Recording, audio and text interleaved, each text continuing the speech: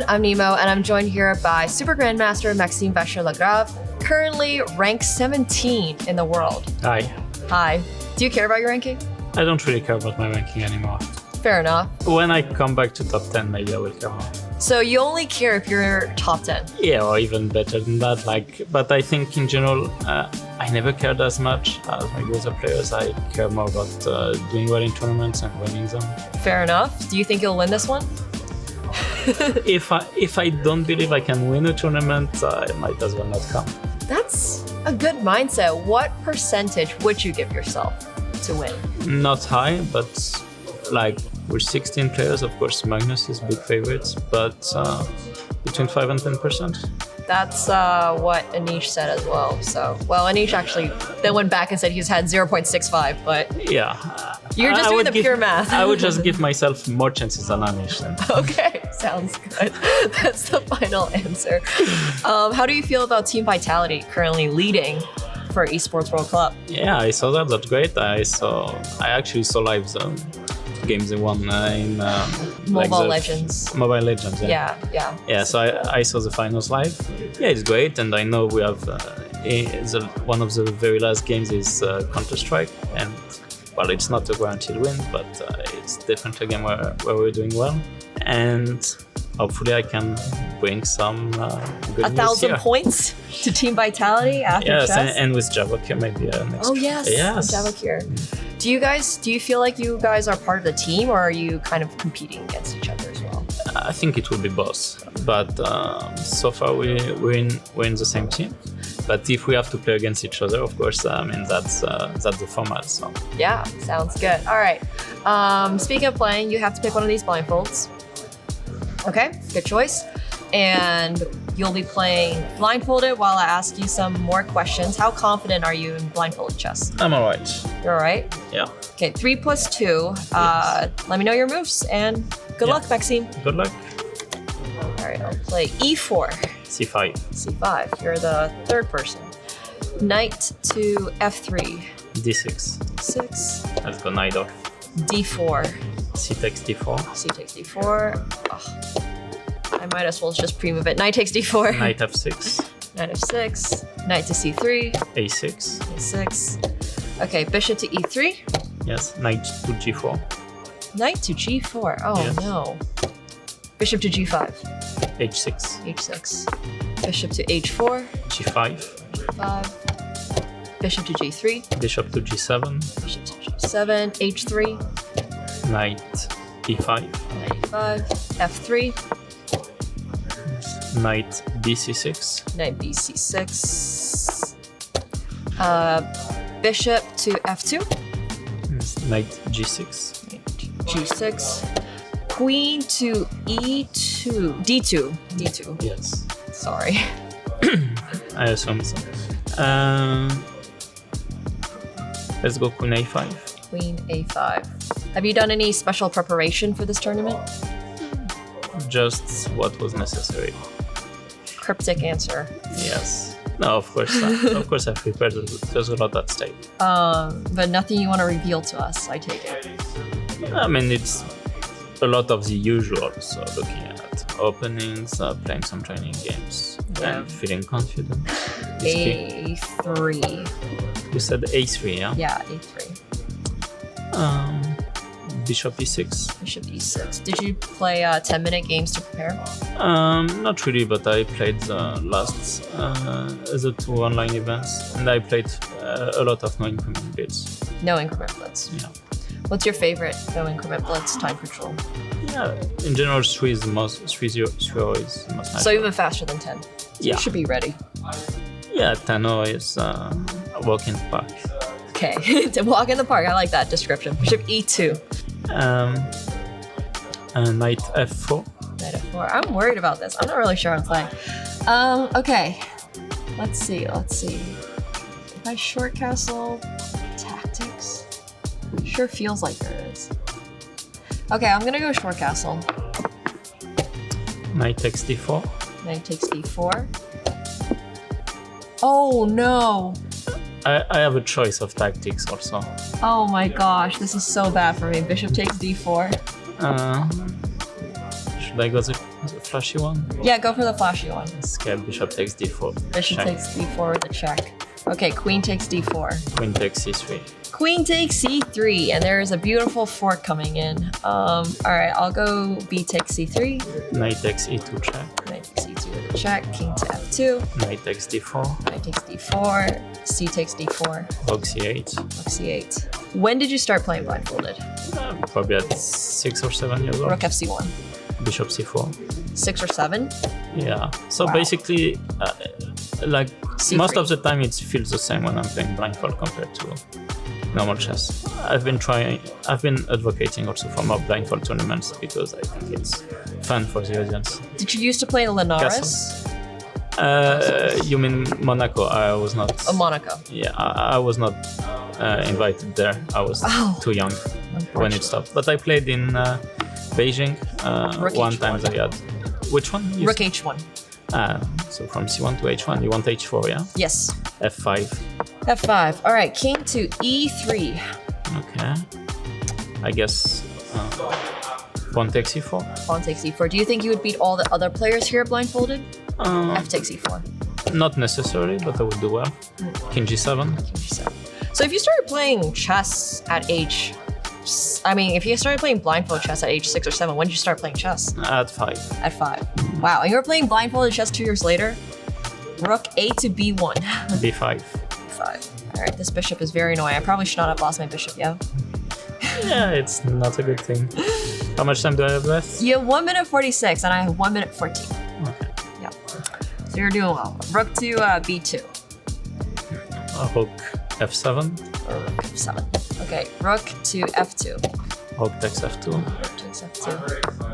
King takes f2. Bishop d3. Bishop d3. This is not good. This is not good. Have you shared any opening prep with Vachier, or are you guys sort of doing your own thing? We did some training games, so naturally we played some openings we prepared for. Nice. Rook c1, by the way. Bishop takes e4. Bishop takes e4. All right. Pawn to g3. G3. Yes. Rook f8 check. Rook f8 with the check. King to e3.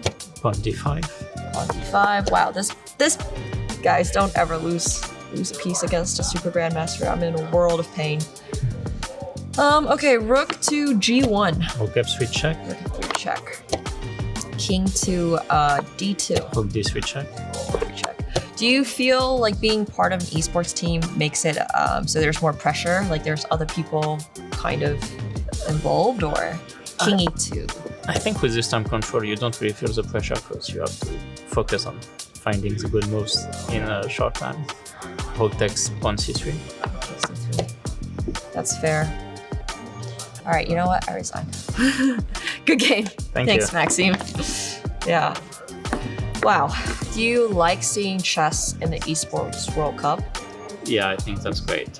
When I heard the news in Australia, I was, really hyped, and I think also it's the thing is it's kind of natural. It's two very similar worlds.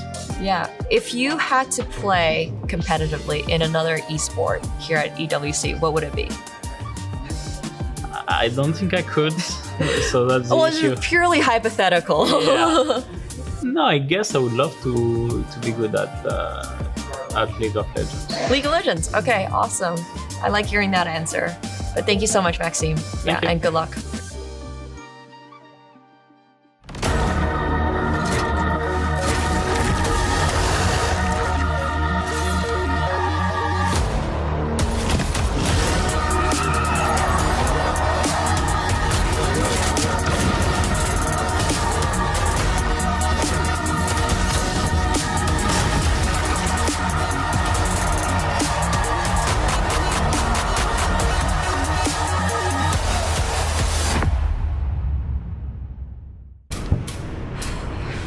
Yo, what's up, Tanya? You alright? Man, James, I'm losing my mind. I am obsessed with chess. It's taking over my life. I'm dreaming about it. I'm talking to people. I'm thinking what chess piece they are. Wow. Chess patterns everywhere. I think I need a break, Hey, man. Tanya, breathe. It's okay. I've been there before too as well. We all have this time where it's just too much chess going on. What you need to do is take a break, breathe. What I like to do is I like to horseback ride. I like to go, watch some Netflix, or maybe go to the gym sometimes. Maybe eating ice cream with my friends.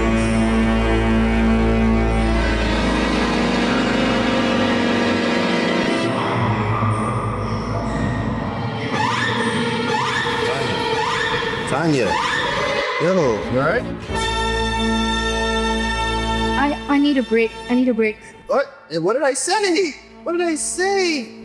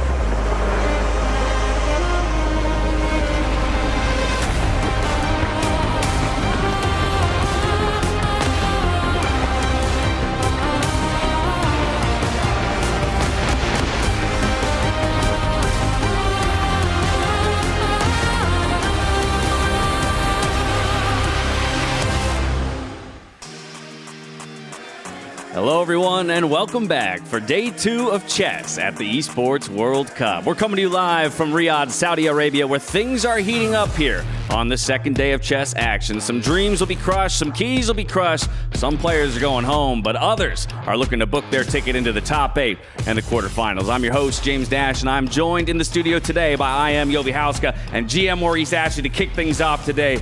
Yovi, I'm coming to you first. What a day we had yesterday, but today only gets more intense. It's going to get dramatic because today it is do or die time, as you mentioned. 4 qualifying spots available, 8 players, they're going to go home. 4 players sitting pretty already in the quarterfinals there, Maurice, but there's 12 fighting for just 4 spots here today. I mean, that's not great odds. It's as brutal as it gets. You don't like this when you're a chess player, but you love it when you're a fan, and especially when you're analysts like us watching on the side. This is what it's supposed to be. Heart palpitations, and a single mistake could be the end of your ride here in Riyadh. And I think yesterday's play was a great example of how unforgiving the format is and how explosive the format could be. Here we have a number of the players arriving in fashion, in style, courtesy of Jamil Motorsports, treating them like the stars they are. But I think the big question is who recovers from the way that they fell down yesterday? Who's riding a high maybe from a performance that they didn't expect as an underdog? Yeah, absolutely, because as Marie says, any mistake is going to be costly here. So absolutely going to be up to the players. Some players had devastating matches, I would say. They were completely outclassed, didn't have a chance. Others, it was a lot closer. So I'm going to expect players such as MVL to have a good chance. And also, who just settles into the environment, right? Because that was another question for us coming into the day yesterday, Maurice, was it's the stage, it's the lights, it's the prize money. This is an environment and a circumstance that most of these guys are unfamiliar with, maybe bar a couple. And so who really can take learnings from yesterday, come in with a better heart rate, with more solidity? It's a good question because you would think that maybe the youthful players, they're kind of used to this kind of dynamic esports, crazy world. But the veterans have been there, done that. People like Nakamura will say, you know what, okay, I lost yesterday, but I've been around a while. Expect him to show his stuff. And I think that when you're a veteran, you're just going to ride on that high and that experience that I can get it done. Well, as you know, here at the Esports World Cup, it's not just us 3 who are delivering you all the action. So let's take a moment to check in with Mike Klein, the man who's always on the move, see what he's up to.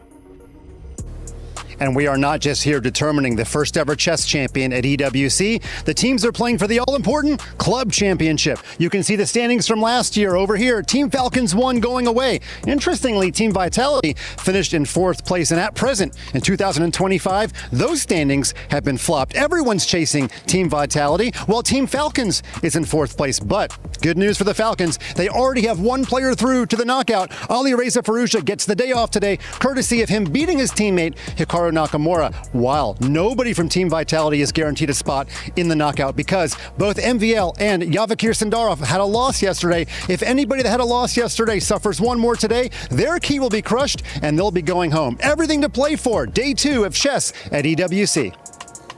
This is the Esports World Cup Club Championship, the ultimate cross-game competition that will crown the best esports club in the world.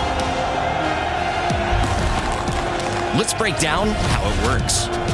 Clubs will be able to compete at the Esports World Cup and as many titles as they can qualify for. The clubs will then earn points based on their placement in each title. To qualify for the Club Championship, a club will need a top 8 placement in at least 2 competitions. But to win the championship, a club must place first in at least 1 competition. At the end of the Esports World Cup, the 24 clubs with the highest number of points will earn a share of the $27 million, with the winner taking home a staggering $7 million. And of course, the title of the best esports club in the world.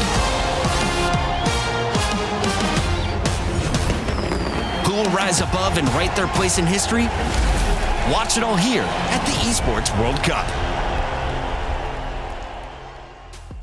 It's not just personal pride you're fighting for, it's the pride of your esports club. Here's your STC Club Championship update. As you can see there, Team Vitality sports a 400-point lead over Gen G Esports, but by no means is that an insurmountable lead, because just here in chess alone, you get that top prize, that's 1,000 club points. So you're looking at teams like Falcons 1950, right? You're looking at Team Liquid, who finished 2nd last year. They've got some moves to make, but they've got the kind of players who can do it. Come on, if you're Team Liquid, you're thinking we got Magnus, we got Fabi, we can get it done. Fabi, of course, is on the bubble, but Magnus, absolutely the big dog, showing that there's a reason why he's the best player on the planet, and you can tell he's gonna think, I don't care what anybody else does, I'm going all the way for that 1,000 points. It is kind of an interesting setup. We've got 2 members from Falcons and Team Liquid. One of each has gotten through, so now they're sitting on the sidelines cheering for their teammate. But I mean, what a service this would do for either of those clubs in the total championship race. Yeah, absolutely. I mean, just to get those 1,000 points, as you saw, 400 points, you know, not that much difference. And as Hikaru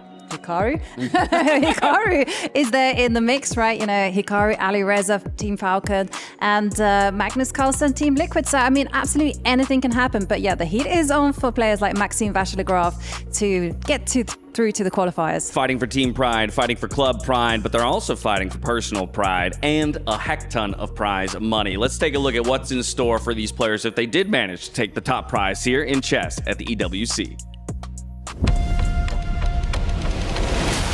No competition is as ruthless as the Esports World Cup. Its trophy system is no exception. The Club Championship Trophy, awarded to the one club that rose above the rest and reigned supreme across all EWC games. The Game Trophy, when a competitor closes their eyes, it's all they see, and it's not complete until it's sealed with a champion's key. Every participant earns a key engraved with their name. That's their right to compete. This year, returning champions hold a key unlike any other. Only one can place their key into the Game Trophy and become an EWC champion. The frame of the champion's key is embedded into the totem, a stone marker of legacy displaying every champion of the year. The keys of the eliminated will be crushed. The champions select 3 broken keys as a personal token, a reminder of who they have humbled. Beneath the totem, a resin block holds the remaining keys, a graveyard of fallen contenders. Will your dreams be broken or your name carved in gold and stone? At EWC, nothing is granted, everything is earned. There is so much on the line here, and the 16 players who came to Riyadh, Saudi Arabia, fighting for that top prize on your screen now. Of course, 4 of them already sitting pretty in the top 8, but for the other 12, they're fighting for just 4 spots. Look at this prize pool. Look at this prize pool, $1.5 million, $250K for the top prize. Just by getting here, you're going home with a cool $50,000. But every single inch you climb further in this tournament, the prize money just mounts and mounts and mounts. Yeah, absolutely. $50,000 for just entering the tournament, $65,000 for those people who get through to the quarterfinals. So that is definitely an extra motivation. I mean, that's like a year's wage, right? Yeah. Absolutely. I mean, if you were one of those 4, you already jumped halfway up that board just yesterday alone. You're already thinking about going home with $90K. That's just ridiculous. Let me tell you right now, that's easily a first place prize at a lot of the biggest tournaments in the world. So to them, to have this opportunity, these players think that they've died and gone to Riyadh. Yeah, that's exactly what they've done. And so much of this, right, is because we've now taken this world of chess, we've taken the world of esports, and we've slammed them together. To think, just 3 months ago, most of these guys weren't even a part of an esports club, and now they are. Let's take a look at the journey that esports and chess have gone on in just this short time. I feel like a football player, you know, because I love football a lot. It's a similar feeling, I would say.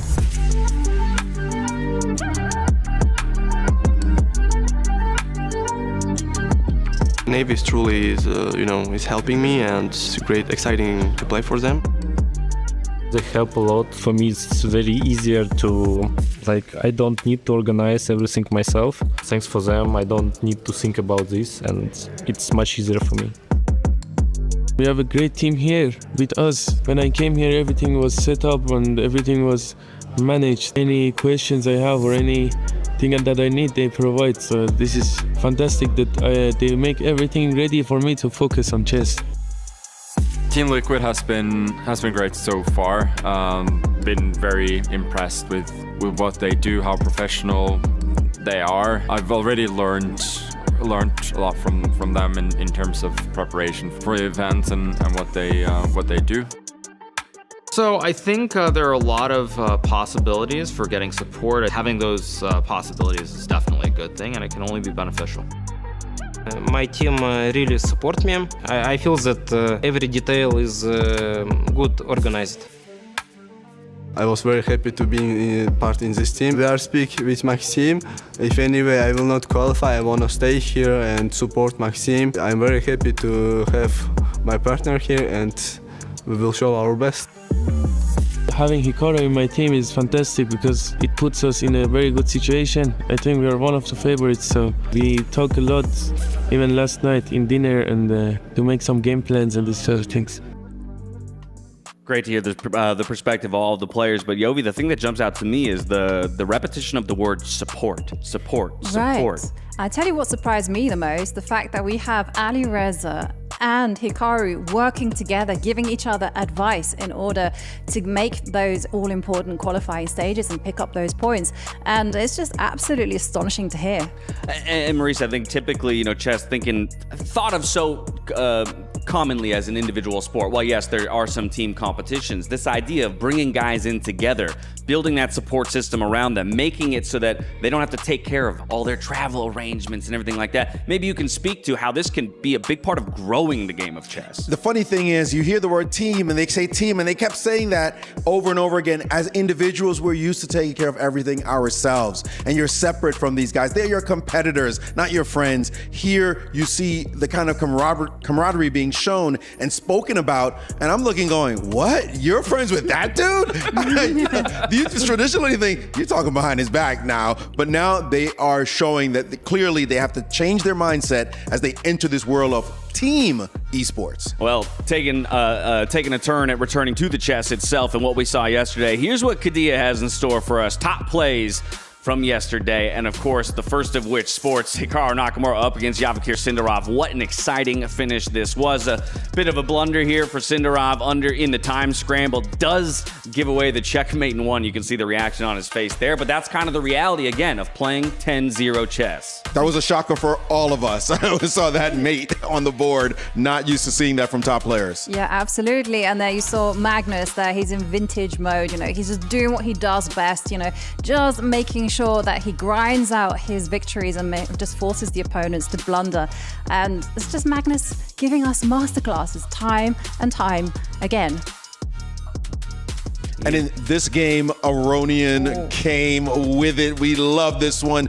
42 years young, but showing the youngsters how to get it done when he smashed his rook down on c3 and busted open that kingside, dropped his knight in the middle of the board, and there was no chance after that. Levon just cruised, showing his class. There's nothing Yesepenko could do but just bow down to the old master. Yeah, that's a respectful handshake. Even a smile on his face as he goes down to Levon Aronian. Here's a picture of the first half of the day yesterday. As you can see, it was that surprise right out the gate, Maurice. I think that's the big thing when I take a look at these 6 results. It was Yesepenko who took our expectations and threw them out the window in the first match of the day. Yeah, I got to say, I had to eat crow because I had Nepo going down, but Yesepenko showed it right away. He got in here just on basically luck when Fedoseev didn't make it, but he said, hey, I'm in with a shout, and his ending with that queen and rook with seconds left on the clock, he was able to pull it off and finally deliver that mate. In this kind of chess, normally you'd say resigns, but excuse me, there's no time on the clock. You better checkmate me. And that is exactly what happened to Nepo, one of the top contenders, we thought, but the youngster showed that anybody could lose or win here in esports. Gotta respect the fight from Nepo there with the time as a win condition. But yes, Yesepenko, he's given the shot and he says, I'm gonna make the most of the shot that I was given in that one. Let's take a look at the results from the second half of the day yesterday, because we had 12 total matches in play. And as these ones fly up, I'm gonna go ahead and turn to Yovi on this one.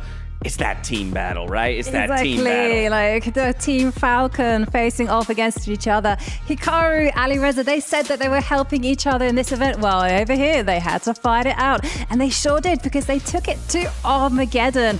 I mean, here, it was just this crazy battle with Hikaru just desperately trying to flag Alireza. And Alireza just had seconds left on the clock. And he's one of the fastest players around. And he had to find a way to force that draw to get that Armageddon win. And here you just see him throwing in some checks. It looked like maybe Hikaru might actually do it in terms of the clock, but it was around about here where, Alireza just shows us his genius. He finds a way to trade off those rooks, force that draw, and yeah, there you see laughter there from Hikaru. He knows. Yeah, nothing to do but to show a sign of respect, to have the smile on his face as he falls down to his teammate there. That left us with only one more matchup to play at the end of the day. It was Magnus Carlsen up against Jan Krzysztof Duda. And Maurice, there was an opening for Duda in that one. As we already know the results here based on the screen, but he had his shot, just couldn't get it done, perhaps against Magnus Carlsen. Everybody says those same words all the time against Magnus. Of course, you had your chance. You have a great position,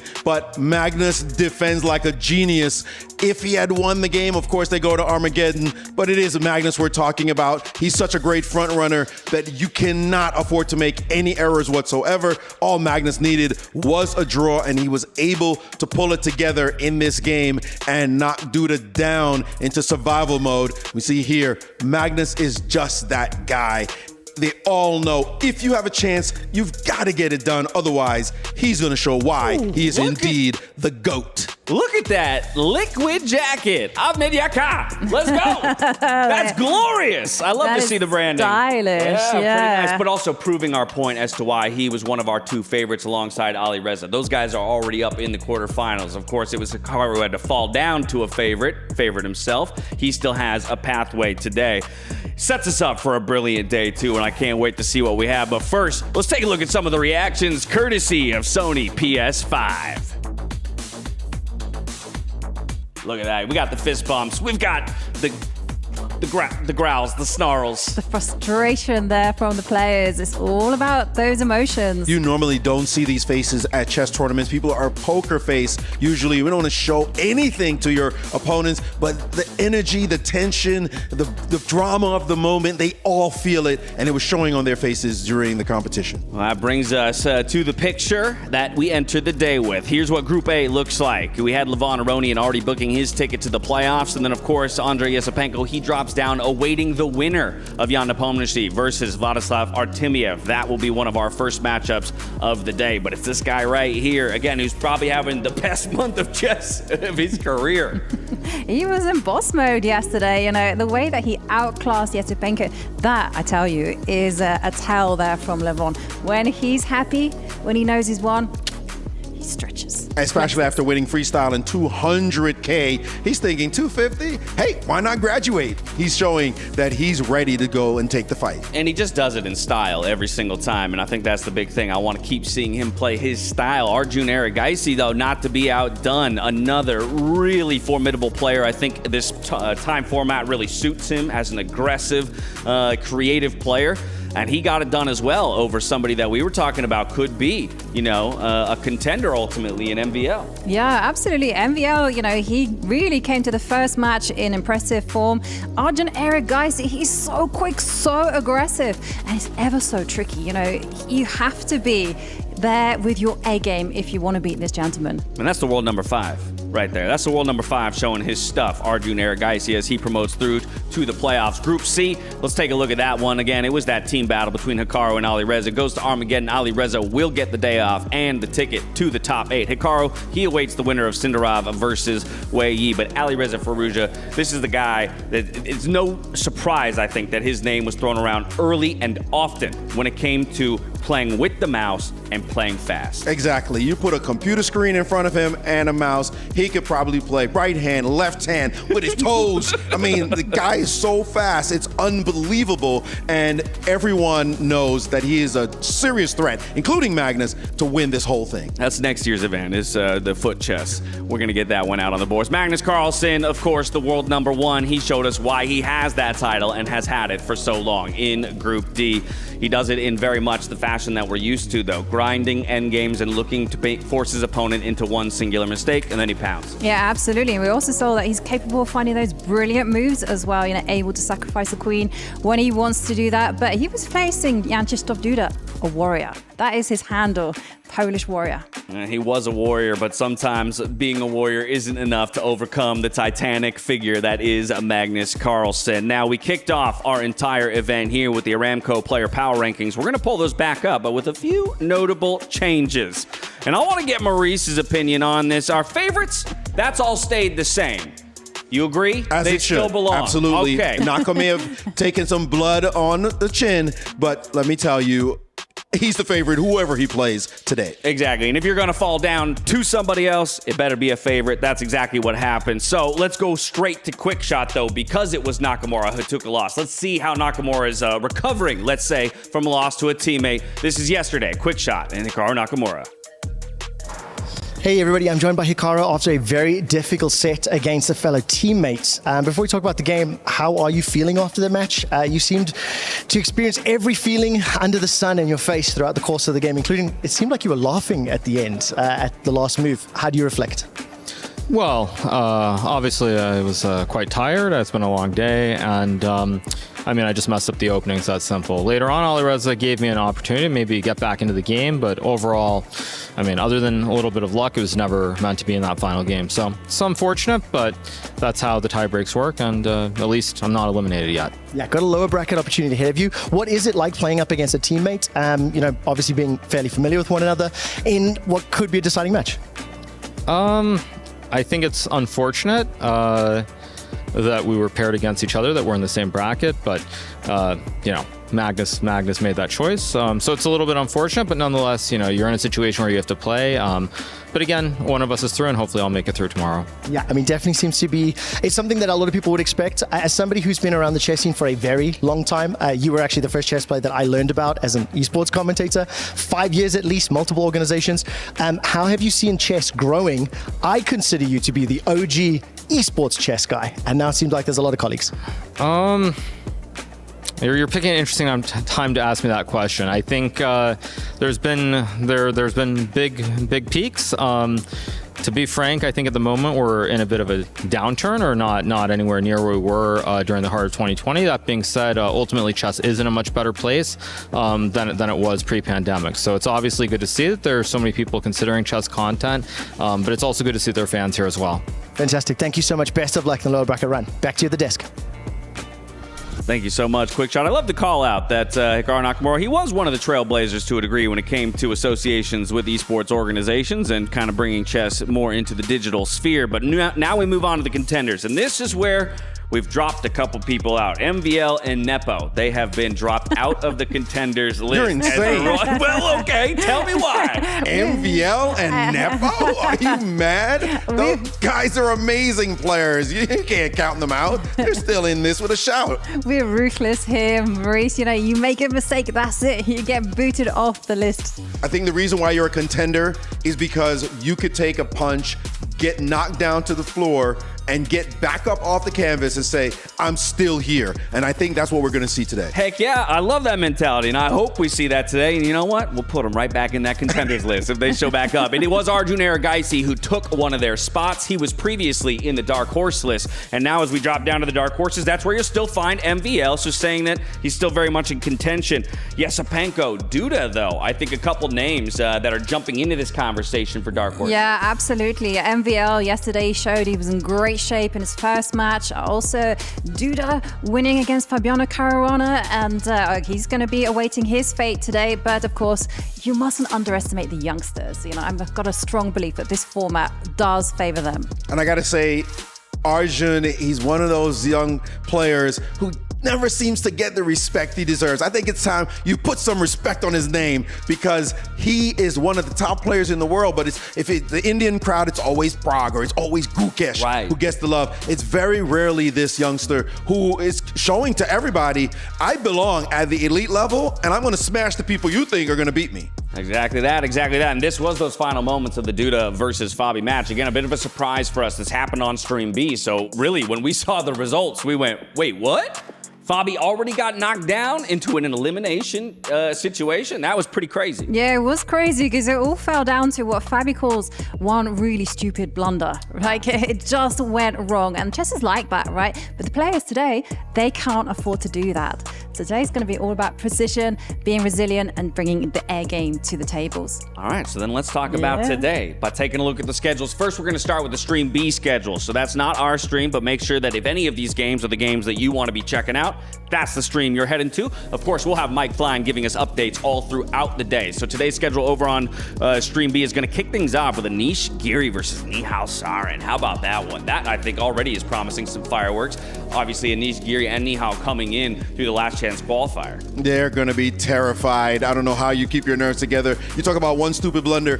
Guess what? You get one, but you don't get two, because otherwise you are going home. So this is an incredible matchup right away, and they just got to get it done. And this, of course, is our stream. So as you saw there, it's Nepomniachtchi versus Artemiev that will be kicking off the day. We'll later follow it up with the likes of Nodirbek, Fabiano, and such. You see a lot of TBDs. That's because we have elimination matches to kick things off before moving on to the next both qualification and elimination match to close out the day. So again, 12 players fighting for 4 spots. 8 guys are going home today. Yeah, they're running the gauntlet, aren't they? You know, I'm just taking a look at this. You know, whoever wins this then has to face Yang Krzysztof Duda, and only then do you get into the qualifiers. That's gonna be intense. Man, it's gonna be ruthless. I mean, that's the setup. It's just absolutely ruthless, but the players just have to get used to it and get the job done. You gotta leave it all out there, and let's talk about the first 2 who are gonna have to do it. It's Jan Nepomniachtchi versus Vladislav Artemiev. We got a quick look at Yesipenko there. I guess this was the matchup yesterday, but talk to me about the matchup between these 2 guys, Artemiev, Nepo. You know, he had to play his countryman, did Nepo versus Yesipenko is what we're seeing here. But now he's got to play another one in Artemiev. You got to think, well, I got to play my homies, and one of us has got to go home. It is absolutely rough, but it is the way of the draw, and we just got to accept it. All right, now, but if I look at these stats, this is already looking well in the favor of Nepo. So let's talk about maybe why that is, but also where are the openings for Artemiev? Yeah, I mean, I have to say that Nepo is on paper the favorite. You know, he is, after all, World Blitz co-champion. You know, he's one of the best, fastest players in the world. But Artemiev, he's ruthless. He's got ice-cold blood in his veins. You know, really, he is one cool customer, and he's tactically really, really sharp. Now, a lot of times, I feel like the answer is get it done on white and just hold firm on black. But do you think that's something you can rely on, or do you have to kind of go for it in both games if you're considered the underdog? It all depends on what you got in your pocket, back in the laboratory, the game or line that you've been saving for just the right moment. You haven't shown it to anyone at all. You're thinking, you know what? Today's the day I flick this out and shock the world. That's what happened with Yesopenko yesterday. That's how he stunned Dion in that first game with the black pieces in a line we all thought, like, this is super dubious. And I think that's what gave him the momentum to go in and win the match. Maybe Artemiev has some kind of thing in his back pocket with the black pieces that he can do to Nepo, and vice versa as well. Nepo knows he better deliver or else. Kind of brings me back to that whole conversation about the esports and the support that they have. What is the support looking like from yesterday to today in framing towards each of these matchups? They didn't know who they were playing until the results from yesterday came in. I just want the prediction from each of you. Who's taking it and why? Nepo, sharp. Nepo! All right, double predictions on Nepo there. That's all we have for you. The stage is set, the stakes are set for our first matchup of the day. Let's get into the arena, though, to kick off day 2 of chess at the Esports World Cup.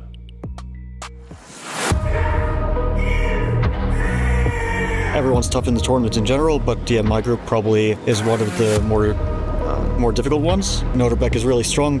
I think that it's basically just a very close match.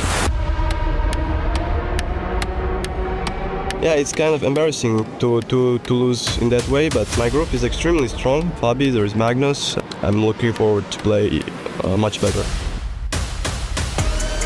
For sure, Jan, very, very strong player with big experience. It will be not easy to win, but at least I will fight him. We've had many matches. I think they always tend to be quite close. I need to avoid major blunders, that's the main thing. Yeah, I was tell to myself, I think I need to play not so fast and find best moves. Try to don't think about this game and prepare to my next game. He's not an easy opponent to face. I will try to handle the last chances. I've lost a match to Nihal in the qualifier. He's not most best opponent for me either. It's an uphill battle. Anything can happen, I think. I think this event, like, all players are really, really strong. That's how sport goes, I guess.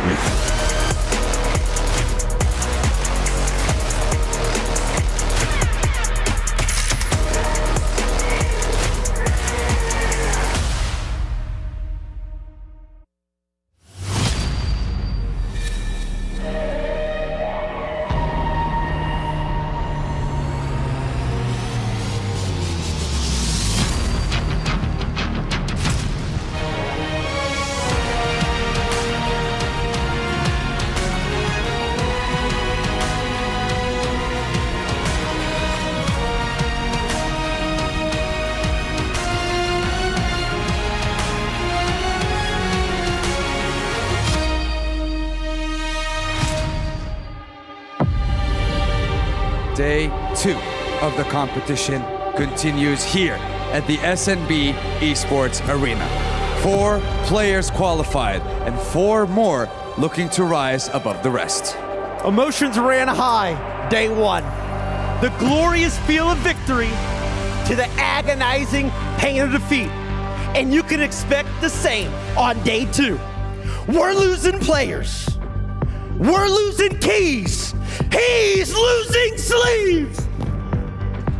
Ladies and gentlemen, game number 1 of the day. First elimination match at EWC, presenting chess. Please welcome Aurora Gaming versus Team Spirit. Jan Nepomniachtchi taking on Vladislav Artemiev. our first match is going to be an absolute banger. One shot at survival. One will keep their key for now, and the other will see it crushed.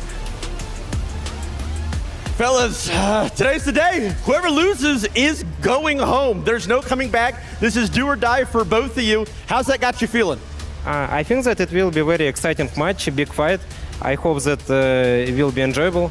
I will try play my best chess, yeah. We'll see. Jan, how are you feeling coming into this key and tournament life on the line? You lost something. His sleeve, absolutely he did. I lost a little bit more. Yeah! I mean, look, my sleeves are gone, but your key's still here. Yeah. Okay, like, no way I can, like, I should play on for a win, yeah, like, and there is, like, no second chance for now, so I'll do my best. Well, we'll see what these players have to show us with their tournament life and their key on the line. Gentlemen, place your keys into the pedestals. Get yourselves in those seats. Our first game of the way is underway. Let's see who will continue on to the next stage of the competition. Casters, the stage is yours. Thank you very much, folks. You've left a sleeve on the front there. You might want to go pick that up in a second, Sandstorm. That was incredible stuff. Aurora Gaming, Team Spirit in our first, there we go, in our first lower bracket match of the day. The Key Crusher is coming into play today. We have had second chances, but this is it. One of these two players will get eliminated in less than an hour from now, quite possibly. How are we feeling about this? This is tense, but this is what the players have been training for their entire lives. These high kind of pressure moments, high stakes moments, and Jan Nepomniachtchi, he's played world championships. He should be mentally prepared. He starts as the favorite. Artemiev with a lot to do, but anything can happen in this format.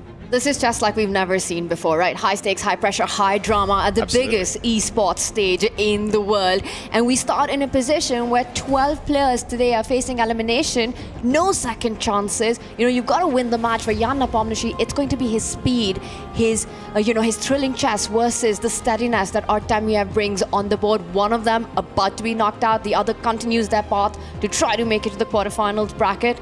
Action starts now. That's one of the things I love about the group stage format and the way things pan out in this way.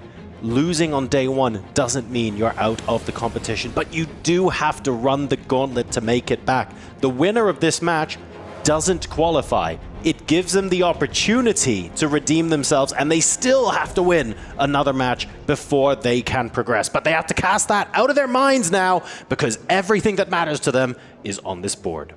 And here we go. It's Jan Nepomniachtchi who starts with the white pieces. We see a Roy Lopez, a Spanish opening.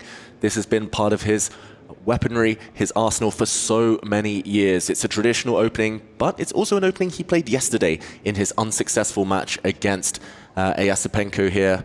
What do you make of it, Tanya? Solid start to this encounter? Definitely. One thing we know about Jan Nepomniachtchi, the position barely stays solid for too long. You know, it's blistering speed for him, but he also thrives under chaos. He likes to bring in those calculations, those complications on the board. On the other hand, for Artemiev, it's really going to be about trying to steer the battle more towards a positional ground. That's where Artemiev truly shines, you know, provoking Jan Nepomniachtchi to take those brash decisions. Still a very controlled player, and usually this explodes when we see one of the center pawns moving forward and some trades and open lines. It's brewing, it's about to happen, but still a few moves away. Now let me ask you guys a more general question. Yesterday, not just with Jan, but with many players, I think it's fair to say that there was a lot of chaos, but not necessarily always going the way the players would necessarily expect. There were a lot of risks taken that didn't pay off. And that's not just Jan, that's a whole bunch of players yesterday. It felt like it was a bit of a theme for the day. I'm worried, couldn't something backfire if he goes for the fireworks now? Yeah, I think that explains his choice of opening. It's a very quiet start to this game. Yesterday, Jan Nepomniachtchi, he was hit twice in both games by opening shocks from his opponent, Eyasipenko. And it feels like just the way he's playing, super quick so far, very kind of slow. It feels like he just wants to work his way into the game and at least try to be a bit more in control. Nepomniachtchi definitely wasn't at his best yesterday. Artemiev actually played pretty decently, was unlucky to get knocked down in an Armageddon. But at the same time, just to give Jan credit here, really quick player, thrives on the chaos. He's also played 2 World Championship matches. I mean, Tanya, he knows how to shift gears. That was a problem for a couple of players yesterday, knowing when to pull back on the aggression and when to play more positional chess. Jan has no such issues basically ever. Yes, and I think intuitively he wants to try to create dynamics, and this is exactly what I was talking about. You know, it's Jan Nepomniachtchi. It's not going to stay solid for too long. That pawn break does arrive. Now you've got a bishop trade being offered, but I like how Artemiev's handling it. He's going counter for counter. He also moves a center pawn forward. The bishop's tension between that. A knight under attack. It looks like with the king in the center, the black king in the center, the complications of the line do open up, might favor white just a little bit more. Yeah, if black had one more move, had this exact same position, but had castled his king, we would be talking about Artemiev here fighting for the advantage. But for now, Nepomniachtchi has a small window of opportunity before the black king escapes from the middle of the board to try starting an attack. And there we see on Artemiev's screen, he's pre-moving. He's assuming that the bishops are going to get traded, the dark squared bishops there, and he's going to take back with his queen instantly. Very easy pre-move. No risk attached to that one. It will only happen if there is a bishop trade, and there we go. He saves a few seconds in the process. So we've got a pair of minor pieces left on the board for both players. Black needs to castle, but other than that, things look... I mean, there are 2 pawn islands for each player. The pawn structure is slightly different, I suppose, but there's nothing about this position that's jumping out at me going, oh my goodness, in 2 moves, this is going to be chaos, this is fireworks. This all seemed, well, rather okay, rather normal, but now we're castling opposite sides of the board. And that usually means a race to each other's king. This last move threatens a pawn on the board on the other side. The queen's moved 1 step forward, and a7 is a soft spot here. I'm expecting Artemiev to slide the king over to b8 to defend that pawn. And like you said, it felt like a slow start. But with kings now on the opposite side of the board, we can expect pawn storms, one on the right flank and the other going for the left flank. And stylistically, it should, on paper, favor Nepomniachtchi, who's a much more dynamic player. Artemiev is more strategically minded, very positional, likes to keep control, avoid too many tactics. He's an endgame specialist, Artemiev. But for now, it is hard to envisage anything going too wrong in terms of the king positions, since there have been so many exchanges so far. A first frown from Jan Nepomniachtchi reacting to this knight retreat, maybe hinting that the black knight wants to jump further towards the white king, maybe a bishop for knight exchange in the air. Maybe you can help me understand that. I thought the knight on d5 looked like a great piece because it was stopping white from moving that b pawn forward to b4, for example, because the pawn on c3 would be under attack. Retreating the knight to me seems like an interesting choice if the knight isn't being attacked. Yeah, I think it was just a very concrete move. The white knight was also attacked by the black bishop a move ago just before it jumped away. So maybe trying to go for that trade. Maybe the black knight was trying to jump forward to the g4 square to try and hit the white queen. Watch out for that idea in the near future. But for now, it very much is just a case of slowly improving, a bit cagey. This last move prevents that idea you mentioned of the white pawns stepping forward on the left flank. Tanya, it feels so weird to be talking about slowly improving your positions, tweaking the positions of your pieces, when the players have castled opposite sides. Like, in my brain, I'm expecting fireworks in a couple of moves, but in reality, it is a lot slower than that, isn't it? It is, but I still feel like it's brewing, you know? You still have a lot of majors on the board. You've got your queens, rooks, and I like how all the pieces are in the game. Very often, one of the mistakes that we make in chess is we kind of tend to forget one of the pieces. Right. You know, they're left undeveloped. But look at this. The bishops, knights, the queen beautifully placed. A threat on the board currently. Once again, Jan Nepomniachtchi slides up with the queen, attacking a soft pawn on g7. So black needs to find a way to defend it. And it's not ideal, you know, because you'd either have to make your rook passive or your knight passive. You can't move that pawn forward. The knight on f6 would be hanging. So not an easy decision. I like how Nepomniachtchi is creating a threat every move. Yes, it feels like even though the position is relatively equal, we're fighting for initiative right now. I think it's fair to say even the knight to h5 is Artemiev saying, I want you to be responding to a threat that I'm producing so that I have the freedom to do what I want to do. But Nepomniachtchi isn't allowing him that opportunity right now. Yeah, this is the third, fourth move in a row that Nepomniachtchi is starting to create threats. And for Artemiev, his knight clearly a bit offside compared to its counterpart in the middle of the board. The white knight looks beautiful.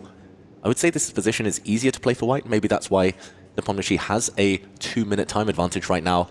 But he doesn't repeat moves, Nepomniachtchi. He goes for the black pawn. This is going to tie up the black pieces. It's looking very nice here for white. I love that little maneuver that he's done with the queen in the last few moves. You know, first he attacked the pawn from the g3 square, then he slid up to h4, and finally getting this on point, again creating a threat, exactly like you mentioned, costing Artemiev time on every single move. And the one thing I'll tell you about Jan Nepomniachtchi, for him, the clock is the ultimate weapon. Yes, like this game has been...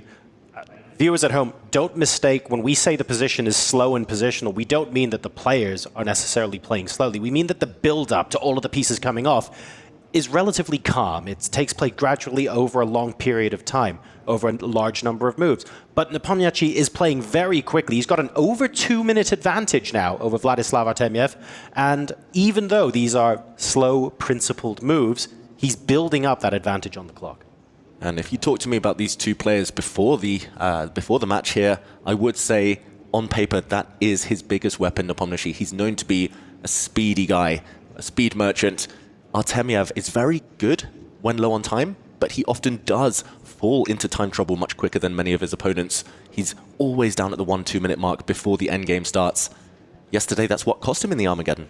I think the problem is as well, like, even if you're amazing with 1 or 2 minutes on the clock and you thrive under pressure, it's very difficult to say you're better with 1 minute than your opponent is with 6, right?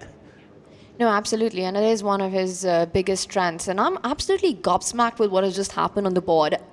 Jan Nepomniachtchi played 5 back-to-back moves with the queen on pretty much the same squares. And then now he finally decides to retreat with the bishop. And, you know, he made small improvements, not only on the board, on the clock as well, within those 5 moves. He forced Artemiev's rook to a very passive spot. Yeah. And look at this. From a passive spot for his own bishop, he's now rerouting it to greener pastures, to better diagonals. Artemiev, meanwhile, does push the pawn to h5, controlling some squares on the right side of the board. And I'm wondering if that light squared bishop will land on the longest diagonal on the board, f3, and then try to create play on the other flank. Yeah, that bishop would be very, very well placed. Maybe with his last move, though, Artemiev is hinting that he might push more pawns forward towards the white king. First, hitting the white queen in the process, the black g-pawn. We're looking at this move right now.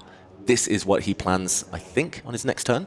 So maybe we'll see Jan Nepomniachtchi try to cut across that. Maybe the white queen will dance a bit more, move away, so it doesn't get hit with gain of time. Yeah, well, finally, we're starting to see the pawn storm come through, because since they castled on opposite sides, it's been 6 moves since white hasn't advanced a pawn on the queen side, black hasn't advanced a pawn on the king side. Between a4 and h5, there was a 6-move gap where none of that happened. Now it's finally getting rolling. White's been busy shuffling the queen on these 3 dark squares on the right flank of the board, you know, where it finally lands on the same square thrice already in this game. Queen to g3 falls back, so he moves away from the threat you were pointing out, sort of preempting it. Now black can't push the g-pawn because the knight on f6 will be hanging. So Artemiev, 1 rook tied down, moves the other rook to the open line. And when we describe this position as slow, it's because a queen trade didn't look likely. Maybe now the outline of it appearing. Knight trade didn't look likely. Bishops destined to remain on the board for a while. Rooks weren't looking at each other. So piece trades were not imminent. Oh, I'm trying to make knight trying to make knight checks work on c6. It's a double question mark. That was a blunder. Your idea there, John, was actually very strong. If we can pull up a board and show what was just missed there by Jan Nepomniachtchi, he shakes his head. He realizes he misses it. He could have won a pawn. If we just rewind 1 move, we're looking on the green board here, the analysis board. Knight takes pawn on f7. Would have won due to the other way. Pins. Let's show this. If the queen now, the tension between them, if the black bishop takes this knight, the rook falls and you cannot recapture as the black queen is pinned on the diagonal. And likewise, if you take with the black rook that knight on f7, then the bishop would fall and white would have just been a clear pawn up. This would have been a winning tactic for Nepomniachtchi, but he missed it. He moved too fast. I was looking at knight c6 checks rather than knight f7 checks. That's amazing. Amazing. He realized immediately, Jan Nepomniachtchi. We saw him shaking his head. He's in the mindset of playing extremely quickly, and his position still looks very healthy, very decent, but big missed opportunity. Could live to regret that 1 moment. It was that moment, you know, and that's the big question. Will he find another chance? And I think Jan Nepomniachtchi, because he spotted it, and this is the thing about chess, right? If you miss something, hopefully it doesn't come to your head. Hopefully you've just missed it for the rest of the game. It was clear that Jan realized that opportunity is gone. And that's something that can play in your mind over and over again. So Jan needs to keep that behind. It's still a very healthy position for white. but perhaps an opportunity for Artemiev to come back as he offers more trades. That is one of the things I personally find the most difficult in chess. It's so easy to have instant regret when you spot your own mistake, but the goldfish memory has to kick in. Like you say, Tanya, it's so important to cast that aside and go, look, there's an objective best move here. My job is to find that. Doesn't matter if my last move was the best on the board or the worst on the board. Right now, I just need the best move. And we saw a question mark appear next to Black's last move as well. A second mistake from Artemiev after that earlier chance. Now he has a dilemma. He wants to take this bishop back with his queen, but there's also a threat of the white rook taking the black knight due to a pin along the g-file. Suddenly, Black's pieces are overloaded. If you move the black knight out of the way, then the f7 pawn might be dropping. That is so uncharacteristic. I mean, Artemiev making that first big blunder, missed by Jan, and then just a few moves later, just one move later, another second big inaccuracy. He does invite rook takes knight now, and that cannot be a miss, that can't be a blunder. Artemiev, what's the trick that he's got up his sleeve right now? Rook takes knight would be a whole piece up. Yeah, you can take this knight with white. This is the move Jan Nepomniachtchi is looking at, calculating right now. That rook is poisoned. I believe he's going to try and use another pin of his own, Artemiev. The black rook here is going to slide across and put pressure on the white knight. It might be holding together, but it's holding together by a thread. And he's down to 2 minutes. Here we go. Rook takes knight. You cannot retake because the white queen would deliver a killer blow on the back rank. Queen takes rook would end in checkmate. That rook is poisoned. But the fact that he's thinking under 2 minutes now, bad news for Artemiev. Absolutely, because then that's a sign that this isn't part of some great tactical combination that you've thought off the entire sequence of moves, but actually something that you had a blind spot on. He goes with the best alternative, lines up, triples down on that knight at the center of the board. You know, you could slide your rook back and defend it, but that would have invited the black pawn forward, again creating big threats. We see the trades, but at the end of it, white's got that interest. You have that extra pawn. It's 5 versus 4 for Jan Nepomniachtchi. And note how both kings are cornered right now. No king likes to be fully cornered with no air to breathe. And there are back rank checkmating ideas for both sides. That is why Jan Nepomniachtchi put his rook right next to the king, cuddling up there in the corner. And he knows he's done the hard work. He's won a pawn. The conversion stage, though, is not going to be easy. It's just queens and rooks. And if the queens come off, rook endgames have such drawish tendencies. It's also a very healthy pawn to have won because you've left black with two weaknesses. They aren't connected to each other. So Jan Nepomniachtchi also has a lot of targets for the long run in this game. You know, active queen, active rook. I'm expecting the other rook, which, like you said, was cuddled up with the king, might join the party on this F line and start targeting the F7 pawn next. I was going to ask you guys about that in the endgame, where the black pawns on the F file and the H file, if everything else came off, feels like it's a lot harder to play with than white's connected pawns that are still on the 7th rank. Definitely. Those isolated pawns, huge weaknesses long term. Queen trade, maybe that helps black in some scenarios, but white still with an advantage. Rook trades help white. Look at this, they're fighting for the first rank now. So many heavy pieces on the first row. Given a question mark, but I think a very healthy, safe, practical move from Nepomniachtchi. It's all about the clock though, under 1 minute, the clock goes red. Artemiev, he's in a race against time and he just hasn't left himself enough on the clock, it feels like. And not enough on the board as well, right? That's a 1 pawn deficit, still continues. Yes, the queen moves back, it's eyeing the pawn in b2, but it also needs to stay connected to its own rook at the back rank, so a threat that can be avoided. That pawn could not have been picked up. Artemiev centralizes his queen. I like how Jan is playing on both sides of the board. You know, he first won a pawn on the right flank, and now he's going for Artemiev's king. b5 at some point will come on to open the rook lines. Yeah, he goes the other way with a pawn. Either way here, it does look fantastic for white.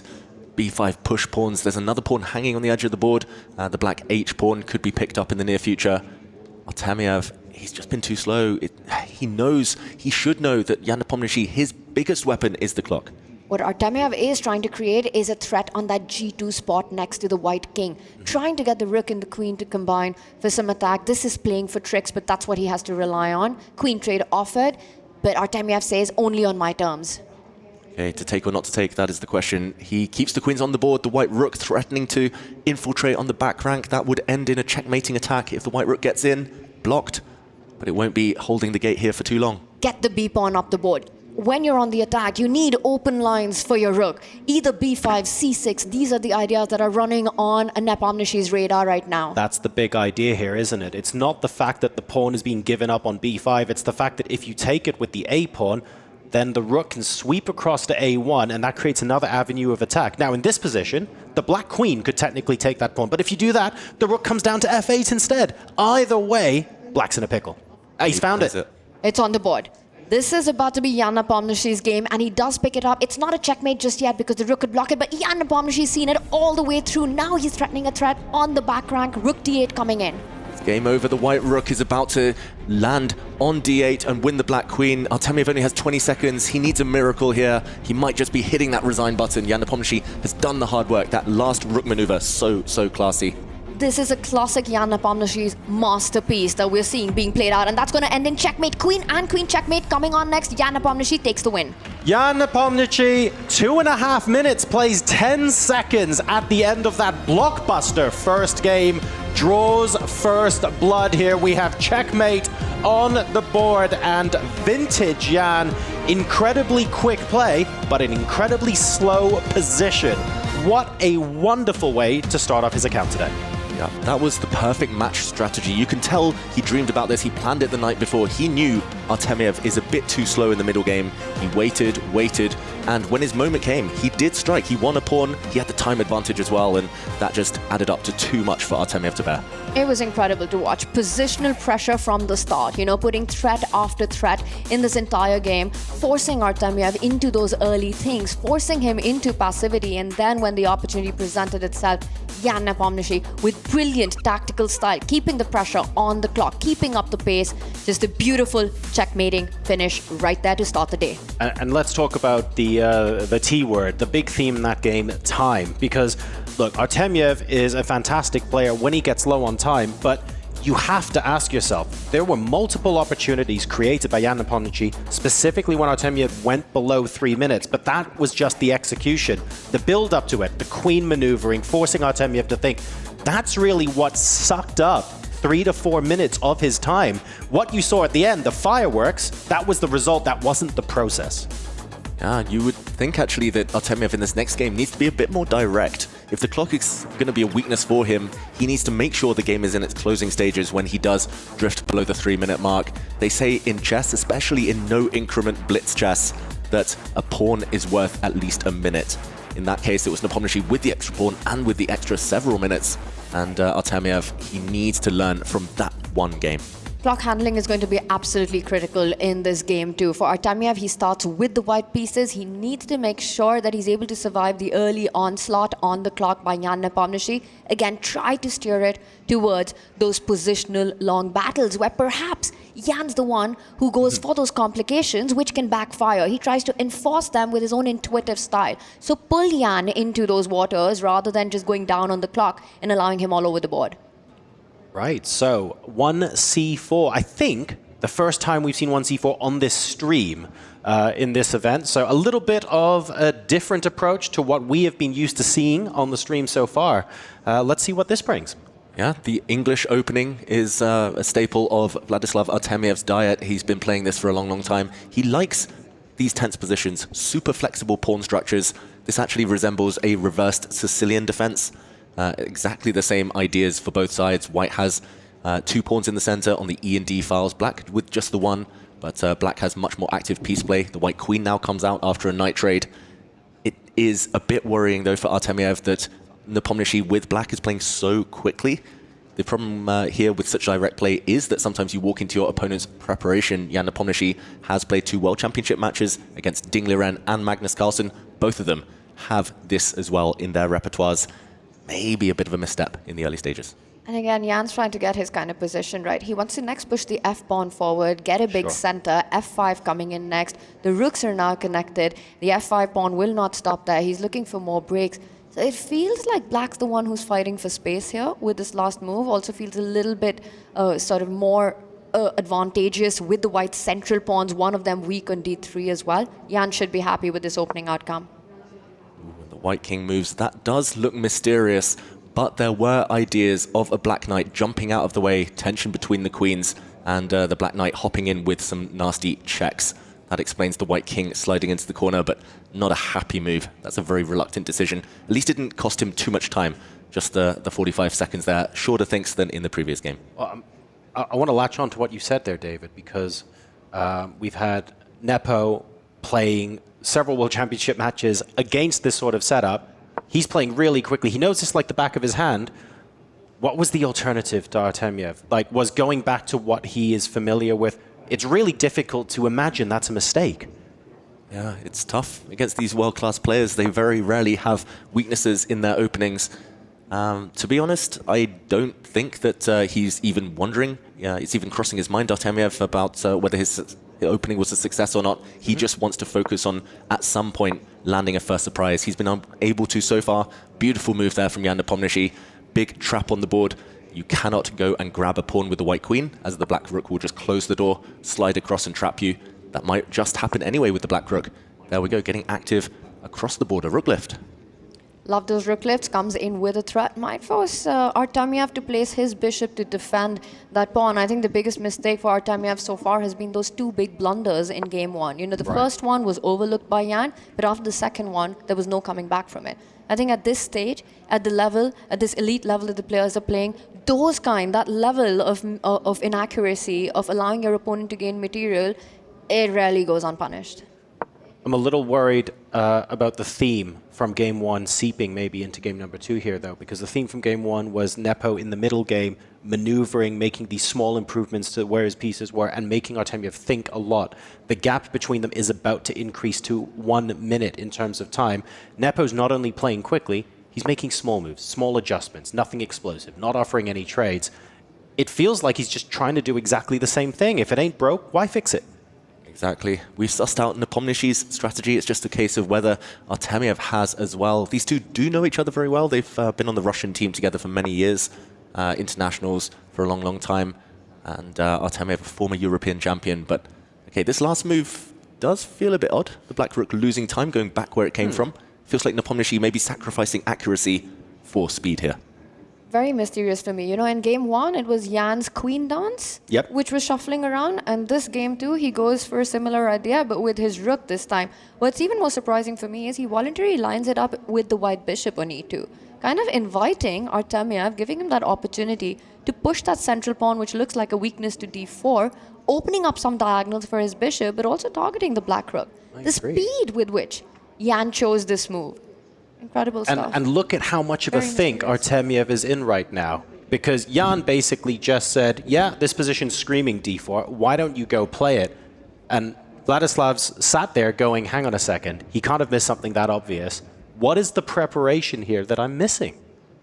Yeah, I don't think he's missing much. d4 looks logical. It looks strong. He just needs to decide. He actually sets it up. He gets his rook on a line that might soon blow open. But it feels indecisive from Artemiev. I think just, again, he's aware of the clock. He's a minute and a half down. He knows at some point he needs to take action in this must-win situation, but he's afraid to pull the trigger. Is there an element here of, I don't want to do what you're telling me to, essentially, from Artemiev right now? Yeah, chess players are stubborn. We hate we hate walking into the opponent's plans. I'm just amazed with what Jan's done over the last two moves. We're talking about a rook lift. This is a rook unlift. You know, he goes all the way back to the starting square, but it's a way to improve the position. He realized that the rook had done its job there, had no future. He takes it back, connects it to the other file, also defends that a5 pawn. For Artemiev, I really think he needs to take that chance. At some point, you have to blow the center open. And I wonder if that was a bit of a missed opportunity there. I thought we would get the queen back to b5 for a second so that we could have rook a6 again, just for the lulz, but that doesn't happen. We've got a rook on the c file now. Still no d4 from Artemiev. I refuse to do what you are telling me I should. Yeah, sooner or later, though, if he wants to take any action, he might have to blow open the center, Artemiev. He just wants to make sure he does it on his own terms. He needs, though, to keep time in the bank. He's under 6 minutes. Nepomniachtchi is just playing super safe, super stable maneuvering moves. Look at that. The black rook's gone back to the corner. The black bishop's landed back on its starting square. He's just waiting for the action to unfold, and he knows the extra 2 minutes are going to count when that happens. And that's the key, right? He's doing it so fast. He's forcing Artemiev to take his time because the ball is in Artemiev's court to try to make this position chaotic to get his winning chances. You need to, at some point, be able to do that. Meanwhile, Artemiev, no d4 still on the board, does get the queen back to the square where it's hitting the b pawn. I don't know how much of a threat it really is with the bishop lined up on d5. It feels like it's got to be defended indirectly, picking that up, knight d4 jumps in the air. So perhaps a threat that for now can be ignored by Nepomniachtchi. Yeah, that white queen might just find itself trapped if it finds the courage to go and grab a pawn.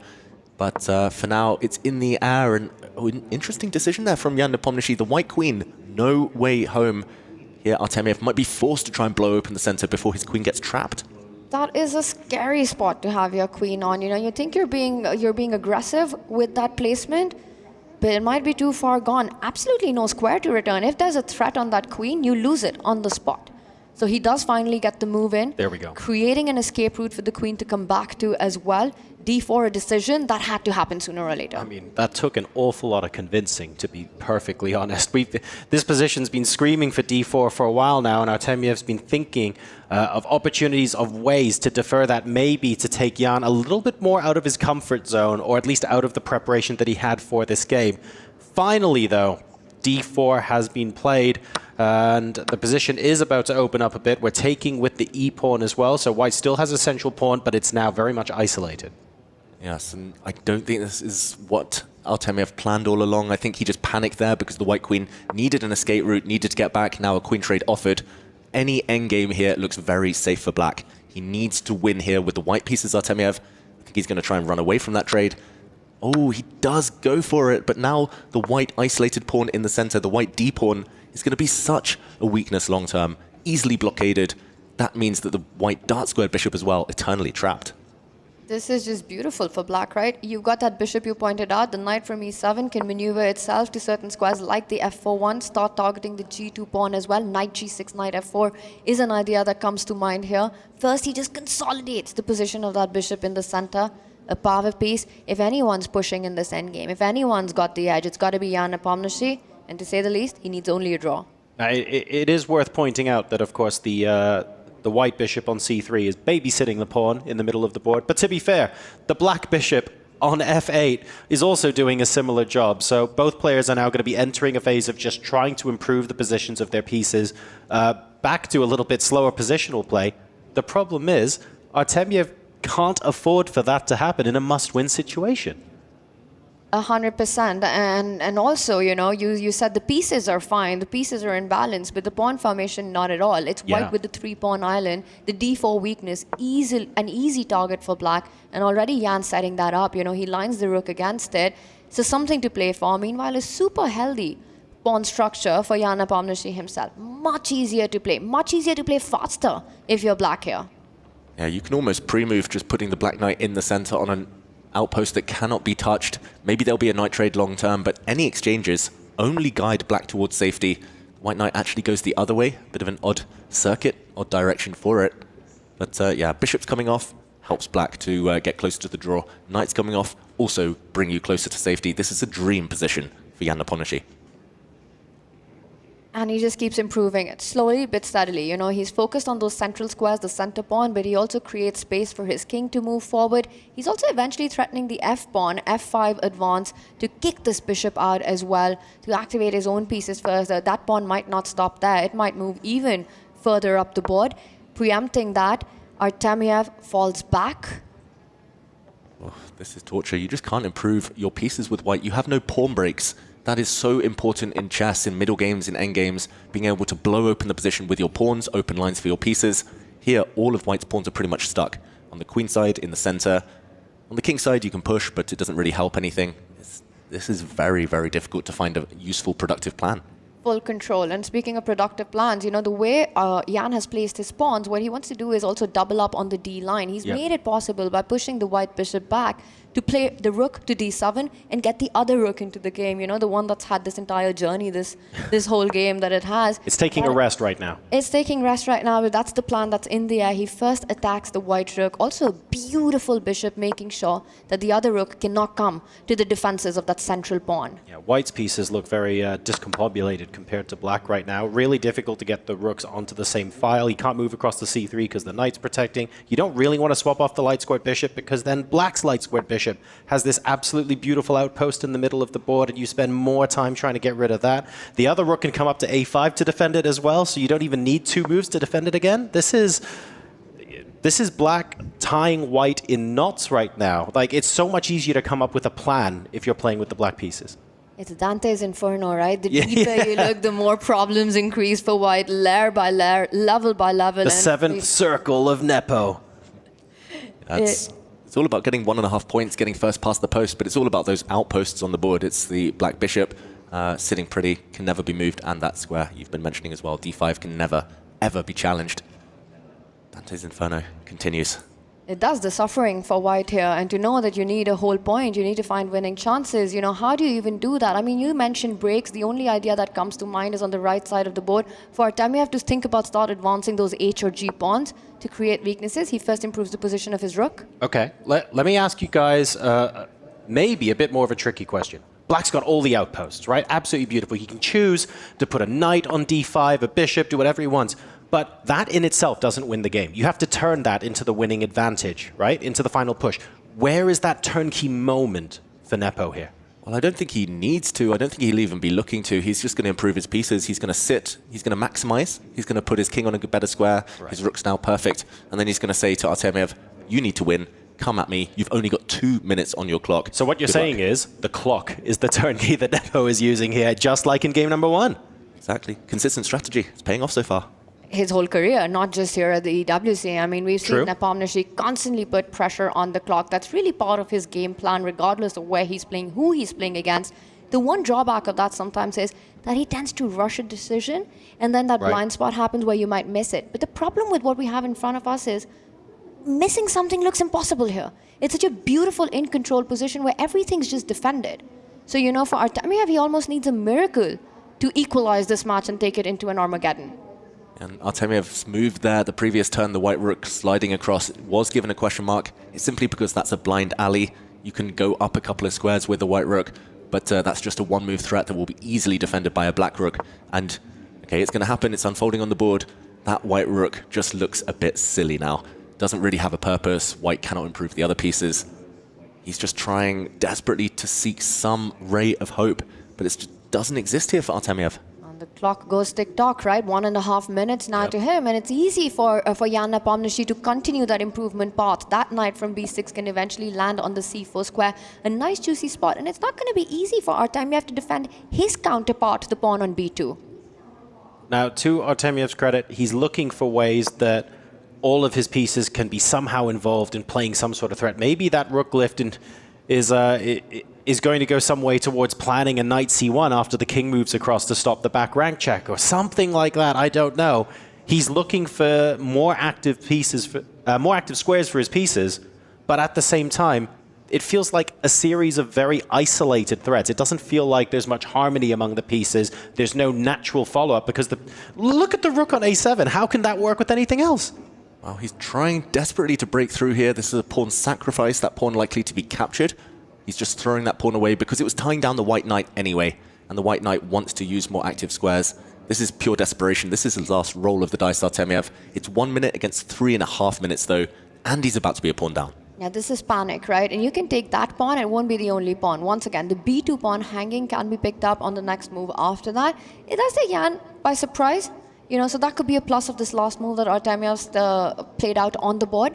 As Jan, he thinks I'm expecting him to take a couple of seconds and then eventually capture the pawn. For white to jump with the knight to the center of the board, yeah, it's really hard to play this position when you know a draw isn't enough. You have to make those objectively bad decisions just to keep practical chances alive. Yes, and it's a very difficult thing to do as a chess player, right? This complicates things. I know it's not the best move, but it's what I have to do to give my opponent the maximum percentage chance of doing something that goes wrong. I will also say that Artemiev has, I would fear Artemiev's poker face because his facial expression has been completely the same, whether he's at 1 minute or 9 minutes. You can see his eyes constantly darting around. The calculation never stops. This last move, given a double question mark, a huge mistake. That could have been the last opportunity for Artemiev. The white knight should have actually, from e2, should have gone back to kick away the black bishop. It was a bit of an odd move, knight retreats, but now the white knight doesn't really achieve much. Nepomniachtchi back in full control. He didn't go a pawn up, but he soon will. The black knight about to grab the pawn on b2. It actually goes the other way. A bit of an odd decision, but he wants to land a check with the black rook. He's closing in for some potential drawing ideas with some checks here. He just wants to wrap this game up. He's not playing for the win, he's playing for the match win, and not just the game win here. So the king falls back, attacks the rook. I mean, I have to say, from a match strategy, this has been flawless by Jan Nepomniachtchi, you know? Coming in with that first game, playing with the white pieces, maximizing all his chances on the board, getting that beautiful checkmate in. And with black, such a controlled performance in this game too. Yeah, already a silent draw offer. The Black King has just moved back and forward. He's offering to repeat the position. Nepomniachtchi, of course, Artemiev will not agree to that. Instead, moving his own king forward, but 33 seconds. How on earth are you going to win this game with just 30 seconds on your clock? Still a packed board, still level material. Black has protected everything. I expect here Nepomniachtchi to continue just waiting, putting pressure on that clock. I don't think you do. I mean, this is incredibly hard, and now Nepomniachtchi not only putting pressure on the clock, but on the board as well. He brings that rook in, slides it to the first rank, threatening some knight checks, forcing the white king. And look at that, every single move, a draw offer by Nepomniachtchi. An offer to repeat the position, something that Artemiev would love to do, being worse, but just can't afford to do it. A big decision there. A rook trade was offered. If you'd recaptured there, the white pawn would have become very, very strong. So now the Black King, will it continue to move, or will this check be blocked? Nepomniachtchi's lost a bit of control. He's going back with his king. This is the best position Artemiev's had in a while, at least in practical terms. But 23 seconds as a knight trades off for bishop. Black rook goes behind now to remove white's very strong pass pawn on d6. And it looks like he's guiding it towards safety yet again, Nepomniachtchi. This is 100% the best position Artemiev had. He's now going for the other pawn, and if the rook joins the party, there can be threats against the Black King. This has just gotten messy. 17 seconds on the clock. Wow, if the times were level, if the clocks were level here, it's a great chance for Artemiev. He's fought so hard in this game. The white knight looks actually very tricky, hitting the black rook, threatening some forks in the air, but just no time, 13 seconds.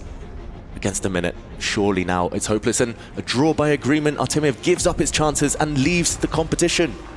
The match score 1.5 to 1/2. That is enough for Nepo. The draw was offered. Artemiev accepts it, knowing that that is match defeat. Nepo reigns supreme and will advance. Artemiev will therefore be the first player to have his key crushed on this ace ream.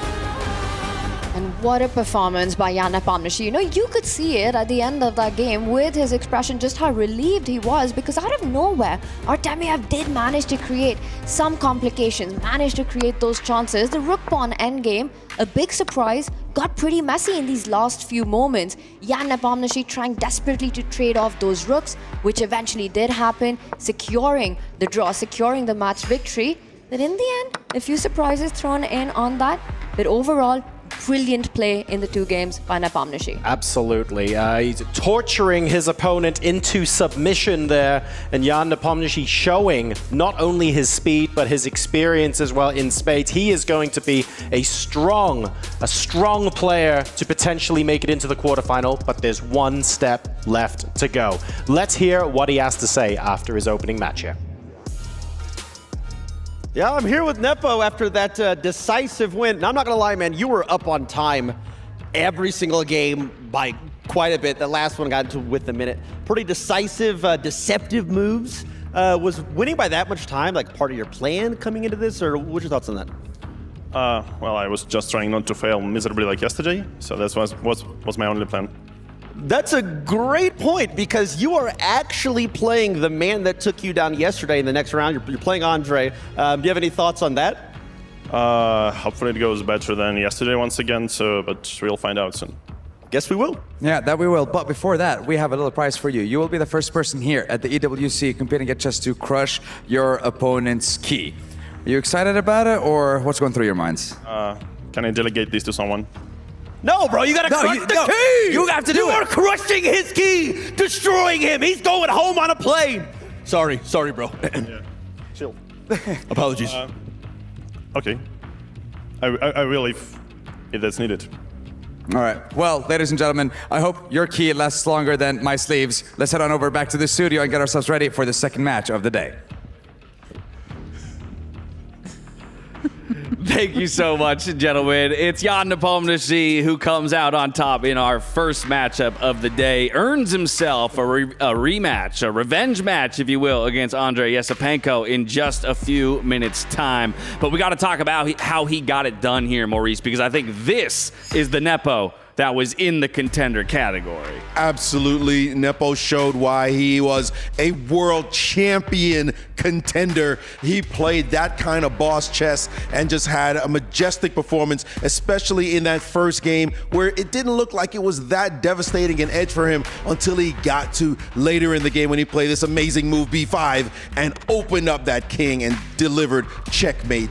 This is the Nepo we expected to see. Of course, still had to get it done in the second game. He goes up with a decisive lead in game number 1. Game number 2 only needs the draw. I think what Tyler keyed into, he's playing quick. He was playing smooth, Yovi. He was playing confidently and he was in control right from start to finish. You know, he was never in any problems whatsoever. I just got to echo Maurice's words. You know, he was in impressive boss mode than the first game. I mean, that really stuck out. And how about that? The reticence to the idea that now he has to crush one of his opponent's keys. I mean, it's interesting for these guys. I think something very unique to chess typically is even when a matchup is over, everybody gets together. You start talking about the game. There is this camaraderie and respect between opponents, but now we're kind of forcing a more adversarial element into it. I think it is tricky for players who are used to being gentlemen and cordial. You keep a poker face. You don't jump up and down when your opponent loses. Crushing keys, what's up with that? So being forced to bring that out of himself, that kind of aggression, definitely looked like it scared Nepo a little bit on screen. And he's telling the guy, calm down, bro, calm down. I don't need to get that route. He wants to delegate it to somebody else. No, you're going to have to do it yourself. Maybe for next year's EWC, we'll have a dedicated key crusher for those who want to pass the responsibility off. But I want to go back to that moment you called out in game number 1. Let's just get it up on the screen, play it through so those at home can maybe really understand and appreciate the beauty of the B5 find that you called out. It was an excellent moment for Nepo in this game. He had this nice bind on the king side, on the attack with Black's king in the corner, and he realized this was the moment to open up that king, and he was calculating just right this second. He's like, that's the move I want to play. It looks really good. Doesn't quite work though. You've got to work through all the mathematics of the move because you know if you open up that king, you could end the game. And you see there, that's the main point, is to bring the rook over. But it had to go even deeper than that. As obvious as that move looks, you have to go one step deeper because after the pawn captures, that check is not going to be enough. So when the pawn took check, the rook blocked, but boom! That rook swinging back to that file that the rook vacated. Now the rook's coming down to the back rank to hit both the king and the queen. That is just unstoppable, and he knew it. Leaning back, Artemiev was done in that position and had to accept the checkmate. Those little intermittent moves, right? Positioning the rook to achieve something. Now it slides back for the killer blow. We also saw an interesting commitment to multiple rook moves in the second game, Yovi. And for me, what a switch up that was in terms of understanding what he needed to play for and the patience that he was willing to put on display. Yeah, absolutely. He understood, right, especially there in the middle of the game, that he understood he just needed to wait. And he didn't need to do anything, didn't need to provoke Artemiev. Instead, he forced Artemiev to react. And do you know, Artemiev did not handle the clock well. He was the one with no time on the clock, and that, in the end, was his downfall. I mean, that's going to be, I think, perhaps the story of the day, right? Who can live up to the moment, not just in the chess itself, but when it comes to clock management, when it comes to nerve management. And Nepo, he doesn't get much time to refocus and reframe for his next matchup because, again, the format only gets more brutal. You get the win in your first game today, you step right back on stage and you got to do it again for qualification. Time is a third competitor. It is not your friend. It's how you actually manage it that will dictate a lot of what makes people victorious. And here, poor Nepo has no time to go against the young man who smacked him yesterday, but his revenge on his mind. Our Group A picture is almost complete. Again, Levon Aronian getting it done yesterday to advance to the playoffs. Andrei Yesipenko, he's awaiting the winner of this matchup. It was Jan Nepomniachtchi who will take it. He slots over into that decider matchup, playing for the final spot in the quarterfinals out of Group A. it's a rematch. I think the question is, what did he learn from the first time out against Yesipenko? Well, he learned it's all about the opening, right? Because Yesipenko came incredibly prepared and basically outgunned him there. So Nepomniachtchi has to decide, he's got to play his own game. He's got to force the pace and he's got to be precise.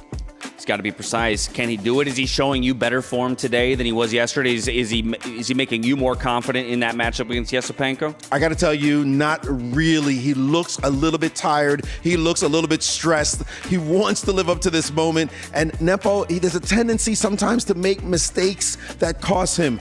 He's still the favorite in my opinion, but he's not the prohibitive favorite that I saw him as yesterday. And then what about on the other side? I mean, obviously Yesipenko, he had the opportunity to watch this game play out and maybe take some learnings from that. He also, of course, had to take a loss as we're getting our look at the first key crushing moment. It's something he didn't necessarily want to do, but it has to be done here on the Esports World Cup stage. You gotta love it. Look at Nepo. It's so brutal, right? And he's doing this to a friend of his teammate, in every sense of the word. Oh, and it's so slow. It makes it worse. Oh! You're not just crushing a key, you're crushing a heart, your friend's dreams. Go home, buddy boy. That's it. Goodness. But he is now the boss of that moment. Absolutely brutal. The bags are packed. But here we have, arriving now, Yesipenko. He's about to dive into that rematch here against Jan Nepomniachtchi. We'll be right back in a couple minutes to walk you through it all before they step on stage to do battle. Catch you here in just a few.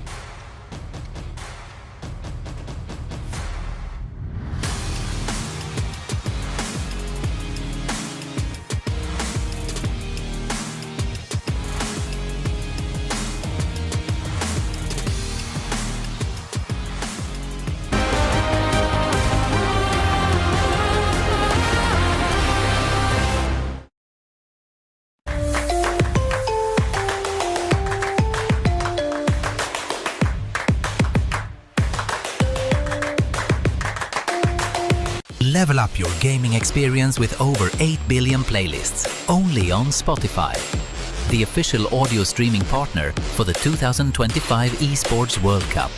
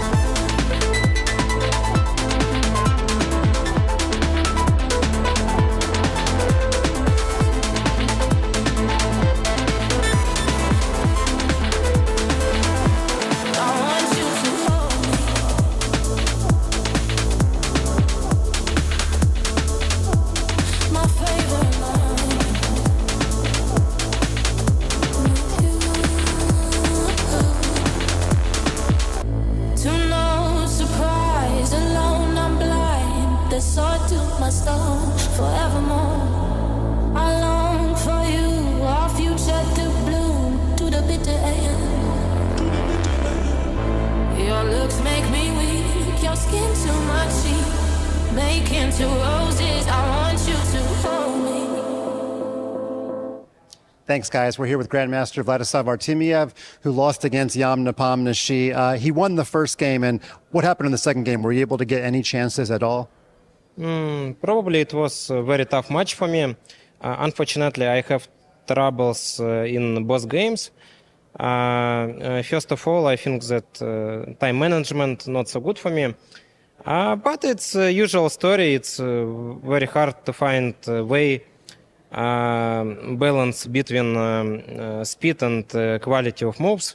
But okay, Jan was better, it's clear, and objectively no chance for a match, I think. Okay, in the second game, objectively, I have some possibilities maybe in the end, but I have only 20 seconds or a little less, so no chance here. Much like life, balancing time, yeah. And what about your overall experience here playing under these big lights and the bright stage?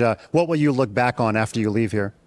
I think that organization on a very good level, everything is nice. I'm really happy to be here.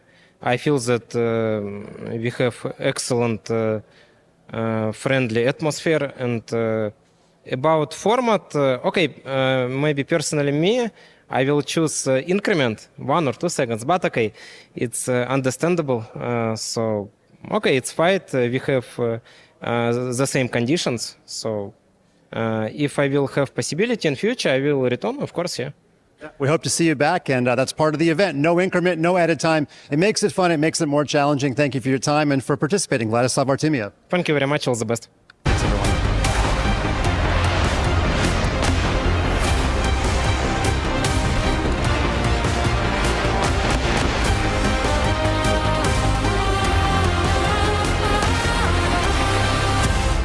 Welcome back to the Esports World Cup, where we've already said goodbye to Vladislav Artemiev, and Jan Nepomniachtchi, after taking him down, has earned a rematch, a revenge match, if you will, up against Andrei Yesipenko. But that's not the only result we've had. Over on Stream B, Anish Giri falls down to Nihal Sarin. So Anish Giri as well. Key crushed, dreams crushed, and Nihal will move on to play MVL for qualification. As we come into the studio here, we're welcoming in GM Ben Feingold to join us to break it all down.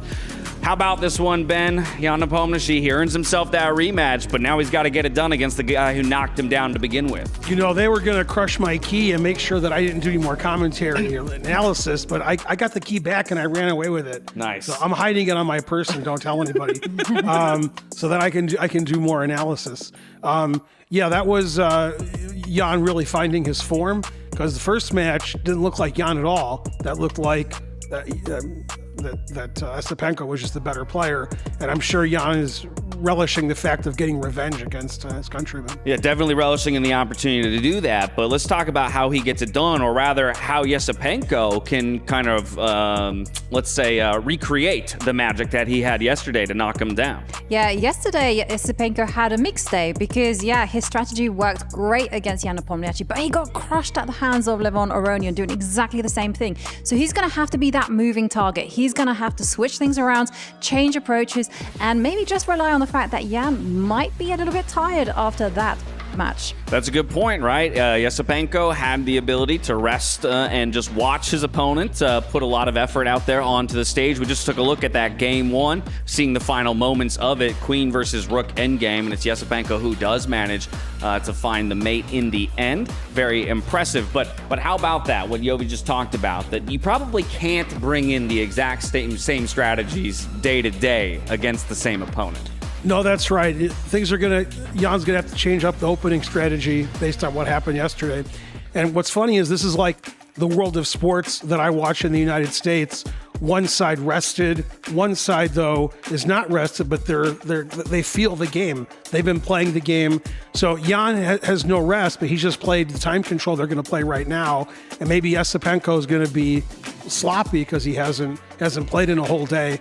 So we're going to see if what's better, the rest and relaxation, or the people who have just played like Jan and they're ready to play again. Well, which side would you rather be on? I personally like the rest. I think Yesipenko has the advantage there. because there's a lot of decisions to be made, and especially in the quick time control. So I think advantage Yasipenko, but I'm still giving the nod to Jan. I did yesterday, and it cost me. I'm gonna burn my bridges. Doubling down. And double down and go for Jan again. Okay, but where are you on that? What do you think, Jovi? Yeah, on that conversation. Would you rather be in Jan's position, already feeling the groove of being on stage and the time controls, or you rather be rested? I would also rather be rested, but I have to say that Jan had a relatively easy, stressless match there because he took control in the first game, and so he won't have that adrenaline pumping through his veins. Instead, he can just more or less take 5 minutes to take a breather and then get ready. And I think that experience, that fact that he's played the time control, is going to help him. We already had the prediction of Nepo here. Are you aligning with that? Do you think just, again, the kind of player that he is on paper, as well as what he's already shown us today, indicates that maybe he's in better form than the form that lost? My head says Nepo. My heart is going to go for the underdog, Yasipenko. Okay, but you said to a degree, if Yasipenko's going to do it, he has to find a different strategy, because the recipe to kind of to dismantle what he won against Nepo with yesterday was already put on display. So what would be that recipe? Well, it would be first up finding a really good opening strategy. And what you want is actually something that is going to force Jan to burn the bridge on the time. You want to force him to be active. You want to force it to be a little bit uncertain, unclear, no direct path to the victory. So I'm expecting something like that from Yasipenko. Is he the kind of player who can do that? Because Jan was moving with patience, but smooth and quick still in his first game of the day today. No, Yasipenko definitely is capable of changing it up and getting an advantage in the opening, playing quickly. Although, after watching his match with Aronian yesterday, I don't know if he's feeling it anymore. It was a one-time thing against Jan, and now Jan's going to get back into form. I don't see Jan losing 2 matches to Yasipenko the first 2 days, so I'm still on the Jan bandwagon. All right, there you have it. It all comes down to this. We're closing out the picture here in Group A. After falling down to his opponent in just a moment, Jan Nepomniachtchi earns that rematch, and they're about to dive onto stage here for that final spot out of Group A into our top 8. Let's head out there and meet our competitors. A rematch of day 1. Both of these players are no stranger to this stage. But this time, the stakes are higher than before, Tyler. This time around, a spot in the top 8, or your key gets crushed once again. So, ladies and gentlemen, let's bring them on down for our second game of the day and our final one of Group A. You know these two people. You love them. It's Jan Nepomniachtchi representing Aurora Gaming versus Virtus Pro's Andrei Yasipenko.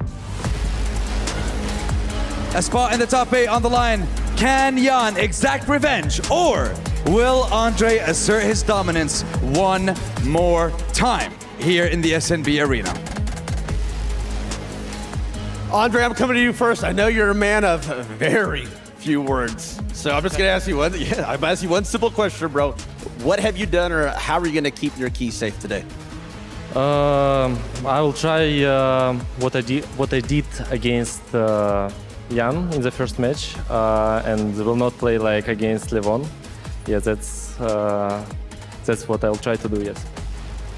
Jan, how are you going to make sure that the result from yesterday doesn't get replicated in today's games? You already got a win on the stage. Can you get another one?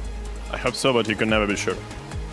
Well, let's wait and see, boys and girls. Another best of 2 on the line, a spot in the top 8. Gentlemen, you know the drill. Keys onto the pedestals and get yourselves in those seats. Our second game of the day is going to be underway. Casters, we wait for you to see who will make it to the top 8. Thank you very much, Sandstorm. Thank you, Tyler. This is it. It's the decider match. It's the qualifying match here from Group A. Yesterday, we have to talk about the history going into this match. The first game between these two yesterday, if you haven't watched it on stream, very, very tense draw, but Yasipenko was the player on the front foot. And the same thing happened in game 3. Yasipenko kept pushing, and he broke through on the 3rd or 4th attempt. It almost looked like what we saw Jan just do on this very stage moments ago. Which way is it going this time? Yesterday was so impressive from Esipenko. The pressure, the intensity, the opening preparation, he had it all, and he had the technique to finish. It did feel like Esipenko was at his best yesterday. He was at 100%. Jan was off it slightly. Jan wasn't at his best. Today it feels like Jan has woken up slightly. I think he does start as the favorite. Revenge on his mind. I mean, this is amazing. It's a script you could not have written. You know, Esipenko delivering the first shocker here in Riyadh, being an underdog, taking down Jan Nepomniachtchi in that opening match. And then as fate would have it, they meet each other again, and this time it's a decider. You know, both want that qualifying spot. Jan Nepomniachtchi wants a revenge as well. This one's screaming grudge match energy. Game number 1, grudge match energy, opens with E4, E5. It's a Petrov to begin with, so we're going to try and close the door as black. Jan Nepomniachtchi here trying to keep things calm with the black pieces. Wow, and it's the 4 knights defense, all 4 knights coming out very early, and a knight landing in the middle of the board. This is known to be a bit of a tricky one. It's just like yesterday, Esipenko's aiming to shock Jan, surprise him early doors. Look how he's trying to blow open the center, but a pawn sacrifice here. And I have to say, I mean, Esipenko, when he was talking to Tyler earlier on the stage, he sort of said it, right? He wants to do the same that he did yesterday against Jan. And what did he do? He got that early surprise, the opening prep in. Andrei Esipenko, he's known for that deep and sharp prep. He's sort of taken Jan into this position. You said pawn sacrifice. He does grab the pawn. Once again, Esipenko sacrificing a pawn for the initiative here. Yeah, and this is a very trendy variation, so I think it's more likely, as we see with the speed here, that Jan Nepomniachtchi is prepared and has studied this, as opposed to yesterday when he was clearly on his own very early and had to freestyle.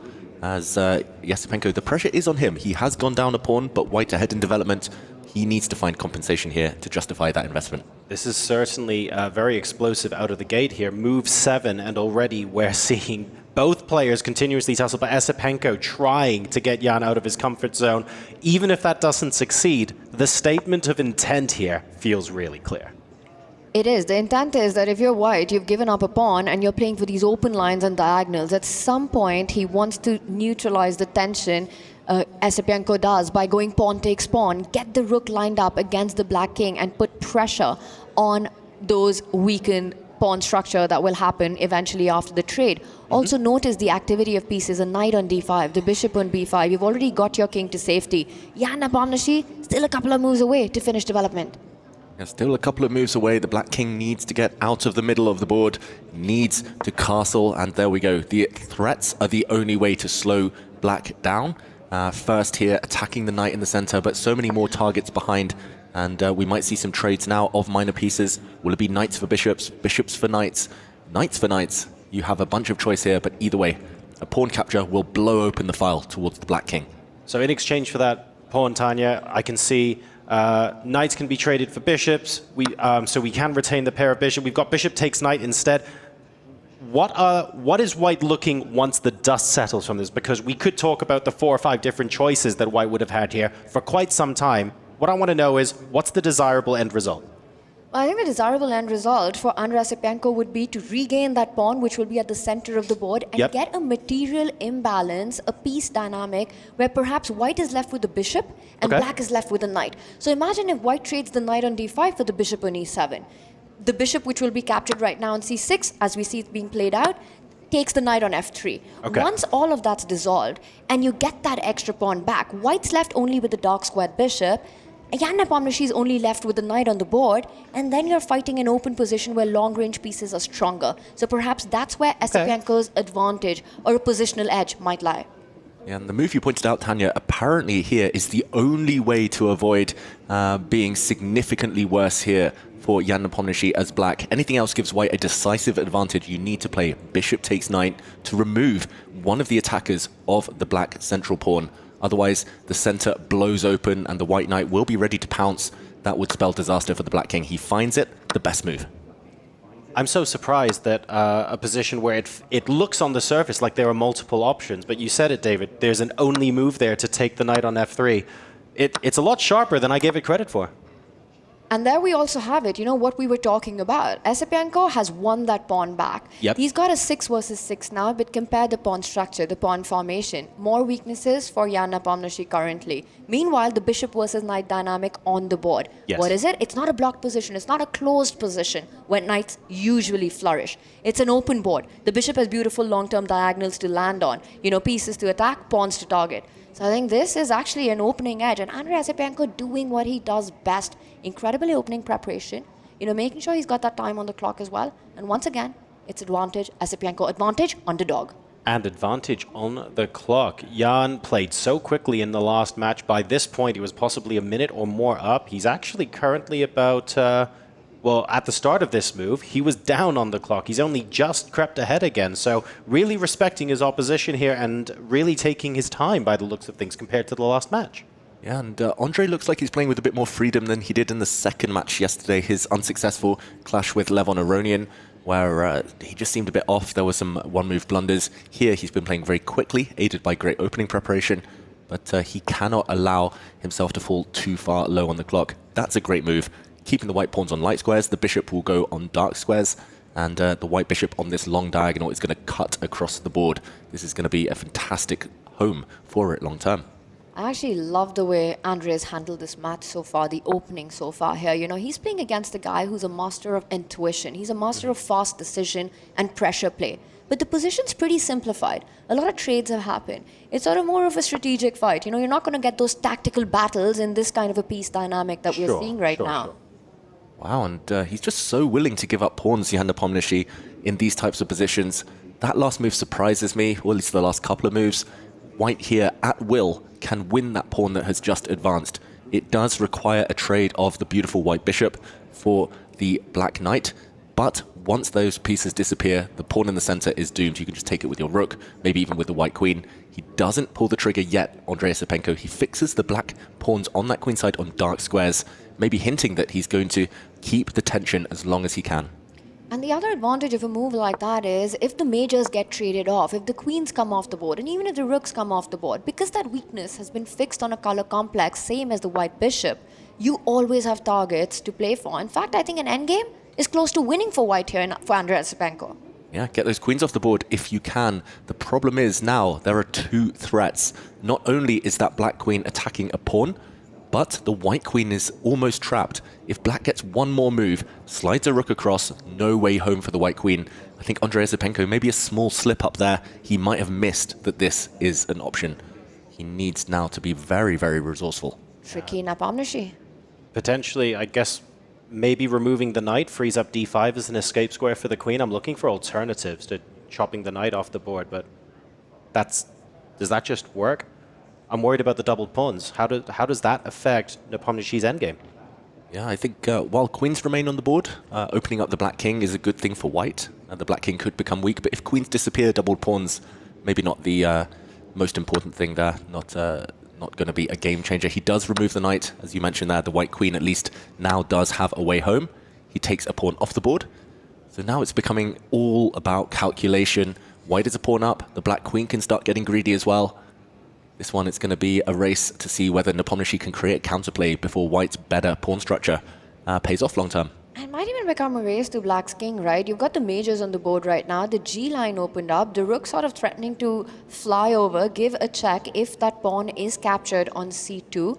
I mean, if I'm playing black right now, I'm looking at ideas of rook g4 check, the queen sliding back to f3, building up on that attack. Let's see how this plays out. And we've got the check on the board. First big decision, where do you place your king? It's a 50-50. Towards the corner tends to be the safer option, but according to the computer right now, going the other way was the only way to survive. Now your move, Tanya. Checkmate in one is threatened. Exclamation point given. Queen takes pawn, traps the black king in the corner. This could be a game changer. How is he going to hold this now? And Jan Nepomniachtchi played the most natural move in the position. That's where you feel your king is safest.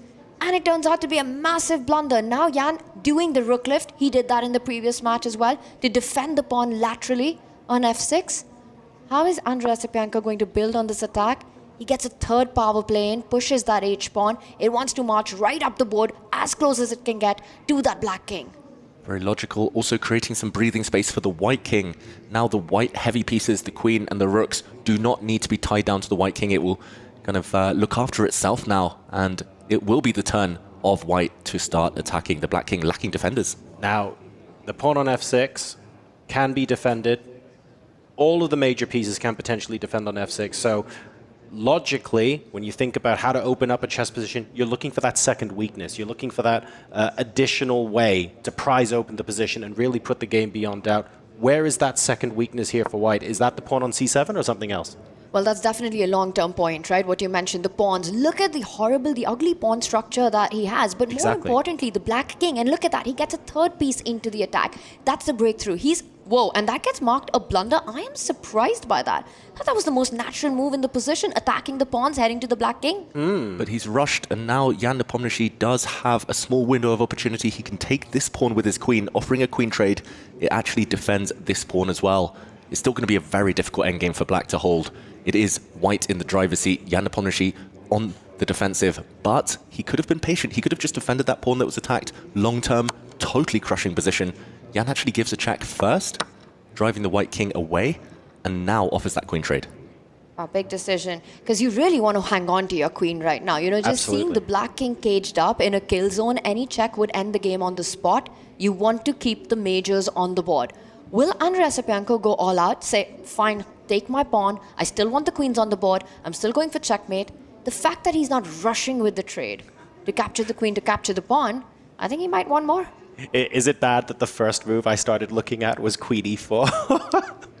I need to stop playing so much speed chess. That's not good at all. I'm sure there are objectively much better moves than that. But that's a fun little trick that you have in this position, isn't it? Yeah, and let's show this on the board. The white queen stepping into the center. Do not take this queen.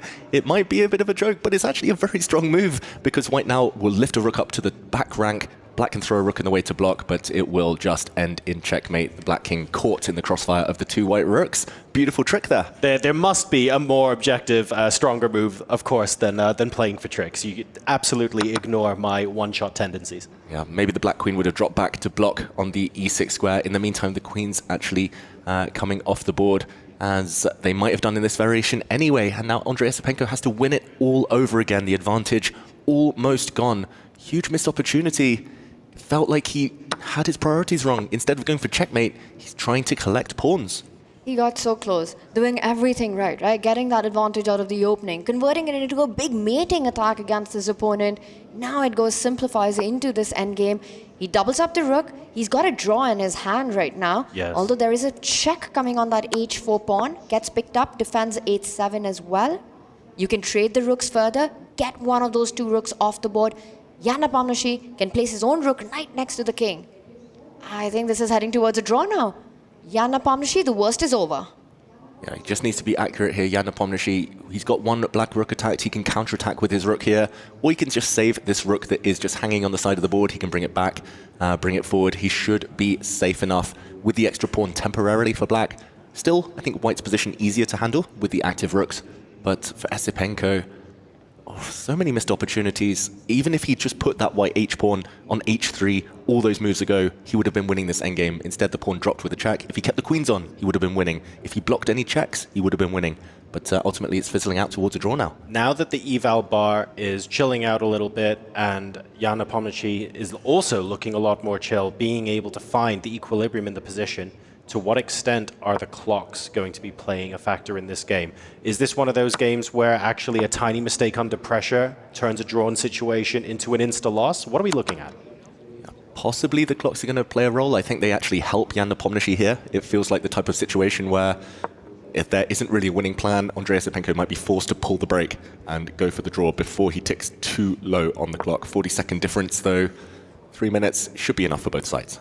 I agree with that, but I also feel like you have to factor in the position. Compare Esipenko's rook on the 7th rank to Jan's, much more active, a better pawn formation. The white rook's already tying down a Jan's rook to defense. You know, the king's ready to march up as well. The position looks like it's still completely in control for Esipenko, but not enough to push for the win. Well, where's the Magnus grind here for white? Where do we find that infinitesimal edge that still looks drawn until your opponent makes that critical mistake that looks innocent? Where can we find that? I think we need to call him up. I've got him on speed dial. Yeah, okay. Subtle flex there by David Howell. And, okay, apparently already the path is narrow. Black only has one move here, again, to minimize the damage. I would say it's the most obvious move. The Black King can step two ways towards the corner. Rarely makes sense in an endgame. Stepping towards the center is the best way to wait. The Black Rook actually has to stay as a guardian of the 5th rank, so cannot really move to a logical square. Maybe it can slide across, but here, I think Jan will be forced to find the best move. Waiting with the Black King, White struggles to find a plan to break through. Well, there is a sort of a deeper dynamic to the point you make, right? Because you could wait with the king to the right side stepping up or the left side. Now, the problem is if you put the king to the right side, you're allowing the white rook to target the f6 pawn by getting behind it. And that's sort of not pleasant to deal with. You move it to the left side, you're allowing the white rook to target the other pawn, the h5 pawn. We might eventually see Black losing one of the... Whoa! He just voluntarily gives up the a5 pawn? Not just that, but now he has to go back where he came from. First, he defended his kingside, Yasipenko here with white, all the white pawns, the white king looking nice and pretty. The Black Rook has to go back where it came from, otherwise the white king steps up the board. I think we're going to see a very, very classy maneuver from Andrei Yasipenko here. He's suddenly got a winning advantage. It did turn. The Magnus touch is out. Wow. I mean, I did not think it would happen that quickly. I thought it would happen 20 moves from now. It's unreal to think that that tiny piece of maneuvering swings the eval bar so far, because this still, to the naked eye, looks like it wasn't very different. I don't know about David, but I think Yasipenko definitely got that speed dial going right there, getting Magnus on the phone. I don't know how this happened, but this is completely winning. Look at that. He forced the Black King to the left, and now he's going for the h5 pawn. The White King is about to march up, win perhaps the second pawn, some checkmating ideas to combine as well. What a huge blunder. And this could be disastrous, absolutely. How do you even save this endgame? King takes pawn. Black does have the opportunity to take the g3 pawn.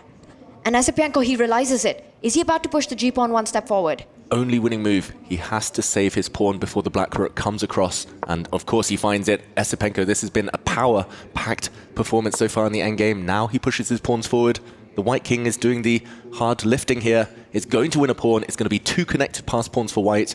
Black's pawn on the left side on the A-file, irrelevant. Now you can take this pawn, and bang of the table from Nepomniachtchi. He knows he's losing this endgame. There's a check threat here that would force rooks off the board. It's going to be a win for Yasipenko. He's going to do it again. Yeah, Nepomniachtchi there reacting on our camera. He can't believe what he missed through in this one. An endgame that he would hold 9 out of 10 times, and the one time he didn't happens to be on the biggest stage. Wow, the panic on Nepomniachtchi's face. He's down to 1 minute as well. How rarely have we seen this throughout his career, that he's the one lower on time. The White Rook moves back. He's banging the table again and again. Now the White Pawns are simply going to cruise through. You can give a check with the White Rook. The White King can sidestep. This is a winning endgame. Only nerves can stop him now, but Yasipenko's doing everything correctly. And look at him on camera. Cool, calm, and composed. He's got this, you know, and he knows it. He knows what's at stake for Jan Nepomniachtchi, just unbelievable. I mean, this is a guy who's so strong at endgames. The amount of times he's managed to win and hold difficult endgames, it's amazing Jan Nepomniachtchi does. And right here, that one move blunder that he rushed through could potentially cost him a quarterfinal spot. Now the White Rook just needs to find any better position, and it's a win. The White Rook, if it can teleport onto the 8th rank, would deliver checkmate to the Black King. It looks logical to drop it back and around, bring it across and through. This looks like he's about to convert. Yeah, and Jan Nepomniachtchi there, he was crushing his bottle. He knows that the position, he's getting crushed here in the endgame. Under 1 minute on the clock, Jan trying to set up some tricks, lines up the rook, wants to push those pawns. It's time to start threatening some checkmates here for Andrei Yasipenko. Can he put the finishing touches? Will he get the ball across the net? Look at that. He was even drawing the path with his fingers a moment ago, Yasipenko. He's bringing the rook in. He's going to be just in time. A rook check, and he's going to threaten checkmate. The Black Pawn is 1 square from touchdown, about to make a new queen, but the Black King is doomed. He's calculated this all the way through. He knows this is over. Jan Nepomniachtchi knows this is over. Is he going to hit the resign button? He's cursing himself. It looks like he's talking to himself, trying to motivate his way into playing a few more moves. But look at this. That was the killer blow. Checkmate in 1 threatened. The White Rook stepping up is going to soon win the Black Rook or deliver mate, and it's game over. And Andrei Esipenko, a subtlety in that rook endgame, proving the prize-worthy 1-0 so far, able to prize the position open from a seemingly equal position. Fantastic stuff there, spotting the opportunity and executing cold. And he takes a one-game advantage in this series. This is unbelievable. Andrei Esipenko coming in as a last-minute substitute to Fedosiev, taking down one of the heaviest hitters in the chess world when they meet on day one, and then doing it again in this decider match in their game one, taking the lead. That's 1 foot into the quarterfinals for Andrei Esipenko. And what a power-packed performance this was. You know, in this battle of Jan Nepomniachtchi's tempo versus Andrei Esipenko's theory, once again, the opening preparation coming out beautifully, yet he missed out. And then a stunning conversion in the end game when he got that one opportunity, David. David, this is almost history repeating itself here, because you cast your mind back to yesterday. It was an equal position, but Esipenko kept pushing, kept finding opportunities, didn't convert the first one, and then went on to win. Guess what? Same things happened again. And again in a rook endgame. He's beaten Nepomniachtchi in 2 rook endgames, both starting from a small advantage but nothing significant. It feels like he's in Nepomniachtchi's head. It's that simple. Very rarely do we see Jan spend so much time on the clock, be so indecisive and make such uncharacteristic mistakes. But it's clear that this rivalry, wow, it's really bringing out the best in Esipenko. 100%. And you could see the anger and the frustration on Jan, you know, in those final moments of the game. He needs to calm himself down right now, because this is the final battle here. It all resides on this one. Jan Nepomniachtchi in a must-win. The match victory that he had against Artemiev right before this, it felt like we're going to see a fire performance by Jan. You know, he's ready to go. Then this is what he faces. Look, here is the good news for Jan, right? Of all of the players who need to relax, reset, get into the right mental state, Jan is one of the only players other than Magnus in the field where you would say, actually, you've got so much experience and you know how to do this in your sleep that I'm supremely confident this doesn't tilt Jan. He comes back stronger, he comes back fighting. So that's got to play into his favor, but he can't just do that right now because he can't afford to draw, David. This is now must-win territory, so he has to find a way to take that skill a step further. Yep, he needs to lock in, he needs to forget. Jan has always been a very emotional player. Maybe the one thing that held him back, especially in his kind of teens and early 20s, he couldn't quite break into that top 10 in the world. It took him so much longer than people expected. But in recent years, he has been much more stoic, much more composed. He needs to bring back all of that composure now in order to bounce back. His last life, his last legs now in the Esports World Cup. And we start with E4, E5, a King's Pawn opening. It's another Roy Lopez, another Spanish. This brought him success in the previous match against Artemiev. Will it do so again against Esipenko this time? And the opening does develop, and once again for Jan Nepomniachtchi playing with the white pieces, usually the Spanish, you know, the Roy Lopez, it all comes down to these central breaks. You kind of develop first, it starts cagey, starts slow, but the pressure in the center and eventual trades is what opens up the position. I think for Jan right now, it's all about the mindset. One thing is what's happening on the board. He needs to forget what's just occurred in game one, because he's a player who sometimes lives in Tilt City. You know, it's so easy for him to go down that emotional spiral that, David, you were earlier talking about. And that's going to be the hardest part to recover, especially with barely any time. It's so frustrating being in a position where, we need to be thinking about, okay, what move comes next? This is all theory. How am I maneuvering my pieces? I play the Roy Lopez. I'm sat here thinking, right, what is white going to do next? How is black likely to respond? But you wouldn't be able to do that half as easily if in the back of your mind you're thinking, you're not here to play the opening well. You're not even here to find a brilliancy in the middle game. You're here because if you don't win this game, your key gets crushed. It's impossible to stop that nagging voice in the back of your head. Yeah, everyone is human. Everyone has ghosts. Everyone kind of gets overawed occasionally by the momentous occasion like this. And for Jan, I think he can do it. I believe in him. I've seen him do it so many times before. But just the manner of that previous defeat, the fact that he lost yesterday to Esipenko as well, that's got to haunt him. And this is the first time Esipenko has paused, by the way. He looked away from the computer screen, looking down. He's trying to recall what he has analyzed in this opening before. And this is the Archangel variation of the Spanish. Black has actually sacrificed a pawn. The white knight has gone greedy. It's grabbed a pawn on b5. but it is a bit vulnerable to the black bishop, to the black rook, so there are often tactics here in the air, and it does feel like Yesipenko, with the opening surprise yet again, with the 1 minute advantage that's now dropped a bit, and another opening success. He seems to know exactly what to do against Jan Nepomniachtchi. He really does, but I think he needs to pace up, because when you give up a pawn like that right out of the opening, you want to kind of prove your initiative. And look at Jan, you know, he keeps shaking his head, not because he's not liking what's on the board, but because it's still in his mind what's just happened in game one. And again, one of the hardest psychological battles, because Jan's not only playing a very in-form Esipenko, but he's also fighting his own self. And if anything, that is the most telling thing that we've seen in game number 2 so far. Jan might not have shaken all the cobwebs off yet from game number 1. He's still irritated by that loss.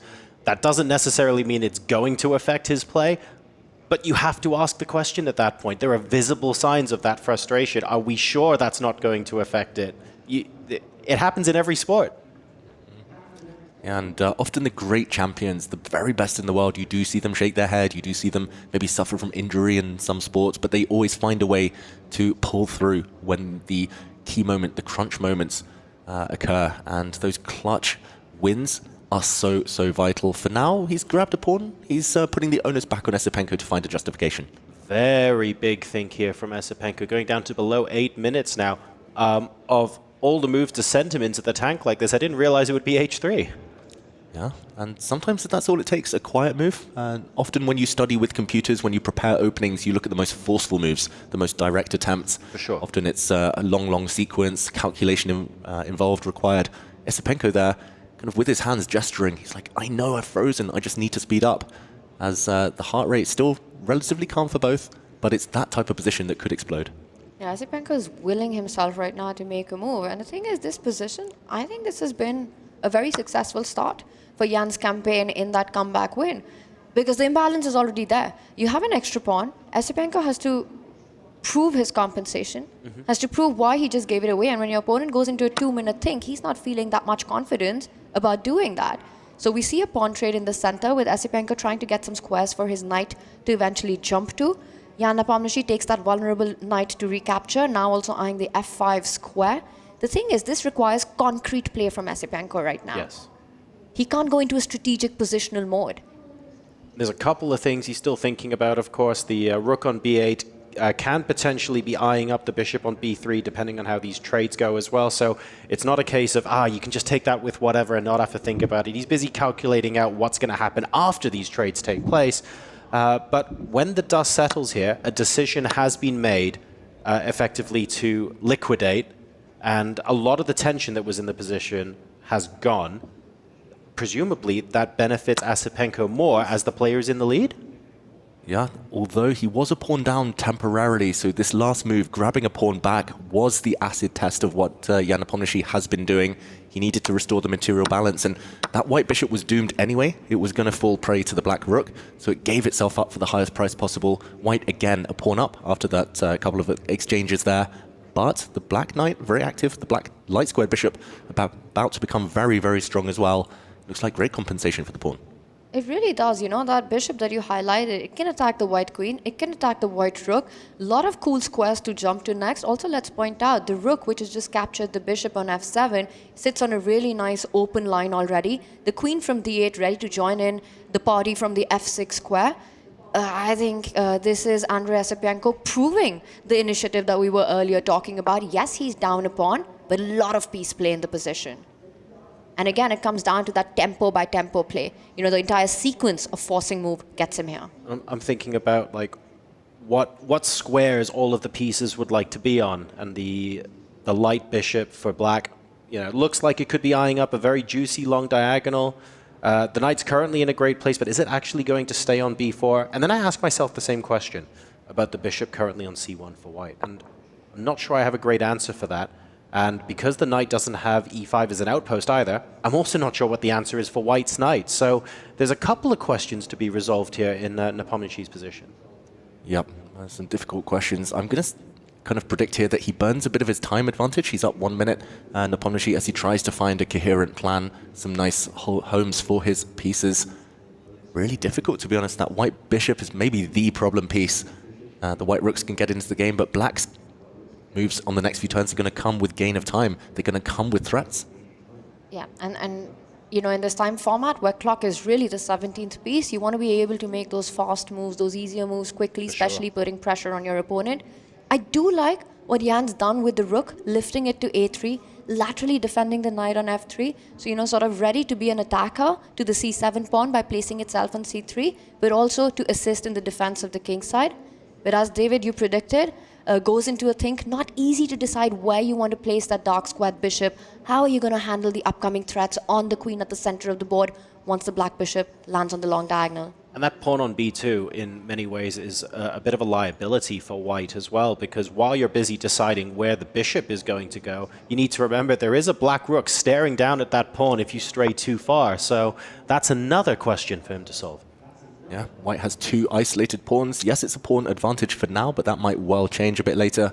He tries to control the light squares before the black bishop got into the action. Also keeping an eye, the white queen now on that black knight.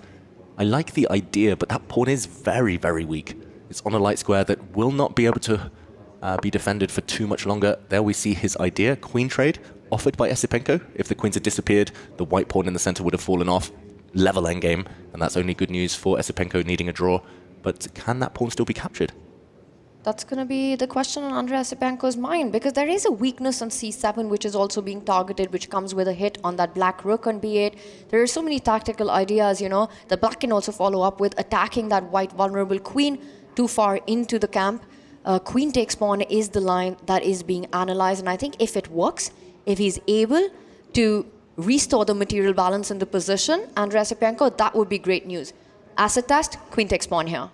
Yeah, looks like he's calculating. He's going to be working this one out for a while. Maybe we can jump in and show what might happen. There was a shake of his head just for a moment, Esipenko, reluctant to make a decision.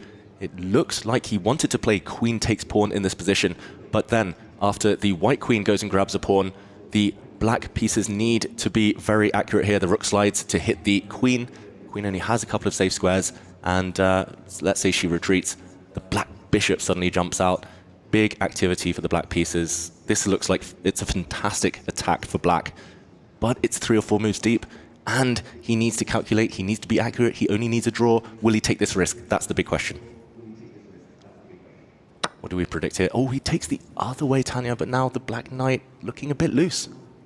Is defended by the queen, but that queen can be put under pressure right now. White has the option to push that g-pawn up to g4, attacking the white queen or get the rook into the game. He chooses the safer one right now, but also puts pressure on the clock. I think this is Jan doing Jan things, you know. He might not be thinking about what is the best move, but how can I play a fast move that comes with a threat and forces Esipenko into a think? Yes, what creates the most complications? What disrupts my opponent's plan the most, even if it doesn't necessarily advance my own plan?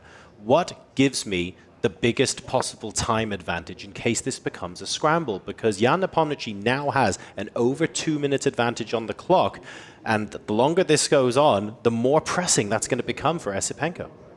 But I'm loving black's position. He's consolidated the knight on the center of the board. He's defended that c7 pawn. The black queen is ready to shift files here, ready to shift a line, you know, get itself on that g6 square, attack the white king, set up some pinning ideas and threats. Meanwhile, that knight on d5, just make sure that Jan Nepomniachtchi cannot get to attack any of the weaknesses in the position. That's a powerful piece right there. Yeah, that knight is glorious, covering 8 very important squares. And let's see, after this rook slide, whether Esipenko can keep up the pace now on the clock. I have a feeling Jan, his best strategy is to do what he did against Artemiev and hustle on time now. He needs to just keep the status quo, keep the queens on the board, and make sure that Esipenko cannot complete this game in the next 3.5 minutes of his time. He's feeling the pressure a little bit more. His heart rate's gone up to between 10 and 20 beats per minute, higher than Nepo's, and that sort of happened gradually over the last minute or two. You can see it starting to rise for Andrei. For both these players, right? For Jan Nepomniachtchi, there's so much on the line. He comes in as one of the big favorites in the Esports World Cup. Absolutely. And to think that you're playing against the underdog in that first game, loses to Andrei Esipenko, then coming into this decider match, this is not a reality that Jan was predicting for himself, you know. Gets that first win against Artemiev, loses the first game against Esipenko, and again on the back foot here. This would mean elimination for him. This would mean bye-bye to Riyadh for Jan Nepomniachtchi. He was the seed in this group. He was the big favorite. And especially with this clash of generations, He sees himself as the better player in this clash against Esipenko. It's that simple. So a huge amount of disappointment if he doesn't win. But the white knight was attacked by the black rooks. It moves away to hit the black queen. It looks very clumsy, the placement of that white knight. I'm surprised it didn't go centrally a moment ago. Suddenly the white queen is a bit overworked, defending her rook, defending her knight in the corner.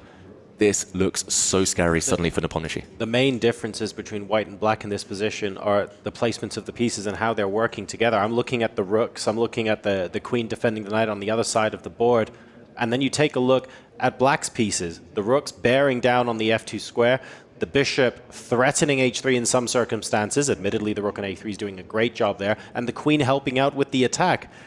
Everything just seems so much more harmonious on the black side of the board. Yeah, beautiful knight as well. So much better than white's sidelined horse on the h4 square right now. Ooh, he slides this rook across. This feels wrong. Although the idea is good, we see a question mark appear. That white queen is so stretched, so thinly right now. Oh, it just feels like as soon as she gets hit, she'll lose protection over her rook or her knight. You could start chasing that queen, and let's see if Andrei Esipenko finds a way. I think an understandable move, even if it gets a question mark. Give Jan one more move. He wants to plant the knight to g6, try to dislodge some of those great pieces that you pointed out for Esipenko in this position. But will he get the time to do it? Or will Esipenko find a way to really start targeting and chasing that queen down the board? He's got to be feeling the pressure as well, right? Getting a quarterfinal spot would mean so much for Andrei Esipenko's career, a career-defining moment for him. That is such a good point as well, because viewers at home might go, hang on a second, there's a question mark associated with that move. But if white had one free move now and the knight could go to g6, it would look beautiful. Unfortunately, knight b6 has been found, an exclam attached to that move as well, saying, I'm not going to give you the opportunity to do that. Beautiful move, hitting the white queen. The white queen is defending her knight, defending her rook. You cannot really do this for much longer. If you slide across, you continue to get hit by the black pawns and you will lose material. You might have to counterattack against the black knight that just moved, but oh, the knight trade not helping white either here. It's all about the clock. That is his best chance. The position not going Nepomniachtchi's way. Oh, I'm going to say blunders again. He moves his queen across, but where's he going next? Oh my goodness, the queen is running out of squares. It's overloaded. It needs to defend the knight. It needs to defend the rook. There's no square that exists that does both. Is Jan Nepomniachtchi about to get knocked out of competition? This might be his last game in the Esports World Cup. Jan Nepomniachtchi, that last move, so uncharacteristic. He could have brought his queen over to the a6 square to attack the black knight. The game's still alive, but now he needs a miracle. He needs some kind of trap to set for Esipenko, but it just doesn't exist. I don't see it. You don't see it. Jan Nepomniachtchi doesn't see it. It's unbelievable what is happening here. The queen has no squares to keep everything defended. Andrei Esipenko locked in. He leans in. These could be the final few moments of Esipenko booking his spot into the quarterfinals. And look at the heart rates here. They're telling the opposite story to before. Suddenly, Jan's heart rate has shot right up, but unfortunately, the adrenaline here might be coming too little too late. Yeah. That is so surprising. He centralized his queen. Obviously, black's move was going to be to attack that piece, but he's frozen. He's tanked. He's lost all of his time advantage. His biggest ace up his sleeve there has disappeared, and now the white rook in the center is falling. Pick up the rook. Queen takes rook. Jan Nepomniachtchi playing for tricks, trying to set up something against the g7 pawn with the queen and the rook lined up, potentially the bishop jumping onto h6. But Andrei Esipenko, he rushed through. c5. A counter mistake. Turn around, and white only has one move. There we go. He finds the best move, Nepomniachtchi. A counterattack against the black queen, and Esipenko's the one to react in shock. Suddenly, a full turnaround. Nepomniachtchi given another life. Back in it. And Esipenko had 2 minutes on the clock. He had a rook that was hanging. Just pick it up. You know, you need only a draw to advance. How could he have missed that opportunity? He didn't calculate. There were some details he might have missed deeper in that variation, but look at this. The queens are off the board, and Nepomniachtchi totally winning now. There's a checkmating idea on the board. If he finds it, of course he finds it. Look at those white pieces swarming around the black king. Nepomniachtchi, he's back in it. Look at him on the camera. He knows it. The head bob is back. He cannot believe it. No one can believe this. Andrei Esipenko is about to get checkmated. He doesn't even have room to come back. There's nothing left. The white rook joining in, rook g6, and Jan Nepomniachtchi does not miss this stuff. Rook takes knight, rook takes pawn coming in with a check. White's beautiful pawn formation. Jan Nepomniachtchi has done the unbelievable, the unthinkable. He's making his comeback, taking this to the Armageddon. When the dust settles, he will be 2 full pawns to the good. Jan Nepomniachtchi, all of the black pawns are weak right now. They're all going to drop off. Esipenko breathing out there. He's down 30 seconds as well. Coming back in what looks like it's going to be an Armageddon now for Esipenko after being so close to progressing. So heartbreaking for him. And all he had to do was make the most natural move in the position. Pick up the free rook. And he just rushed through, made that move in 1 second, and everything turned around. This is chess. It's brutal. Yeah, these top players like Nepomniachtchi, the experience does matter, and you can't just play a few good moves to beat them. You need to beat them over and over again. You need to punch them while they're down, and ultimately it's not working. Black here trying to corral the white knight, but there are some checks to get out of this pin. There we go, the white knight jumps out the way. The black king had to defend its rook, and he's just simplifying the equation here. 3 full pawns extra and a time advantage for Jan Nepomniachtchi. There we go. That is it. He's back. The adrenaline was not too little, the adrenaline was not too late, and the experience and class of Jan Nepomniachtchi shining through in game number 2 as he takes the victory, counter-punching his way to an Armageddon game. What an absolutely fantastic show this is turning out to be.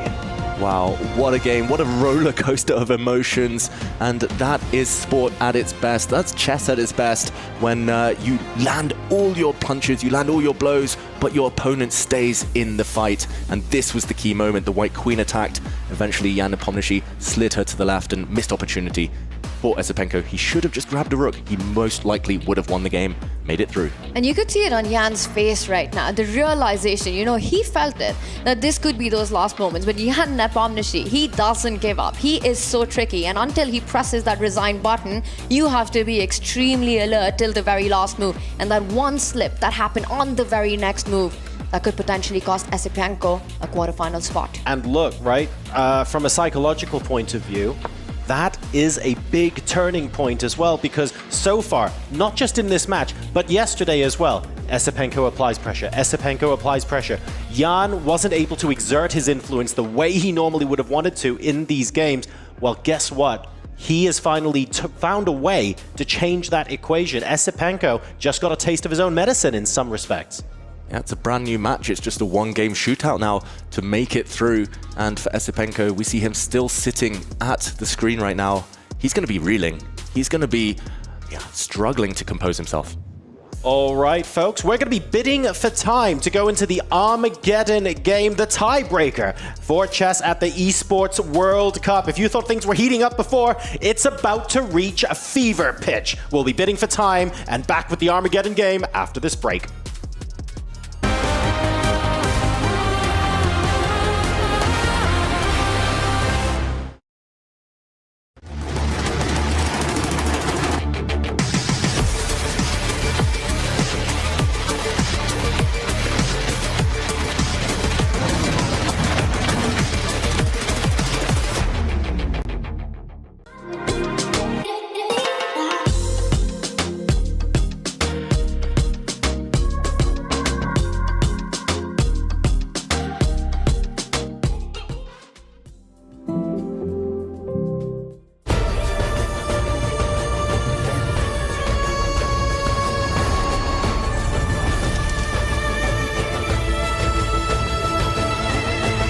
This land is calling.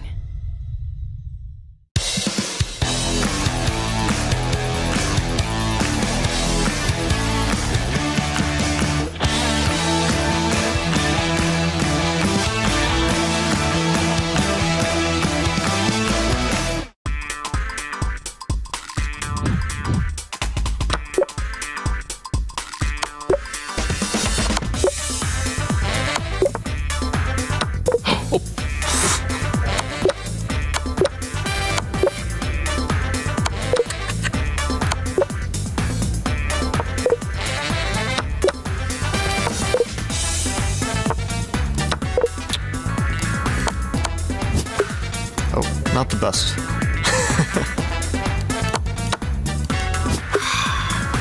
Terrible. I was too slow this time.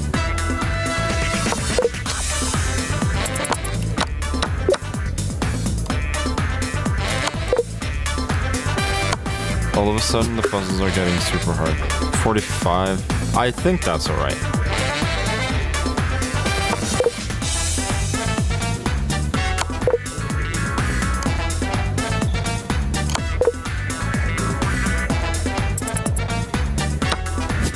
Okay, whatever. Oh, God. So bad. What embarrassment.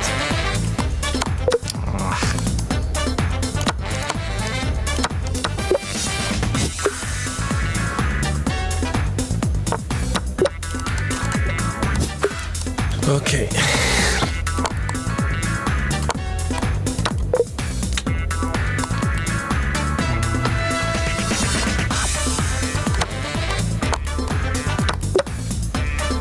$53. Decent score.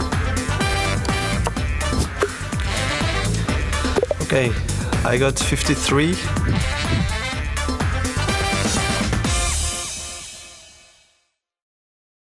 Welcome to the most exciting format in chess, Armageddon, the ultimate tiebreaker. Armageddon grants White more time on the clock, but in return, White must win. A draw secures Black the match point. White will start with 10 minutes. Each player submits a confidential bid with the amount of time that they are willing to play with to take Black and get those coveted draw odds. The lowest bid gets to choose their color, usually Black, and plays with the amount of time that they bid. The opponent gets the full 10 minutes. Let the Armageddon commence.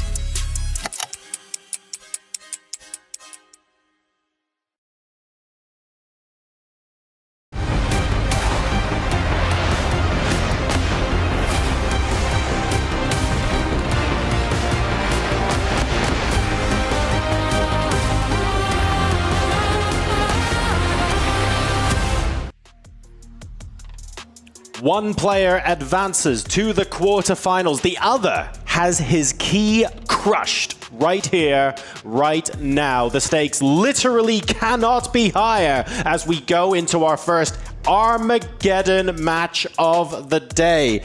It is Nepomniachtchi versus Esipenko, the rematch. Are we going to see a different result this time around? Quite possibly. And here we see how Armageddon works. The players bidding with time. The winner of the bid, the one who goes lowest, gets the black pieces. The loser of the bid, the one who goes higher, gets white, but must win. So I can reveal now that the players have both put in their bids for black. And the winning bid is 7 minutes 40 seconds. Jan Nepomniachtchi bid less. Andrei Esipenko bid 7 minutes 59. This is higher than what we saw yesterday on stream. How are we feeling about this sort of time, Tanya? Yeah, Nepomniachtchi wins the bid with 19 seconds. And, you know, he will start with the black pieces, which means that Andrei Esipenko will have to win on demand. A draw means, yeah, Nepomniachtchi takes the match. Right. But what has just happened in this encounter has been unbelievable, you know? Jan Nepomniachtchi staring at a busted position. Yes. Completely lost position. Gone. He, you know, didn't just snatch a victory out of the jaws of defeat. He completely crushed it after that. He shut down the game, and now it all comes down to this Armageddon. Anything can happen. You start feeling the stars are aligning for you. You know, luck is on your side. And what does that do to Andrei Esipenko's confidence? Yeah, you both mention regularly, chess is a game of momentum a lot of time, especially psychological momentum. And Jan Nepomniachtchi finally starts exerting pressure just in time for the Armageddon. How worried should we be? Well, we will find out. Esipenko going for the exact same opening he used with success to defeat Nepomniachtchi earlier in the day. We see a repeat so far of what the players have done, and Nepomniachtchi actually plays a different move this time, chasing that white bishop around the board, speedily moving his knight out the way now. It feels like he's done some homework. Maybe they had a short break in between and Nepomniachtchi had studied this before. I will mention, Esipenko, he's won both of his games with white against Nepomniachtchi. earlier today and in their match yesterday. So he should take some confidence from that. That being said, the 7-minute mark tends to be the sweet spot with Armageddon, and Nepomniachtchi winning the bid at 7 minute 40. That bodes well for him, giving him a decent amount of time, should be enough time if he plays well in this game. I mean, Nepo could have a minute on the clock. It would be a decent amount of time. He's just a speed monster, right? It's one of his biggest forte, one of his biggest strengths. So I think 740, a great bid. And with that, also getting the result odd in. But because their chess, their games have been so decisive, perhaps draw is anyway not on the cards. And look at the position we have. That's absolute fireworks. The pawns have rolled up the board. Black's king is still in the center. White's lost that central pawn as well. This is fire on the board from the very start. But also, this is dangerous for Jan. You're right, he is the speed master, but for some reason, I don't know if it's playing the player, not the board, I don't know what it is. He used so much more time against Esipenko than we've seen in other matches where Jan is so fast, he has that massive clock advantage. That hasn't existed, frankly, against Esipenko, so starting with less time is super double-edged for him. Yeah, whether this is Esipenko's last game in the Esports World Cup or not, I've loved watching him. The openings, he's so brave. He's playing these offbeat ideas that are rarely studied, sometimes even brand new ideas, and going head first for maximum complications, not fearing his more experienced rivals. And it's paid off so far against Nepomniachtchi. He's had opening successes game in, game out. Again, White here, the eval bar says, big advantage, but he is a pawn down, and he needs to find something concrete to compensate for that. And that's been awesome to watch, you know, and especially given the time format here with no increment, not only in the Armageddon, but the main games as well. This is where you want to get these offbeat surprises in. Even if there's a way for the opponent to turn things around, it's hard to find it with just 10 minutes on the clock. So a really practical approach here by Esipenko. And in this last move, he decides to trade pawns. The eval bar didn't like that as much. It felt like there was an advantage for White somewhere. I couldn't see where. Oh, wow. Whoa. Rook coming in. Hello, what's going on here? That's a double exclam. Of course, if you recapture the rook, the queen swoops in via b5, presumably, and that regains the material. But very much on the front foot here is Andrei Esipenko. Beautiful rook sacrifice, first double exclamation mark of the game. Nice to see the fans enjoying themselves out there in the arena as well.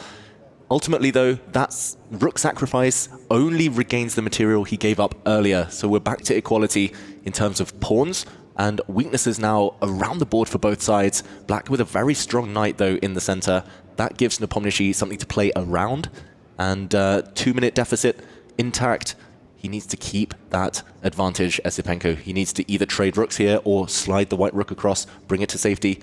You can also use the white queen, go grab a pawn. A lot of choice, but he needs to play quickly. He needs to put pressure on the clock. I have a question for you. Where is safety for the rook right now? Because this looks weird, doesn't it? It looks weird to the white rook. There are 2 safe squares across the board. You can trade off. That would make a lot of sense as well. But maybe you want to keep your active rook. So sliding towards the center. There we go. I would say the other logical choice here, because it does hit Black's pawn on yes, e5. That's right. And then the pawn on d5, you sort of respond with, yeah, rook takes e5, and suddenly things look a lot more calm. And there's also a bishop hanging, right? So the queen is tied down to defending that piece. So he first moves that bishop, but it doesn't defend enough because you've got the knight and the rook both targeting that central pawn. Right. And I think Esipenko could potentially just pick it up. You'd be up a pawn, but he does wait. It's a bit of a cagey, weird approach here, you know? It gets the cross as well. b4, giving up a pawn. Yeah, that's an odd choice. He wanted to prevent the black knight coming back to c5. He's taken control over that square. That would have trapped the white rook. I think that would have been Black's response if White had grabbed in the center, but tactics would have actually worked in Esipenko's favor. He's trying to keep his time advantage, which is very logical, but that was maybe one moment to slow down and pause. He could have gone a pawn to the good and at least then had something to hold on to for later. Yeah, now that the rooks come across, suddenly White doesn't have enough time to capture the pawn on e5, and it's now Black, the player with the initiative here. Yeah, the Black central pawn on e5, so much more important than the pawn the White queen just grabbed. And not only did the White queen grab a weak pawn, but the pawns behind it now dropping off. The Black rook will feast on that pawn anytime it wants. You could decide to trade first on e6, then pick it up. Instead, a different approach. He slides the queen to a square where he puts pressure on that rook to e6. This looks very controlled by Jan Nepomniachtchi. And I'm going to say for Andrei Esipenko, you know, it's so much about what has just happened as well. In his mind, he's thinking how close he was to actually just finishing the match off after a perfect brilliantly played game. The performance in game 2 was just brilliant. It came down in that winning moment when you make a move that loses the game on the spot. That's what's going to cost him the match right now if he doesn't manage to create his chances. He's up a pawn, but he's got these two weaknesses on the B file. The rook on E6 attacked.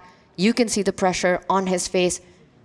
For Jan Nepomniachtchi, he gets a second chance at this match and he's making the most of it. And isn't this interesting as well, because the eval bar is showing us that this position is relatively equal, but it is, from a practical play point of view, all of the ideas and all of the coordination looks like it favors black. This is one of those situations where, yes, okay, with perfect play, this might be all right, but it's so much easier to play as black, and that's what the eval bar doesn't tell you, how intuitive, how easy a position is to play. Exactly. The material balance has been restored as well. The black piece is super centralized. White was playing without the bishop and without the rook now on f1 next to the king. So here we see Jan Nepomniachtchi offer a queen trade. It's going to be hard to dodge this. The white queen is needed on the board to protect those two weak white pawns on the b file. This is Jan using Armageddon and the format to bully the opponent. Yeah, and under any other circumstance, Tanya, with the pawns looking like that, with the scare that you survived out of the opening, there's an argument to say, swap the queens or move it away and accept a repetition or something. And under normal circumstances, you'd kind of be okay with that. But you can't do that here, not in a must-win situation, not in an Armageddon game. It's a dead man's draw for Andrei Esipenko. He has to find a way to keep the game going. If the queens come off the board, which is what Jan Nepomniachtchi is pushing for the max, that would just completely kill his chances. Yes, that might be objectively the best decision, but Andrei Esipenko even has to keep the game going. Even if it's less than ideal to keep the queens on the board, it's the only way to play on. And this is the downside too, keeping the queens on the board. Suddenly the black queen is the more active of the two. The black queen is eyeing up some weak pawns. Esipenko's pieces are just so contained right now, very, very passive. And the time advantage down to around 20 seconds. Not looking good for him. Jan Nepomniachtchi looks so relaxed. Ever since that little transition, the black pawns in the middle surviving, Jan has been leaning back, looking chilled. Tiniest bit of a head shake from Esipenko, and you can see the nervous energy through his body right now. He is struggling after being in control for so long. I mean, in that second game, we saw him cursing himself. Right now, he's thanking his stars. And everything that's played out right now, look at the clock advantage. He started with less than 2 minutes and a few seconds on the clock, but now it's almost equal. It's almost level. And the position, very healthy for black. Beautiful queen, beautiful knight at the center of the board. Andrei Esipenko with a big weakness on b5. What is that knight on h4 even doing at the edge? No targets whatsoever. Complete control in this Armageddon by Jan Nepomniachtchi. And therefore we need fireworks. G4 out of nowhere. Queen takes b5. Instantaneous answer from black. And we move the queen up to f3, trying to disrupt the pawn structure here for black. Getting an exclam there, just really trying to mix things up and keep himself in the mix. Keeping the queens on the board, simply the only hope. You need to go for checkmate. The black king is a bit airy. There are some weak squares around it, so keeping the queen on the board, the white knight as well lurking nearby, that is a great practical try. I think he'd need to find this, Esipenko. This is the only way he's going to save this game. The pawn structure for black as well is under fire. It's being eroded. Those pawns needed to defend the black knight. Suddenly the black queen looks a bit offside. The action happening elsewhere. Yeah, I mean, call a move like g4 brave, call it desperation. It had to be done. It was the need of the moment, and now we're going to see some trades, and right there, the material balance is restored, but white has managed to open up the line of the white rook, centralize the queen, trying to get that knight into the game. That would be the absolute key. That knight on h4 needs to reroute itself, ideally land closer to the black king. If you can give a check from e6, that would be the dream. I see a path, f3, g5, e6. Does white have enough time to do it? Takes 3 moves. Black in the meantime might be taking some pawns, might be offering some queen trades, but the white knight certainly is the one that needs to do a bit better work here, needs to participate. I'm expecting it to retreat. Andrei Esipenko, he's tanked again, the heart rate high. It's still a small time advantage. There's still hope. He's done a great job of just staying in this game, but he needs to keep the momentum. Oh, this pawn push, that looks slow. How does that improve the position? It's a move, I think, where he was trying to fight against the threat of a queen swap with queen to b4. He defends the g4 pawn so that if laterally the queen trade is offered, he has the option to move away and keep those alive. Instead, Jan Nepomniachtchi, he picks up the pawn. It's one of those things where we were busy wondering whether the queen could take the pawn on b2 safely, but by playing a move like h3, it feels like it gave black the time to go, you know what, I will actually take this as well. My queen's offside anyway, but if you're not going to be playing very active, aggressive, assertive moves, then that buys me time to improve my potential endgame position. Yeah, and in the meantime, this last move, very clever from Jan Nepomniachtchi. He says, yes, you can jump forward with the white knight, but that will lead to a rook exchange. You're running out of ammunition here, and it's just very difficult to get the white rook in the game. He's a great defender, Jan Nepomniachtchi. He always has been, and especially in the candidates matches that he was, and the candidates tournament, he was so successful. He drew so many games from positions of weakness. He held on. Can he hold on here? Black is a pawn up. Lots of checks incoming. White lacking threats, and the white knight forced to retreat. The black queen cuts across the light squares, and there we go, a step in the wrong direction for Esipenko. And now he's got less time on the clock as well. He's running out of pieces. He's running out of the time advantage. And Andrei Esipenko suffering here. You know, this match could still go either way, but it looks like it's going to be Jan Nepomniachtchi right now who comes on top. And he couldn't even take the pawn on e5 as well, because that would lead to the minor pieces coming off, and there's even less to play with when he needs to push for a win. Yeah, the position repeating itself. He just repeats, a draw would be enough, but Esipenko cannot allow that. To your point, knight takes pawn would lead into certain pins along that file, or a bishop takes knight trade, equally good enough to get that draw in. He needs to keep the knight on the board. And it looks like he's reduced to pawn pushes here. The white queen cannot move for the black pawn stepping forward. Discovered check. The white knight has tried dancing around ineffectively. Will he push one of these pawns now, Esipenko, to try and ask some final questions? He's now down 30 seconds on the clock. The board, he's down a pawn as well. Looks like everything's stacked against him. And you've got a feel for Esipenko right now. You know, coming in as an underdog in this match, both times that he faced Jan Nepomniachtchi here in Riyadh at the Esports World Cup, and doing it the first time, and so close the second time as well. And this Armageddon has been pretty much a Jan Nepomniachtchi show, right? With the white pieces, Andrei Esipenko hasn't managed to really get that advantage, those complications going. Oh, and the queen's coming off as well. Esipenko reacts and fist pump already before the game even ends from Jan Nepomniachtchi. He believes that this queen trade is going to guarantee him safety. From table smashes to fist pumps, it's been quite a journey for Jan Nepomniachtchi in his match, in his battle to make it to the quarterfinals. It's not over yet. The black bishop is relatively bad, stuck on dark squares, protecting all of its pawns.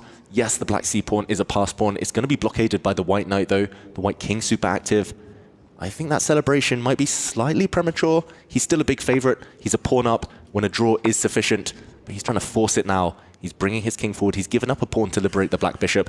Tanya, it just feels like the white army here just doesn't have enough to break through. You want more pawns on the board. You want to make this a fight, but it almost looks like if black's able to give up the bishop for one of the pawns, get the other pawn from the king, that would also end in a draw. And I think that's the idea of defense that was trying to be set up. And look at that, the e3 pawn comes under attack. The knight will be forced into passivity to defend that pawn now. Jan Nepomniachtchi, if king takes pawn, it will be the black king that will start marching up the board. He's doing this perfectly. And Esipenko, I think the realization is setting in that he's going to be out of the competition. Beautiful from Jan Nepomniachtchi. Really active defense here, giving away the black pawn just to force the white king back. As soon as the black king starts stepping forward, there's going to be no way for white to make progress. The black c-pawn is going to be a decoy later. It's going to save itself and march down the board to deflect the white army. But for now, perfect defense here, perfect blockade. White struggling to break through. Black bishop going to hold everything. And there it is, the c-pawn moves forward. It is going to be a distraction. The bishop beautifully placed there as the pawn marches up. Jan Nepomniachtchi putting the finishing touches to this one. And that black c-pawn just so strong. Knights struggle against pawns towards the edge of the board. The black bishop prevents any checks from the white knight. We might see this ending king versus king. The clock, though, as well against Esipenko as the white knight goes so passive now. Yeah, Jan Nepomniachtchi today has definitely used one of his 9 lives. It's unbelievable. One of the wildest turnarounds that I've ever seen in a match. Esipenko, all he needed to do was grab a free rook in the previous game. It was there. It was hanging. It was looking at him. That victory, and here we see a repetition. That means Jan Nepomniachtchi goes through. And the grind from Jan Nepomniachtchi clutching that match victory there when it all looked so glum, never giving up, always looking for resources that he can use to his advantage and seizing the moment when it came to him. An absolutely brutal Armageddon game ends in victory for our incredibly experienced and esteemed competitor here. Commiserations, of course, to Andrei Esipenko, who has beaten Nepomniachtchi in the group stage before, but couldn't make it stick in the rematch. Wow, such narrow margins at this high level. It was just one move. It was one turnaround, and it slipped away from Esipenko. That last Armageddon, super professional from Jan Nepomniachtchi, but nice to see the mutual respect here as they analyze the games, they discuss what just happened. It's been awesome to watch Esipenko, what he's brought to the EWC. You know, just his performance, his opening preparation, keeping cool, keeping calm. And these were the final moments. You know, this wasn't just a match win by Jan Nepomniachtchi. This was an absolute resurrection. He's staring at defeat. He's staring at disqualification. He's staring at being out of competition. And then that one hope of life comes in, grabs it, and a brilliantly played Armageddon. It really is all about seizing that one moment, isn't it? Creating those opportunities when there's no increment, when you don't get second chances to seize these. And Jan Nepomniachtchi really allowing his experience and his composure to shine through. So absolutely phenomenal performance there. Squeezes through in the Armageddon. That means he has a second key to crush in an hour.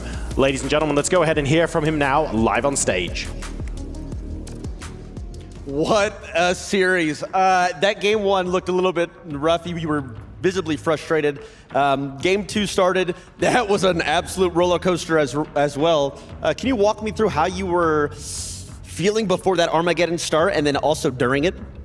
Well, I mean, like, game one, I almost, like, made it, like, to the safe harbor. I should have made a draw, but, I mean, I misplayed, like, endgame badly and, like, gave a 3-point to Andrei. And the second game, I didn't get anything specific out of the opening, so it's a more or less well-known line, and he equalized. And then, I mean, I was trying to keep up the game going, but yeah. I guess after C5, Rook E5, suddenly I'm okay. But before, I was like in a big trouble. I mean, like it could easily end like 2-0, like, so I would go home with a clean sheet, yeah. Now, going back to that second game, it looked like the game was over, tournament life was over, but walk me through the emotions when you were given that second life in the game. No, I mean, like, it was very quick. I mean, everything happened very quickly. So let's say after he played like C5, I saw like Rook E5 instantly. So I suddenly found out that I'm not worse anymore. Maybe I'm even winning. So that was a nice surprise. But before this, of course, like, I mean, like he did his homework, so he played good in the opening. So, I mean, yeah, sometimes you need some pure luck to keep yourself in the key row. Now, first of all, congratulations. You made it into the quarterfinals. Is there anyone that you're looking forward to facing in the next stage of the competition? Or we know every single person here that made it to the top 8 is a sensational player in the game. So anyone you're looking forward to or excited to play against? I'm looking forward to see my room and my bed at my bed mostly. Yeah, because okay, I almost didn't sleep today. So yeah, this would be a good start. And then whatever RNG suggests, I'll happily accept. Well, you know what? We'll give you time. It's time for you to get yourself back to the hotel, get yourself in your room, and relax, because tomorrow you'll be back for the top 8 spot. Congratulations, Nepo, on joining us in the next stage of the competition. Ladies and gentlemen, that is the first person to make it here today to the top 8. Let's head on over back to the studio. We're just super excited here with what's going on the stage. Boys and girls, break it down for us. $90,000.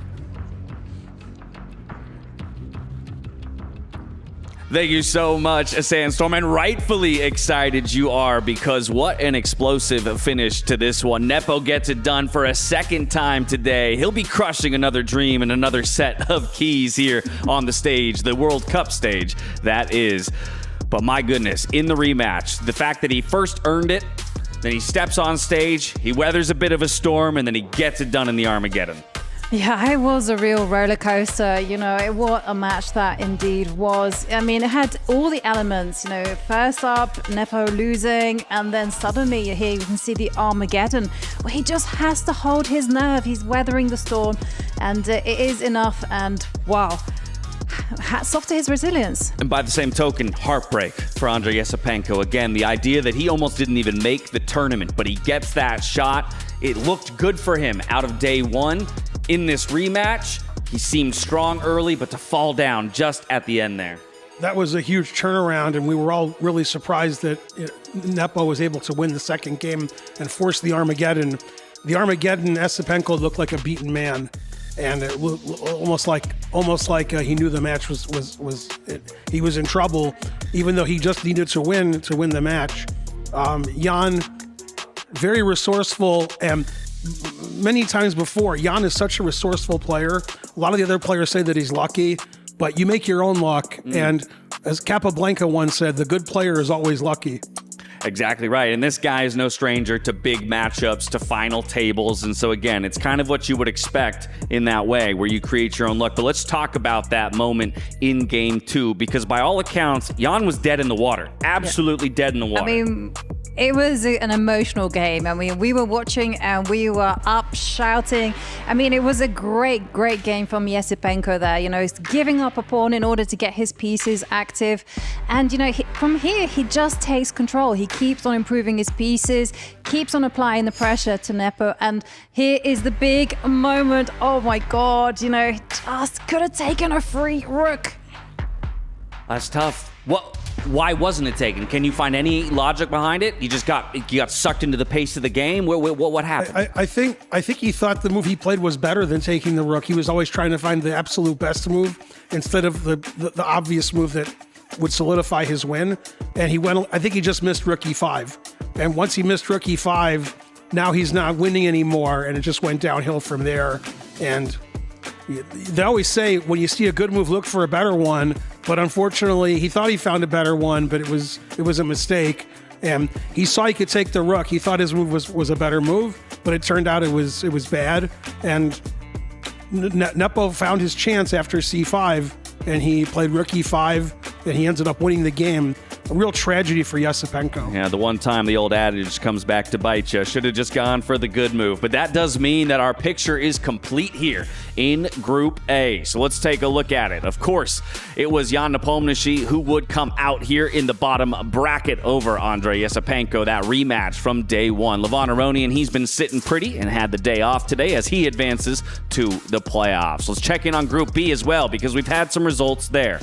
And you might notice a name that came out of the last chance qualifier over another LCQ qualifier in Anish Giri. That was his first match of the day here for Nihal Sarin. He then promotes into a matchup against MVL, one of the guys we talked about as a contender. Nihal, a dark horse, and he's proving that point that he could be a real dark horse in this. He unseats Maxime Vachier-Lagrave to book his ticket into the top 8. Yeah, you can see the relief there on Nihal Sarin's face. I mean, he did it through sheer speed and wit and luck and all you can name. I mean, what a contender. So the Group B, all about the youngsters in this one. We had Arjun Erigaisi promoting just yesterday. Now Nihal Sarin. What do you make of that? The picture of the different styles of players we've already got in the quarterfinals. Yeah, Nihal actually lost the first match 2-0 to his countryman Arjun, then ended up winning the next two matches.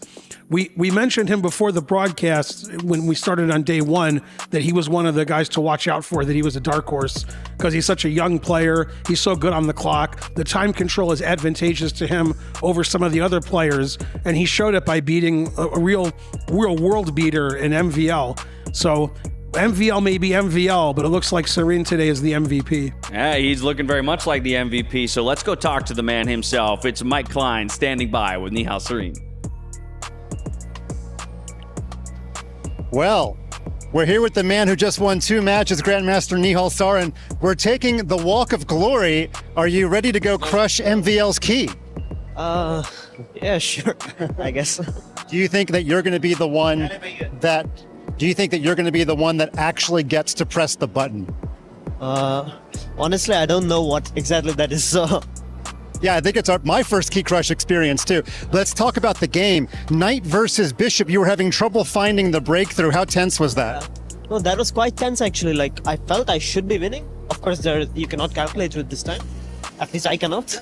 But yeah, I felt it should be winning, but I could not find the breakthrough. So it was a bit, I mean, there were some nervy moments, of course, and also I started to get a bit of I couldn't convert upon a... Yeah, I kind of... okay, in the scramble, I kind of lost this pawn on h4. But then I was very happy to find this b4 move, just to take the square away from the bishop, and the bishop is kind of getting trapped. So then, okay, he had to give the pawn to save his bishop, but then I finally get the pass pawn, and g6 is still weak, so... Right. Now, you didn't get much time to rest after the first match, and that was an absolutely crazy time scramble where probably Anish mouse slipped or something, but you talked with him for like 5 minutes after the game. What were you guys talking about? Yeah, I mean, okay, I was insanely lucky in that game.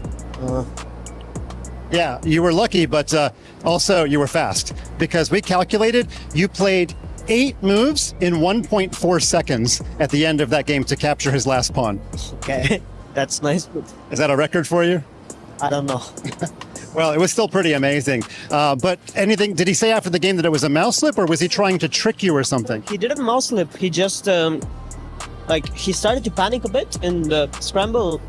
And okay, of course, this is very, very unusual for him. Also, like, he's pretty fast, actually. He is, but you were faster. And okay, we're gonna end this, but it's pretty exciting. Let's go crush a key, okay?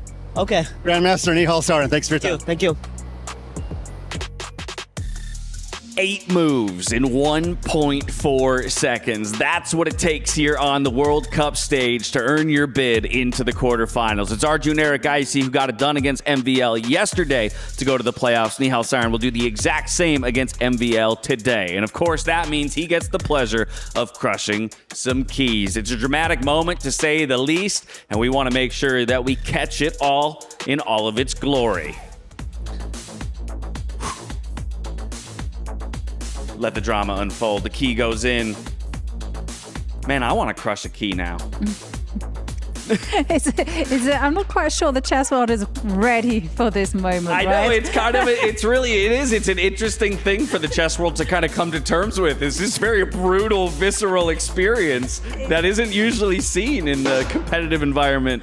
I mean, they say that chess is a gentleman's game, and this kind of is bringing in a whole new dimension to it. That key got destroyed.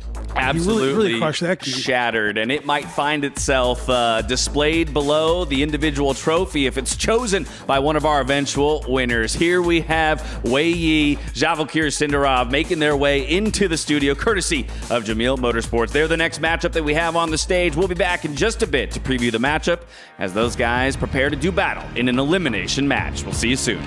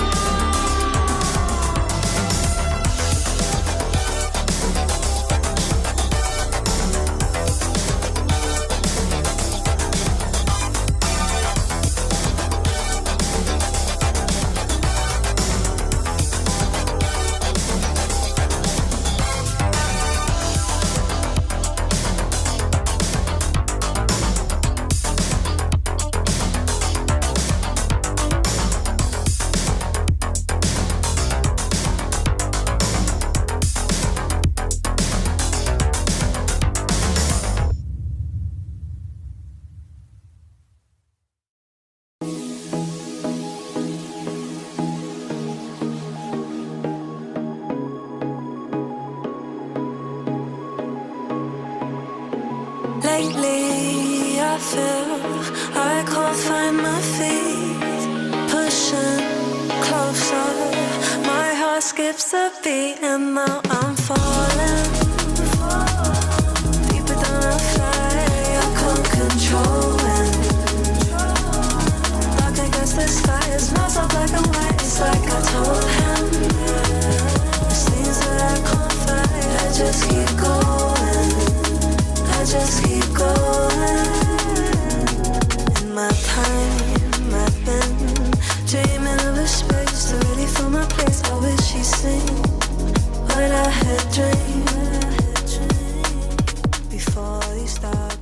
Well, we are here with Andrei Esipenko, who beat Jan Nepomniachtchi yesterday, but he got the best of you today. I want to talk about the Armageddon game. He underbid you. You had to play for a win as white. You played a tricky opening that I don't even know the name of. Tell us about this knight d5 move on move 4.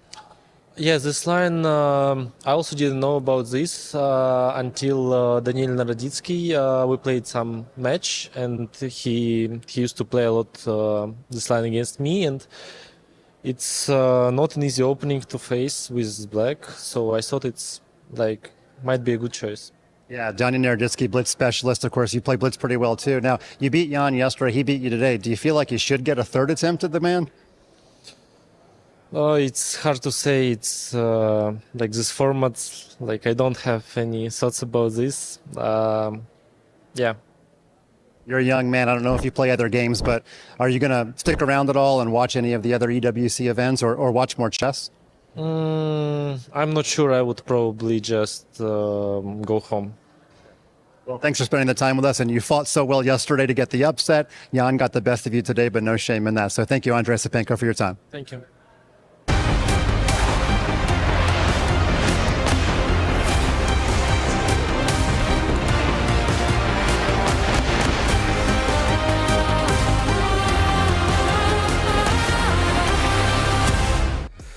Welcome back to the Esports World Cup. We're midway through the day here with the chess competition. Just a moment ago, we saw Nihal Sarin crushing the keys of some of his opponents as he promotes into the top 8.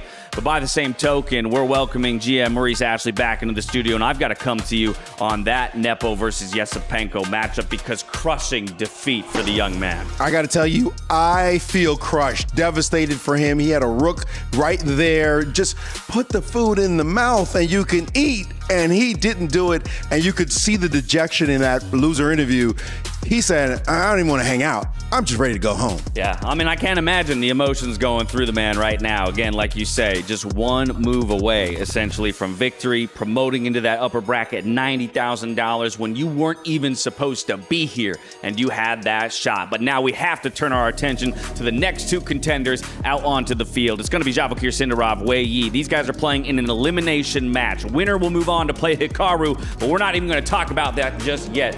Ben, how do you see these guys matching up again? I see a lot of green on the right-hand side of the board. Is Wei Yi really a favorite? I'd say Wei Yi is a very slight favorite, but they're both young players, really strong. Wei Yi's a little bit higher rated. Sindarov's a little younger. So, again, it's a toss-up, and I don't want to jinx anyone because usually when I make a prediction, it's not good for the guy I predicted, but I'm gonna go with Wei Yi. I think he's going to show his class and win the match. What do you think, Maurice? Well, you know, classical chess, I'd be saying Wei Yi, Wei Yi, Wei Yi. But in this format, youth matters. Sindarov is definitely somebody who's also hungry and I think a bit desperate.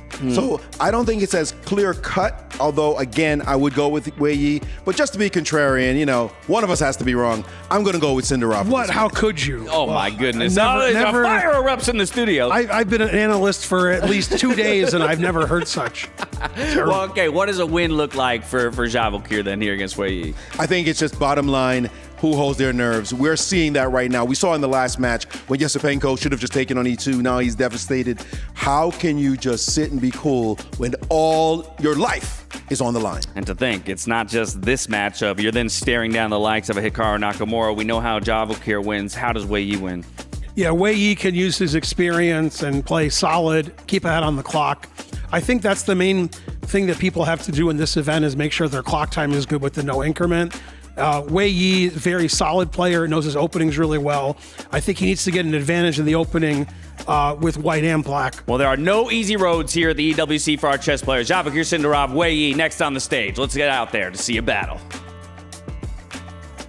2 groups down, 2 more to go. We now have more players fighting for their EWC tournament life. So, let's bring them on down.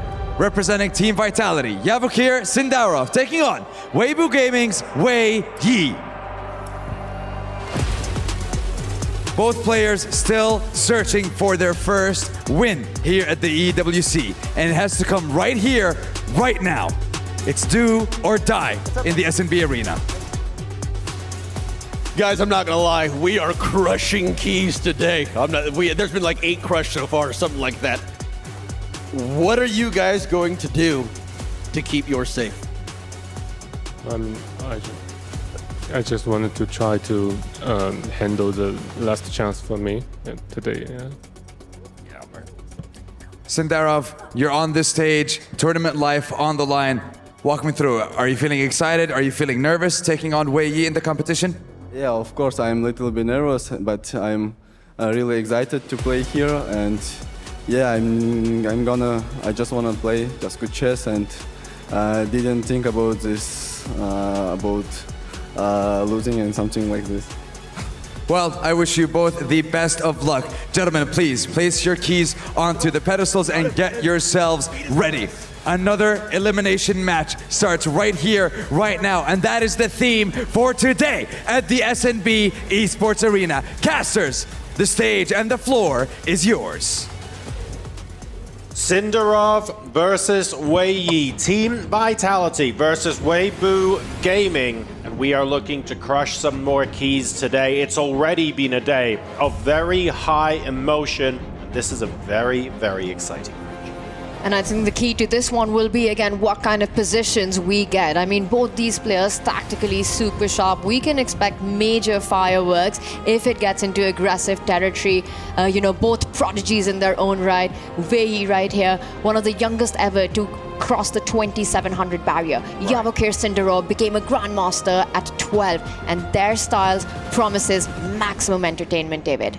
2 fantastic players. They had different paths yesterday. Sindarov came so close against Hikaru Nakamura, blundering that checkmate in dramatic fashion in the first game there. But for Wei Yi, it felt like he wasn't quite at his best.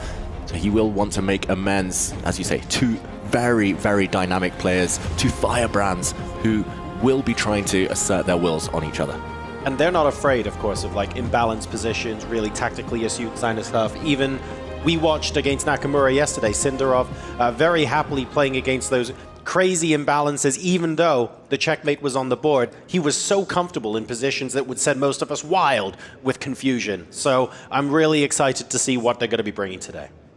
And you should be getting excited, because look at what we have on the board. Wei Yi brings the first surprise. Now, it's not something that's not been played before, but it is still offbeat. Knights before bishops is the general rule of development in chess. But here, the bishop lands on the c4 square first, keeping certain options open. You might even get the f-pawn moving up. Maybe we'll have a transposition, and we see that. Sindarov heard you. He heard you, and he said, "Now I'm going to play my bishops before my knights as well." He heard you. Well, it is called the Bishop's Opening. It's a double Bishop's Opening. And will they bring out their knights? That is the big question.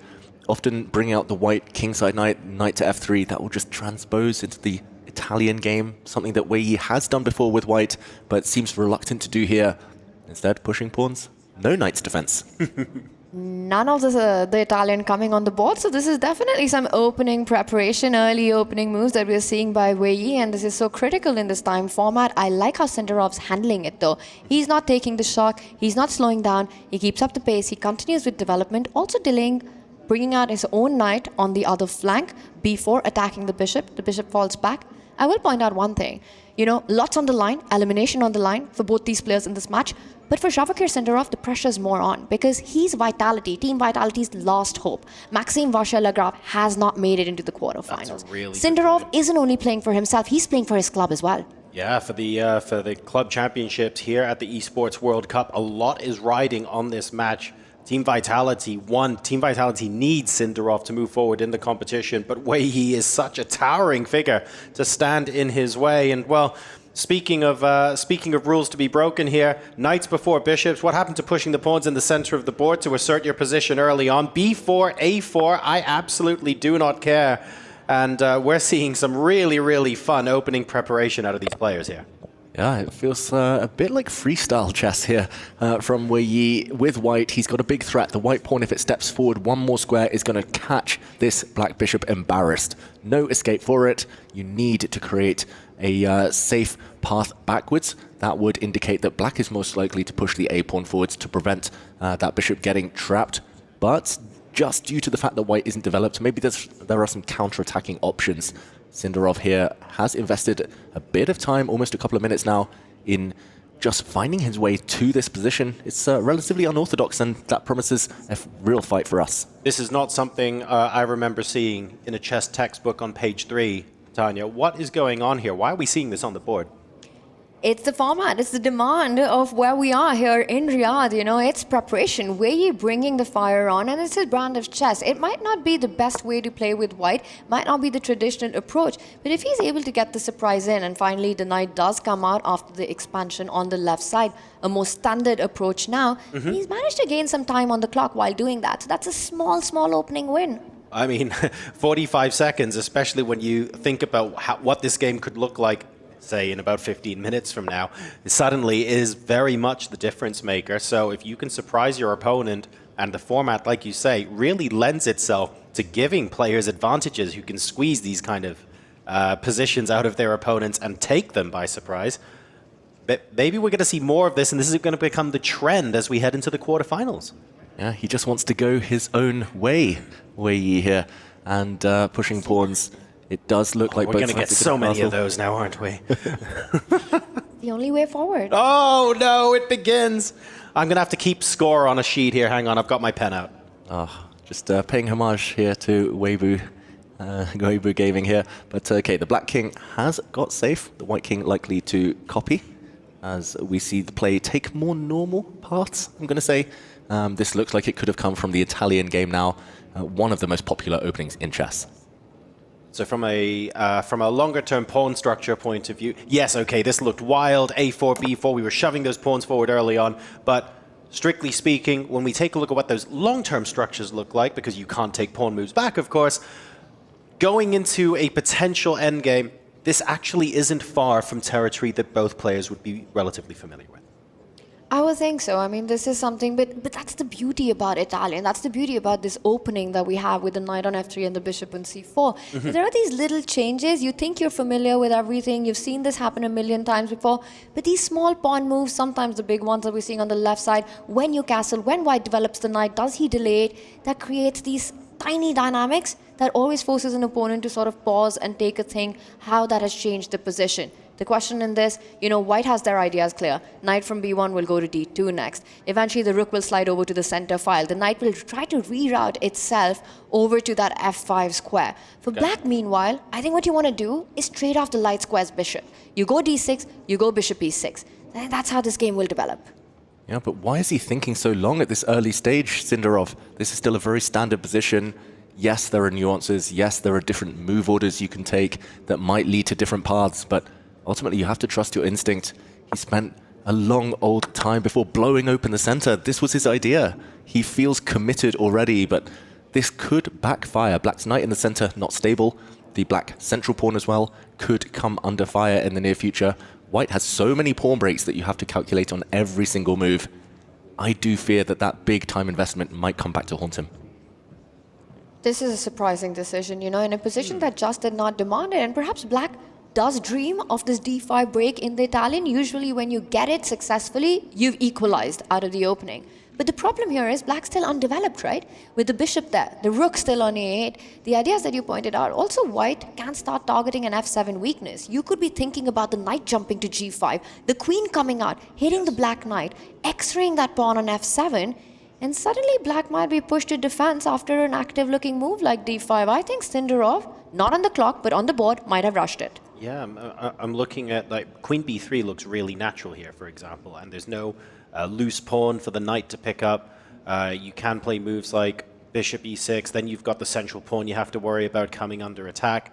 The good news is I'm still not 100% sure where the dark squared bishop for white is going to end up in this position. And of course, if you're going to be starting with knight d2, it's going to take a while for it to get to f5. So it's not like there's a 1 or 2 move knockout blow or anything like that. But in terms of keeping the initiative and having the time and space to keep your plans like in motion, this feels a little bit rushed from black.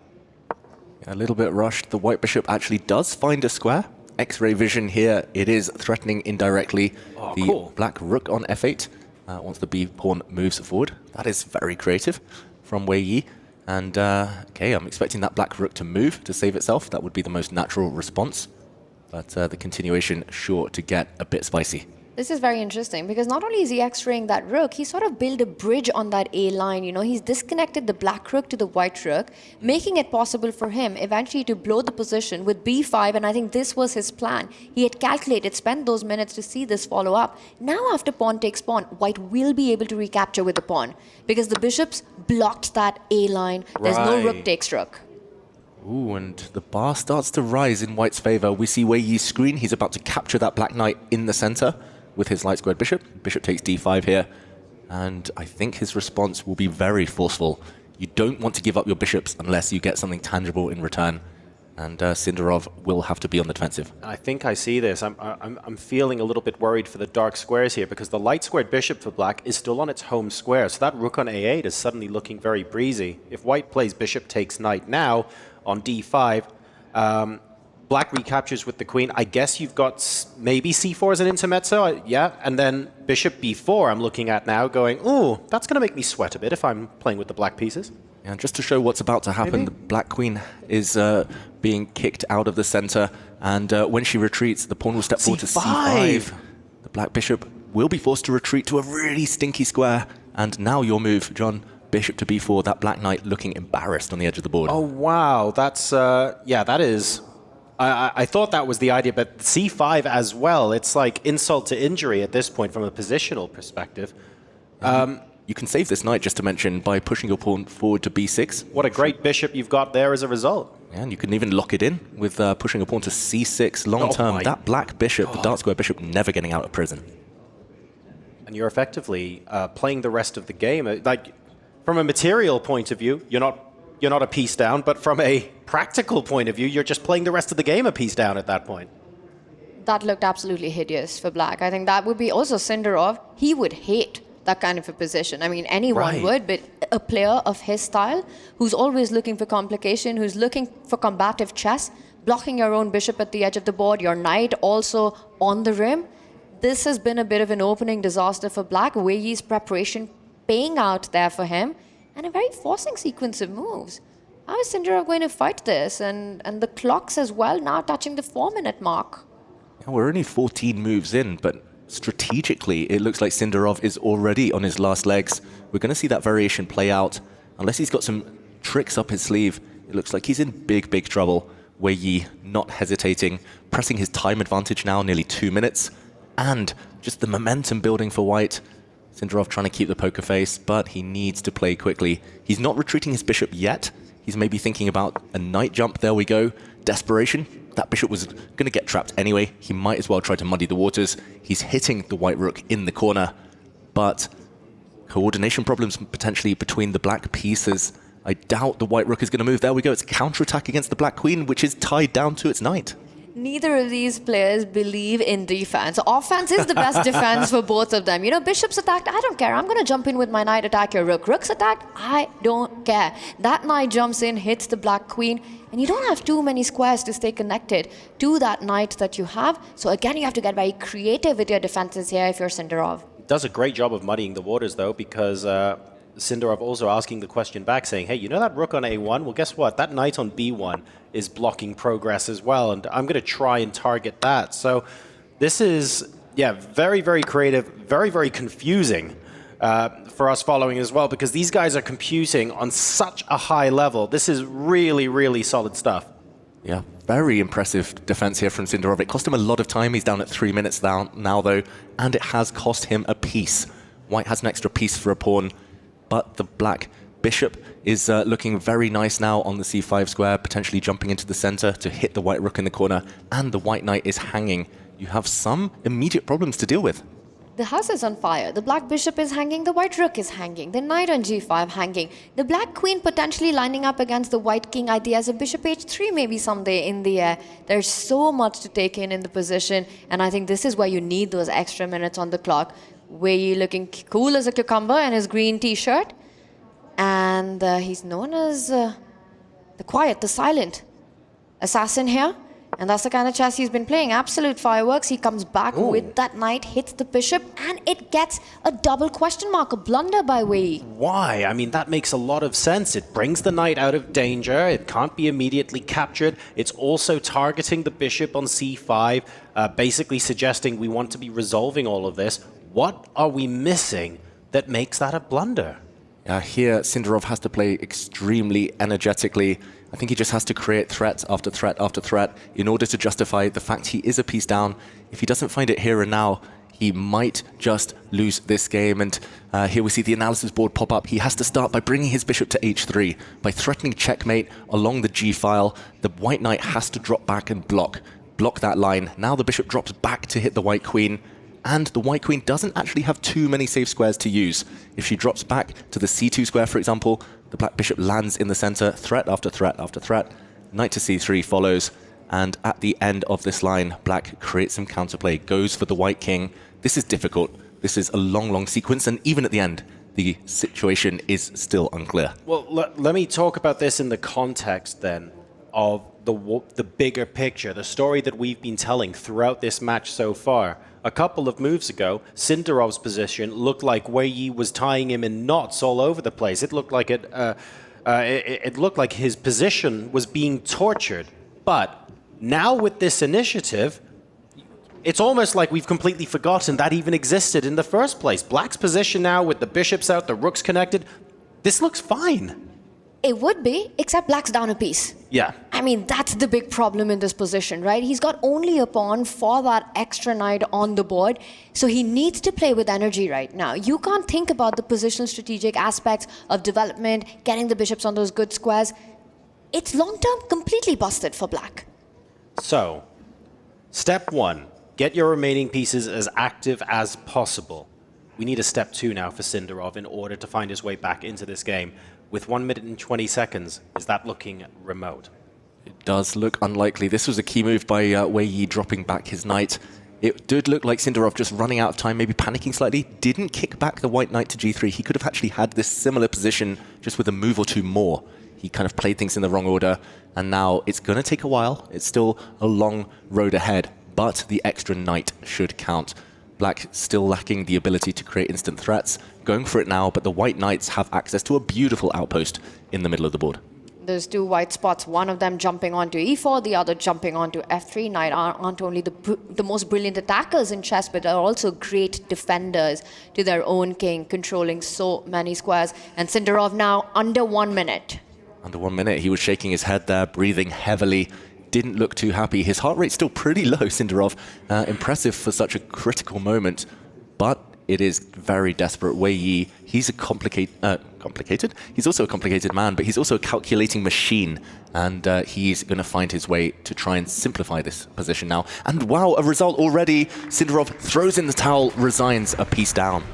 The remaining pieces found some activity, but at the cost of an entire knight. It wasn't something that he could overcome. Wei Yi takes down Vachier Sindarov in game number 1 with under a minute left to go. There was no way out. Cool as a cucumber. Wei Yi, oh, look at that. He does sweat after all, as it turns out. He resets for game number 2, but he is looking stoic in that chair right now. I'm gonna say it. I think that was an interesting move to just resign what might appear a little prematurely there by Sindarov, but you know, he'd had enough. He's a fearless brawler and he hates what he got on the board. Down a piece, no counterplay. He doesn't want to fight on, play on for tricks. He's saying, get on game 2. I'm ready. I want to play with white. I'm the fearless brawler. And this was the position where Sindarov did decide to give up. essentially the White Knight's too strong, an extra minor piece. It was going to be a long game, but ultimately he didn't believe in his chances of a comeback. That does show a bit of weakness. It shows a lack of confidence, but the clock ultimately adding to his miseries there as we get ready for the reverse encounter. Sindarov needs to strike with White now. He just never got the position out of the opening with the black piece. And I think it's going to be absolutely key to start strong from the very start. 24 moves is all it took, Wei Yi, to take down Sindarov. Does Sindarov have a similar surprise in his back pocket that he can bring out against Wei Yi now that he has the white pieces? Remember, it is now a must-win situation. He needs an opening strike. What do we think? A surprise. I believe in him. I have seen him so many times, Sindarov, in his career, come back with some crazy tactics, with some nice attacks. But yeah, it was just the writing was on the wall when he blew open the center, but it cost him too much time on the clock, and he never fought back that one. Vachier Sindarov definitely has it in him. He became a Grandmaster at 12. He's had some fantastic wins over the last year. He's really blossomed as a player who plays for those activity, those aggression, regardless of who he's up against. He's absolutely fearless. He was part of the Olympic gold medal winning team for Uzbekistan. You know, he's part of that golden generation from Uzbekistan. He's had some brilliant results in freestyle chess lately, and then finding himself here through the LCQ in a brilliant way, sort of cruising through that to get to the main event. He knows what's at stake, he knows what's on line, and Wei Yi does what we see top players do all the time: play the super solid Russian defense. So here we go. Game number 2. Wei Yi, absolutely no emotion either way. Very happy to play whatever comes his way. Currently finds himself on match point. All he has to do is draw this game, and he's 3 to the decided match. And almost deja vu, at least until this last move, as Sindarov meets the Petrov defense. The opening, I would say, of the Esports World Cup so far, he did the same against Hikaru Nakamura, this exact same variation, but Wei Yi switches things up, brings his knight out. Hikaru instead had moved his queen in that position, and a shake of the head already from Sindarov this early in the game. He's been the one caught by a surprise. That's not good. I mean, he needs to win this. It's a must-win situation with White. Already close to a minute down on the clock, and we've played 5 moves. So this is not the opening surprise, not the turnaround we would have expected. Advantage Wei Yi. One thing we've seen completely happen all around in this competition is clock, right? Time management. You're playing with White, must-win situation, and you're already down by more than a minute on the clock on move 5 in an opening that's extremely solid. That is a nightmare start. And especially for a player like Sindarov, who looks to put pressure not only on the board, on the clock as well. I mean, Wei Yi's just Mr. Cool today. And the one thing about top-level chess these days is you can't be too predictable. Sindarov had this opening, this exact variation against the Petrov yesterday. Of course his opponent, Wei Yi, is a professional. Of course he studied it before.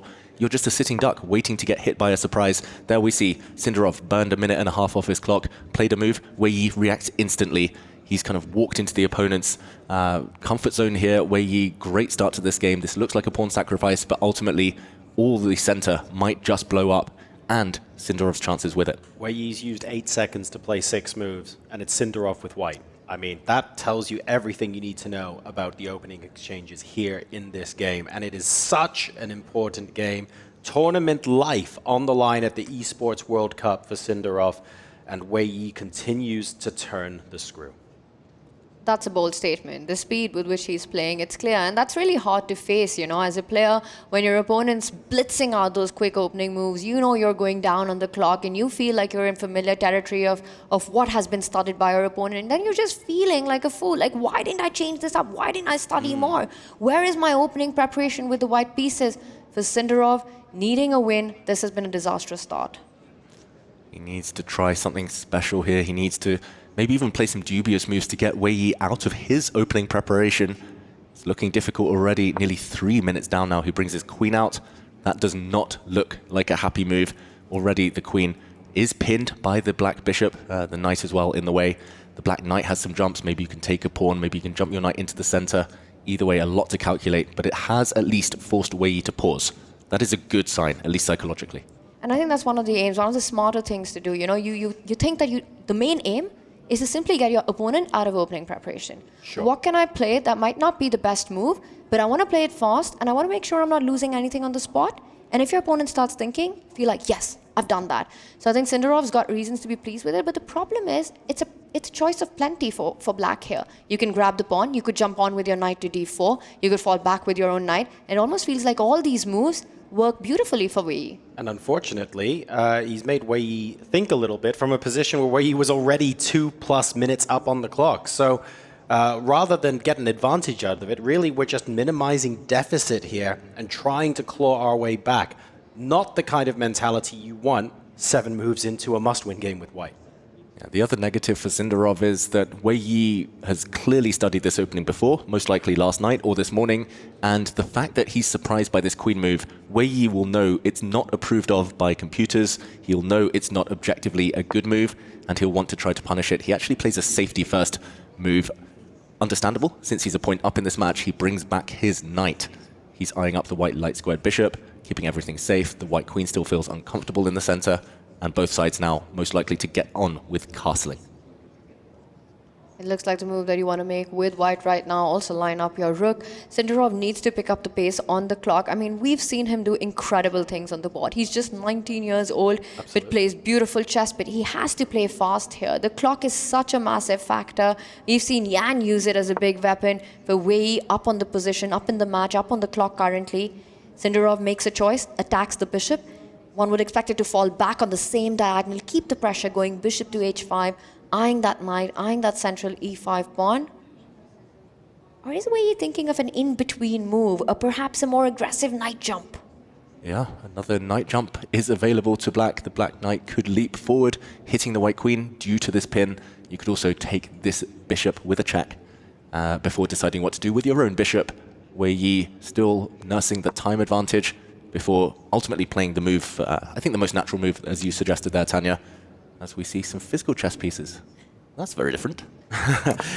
This is really interesting. So as white castles here, as things start to simmer down just a little bit, I can't help but think often out of an opening, we would say whether an opening was a success or failure for a particular player on the board. In this case, it feels like from the opening moves, even without referencing the board position, the opening was a success for Wei Yi in the sense that he was forcing his opponent to think and make that time advantage. It just shows how multifaceted this competition is.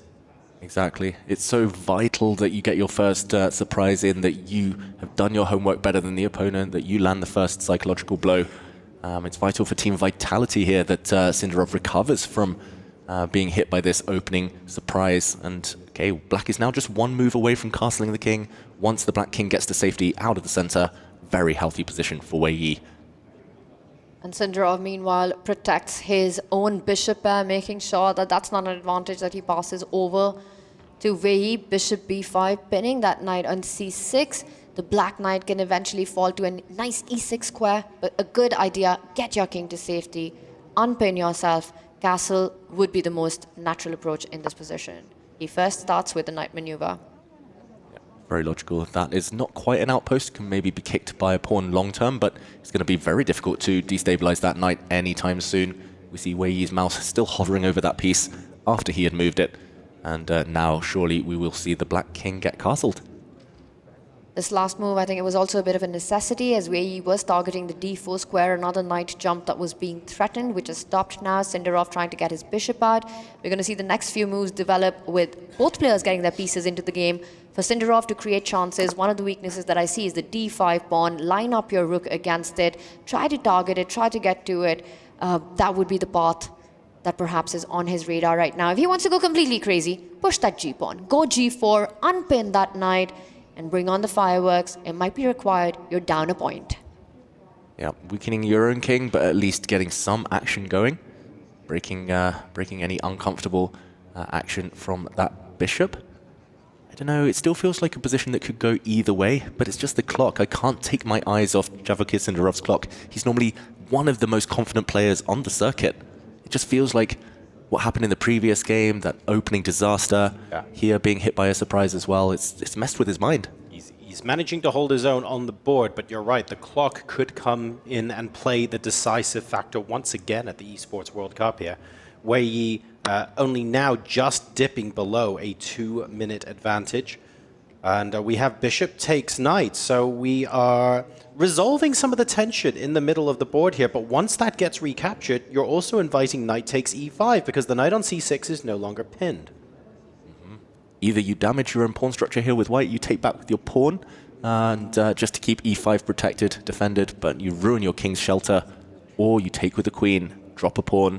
Maybe you can regain the pawn in the center, but you're only inviting liquidation, and what looks like a very equal endgame. That's not going to suffice here. It's not going to be enough for Sindarov. He goes for the more cautious approach. He's going to trade pawns at the center, and now you've got a completely symmetrical pawn formation, and that's bad news for the player who's in a must-win situation. Queen d5, queen trades being offered here. But the one long-term gain for white even in this position for Sindarov is that he's managed to get the bishop pair. If he's able to retain that over the next few moves, if he's able to keep the long diagonals going, might give him a little something to play for.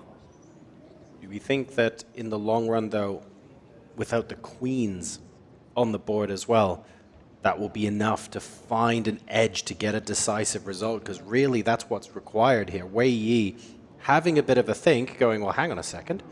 If you're going to offer me the queen trade, and all I need to do is get a draw out of this game, this must be good for me, but if you see a good move, look for something better. He's hesitating a little bit, but he's just double-checking that this is the way to go.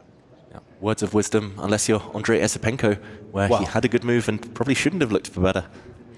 I think that's great advice if you've got more time on the clock. With a 10+0 time format, you see a good move, you play it immediately. Play it with both your hands. Play it instantly. That does cost you the minutes, and we see eventually c6, it was forking the bishop and the queen. We see a lot of trades, and this is what we were talking about, right? A simplified endgame, like you said. Now the big question. Bishop pair, great, but is that enough?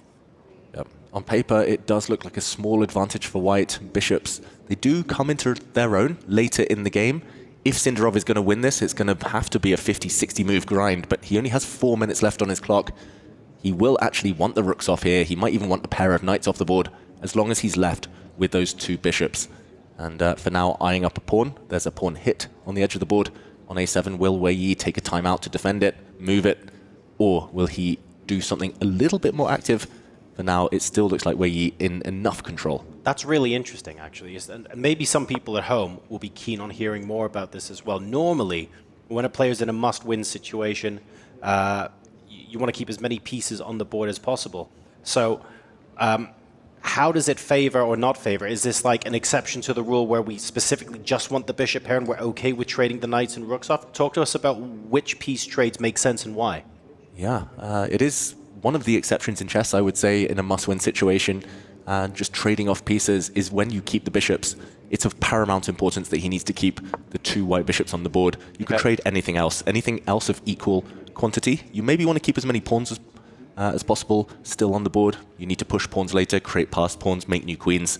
But for now, restricting the knights, that's a very good move from Sindarov, preventing the black knights jumping forward. Ultimately, with pawns on both flanks, that's where bishops come to life. You will later be able to take advantage of the fact that the knights are short-range pieces. Gotcha. He takes control of squares. He also creates a square for his king to get more active, and maybe potentially in the future that f-pawn will move forward to f4, kicking out one of those centralized knights. It's the principle of 2 weaknesses. One of your strengths is your opponent's weakness. In this case, for Sindarov, the strength of the bishop pair, count that as one weakness. To win a chess game, you usually need 2 of them. He's trying to move those pawns, get those breaks eventually in, so that he's able to create that second weakness that he can start targeting on that right flank. So I think f4 is definitely on the cards at the right moment. A threat is stronger than the execution, something that Wei Yi will always have to keep in mind now. Now, we're taking a look at the potential weaknesses in the position for one player. What about if we flip the board and take a look from the opposite side as well? So we've spoken about how Sindarov needs to be able to keep the 2 bishops on the board at all cost. Now that Wei Yi has swapped off a pair of rooks and the queens, from his point of view, if he wants to absolutely put the nail in the coffin and say there is no way this game can end in a loss for me, what's the plan from this point onwards? Yeah, it's unclear what the specific plan is, but in general, you need to accelerate the play against the bishops. The longer the game goes on, the better the bishops become. So by pushing pawns on the last move, Wei Yi was threatening to drop a knight into the center. That was stopped. Now he's pushing this pawn, very logical. He's trying to force the issue, push pawns, push the bishops back before the rooks get traded, before knights disappear. The bishops aren't 100% stable for now. So very active play by Wei Yi. You need to be very energetic. I've been there myself, being ground down by these two bishops. It's torture if you just sit there and do nothing. So you have to be very, very much conscious about the fact you need to push like this. And there is a minor piece traffic jam, right, on that central line with this last move, f5, active play, but it sort of leaves those pieces hanging. And I think for Sindarov, that signals something. You're thinking about how can I put pressure on these pieces. One way to do it would be to slide your rook over to the center line. It anyways is a piece that needs to be activated. Rook e1, or will he try to just stop the advance of f4 by going f4 himself in this position, just saying not allowing you to do that? Yeah, good call there, Tanya. Bring the white rook to the center and Wei Yi protect all of his loose pieces. That traffic jam likely to be resolved at least sometime soon. But yeah, who will be paying the congestion charges? That's the big question. That is a very, very good point indeed. It's interesting that we went over to the E line. There was a part of my brain wondering, well, if the rook went to the D file and we're trying to trade the rooks off, wouldn't that make sense instead? We're preempting the f4 from black by moving the bishop back so that you don't need to immediately have to deal with your bishop being under attack once black pushes that. It's interesting that the rooks are still on the board and there's no opposition there on the D file, and the bishop pair's been given up. Yeah, out of necessity, but that is not a good sign for Vachier Sindarov. Ultimately, the black knight was hitting another bishop, hitting a rook anyway, so the bishop pair was gone, but especially the light squared bishop. I thought he would try to keep that. Black's light squared influence is minimal. Now, especially that white bishop sitting on c1, sitting at home, makes a bad impression. It's so incredibly cagey, right? You compare every pawn, every piece on the board to each other, and you realize that Wei is super active, more space, and he continues advancing on that right flank. You know, he's threatening all those breaks with one of the pawns moving forward. He can improve the position of his own bishop, slide it in front of his king. Meanwhile, for Sindarov, what is he targeting? Where is he playing? Bishop on c1, stuck at its starting square. The knight looking inactive. Might be time to reroute itself to some greener squares. It does jump over to c4, but not very stable there. Not stable, can get hit at some point, maybe in the next few moves, by a black pawn. And in the meantime, black's rook looking active, black's knight, bishop perfectly posted up. It does feel like the type of position as black you might start getting a bit optimistic about playing for a win, but it feels like just the manner of the last few moves, Sindarov is sacrificing objectivity for time. Suddenly the clocks are level, dead equal. Sindarov is going to try and flag Wei Yi here. That has to be the strategy. I think it does at this point, especially considering that Wei Yi at one point had over 2 minutes advantage over Sindarov, right? We mustn't forget that absolutely fantastic advantage on the clock that he managed to build up at the start of this game. So if that's now been wiped out, okay, the position's not exactly a dream, but at least you've got something to play with. You've got something to cling to. I think this is one of the best positions that Sindarov has had. Look at that last move. Now this makes sure that the knight on c4 is consolidated. a4 stops the move b5 for a long, long time to come. And Sindarov continues to improve the position of his pieces. It is going to be about flagging. Crazy things happen when players come down to those time scrambles. And usually it's the younger generation, it's the younger ones who come on top of those. Yeah, both pretty young, but Sindarov the younger of the pair. Wei Yi, in the meantime, cynically trying to get everything off. Look at that. On the screen, we see him making a pre-move. He's getting ready for the bishop trade. If the bishops do leave the board, maybe the black knight can jump in, but so can the white knight. This one, level on the board. The clock, though, ticking, ticking, ticking. Not good for Sindarov. He just needs to move. He has to move. I mean, that's his only hope. And this is not a critical decision. It's not going to be about finding an advantage here. He does get 2 moves back to back in there. Strikes on the left side of the board. Wei Yi's got the option. Does he push the pawn? Does he capture? Or does he keep the tension? Keeps the tension. The 1 minute mark has just been hit. The clock goes red for Sindarov. Will he be seeing red at the end of this game? The black knight looking active. We see a trade. He can go a pawn up. The white knight can get greedy and grab that pawn on b6, but the black rook is ready to jump in, and the rook might just jump in anyway. The white king steps forward in the meantime. He's 40 seconds down though here. This is the one thing he could not afford right now. And look at that, Wei Yi, clinical in his approach, gets the knight off the board. It's a pure rook pawn endgame. Position-wise, objectively, completely drawn. It's a flagging battle. Rook endgames, they're so well known. They're infamous for their drawish tendencies. All rook endgames are drawn, goes the idiom. But here we go. Wei Yi says, let's keep the rooks on the board. No king and pawn endgame. That adds a bit of uncertainty to the mix. The black rook looking super active. Wei Yi just needs to sit on this time advantage. And he's got loads of it, right? 30 seconds, 32 seconds right now for Sindarov. Nothing, no tricks to play for either here. Wei Yi takes a small pause. He activates his king even further into the game. A lot easier to be Wei right now. Sindarov just has no plan. He's going back and forth now. Wei Yi asking Sindarov to find something to do. We see a repetition of moves there. Second time we've seen this position. White's rook is paralyzed. The king unable to really do any damage here. And the black king is the one coming in. It's coming in. The black rook superbly plays. Nothing can be stopped. Winning on the position, winning on the clock. Wei Yi is. Wow, the black king is about to start entering. The white rook is fixed where it stands. The black king is just going to go back and forth. Wei Yi's going to bully Sindarov here on the board, on the clock. But he needs to move, he needs to keep the pace. Don't let the clocks level out if you're Wei Yi right now. Sindarov trying to throw a spanner in the works right now. He presses the panic chaos button. The king steps in, attacking the white rook. That was pure desperation from Sindarov. The white rook now has to give way, and the pawns are dropping. That left flank is all disappearing. Black's created a pass pawn. It's a shake of the head and a resignation from Sindarov. And Wei Yi with a 40-second advantage heading into the end after his time advantage was originally wiped out. He built it up one more time to put Sindarov under immense time pressure, and eventually that pressure led to the cracks appearing and a victory for our Weibo gaming player. An incredibly strong and composed performance there, allowing him to get into the qualification match. Yeah, so smooth in the end. The damage was done in the first game. It was a bit of a miniature there. Very quick, lightning fast victory, winning a piece against Sindarov in the first encounter. This second one, much more cagey, ultimately very, very balanced. Wei Yi turning it in his favor in the last few moves, but it's because he always kept slightly ahead on the clock. And you've got to do that. You've got to play all the elements here in Riyadh. You know, you have to play the clock, you have to play the position, the player you're up against, and he did all of that perfectly. Clinical performance here by Weibo's Wei Yi in this one, getting that first win in, and with black, he never lost control. For Sindarov, he never got his kind of positions that he thrives in. Unbelievable how composed he was as well throughout. When that 2-minute advantage was wiped out, did we see a different expression on his face? Absolutely not. Calm at all times, and maybe we can glimpse a couple of secrets into how he holds that incredible demeanor as we head to the stage for an interview with Wei Yi.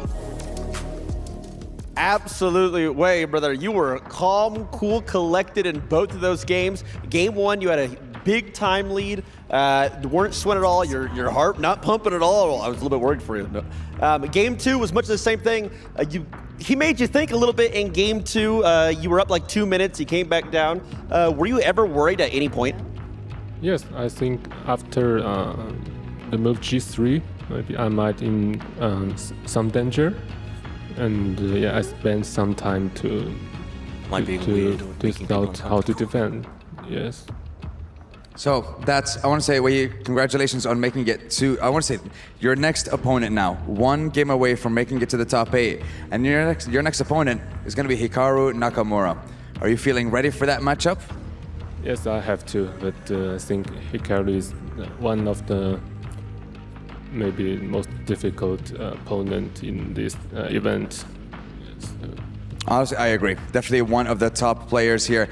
But I think you are definitely up to the task. So we're going to leave you to get yourself ready for the next matchup. Yet another elimination match underway in just a few short moments. So let's head on over back to the studio and we'll see you guys in a few short moments. Thank you so much, Sandstorm and Tyler 1. It's Wei Yi coming out on top over Vachier-Lagrave, and he did it in just a smooth fashion there, Maurice. Total control, domination. It just looked like he said, dude, I'm better than you. The guy got in time pressure, couldn't handle the moves, couldn't keep up in game one. And then in game two, after he had to get a victory, Sindarov was just like, I can't break through this guy. He's a great wall of China, basically, and shut him down. Yeah, honestly, played a lot of this matchup to perfection. There was only that one call out that the host there mentioned. The clock maybe slipping back a little bit towards Vachier in that one critical moment, but Wei Yi navigated it well. Yeah, Wei Yi was was way ahead on the clock in the second game, and when he thought things were turning around, he took his time and equalized the position again. Wei Yi never in trouble. Amazing. Became a grandmaster at age 13. It says that's actually when I heard of Wei Yi when he was a little kid. I was like, how can a 13-year-old be a grandmaster? And so he has a lot of experience. Been a grandmaster for half of his life, and didn't have any problem at all with his opponent this round. Yeah, but how about this? You take down Vachier-Lagrave, and your reward is to step into the ring against Hikaru Nakamura. So things do not get easier from here. We're with the best players on the planet. What do you expect? I don't care who you beat. You know somebody gangster is going to show up next. And there's nobody more gangster than Hikaru Nakamura, except maybe one Magnus Carlsen. This is the number 2 player on the planet we're talking about, a vet who's been around for a long time. Wei Yi knows what he's got to deal with. And I got to tell you, his hands are full. Yeah, he said it there right on the stage, right? Hikaru is one of the toughest opponents in the entire tournament. That's who he's going to have to get through to earn himself a top 8. But let's also talk about what he's already accomplished. He knocked the second Team Vitality player out of the chess portion of the tournament. That means there will be no point totals going towards Team Vitality, our number 1 in the club championship. It's open season now for these other players to shoot their club up to the top. Yeah, and for you chess fans out there, this isn't just chess. This is the Esports World Cup, and we're talking about the clubs and which club is near the top. Vitality was at the top, but now they won't get any more points. So it's looking good for Team Liquid and other teams, Team Falcon, that can get points with their players now. So it's not just an individual event; it's a team event, and looks like Club Vitality is not going to be very vital in this event. At least not coming out of chess. There's still plenty of games to be played here at the EWC. We're getting another look at a dream being crushed. Earlier, it was Jan Nepomniachtchi who overcame 2 opponents, the second of which was that rematch against Andrei Yesipenko. He might be a little reticent to do it, but it's a necessity here on the Esports World Cup stage. He's looking a little bit more like he's getting into this. Like, okay, I guess I have to crush somebody's key. Crush that and key. their heart as well as part of the program. Why not? Hey, he's feeling very relieved to have gone through after his match. I wonder if what's going through his mind there is now the kind of the idea of like, ooh, these are some of the keys I might be able to pick later on and toss them into that resin mold on the bottom of my trophy, because that's one of the things the individual winner gets to do, take 3 keys from people that they took down. You know, when you win because it came from a second life, they were putting the dirt on your grave, and you said, no, wait a minute, there's life in here. You feel like, hey, maybe it's my tournament now to win. And he's got to have that feeling. Sometimes it's better to be lucky than good. He definitely pulled it off and took his chance when it was given to him. Maybe this is the chance he gets to run all the way to the championship. Absolutely. Only a few more spots to be determined in the quarterfinal. This next matchup is going to be one of them. Hikaru Nakamura versus Wei Yi. Then we'll go to the group of death, and we'll decide that a little bit later on in the day. But let's continue talking about Wei Yi. I think if he plays the exact same way that he just played in this, is that enough to challenge Hikaru? Yeah, I think Hikaru has his hands full here. Wei Yi is very solid, doesn't give anything away. He uses the clock pretty well. I think Hikaru's biggest advantage is going to be on the clock. I think that's what Hikaru's plan is going to be, to get ahead on the clock really early in the game by move 10 or 15, have a couple minute advantage, and try to hope that Wei Yi makes mistakes in time trouble. Well, Wei Yi, he has more tournament life to play. Unfortunately for Sindarov, it's packing his bags and going home. Let's go over to Mike Klein, who's standing by with Sindarov. We're with Grandmaster Vachier-Lagrave. Things didn't go your way after losing game 1. I know you had to go for broke in game 2, but it felt like the pieces came off the board a little bit quicker than you would have liked. Was that the major issue in game 2? Yeah, after losing first game, no, I think first game it was played completely bad. Yeah, I didn't see anything. Yeah, because I didn't expect he will play second move bishop c4, and yes, I think I played very bad, but second game, yeah, I just want to try to do something, and yeah, of course he's prepared from the opening, and I didn't find anything. Yeah, it's, I think, no chance. It's a tough day for Team Vitality, and Maxime got eliminated a little bit earlier. Did you have any chance to talk with him at all after his match or before your match in any way? No, I didn't talk with him. it's really very sad because Maxim first game he was staying completely winning and he didn't win his game, and but me I'm just I'm just looking my game and prepare for my game and don't think other things. But yeah, anyway, my opponent also played very very good, but in my opinion I'm just playing one of the best games in my life today. I'm sorry to hear that, but after this competition is over, how will you look back on this event? It's totally different than all the other events you've played in. Yeah, it's totally different tournament. Yeah, I think I'm just little bit tired from chess. I'm playing. I played in Las Vegas here without stop, and yeah, last chance qualifier also took a lot of my energy, and yeah, yesterday match, completely takes all of my things. But anyway, I'm very happy to be here, and I think I'm played really not bad. Just last day for me was very bad day, but organizing this tournament and everything is in a high level, and I'm excited from everything here. Thanks for the time. Even chess can make young men grow tired. I know the feeling. I appreciate the time. Yeah, thank you. I would say he earned his exhaustion, but the picture is crystallizing here in Group C. Hikaru Nakamura and Ali Reza, they had that team bout just yesterday where Firouzja came out on top to book his spot in the playoffs. Hikaru Nakamura dropped down to play the winner of the matchup we just witnessed. It was Wei Yi, coming out on top over Vachier-Lagrave, and here he goes to the key crusher for his first victim. First time for him as he sees this happen. Of course, the crushing of Sindarov's dream, and Wei Yi is like, okay, I take care of business. I'll take this key. It's loud too. Did you hear that? It is loud. It's loud. And they know it's coming. But now I think his real focus is on the next dude that he has to play against. There's this the next man, dude. we know, Hikaru Nakamura, superstar in the world of streaming for sure, that he knows he's very confident coming in. Entourage in tow. It's Hikaru Nakamura up against Wei Yi for the final spot out of Group C. We'll see you just on the other side of this commercial break.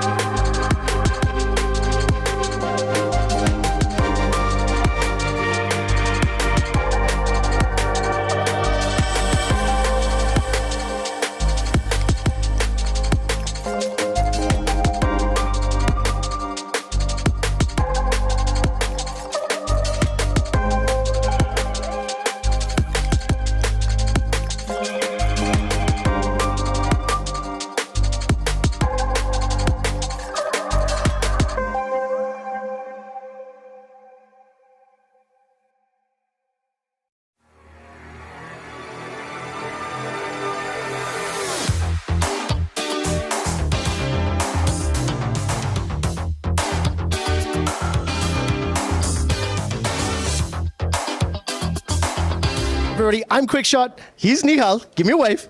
Have you played ping pong before? Yes, a little bit, but I have you done it while being interviewed? No, of course not.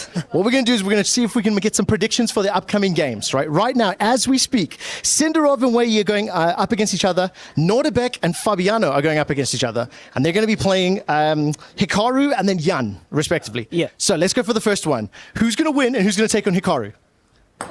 So I think now that okay, I've got keep your prediction going. Great. So I think now that okay, Wei is up one love. I mean, not 1-0, sorry, 1-0. Exactly. Getting mixed with the sports. Okay, let's get the question. Will Wei be able to take down Hikaru? Hikaru, no. No, I mean, easy answer. Okay. I mean, the odds are against him, of course. I like that's much He's better. completely capable, but... Completely capable, the odds are against him. All right, let's take the next one. Nodirbek versus Fabiano, and the winner takes on Yan. So who wins, and then will they be able to challenge Yan? I think this is a much harder thing to predict. I think... Oh. I think Nodirbek maybe... I think Nodirbek may be a slight favorite. But... Okay, so if Nodirbek's the favorite, will he take down Yan?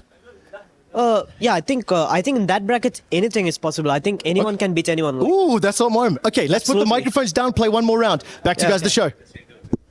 Okay, I'll get down there.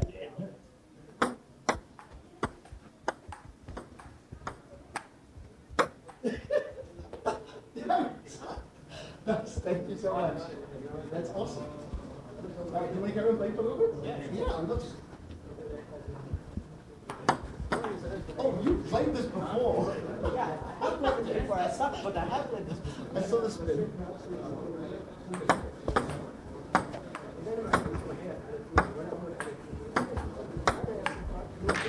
Oh. This year.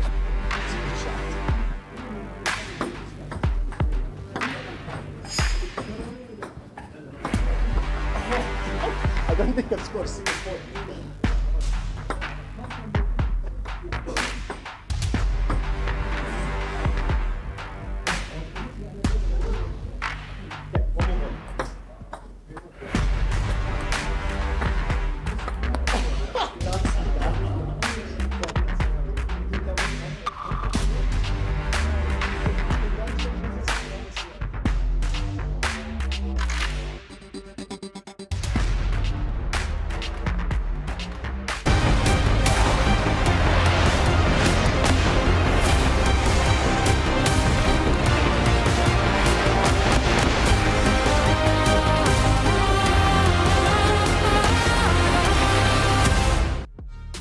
Welcome back to Chess at the Esports World Cup. Next up, it's Wei Yi and Hikaru Nakamura vying for a spot in the top 8 and the quarterfinals. We heard from Nihal there in the interview, getting pressed a little bit on predictions for these upcoming matches. And Yobi, he kind of said, no matter what, you got to be favoring Hikaru in this qualification matchup. Yeah, Hikaru is the boss. I mean, let's face it, he's consistently excellent. But we did see a small weakness. You know, he did lose in the Armageddon against Alireza Firouzja.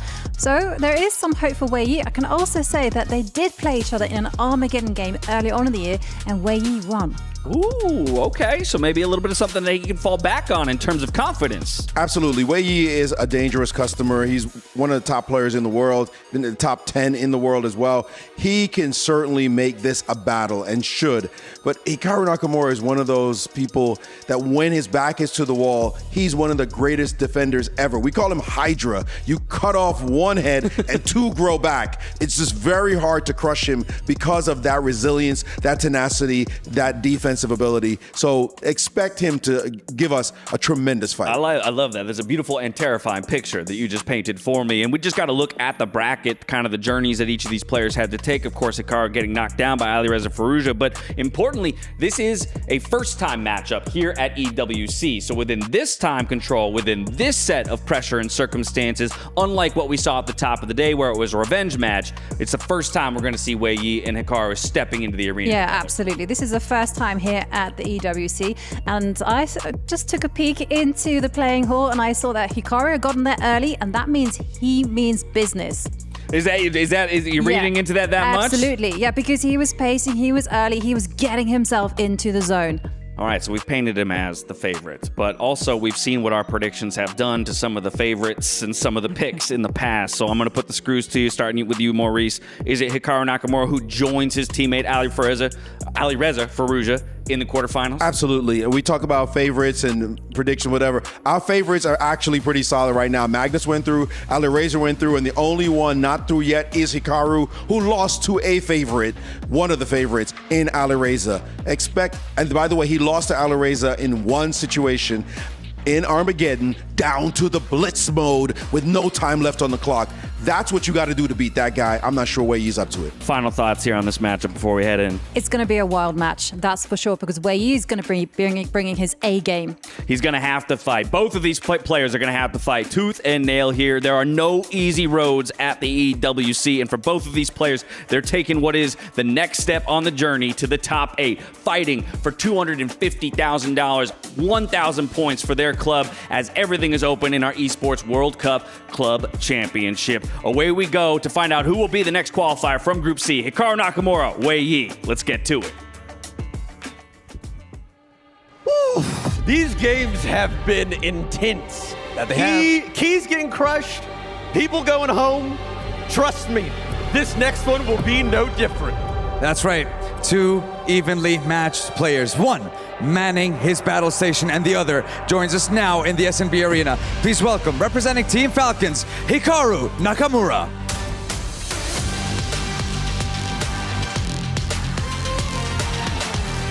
After an unexpected result, I would say, for Hikaru yesterday, now he is looking for a chance to redeem himself in the arena. Well, Hikaru, good to see you, bud. You got a big game today, I'm not going to lie. He was looking pretty crispy in his match earlier. What are your thoughts heading into game 1 here? Yeah, I mean, if I play well, good things will happen. If I don't play well, bad things happen. It's very simple. Very simple? All right, well, you know what? We won't ask you anymore. You know what you need to do. Key into the pedestal and get yourselves ready for the next matchup. Another elimination match, the final one of Group C. Will it be Hikaru Nakamura or Wei Yi? Casters, take it away. Thank you very much, folks. The story of Group C comes to an end after this match. Hikaru Nakamura, representing Team Falcons, takes on Wei Yi of Weibo Gaming. But it has to be said, Wei Yi on this stage just now honestly did look like an absolute fortress. Nothing was getting past him. The time control was really good. He kept stoic throughout. Even when he had his time advantage erased, he managed to build it up again. Nothing's getting past him right now, and he's on a very, very good day. Wei Yi stepped it up so much today compared to yesterday. He looked very, very good in the previous encounter, and slightly ominous for Hikaru is that in groups A and B, it was the person who rose up, who did fight the earlier match, who went on to win the second match as well. For Wei Yi, he's fully warmed up.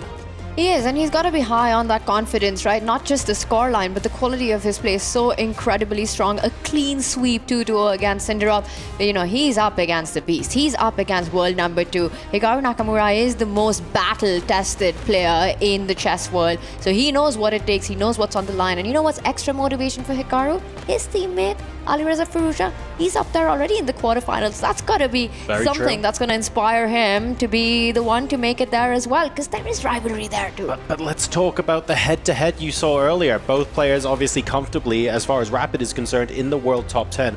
Wei Yi is up there as well. Their previous record, 1-1. It's not like it's a landslide. It's not like it's one-way traffic. Nakamura comes into this game as one of the favorites, but is he only the favorite by a slender margin? Yeah, it's a tricky one. Hikaru, we just associate him with dominance, with victories. Rapid has maybe been the one area, and he's been so good at Classical for so many years now. He's been dominant at Blitz for ages, for longer than most of us can remember. But Rapid, that is a tricky middle ground. We see the Catalan opening at the early stages here. Hikaru starting with white. This promises solid play. We see a hit on the bishop, bishop returning. White is going to Fianchetto, he's going to put a bishop on g2, get castled soon, and we're going to see a slower phase of the game. This is definitely a strategic battle, you know, something we've been seeing from Hikaru Nakamura in the recent years. Traditionally known for his aggression, known for that combative, entertaining chess, but has taken a more solid approach in the recent past. And I think the Catalan, it's such a rich opening, right, David? Because it starts slow, but eventually builds into these long grinds, these complicated endgames sometimes, and it's all about getting that central pawn moving up for white if he can strike with e4, or will it be black who'll be able to strike with a c5 before that happens? Yep, instead the white bishop improves itself, creating a square for the white knight to land on d2. And just to point out your plan, Tanya, e4 is the break we're looking for. These positions often for the first 15, 20 moves, all the pieces are on the board. 10 moves later, could just be barely anything left. Very different match we have here by moves 7 or 8. Previously, we were having situations where players had burned minutes on their clock. Wei Yi using a matter of seconds to get here. Only now is Nakamura about to drop down below the 9-minute mark, and we're already on move 12. So the players blitzing through the opening, maybe saving their time for some tactical middle game decisions that are bound to be coming in the next couple of minutes. But no one looking uncomfortable so far. This is all very, very familiar territory for both players. Catalan is one of the most played openings at the top level. So many World Championship matches. So definitely something the players are familiar with. But all the subtleties, all the nuances that exist, you see that Hikaru wincing a little bit, trying to remember how to handle this particular opening development that Wei Yi's taken. Speaking about being uncomfortable, probably not on the board. But I wonder, you know, yesterday Hikaru with Tyler mentioned, I might want to play Wei Yi. He's slightly weaker compared to Alireza Finally, right, who he did meet in that matchup. Wonder if Wei Yi heard that interview. Trash talk. Well, yes, but on the one hand, like, it's very difficult not to put Firouzja above Wei Yi in any power ranking list here. So was it meant as trash talk, or is that objective reality? One thing's for sure, Wei Yi is out now to prove that regardless of your intention when saying that, it's not true. It's game on. Yeah, we will find out very, very shortly. And Hikaru looking up, looking for inspiration potentially. Black's position is rock solid. At some point, to make progress, to make use of the white pieces, you need a breakthrough. Whether that is going for the central pawn break we highlighted a moment ago, pushing the e-pawn to e4, trying to open lines, trying to fight for the center, or whether it's on other parts of the board, Hikaru needs a plan of action, but it's costing him a bit of time. And we saw what happened to Sindarov in the previous encounters when he went low on time against Wei Yi. And who had Wei Yi going up by a minute on the clock first on their bingo card? That's what I want to know right now. Nobody, that is for sure. And in the meantime, Hikaru does find a breakthrough, and this is very, very sneaky, very opportunistic as well, because the black bishop on a6 is the key detail. It is hanging, and just to show on our analysis board, the green board on our right here, if you take that pawn that did just move 2 squares, capture it again, you can no longer take it with your bishop. An attack has opened up from the white rook to the light square bishop on a6, and white would go up a piece. So Hikaru, he is playing on a square that did look covered. He's breaking through on the queen side, and if we go back, suddenly the 3-pawn wall, I'm going to say here, on b4, c4, and d4, look fantastic for Hikaru. It's looking good. You know, he took advantage of that moment. The second where he transported his rook from a8 to c8, losing connection with that bishop, Hikaru realized this is my window of opportunity to strike with b4. And he goes in, and he might not stop there. e4 as well, always in the air. For a Catalan player, the dream is to get that fianchettoed light squared bishop active, get it on the open diagonal, break that wall that d5 has built at the center. And if that happens, it's advantage white. And you've hit the nail on the head there, Tanya, psychologically as well. If we needed confirmation that b4 was the idea that would maybe bring Nakamura back into the game in terms of initiative and thinking, Wei Yi just used that entire minute and then some that he had in time advantage, and he has now played the knight out to h5, but it took him nearly 90 seconds to get there. So giving that move a lot of respect and really carefully thinking about the consequences here. Yeah. Guaranteed that Wei Yi missed that one. Just took him a bit of time to recover. Ultimately, it doesn't change the balance too much. It looks very pleasant aesthetically for white with the 3 pawns there, but Wei Yi plays another typical motif, very well known in the Catalan here. He hunts down white's dark squared bishop. The bishop on f4 attacked by a knight. That would also cause the white pawns to be doubled. Usually you want to run away with this bishop, but not too many attractive squares to move to. So Wei Yi forcing Hikaru back into the tank. Feels like a bit of a cagey one, both players just investing a lot of time. A thematic idea there by Wei Yi. And it also sort of says, you want to defend your bishop, you'll be forced into passivity, fall back one square, but that comes in the way of your own e2 pawn. Bishop to e3 is the move that you really want to make sure that you're not allowing that trade on f4, and Hikaru goes for it. But this just means that e4 break is not happening anytime soon. Well, what was the alternative, though? Because I was looking at all of the other moves the bishop could have occupied. e3 was realistically the only square there, so Hikaru must have been thinking about something else. Yeah. The follow-up. The follow-up. Maybe he was trying to calculate what's just happened. Wei Yi pressing the explosion button, trying to break open the structure in the center. The white queen does feel slightly uncomfortable, stared down by a black rook on the c-file, but there's so many captures here available for white. You can capture the c5 pawn twice, you can capture a5, d5. Pick your poison. You have to be careful, though. You don't want to take it the wrong way. And here we see he takes the opportunity to push a pawn forward, drops back with the knight. That's to open up the white light-squared bishop, but a bit of an odd retreat there from Hikaru.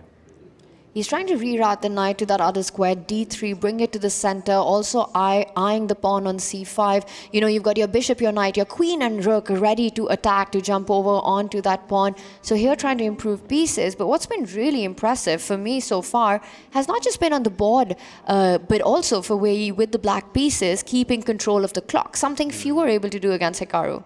And it should be pointed out here as well that at first glance, d4 looks like a really attractive idea for black right now, because that dark squared bishop has precious few squares to go to, but you have to prepare that because the light squared bishop for black is hanging if you just push that without first considering what you wanted to do. So there's a little bit of preparation required, and it buys Nakamura time to think about how he wants to deal with that. And the knight moving from h5 allows the bishop more squares as well, so it immediately jumps back into g5.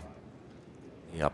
Maybe defending Wei Yi's bishop there, getting ready for that pawn storm in the center would have been even more attractive. But ultimately, Hikaru does feel the heat. He wants to trade off some pieces, maybe because of the black pawns occupy the center, white slightly cramped. You want to trade off pieces when you're lacking space. But it does feel like it's a very healthy position for Wei Yi still.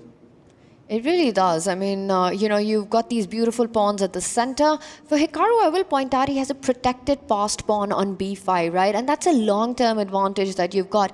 Any endgame, if it's a pure king and king endgame with just the pawns on the board, you're playing for the win. So black always wants at least one piece to block that pawn, and he places one very early on in the stage, also putting pressure at the base on the c4 pawn.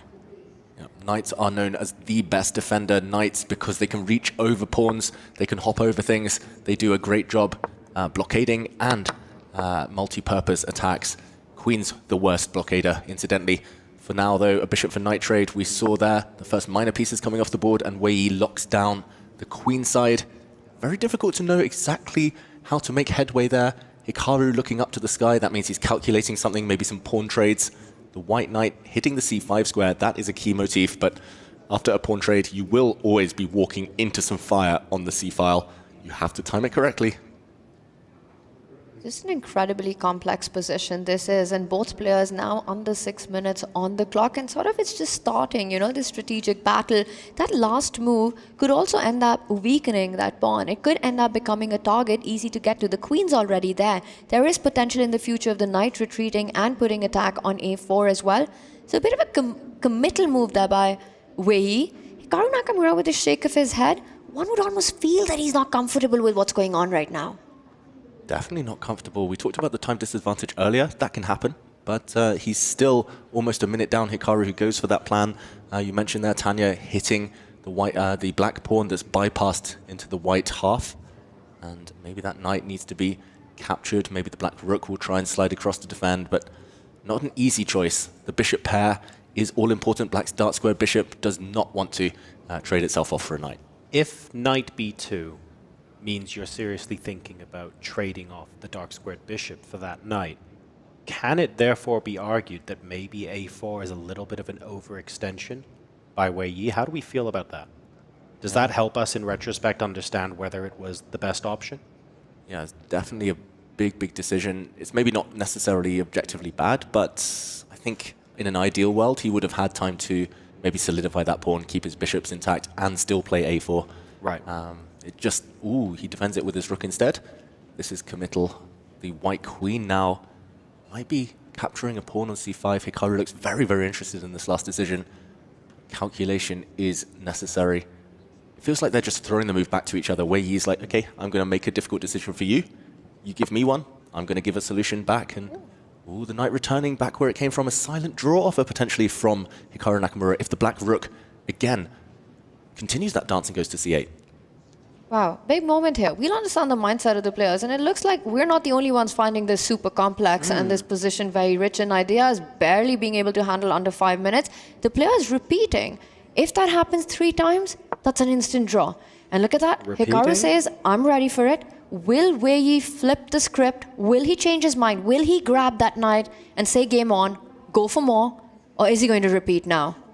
Oh, we can't blame him if he had gone for the draw, but power move by Wei Yi, showing his ambition. He wants to win this game.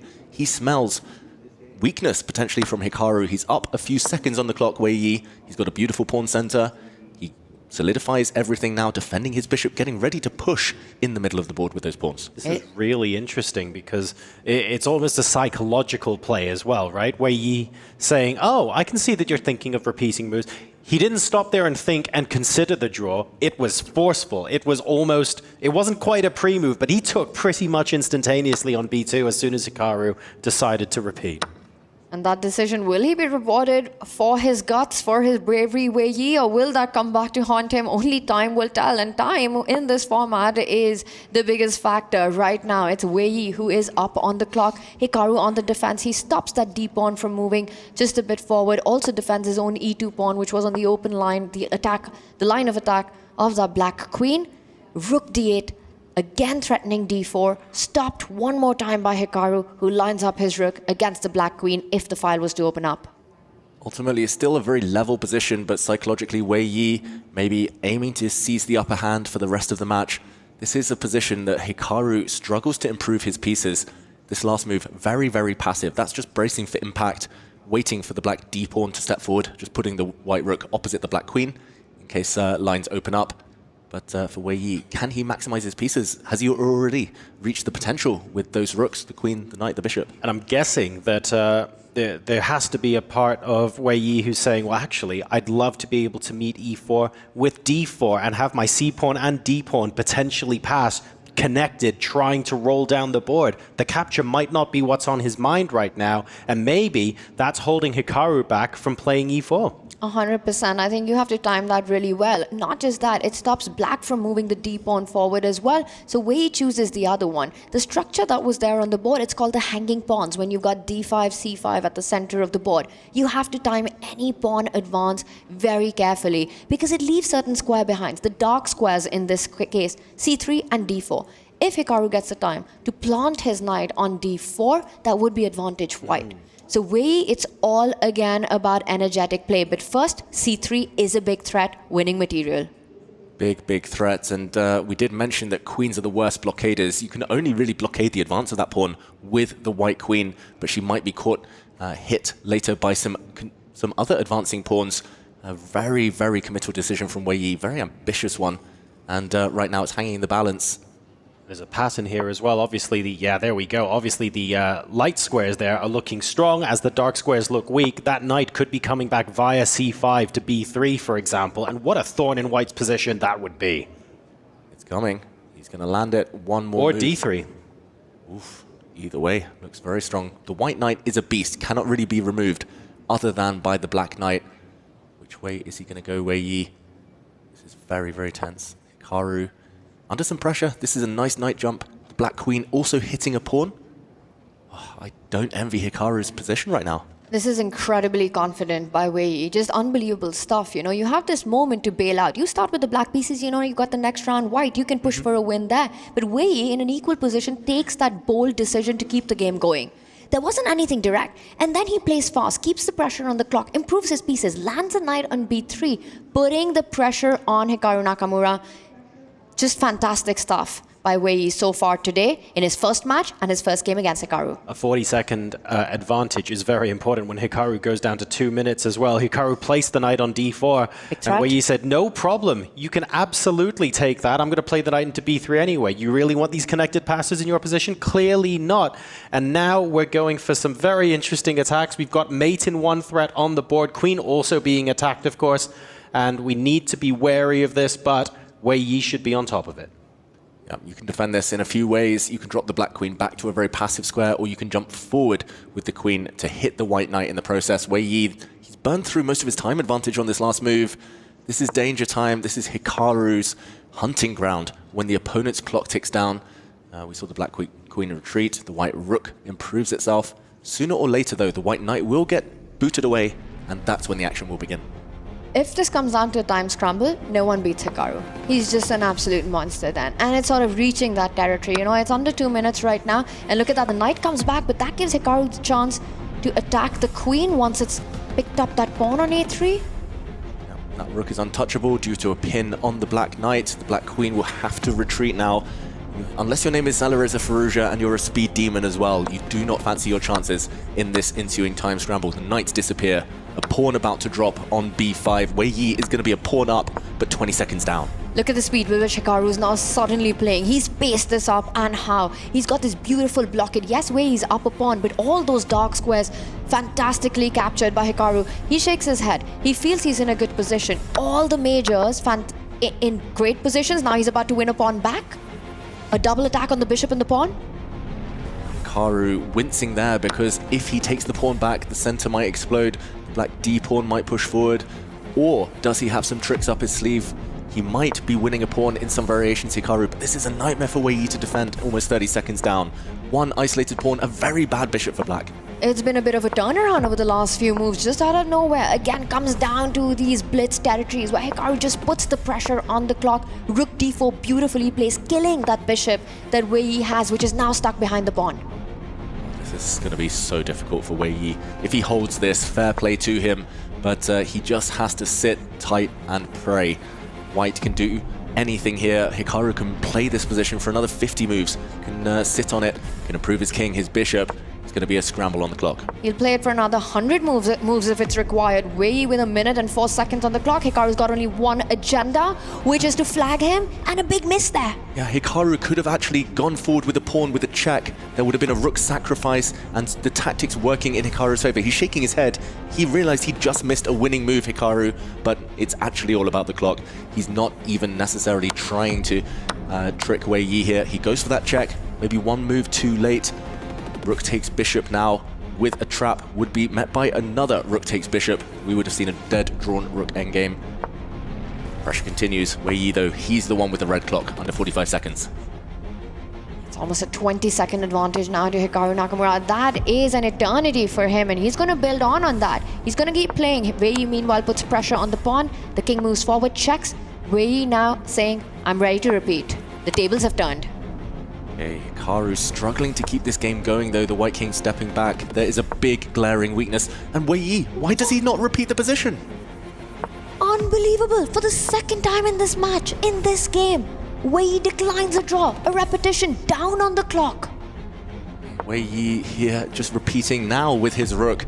He hasn't improved his own chances, maybe trying to get Hikaru to think a bit longer here, but still 6-second difference. Oh, wow, it just feels like whoever's quicker, more decisive in the next few moves is going to take this game. This is getting incredibly tense now, and the bishop moves. The bishop was under attack. Now Hikaru comes in with the rook, pinning the black bishop. It's time to unpin yourself. Wei Yi gets his king into the defense. Under 20 seconds. Why did he not repeat at that moment? Wei Yi's position is getting better and better. He's traded off his isolated pawn. He's moving his king across. He's going for victory here. Now, Hikaru Nakamura down a pawn. 15 seconds though, can Wei Yi hold on? Wei Yi's playing on the board, Hikaru's playing on the clock. Hey, Wei Yi's just winning. He's got this extra pawn. The black king is coming. You can pre-move almost, pushing the f pawn forward. This is a winning endgame for Wei Yi, 10 seconds. But is that going to be enough? And he keeps moving the pawn forward. Hikaru's bishop and the rook controlling the queening square. And Wei Yi gives up the bishop. but he's going to remove the final pawn. This game is going to end in a draw. White's bishop not enough to deliver checkmate. The clock will not play this decisive role in the end. It's a draw. What a tense end to that game. Wei Yi maybe playing mind games there with Hikaru a little bit, declining the repetition for the second time in the game while down on the clock when both players have under a minute to go. That sends a very big "I do not fear this" message, but Hikaru handling that time advantage in the endgame masterfully, forcing Wei Yi into a position where he could not convert an on-the-board advantage. Psychologically super gutsy, the way Wei Yi declined repetition twice. Not something you see players do against Hikaru Nakamura, but there was this moment that Hikaru had a massive opportunity to wrap the game up. You could see him shaking the head at the end of that, but this endgame, it was Wei Yi on the push. He had the winning position, but not enough time on the clock. And eventually, it ended with no material, but missed opportunities, David, for both these players. Yeah, it was a game in 3 phases. The opening was a big success for Wei Yi. The middle game, he was a pawn up, trying to apply pressure, but ultimately Hikaru won the pawn back. The end game, it was all about flagging. Missed opportunities for both sides.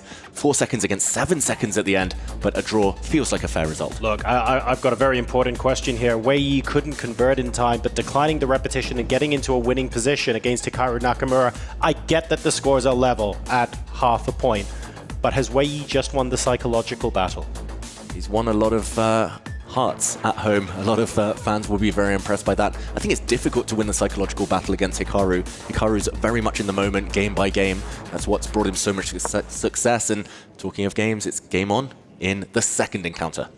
And once again, we get an opening that we've seen how many times now at the EWC. It is the Petrov, the Russian defense, but a more aggressive approach there with White striking in the center, a pawn swap, and something that we've seen a few times. This is fascinating. Wei Yi was on the black side of this exact variation earlier against Sindarov. Now he takes the white side of this same opening.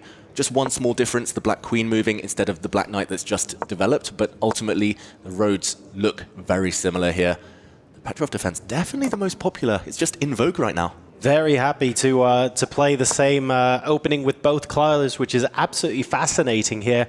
And after that really intense game number 1 against Hikaru as well, I'd love to be able to read more into what Wei Yi is thinking and how the mind games are going to play into this. But as you know, Wei Yi is so unbelievably hard to read, possibly the hardest to read player in the 16 that we had going into this tournament. He is giving nothing away. Well, he's given one thing away, that he doesn't fear Hikaru. Declining those repetitions, he's ready for a game on. Give him an opportunity, even in equal position. If he feels there's something to fight for, he's going to take on Hikaru Nakamura. And I think also equally impressive has been his clock management. That's a great point. I mean, when we decide, for example, on a move of the day, does it have to be over a chessboard? Can we say that declining the repetition twice against Hikaru when you have less time on the clock, that is a statement and a half, right? For me, that's the move of the day already. Yeah, especially if he goes on to win this match, Wei Yi, with the white pieces now. Hikaru shaking his head, living in the past. He'll shake that off at some point and start to refocus. For now, big questions about this position. It's level material, only one trade of pawns each side. Which way is the black king going? That's the next step.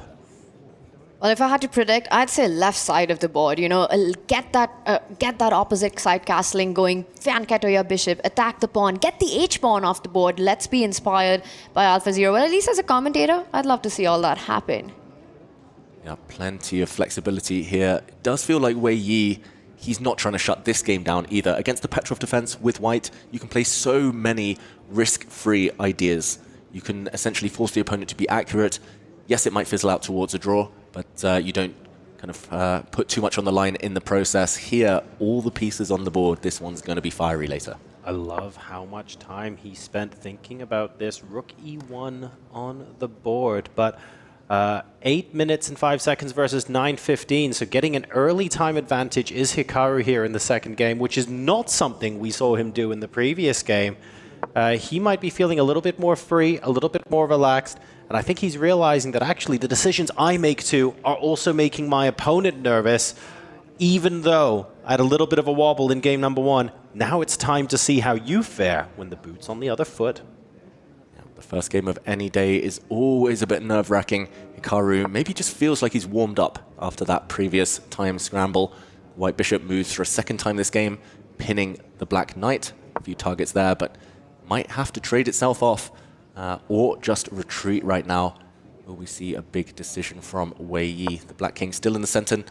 Okay, he goes back with his bishop. Very odd little shimmy there. Very interesting. And one explanation could have been that he provoked a pawn move, making sure that if Hikaru Nakamura does decide to go with the king long side, queen side, there will be a weakness to target, which will be the a6 pawn. So perhaps something to play for, and he just wants him to have a more cautious approach, get that king to the right side of the board. Bishop d3 gets a question mark, but an interesting opening approach. And what I like is that he didn't take too long. Yeah, well, he didn't take too long, Wei Yi, but still down almost a minute. We'll learn so much from the next decision. Hikaru Nakamura, it feels like he's about to castle his king. If he goes to the right, he's playing safety first chess. He just wants to be solid. His king looks relatively safe over there.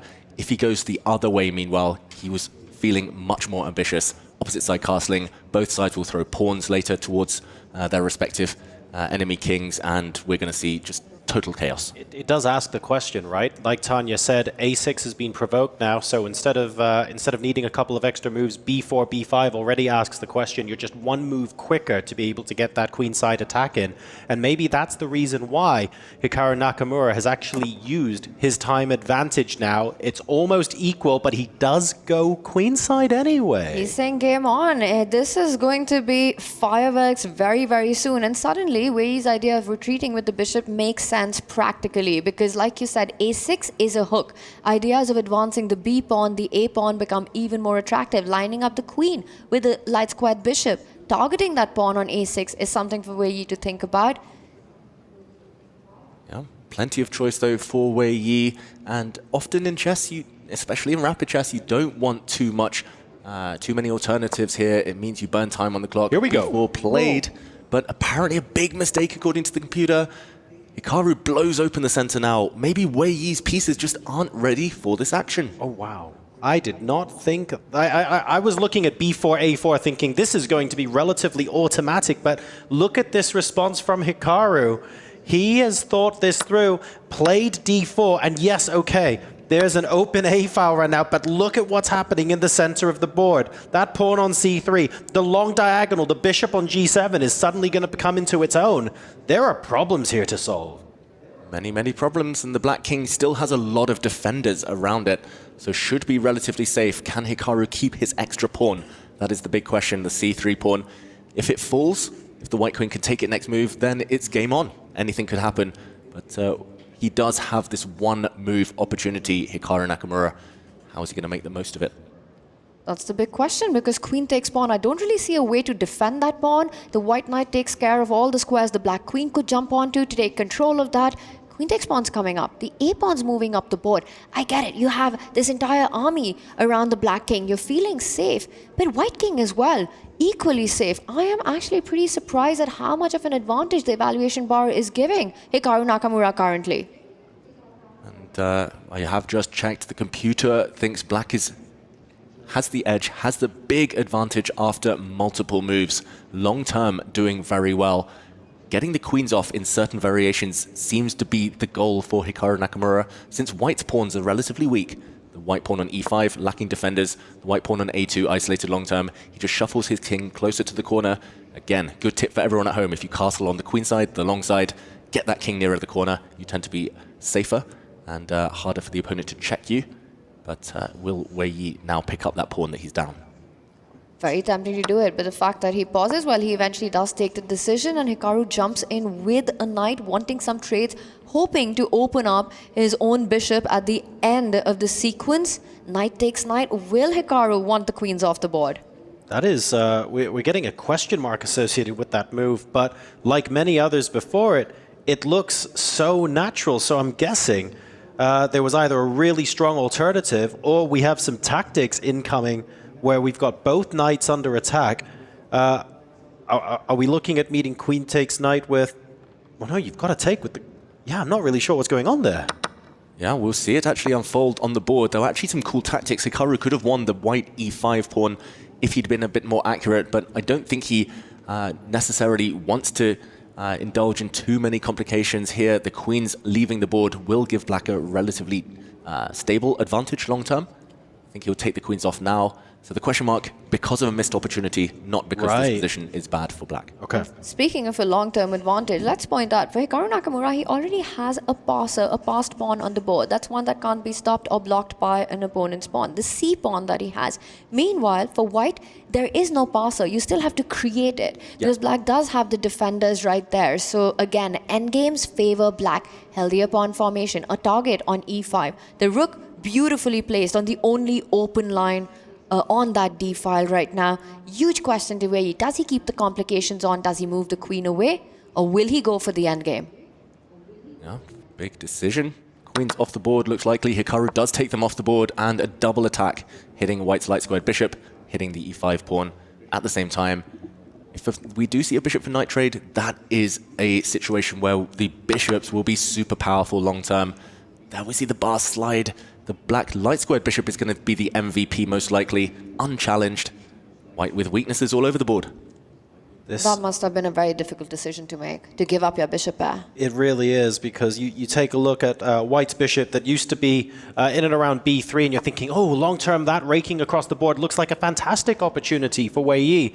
But being forced to give that up for the knight, those dreams have now been shattered, and he's left with a position where it's Hikaru Nakamura's bishops that are causing all sorts of problems. And that's not the only dream that's going to be shattered. At some point, Hikaru's going to line up the two rooks on the D file and just deny Wei Yi any opportunity to challenge for the only open file in the position. Right now, rook D8 on the board. How is Wei Yi going to survive this? Where will he find his opportunity? On the clock, it's level, but on the board, it's not. This is Hikaru Nakamura in his element. I've watched his stream so many times. He loves these types of endgames. He loves grinding down the opponent. Pure strategy here, minimal tactics. That's the most emotion I've seen out of Wei Yi all week. Oof. There you go.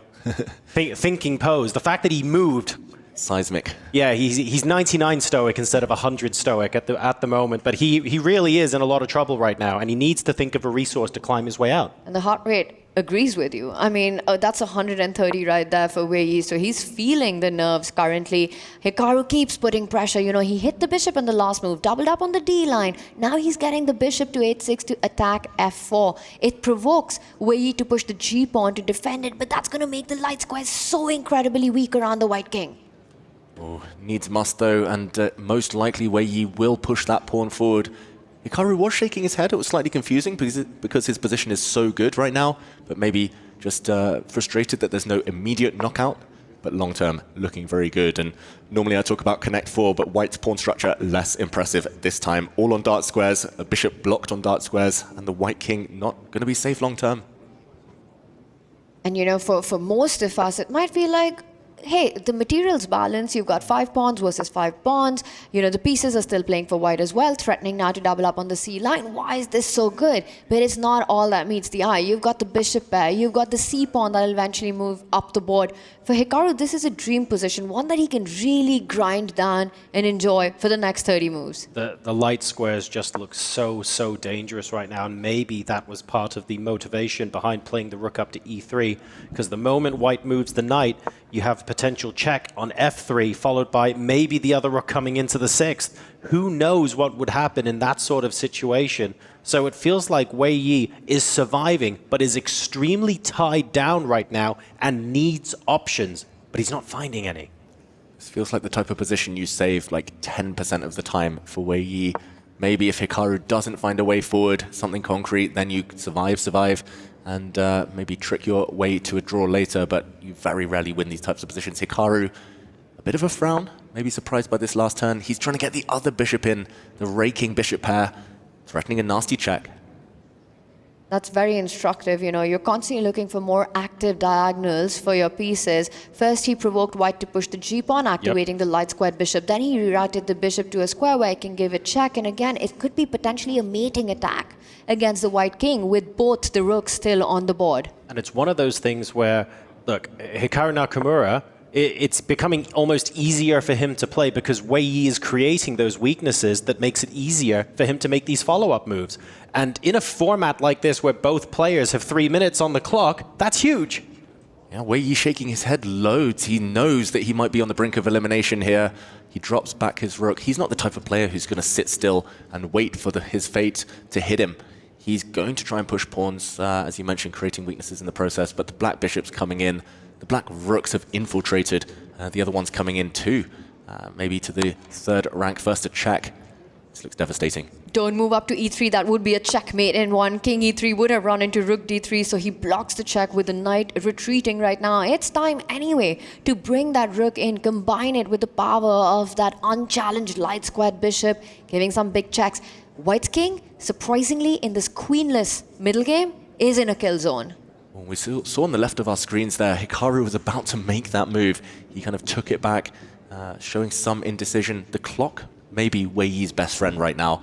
He's up 10 seconds. It doesn't sound like much, but it is that desperate on the board. He can barely move a single piece with white. Huge threat on the board. He needs to prevent the black rook sliding across with a check. He needs to offer a trade.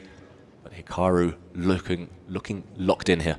His spidey senses are tingling as he does move around his finger. He's calculating the lines. This is classic Hikaru Nakamura. He's thinking, hey, Chad, I got this. Take. This is how I'm going to finish this. And look at this beautiful calculation there. Sacrifices a rook temporarily to pick up that H2 pawn, to pick up Wei Yi's rook with interest on the next move. Meme-worthy, you might call it, as he was pointing to moves with his fingers there. But that is a brilliant move, as indicated by our computer. Double exclam, because this pawn is guaranteed to drop.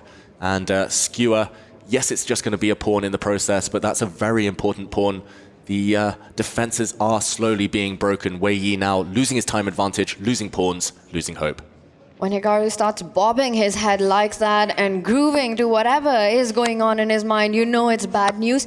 He gives a check and another check. Hikaru Nakamura has calculated his way through. There's no way for the white king to stay connected to the white rook. He's about to win the rook back. He's won the pawn back. Hikaru Nakamura is about to go to the quarterfinals. Yeah, it's not just a pawn he's won. He's about to give checkmate potentially if the white king missteps now. The white king has to go forward. You have to hope that you survive on the hill there in the middle of the board. Oh, but look at the white pieces, so stretched, so defensive, tied down, no light squared control. And Hikaru here just needs to put the finishing touches on. This game is going to go down in every single book as how to play with the bishop pair. Every single chapter will have this one on display. What a power-packed performance. Just finding those diagonals for the two minor pieces. And finally, that passed pawn starts rolling up the board.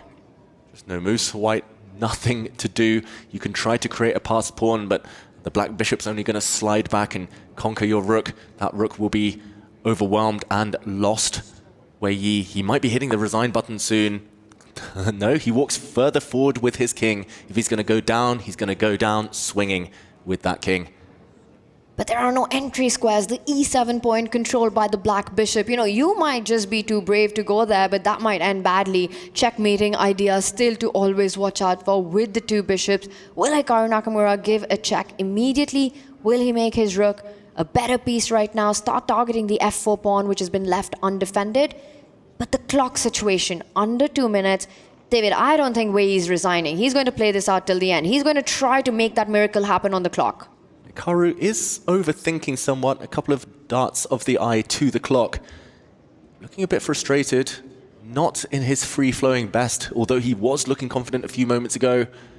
He's tanked. Look at that shake of the head. He knows he's frozen. He just needs to make a move. Everything is good. He attacks the knight. He's going to win some pawns.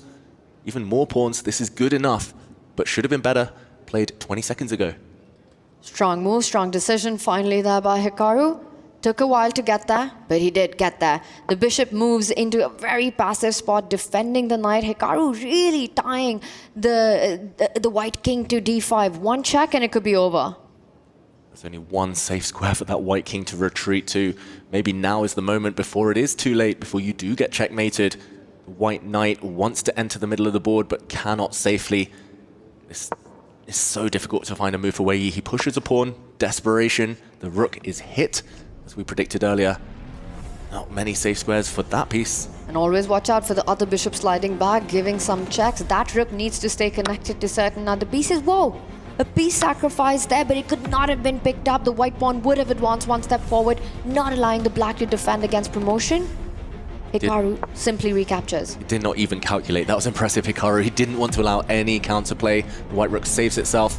But now there is a hint, there is a small hope, glimmer here for Wei Yi with his e-pawn. Might be snuffed out though, this last move, very effective. Oh, he's chasing the white bishop, repeating the position, Hikaru. He can't do it. This is a huge advantage for him. He's up a pawn. He's up on the clock. Hikaru cannot bail out right now. He does continue playing. He believes in it. He hits the white knight, but that white knight is defended. The king is the MVP for Wei Yi. It's not over yet. Look at the king marching. The e-pawn moving. Hikaru's panicking here. It's setting in. That head shake, very different from the head bob we saw a few seconds ago.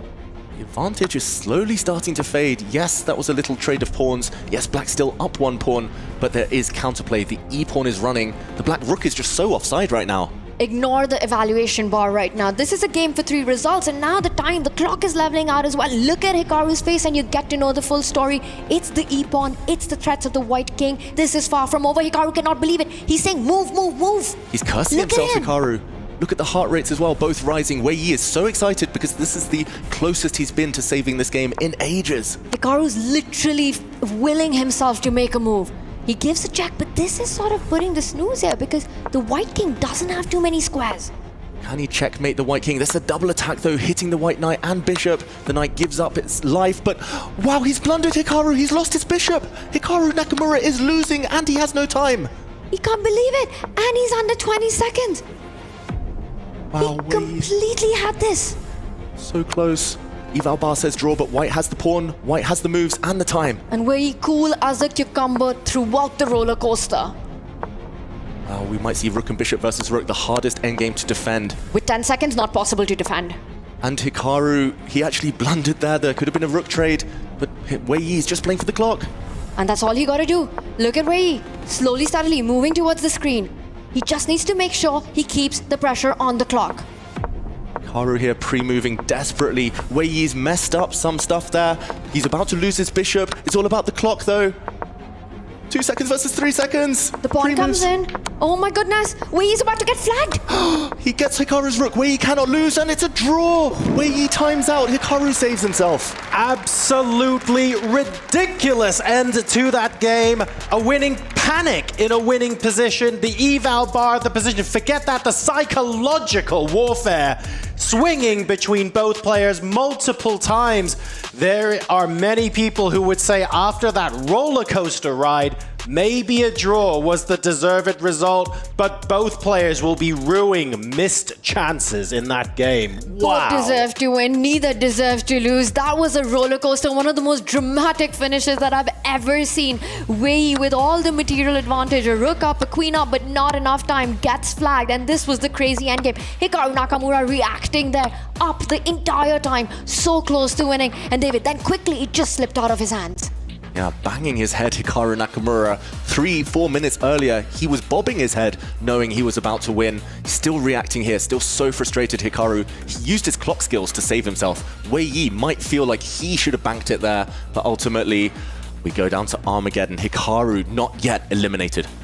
This match might be the most amazing we've seen so far. Definitely a tale of two halves and plenty to talk about as we go into Armageddon. We're going to get ready for that now and give the players a bit of time to reset as we hop into a break. But my goodness, don't go anywhere.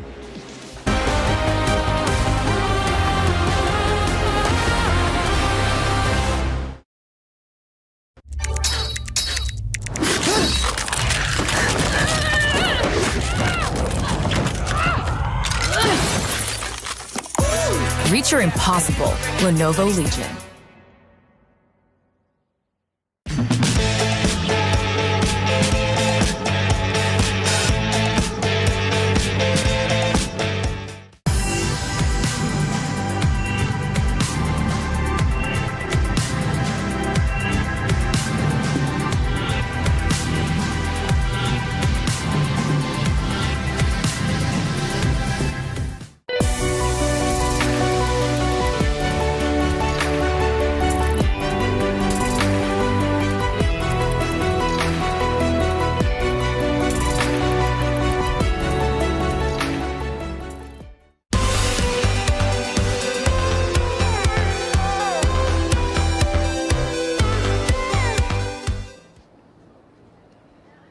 What's up, everybody? I'm joined by Maxime from Vitality. Unfortunately, has just been eliminated from EWC. Before we play some mini games and have a little bit of fun, how has your EWC experience been? It's been great. My tournament, not so much, but I love the settings around here, and being able to watch everyone in the same place, and at least in the next couple of days, I will try to have some. Can I do a test? Can I do a test? Yeah. Who is the best esports player in the world? Has to be Faker. Oh, nice. Zaiwu. Say Zaiwu. Yeah. Okay, I like that. Okay, listen. Have you played this before? I have. You have? No, okay. I have. Okay. But it didn't go well. It didn't go well. Okay, grab a ball. What we're going to do is I'm going to ask you to do predictions as you're throwing. Okay, so number 1, Nodirbek versus Fabiano. Fabiano. Tell me why. There's no way. There's no way. Okay, I'll have a shot. See if I can get it in. Nope, that was terrible. Okay, next one. Hikaru versus Wei Yi. I'm going to pick the underdog, Wei Yi. Wei Yi. Okay, guys, yeah. Let's go. So close. Okay, I'm gonna try another one here. Yeah. Nope, that was terrible. Okay, now the next one's going to be Jan versus Fabiano. I'm going to pick Fabi. Fabi, tell me why. No. He's good. He's good? Yeah. Okay, can we try win a prize here? Who's going to win EWC 2025? It has to be Magnus. Magnus, you may win something, we won't. Can we just hang our heads in shame and walk away? Yeah. Okay. Wait, we can do another one. There we go. We got a prize. Consolation prize. Good consolation prize. Okay, you're gonna catch it? Let's go. Let's go. Yeah. Are you ready? Are we going? Yalla! No! Oh my word! Right, back to you, the show. Welcome to the most exciting format in chess, Armageddon, the ultimate tiebreaker. Armageddon grants White more time on the clock, but in return, White must win. A draw secures Black the match point. White will start with 10 minutes. Each player submits a confidential bid with the amount of time that they are willing to play with to take Black and get those coveted draw odds. The lowest bid gets to play Black and plays with the amount of time that they bid. The opponent gets the full 10 minutes. Let the Armageddon commence.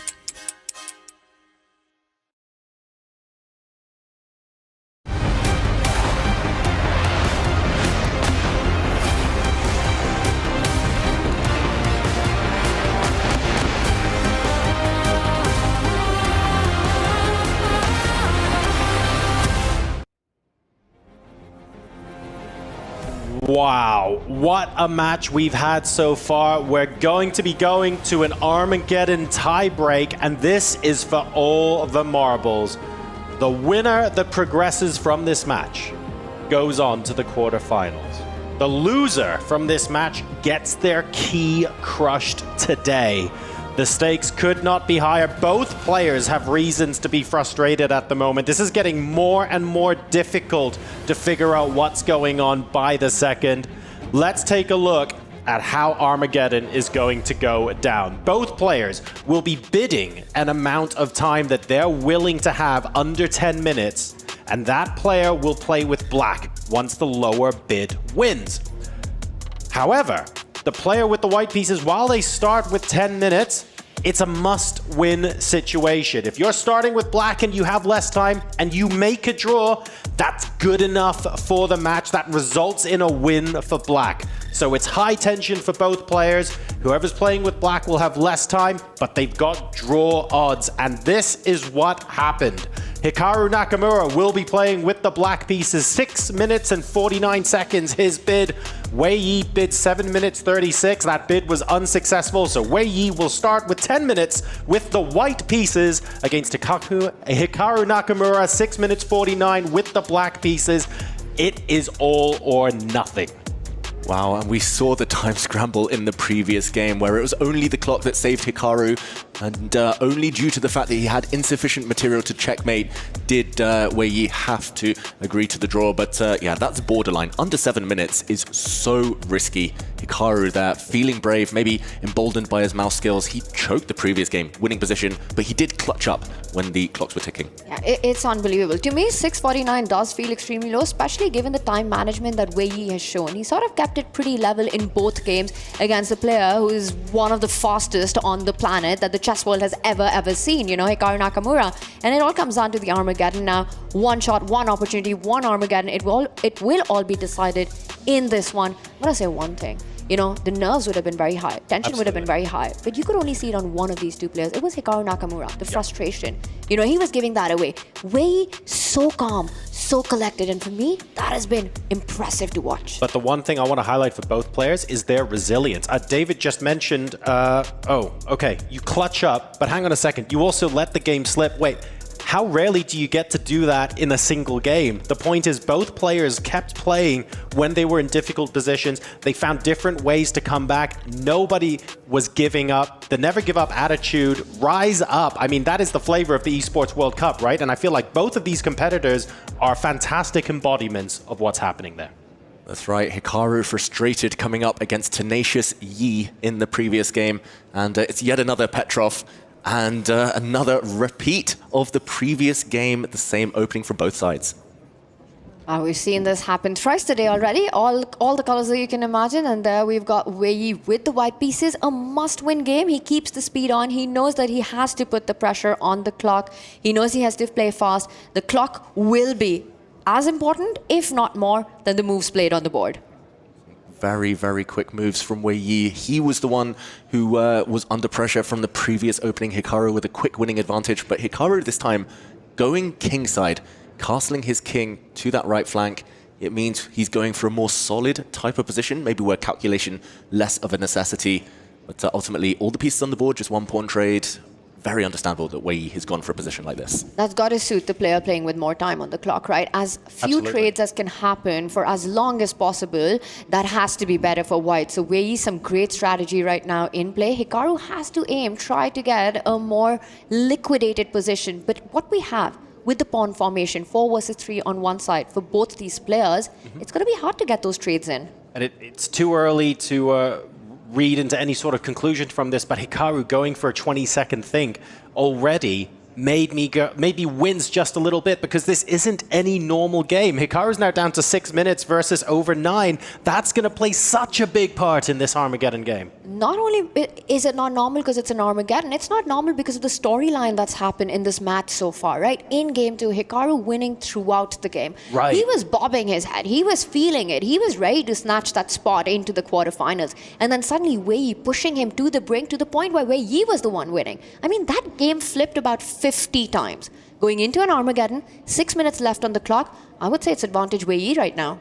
And I should mention a very, very important point. These two have recent history in Armageddon chess. In Norway chess, just a few months ago, at the end of May, beginning of June, Wei Yi was a bit of a king when it came to Armageddon, defeating Magnus Carlsen, defeating Hikaru Nakamura. Not many people are speedy enough to achieve that, but to do it against the gruesome twosome, to the top 2 players in the world, Wei Yi has shown he has pedigree in this format. He's leapt forward with a knight to f5, Hikaru playing on the other flank, hoping for some pawn trades, some simplification there, but this game is only just beginning, and still with 2.5 extra minutes on the clock, Wei Yi. I think we've passed the point where we're predicting winners, but maybe we should be predicting who might get into a winning position first, given how many times this match has flipped, both psychologically and over the board in the last half an hour. This has been absolutely amazing to watch. And we've got potentially another 13 minutes of it left. Wei Yi now playing with just under 8 minutes on the clock. Hikaru Nakamura just under 6. So that time advantage has been reduced to 2 minutes. And once again, we get to the first imbalance of the game. This time it's Wei Yi with the bishop pair. Last time it was Hikaru Nakamura who made it work perfectly for himself, you know, until the crazy time scramble happened. Right. But Wei Yi, can he again do the maneuvering game? Can he find a way to get those beautiful diagonals going? He needs to get active with his other pieces too. The white queen not really participating right now. It was a really reluctant trade. He burnt most of his time advantage, Wei Yi, trading off that beautiful knight on f5 for a bishop. So although he got the bishop pair, he did have to part with his best piece at least the most attacking piece. And here, Hikaru, you can see how forceful he's playing. He knows, because of the clock situation, he needs to clarify the board. He needs to get to an endgame, go for trades. He's now attacking White's bishop. He's speeding up very, very quickly. He had that 3-minute advantage. That 3-minute advantage was a 2-minute advantage, and now it's 1.5 minutes. We could see parity on the clock by the time the players hit 5 minutes at this rate, and that would be mini disaster for Wei Yi, who started with 10 minutes, remember, playing with the white pieces. It's also a must-win situation for him. That is bad news, and we see the trades come on and the bishop does fall back, where he always has to watch out for that d pawn moving forward as well. If Hikaru is looking for more clarification on the board, the black knight can jump onto some juicy outposts on the light squares. Knight c5, it happens, the knight's not going to stop there.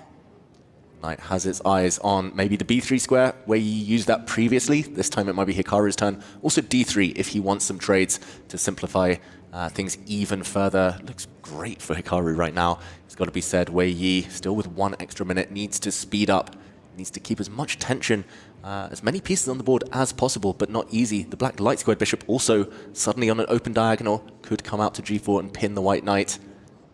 Wei Yi, it's not been a great few moves. This last half dozen, it's gone in Hikaru's favor. Yeah, we need a plan and quick, right? We've got the 2 bishops. They're looking pretty benign right now. They have decent diagonals, but the other pieces aren't really backing them up. The rooks are nowhere to be seen. The queen is still on her home square. So we need a little bit of a follow-up to this plan to figure out how it's all going to come together for Wei Yi. There is still time to make that happen, but with the time advantage now disappearing almost, under a minute, about 40 seconds, we're struggling to see where the advantage could come from in a game where his opponent has draw odds. Yeah, I do fear for Wei Yi here. Hikaru's last move is a real clamp down of White's chances. There's a pawn attacked on c3. That one is loose, but more importantly, the white light squared bishop has been blunted. You don't want to trade off, but how can you hold things together? Wei Yi struggling to find the way forward. And it's been awesome to watch Hikaru on the camera. Just the shift in his body language, right? It looked like he was so disturbed about everything that had happened in game 2. Couldn't stop shaking his head, the frustration on the face. The moment it's go time, the moves come on the board, he completely forgets about it. He's locked in. He's in the zone right now, playing incredible chess. Now he moves in with that knight. Well, 2 pawns hanging, he says you can't take either of them. The c3, you can't pick up. The queen will line up with the bishop, threaten the check. Knight on c6 hanging as well. E5 pawn would also lead to certain forks on the board, tactics everywhere. And there's one guy who usually excels when that's the case. Exactly right. I mean, you don't want to be leaving tactics on the board when you are playing against these absolute giants of the game. A small shake of the head there from Wei Yi, recognizing that the thread of the game maybe has gone away from him a little bit. But if I'm being honest, that's happened to him before already in this match, and he has found a way back from that before in this match. Yeah, way to go from Wei Yi. His heart rate has been around the 140 mark for the last hour. That is high intensity chess. We see a trade of knights. Bit of a dilemma how to retake this knight. You can take it with the bishop, pawn, queen. Either way, there's another pawn hanging. The black queen can capture on h4 on the next move. Hikaru, just as he was in the previous game, could go a pawn up. Black, he's fighting back. Hikaru is in this position to get that advantage. H4 pawn could be picked up on the next move. But they say when there's a will, there's a way. And how will he keep this game going? But that's not going to be enough because you have to get the win in. Now you've got this bishop pair. For Wei, even if he loses the pawns, it's going to be about finding those active diagonals for his pieces. Is there hope for that? There is hope, but he has to move. He's about to go below on the clock for the first time in this game. Wow. Seismic moment, momentum shift as well. Wei Yi, he's just not got things going. It feels like he's trying too hard to conjure up something. It's not there yet. You need to save your time. Put it in the bank for later. I did not think this would happen coming into the game. I thought maybe we would see something very, very decisive on the board prior to getting to a position where Hikaru Nakamura has time in the bank now compared to Wei Yi. Remember, he started with 6 minutes and 49 seconds on the clock, and at the moment is giving us a masterclass. Vintage Hikaru using a fraction of the time of his opponent, but getting into an excellent position on the board. Hikaru just has result odds now. You know, with the clocks leveling out, not even leveling out, up on the clock, Hikaru Nakamura needs only a draw. You know, he's up a pawn. It's not easy for Wei Yi to capture that knight on e4 to win it back. That would allow immense activity to Hikaru's light squared bishop. So Wei Yi, trying to get some complications in, rushes in with his rook, blocked that attack is right now, and you want to avoid as many trades as possible if you're Wei Yi. Now the result odds look super important right now. He moves his bishop out. Hikaru is happy to trade rooks, happy to go into opposite color bishop endgames where he knows the draw is up his sleeve. Yes, he's 35 seconds up on the clock as well. But for now, Wei Yi, he just needs to trust his instincts. He needs to move fast. He defended so well in the previous game. Just keep the tension. Stay at least in touching distance on the clock. Swing the other rook across or trade rooks, retreat your rook, whatever. Either way, he just needs to move. Hikaru Nakamura knocking on the door of Wei Yi now, saying, look, I understand you've got amazing composure. Nothing seems to be phasing you, but I'm faster. I'm going to win this. What are you going to do to stop me? And he's asking some real serious questions now of the Weibo Gaming player. That said, Wei Yi has found ways back before, but with draw odds, I'm not sure that's enough here. Yeah, big moment. There is a bit of a threat of the white queen taking the d5 pawn as the black rook is pinned on the back rank.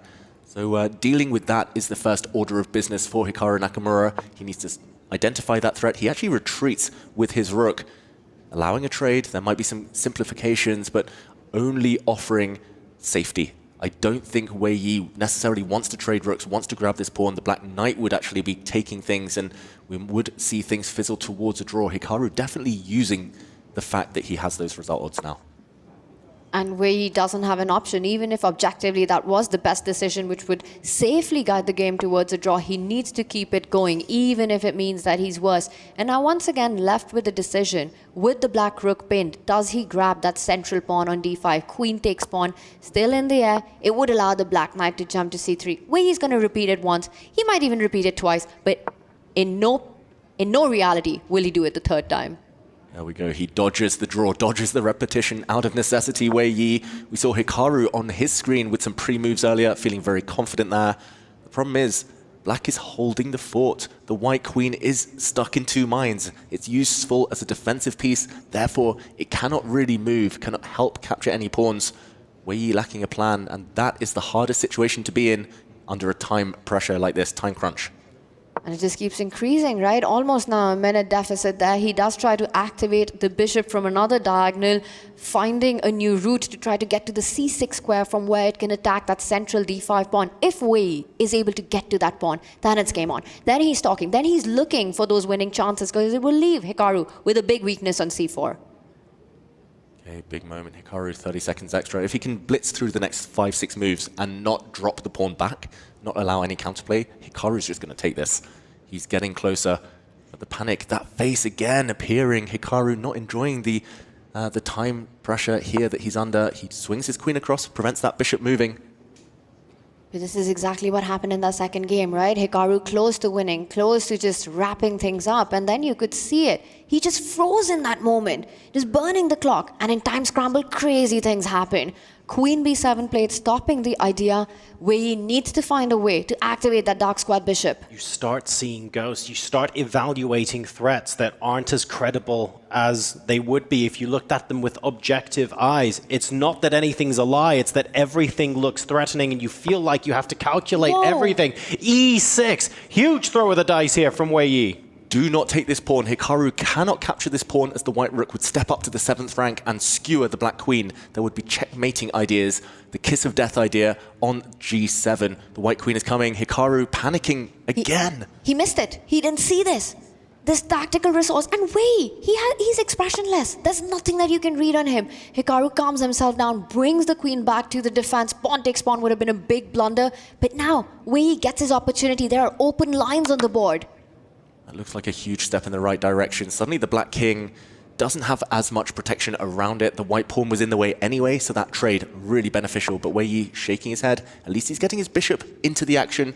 This one is anyone's game. The board state is so delicately poised. Wei Yi unhappy with that decision that he just made, because now it feels he can't avoid a rook trade, and more pieces off the board, the better it is for Hikaru Nakamura. Rook A8, almost forced there by Wei Yi, and this is the first time I've seen him unhappy with his decision. He leans back, Wei Yi. He looks really dejected somehow. Maybe fearing this move. There we go. Hikaru forcing the queens off the board. That black queen is hitting not just the white queen, but both of white's bishops. If the queens disappear, winning chances might fade as well. And it's more about the clock. 2 minutes versus 1 minute. This is danger zone.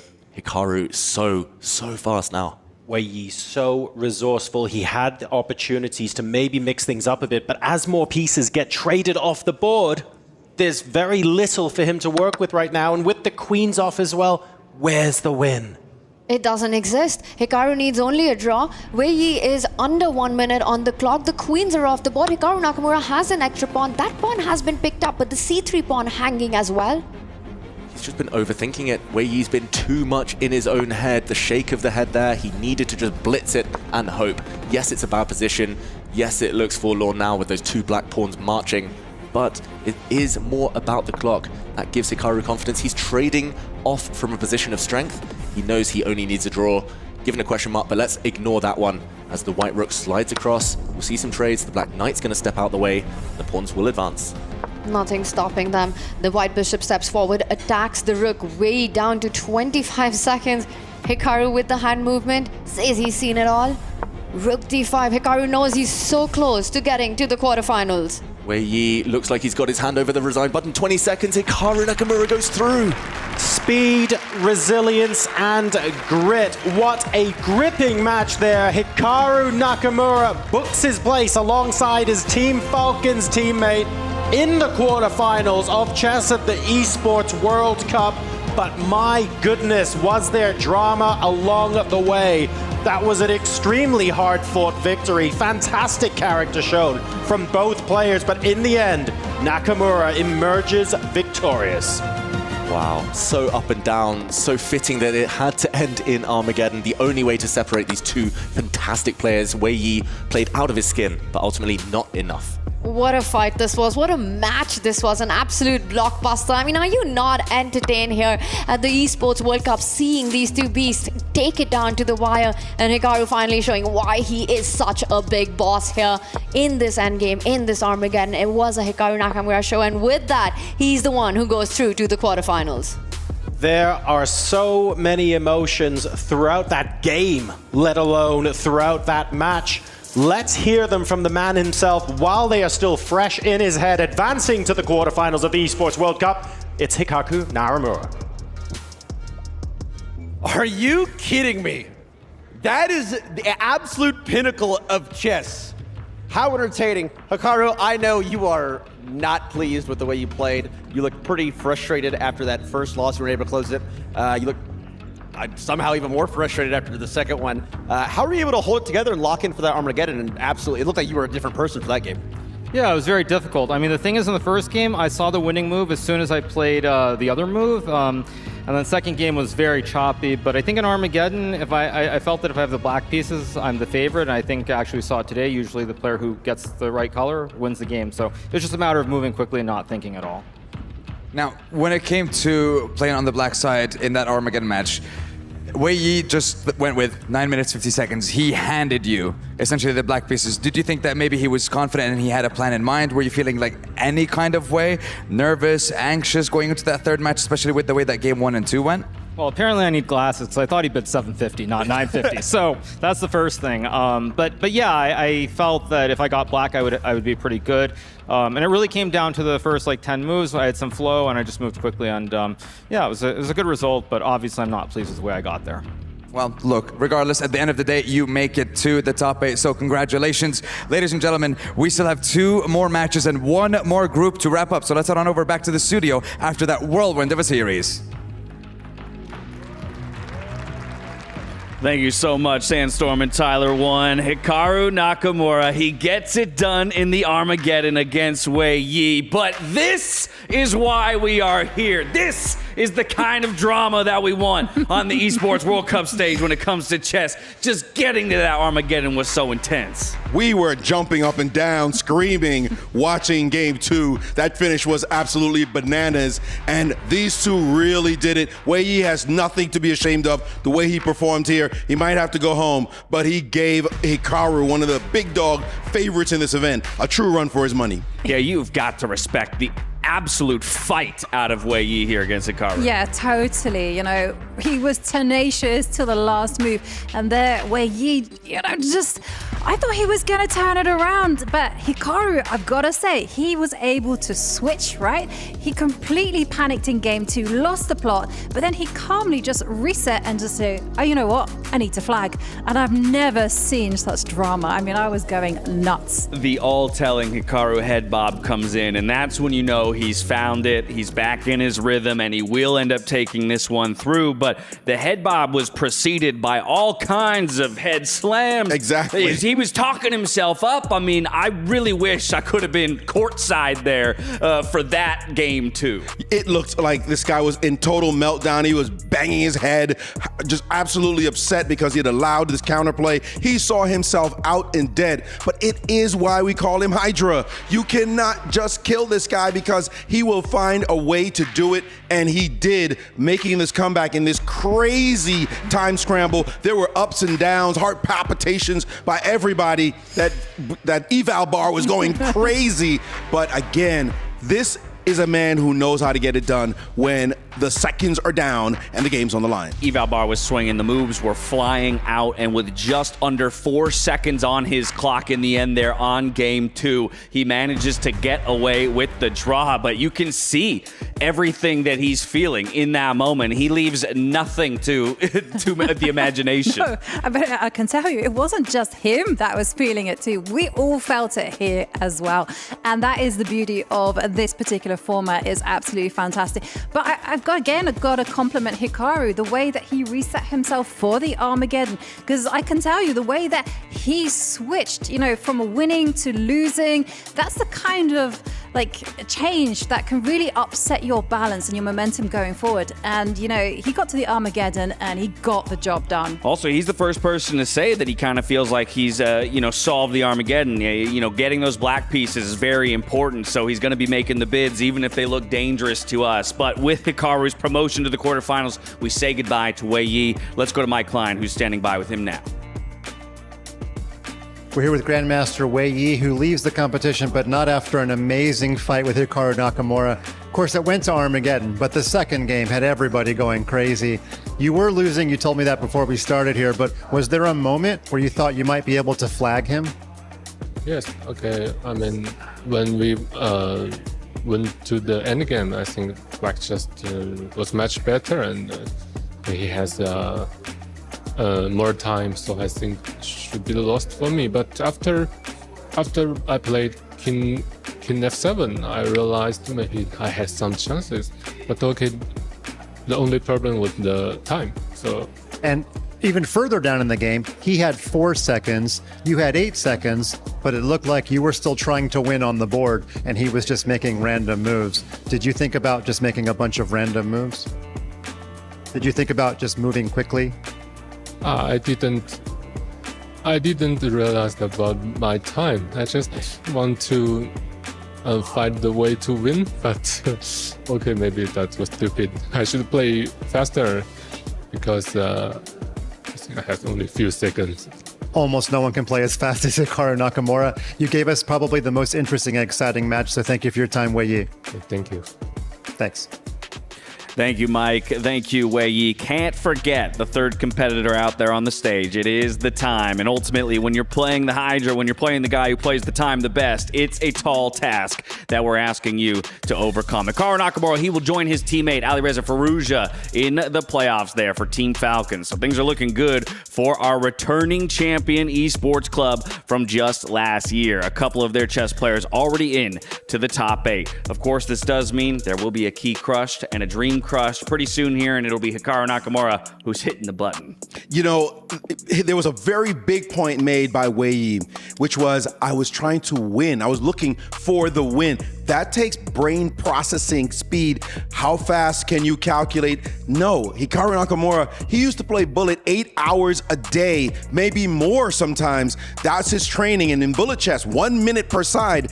You have to move instantly, and when it's down to no time, you don't care about the clock. You just move as fast as possible. I mean, about the board. You don't move as fast as possible. That was Wei Yi's blunder. That's what cost him this match. And this goes back to your point, that moment of recognition in Hikaru, Yeah. right? Understanding, oh, my win condition has changed. Yeah, totally, because we saw on the video, right, he was just tapping his head. He was so angry with himself. How could he get himself into this situation? And then at some point, he just goes, okay, right, reset. This is what I need to do. I need to flag. If I'm going to have any chance of winning this, and whoa, he did. There you have it, Hikaru Nakamura. It was a lengthy day for him to fight through Wei Yi and the Armageddon to book his ticket into the top 8. But next up, we go to the group of death, where things only get scarier. It's Fabiano, Caruana, Nodirbek, Abdusattorov making their way into the arena. We'll come back in just a moment to preview that matchup. We'll see you on the other side of this commercial break.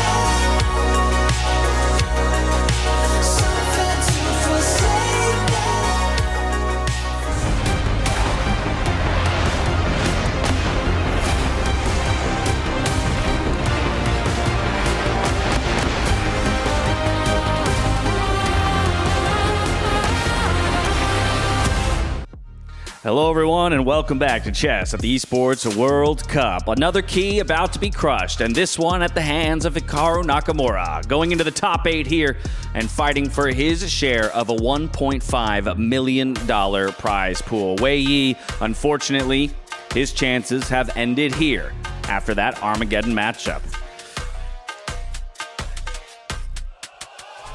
Yep, that's a crushed key, okay. All right. I wonder who's got the best crushing form so far. It wasn't that one. It wasn't that one? It wasn't the most crushed key, no. All right, fair enough. We're going to have a power rankings for that later on. But this is, of course, our next matchup as we head into the group of death. It's Fabiano Caruana up against Nodirbek Abdusattorov. I mean, Group D, we talked about it from the beginning of the tournament. All 4 of the guys in this group felt like they could be contenders to get out. Of course, Magnus Carlsen has already booked his ticket. A lot of people looking at his teammate in Fabiano Caruana. Can he do what Hikaru just did and join his teammate in the quarterfinals? What are our thoughts here? Because Nodirbek is not going to make it easy for him. No, it's certainly not. I mean, Nodirbek, he's been world rapid champion. He likes active, dynamic positions. And Fabiano's a really principled player. So this one's going to be an intense battle. It's almost too close to call. All right, so we're going to talk about that matchup a bit more in a moment, but we have to take a little step back here, do a bit of a fun segment. All right, Dr. Sulman Al-Habib's hot takes. And we got a man with a lot of hot takes, I know. See, right here. I'll come to you first. My hot takes aren't hot takes, they're just correct. Oh, okay. Then hit us with the correctness. My hot takes, as opposed to everybody else's hot takes, are vegan.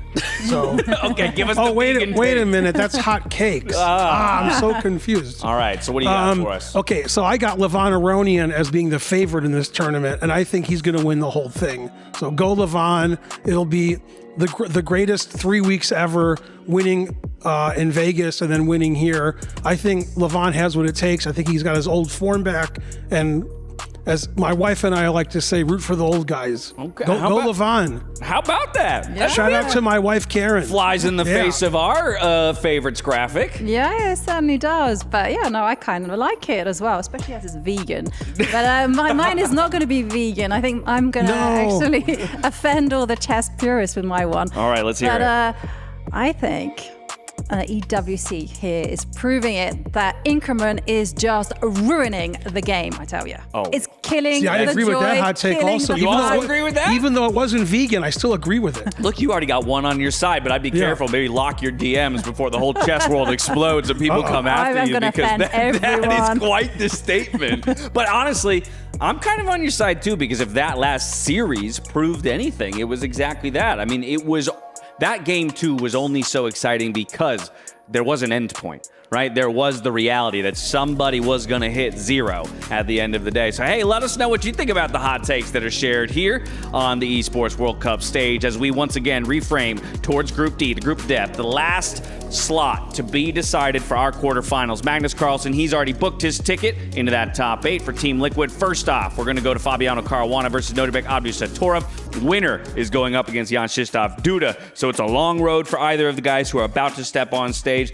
Let's talk about how they get it done. Coming to you first, Ben, on this matchup here, Nodirbek versus Fabiano. Yeah, obviously Fabiano is the favorite on paper, but Abdusattorov is a much younger player, probably more well-known, being good at rapid play than Fabi. So, I don't know. Maybe this is a hot take too. I think Nodirbek is the one to look out for in this match. I think Fabi's going to be in trouble. I mean, and this is pretty wild because, again, I'm going back to day 1 when the first name that everybody was quick to say, wait, doesn't that guy belong in favorites, was Fabiano Caruana, and we put him just on the outside. So what's your take on this matchup? Who's going to get it? Well, he's been world number 2, so he's like a really dangerous player, okay? But I got to say that if Fabi can hold his nerve, I think he can edge it out. But it's all about those nerves.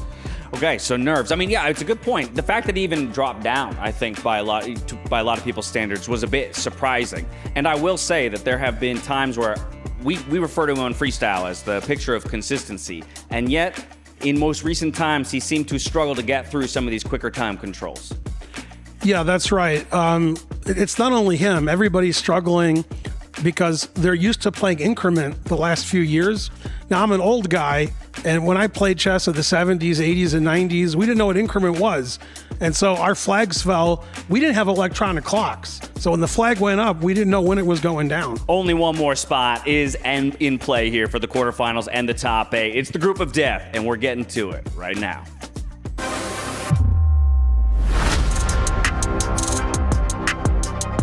Fabi is extremely strong in opening. I will try to, play even faster and to manage my time well. That's my game plan. I think it'll be a tough match. I mean, everyone was tough in my group. Between Nodirbek and I, he's one of the players who I think compromises a little bit in order to get a bit more time on the clock. If you deserve a place in the finals, you have to beat Fabi, and I'll do my best.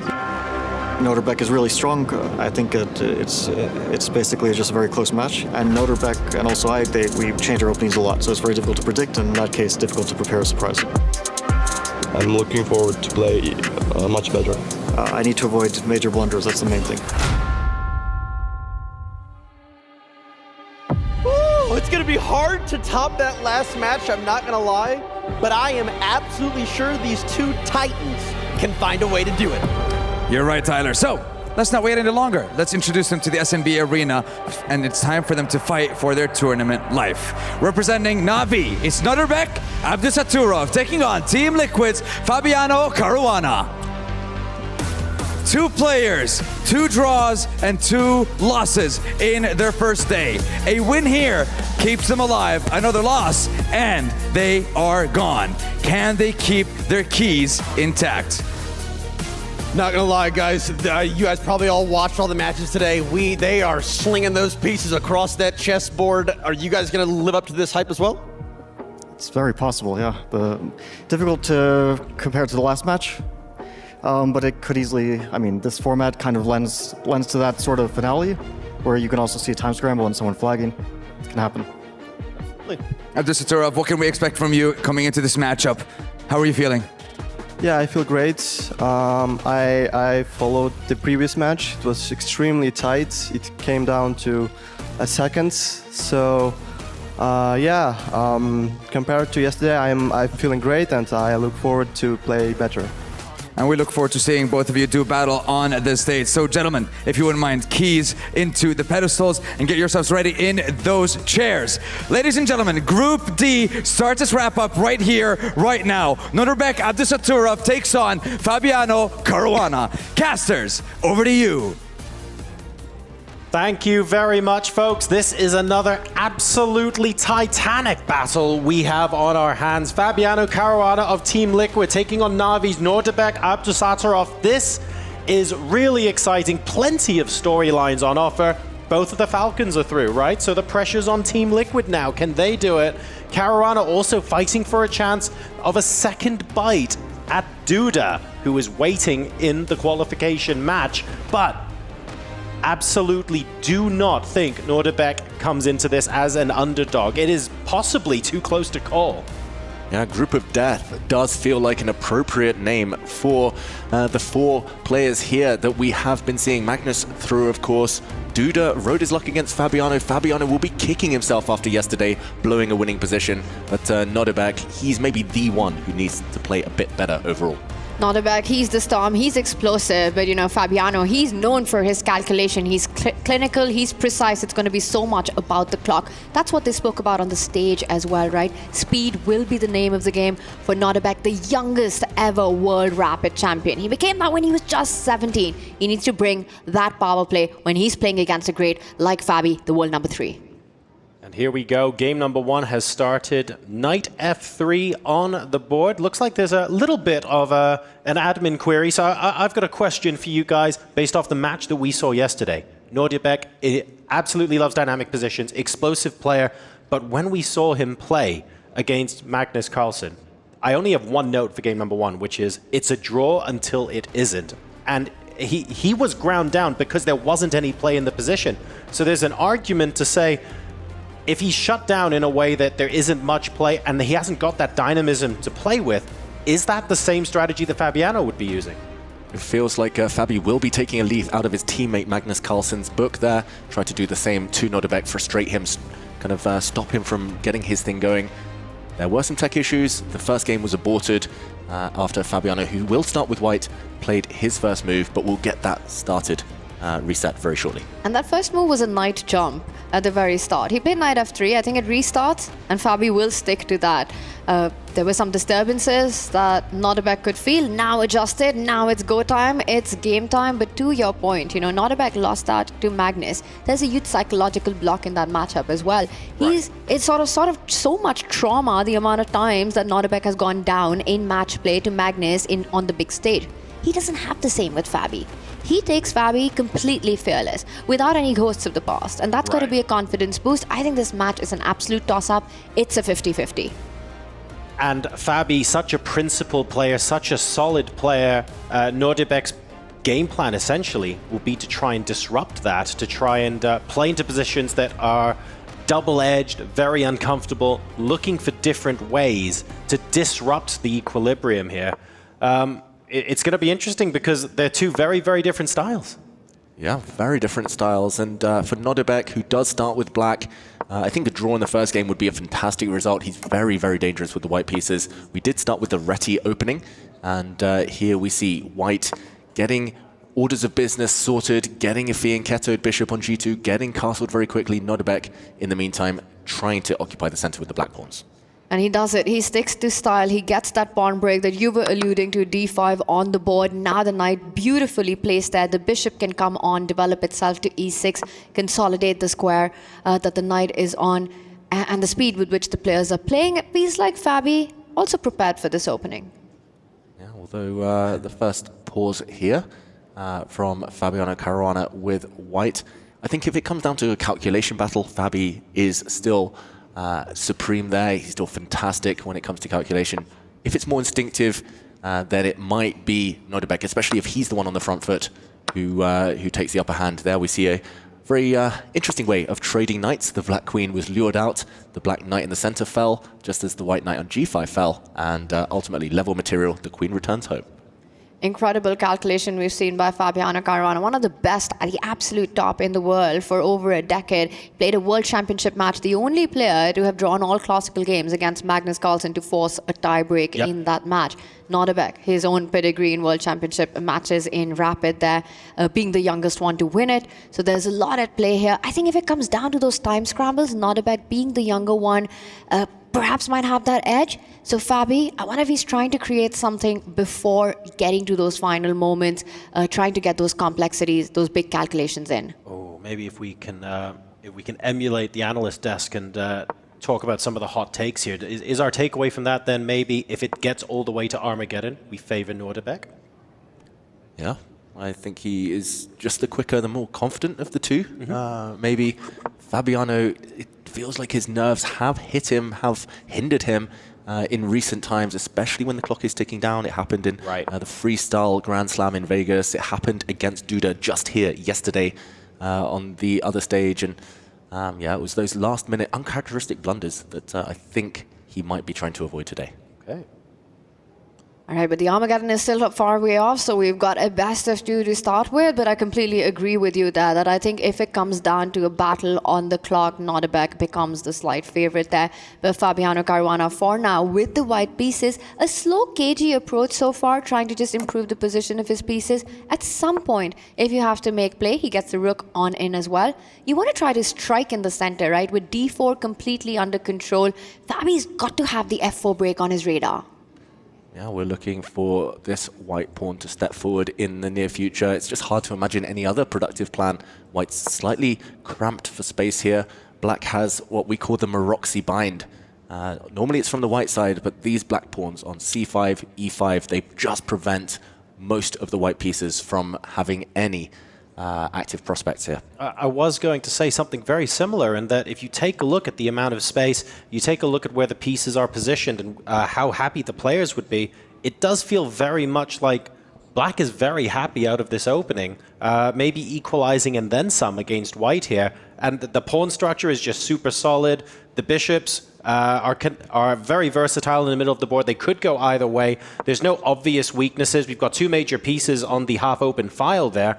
Black is looking so unbelievably solid. And this opening, this pawn structure, now Fabi finally breaking forward. F for Fabi, he pushes F4. But this opening, it's exactly a accelerated dragon, but with colors reversed. And this does not have a great reputation for the side with the structure that Fabi has gone for. I do feel that he was kind of move order tricked in the opening, Fabiano. It felt like he kind of walked into this structure, which is very comfortable for black. That black knight in the center, now beautiful. If traded off, white will lose the dark squared bishop. And again, yes, he got the pawn break in, but it hasn't really helped the white pieces and their scope.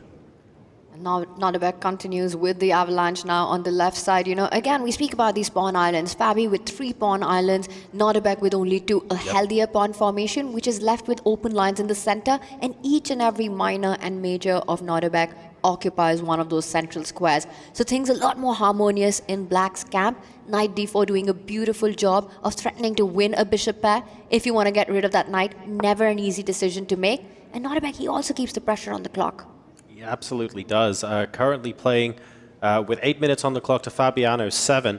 And if you take a look at the position on the board as well, this is just absolutely delightful. You can see black is clearly angling for some breakthrough, potentially c4. The a4 pawn could, the a pawn could get shoved up at some point as well, maybe even eyeing up that side. We've got f5 coming in as well. The plans for black look relatively straightforward to conceptualize. Even the ones that don't work, you can at least see really quickly. Whereas for white, if you're looking for where the next break comes from, you're almost watching behind your back a little bit because it's a lot more reactive. Yeah, good luck finding any active moves if you're reduced to retreating like this. The white queen took a step back. Now the white knight retreats. It looks like he's setting up for the next game, almost, Fabiano. That knight retreat does at least open up the possibility of a pawn push, kicking away the black knight, at least taking back some of his territory, Fabiano. But ultimately, again, it looks very passive. It's not his style. That's the main thing. Fabiano is a very principled classical player. They said it in the studio earlier. He likes kind of going for a plan, pushing it forward, backing it up with calculation. Here, he's just already a bit on the ropes.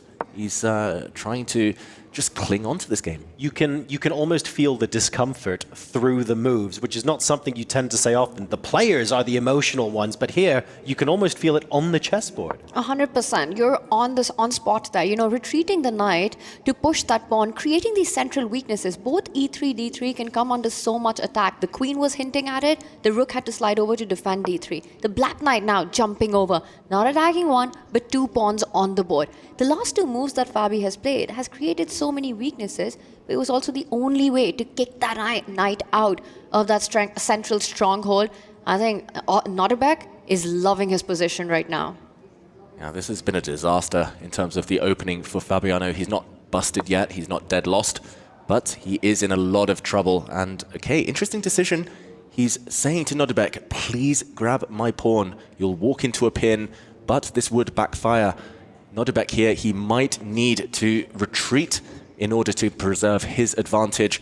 The most tempting move doesn't work here for black due to a cool double attack. The black knight is hit. If it does take this pawn, the white queen will come out to c3, threatening checkmate, hitting the g7 square and hitting the knight on d3. This would give white a huge advantage, winning material, and there we would see a checkmate. That's the analysis board on the right there. But if we go back to the live board, we see that Nodirbek, of course, he spotted that one, and he retreated his knight instead. And it looks like he's lost a couple of moves, but the white b3 pawn now very loose.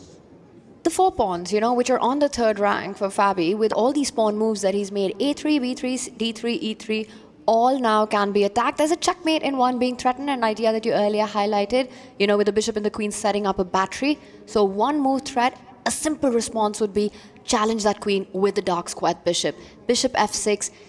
You'd have to calculate some lines. What happens after queen takes pawn? But that would line up the queen against the black rook. Should not work for white. Yeah, the white queen cannot really get greedy there. He does play it, Nodirbek. Queen takes pawn would backfire after a knight jump. The black knight could jump in to the center. The white queen would be very embarrassed. Fabiano more likely to retreat his queen. There we go. And still it is black with the advantage. Still hunting for that elusive plan. We've got a couple of tactics coming out of the woodwork, a couple of things to make Nodirbek think on the spot and respond. The problem is Nodirbek's able to respond with tempo. Fabi now moving the queen back to c2, and it just feels like there's no one or two moves that gets Fabi into the driver's seat here. Let's be clear. His position is quite cramped. The rooks aren't necessarily very coordinated. The knight on f1, we still need to figure out where that's going in the long term. But there is a little bit of light at the end of the tunnel, because at least the rooks are in the back rank in the 7th. You can move them across to the D line. There's potential there. A pawn break at the right moment could release e3 for the knight. You can see all of these things happening, but they need a bit of time, 2 or 3 critical moves that he just doesn't have right now. He absolutely doesn't have it, right? Because each of those pawns are about to come under so much fire. Nodirbek is also setting up batteries of his own. Queen f7 is a big idea on the board. b3 weakened because Nodirbek provoked that move a2 to a3. So that was something that had to be taken care of. And this is the first positional strategic win right there. He gets the bishop pair in an open position, more space on the board, easy targets, rooks and queens beautifully placed. Fabi in big trouble. Fabiano, I can't even remember if he's moved a piece past his 3rd rank. Maybe he did, it just got captured a bit earlier. He did bring his rook forward, but had to retreat. Fabiano's pieces look very, very sad. But here he's trying to break out. He's trying to trade off some pawns to alleviate the pressure. And there we go, he does trade. Maybe a slight improvement for Fabiano, but it does allow the black rook in. That is not good news. And Nodirbek, a moment ago, his heart rate was so high, almost at the 150 mark, because he smells blood. He senses that striking with black here will turn the match in his favor. And he's such an energetic player, right? Every move coming in with a tempo. Now, it almost looks like after rook b3, it's a double attack that might win the queen and the pawn, one of the two pieces, well, the pawn on the board. But Fabi has a resource. Rook b3 will be met by rook b2, just making sure that things remain under control. And I wonder if Nodirbek might have missed that as he slows down. And the threat against the pawn on e3 isn't a true threat anyway, because the knight on f1, even though we were saying that looked weird earlier, it is keeping everything together here. So it does buy Fabi a little bit of time to interpose and counter those threats. So this might be the opening that Fabi needs to breathe some life into his position. Yeah, knight on f1 is no fun, as they sometimes say, but here at least it does hold things together. It's the glue for now in his defensive efforts. And yeah, the longer this game goes on without Nodirbek cashing in, kind of transforming his advantage, maybe winning a pawn, the more hope Fabiano will get. The black queen slightly improves itself. It's been impressive the way Nodirbek has provoked Fabiano with all the pawn moves, you know, and every pawn move has its own set of consequences. The last one, the d4 move, leaves a c4 square behind for one of Nodirbek's pieces to fall on to build more pressure. If we just sort of translate the storyline of this move, has been a maneuvering game by black, provoking weaknesses by Fabi. Yes, for sure. And while provoking those weaknesses, he's also taken up so much space as well. It's not just provoking the weaknesses, but allowing Fabi to counterpunch elsewhere. It's not like your traditional kingside versus queenside development. He's just been squeezing Fabi out of the opening. Yeah, very impressive. Not just squeezing him on the board, but the clock too. Fabiano isn't known for loving these kind of situations where it's a race against the clock. He wants to play principled moves. At least, though, he is getting some double attacks in. This does hit the black rook and the a7 pawn. Double attack, black can retreat the rook to defend, or Nodirbek can say, take that, take my pawn, and go on the attack with his queen as well. But no, he retreats. At least Fabiano, there we go, moving forward. Although that white queen does make a bit of an odd impression on the edge of the board. Slight frown from Nodirbek. Fabi, he's trying to turn the initiative here. Again, every single move of Fabi has come in with a threat. Well, the queen dances at least. Queen a1 hit the a7 pawn, and now there's another pawn under attack, forcing one of Nodirbek's pieces to fall back to defend it. He uses the pawn, frees up his own rook as well. And I think, you know, we see these inaccuracies. The cross appear. But David, from a human perspective, these are all very practical decisions, keeping the clock also as a factor. You want to make them quickly. Yeah, talking of quick moves, Nodirbek was ready, almost a pre-move there, bringing his bishop back home to its starting square, just to hold the fort. That queenside now under lock and key for black, and attention will switch back towards the center. I think that it makes a lot of sense to play that move, because once the queen went to a5, the problem was the rooks. You didn't have a queen supporting either rook getting to the c file, so Fabi hasn't been trying to contest that open file. At least now, things like rook c1 become a possibility because the queen has come back. While the queen was on a5, that wasn't going to happen. The rooks couldn't get there on their own. And now might be the only chance he gets to challenge. He plays a very passive move, though, Fabiano. Just defends his pawn. Maybe he was worried about his queenside dropping. But ultimately, as long as black controls the open files, the bishop's controlling all the squares, looking fantastic for Nodirbek. And again, he was just ready with his response. You know, Fabi defends that b4 pawn. He immediately played a slow, soft improving move, just getting out of the way of any checks on the a to g8 diagonal, puts his king on a safe square, now comes back to improve his bishop, potentially eyeing the c8 square for his rook, says no exchanges, you're down on the clock, I want as many pieces on the board. Well, given a question mark this last move for white, the knight will most likely have to return home. Look at the black dart squared bishop, the power it's exerting. White's pawn chain here, falling potentially. The base is hit.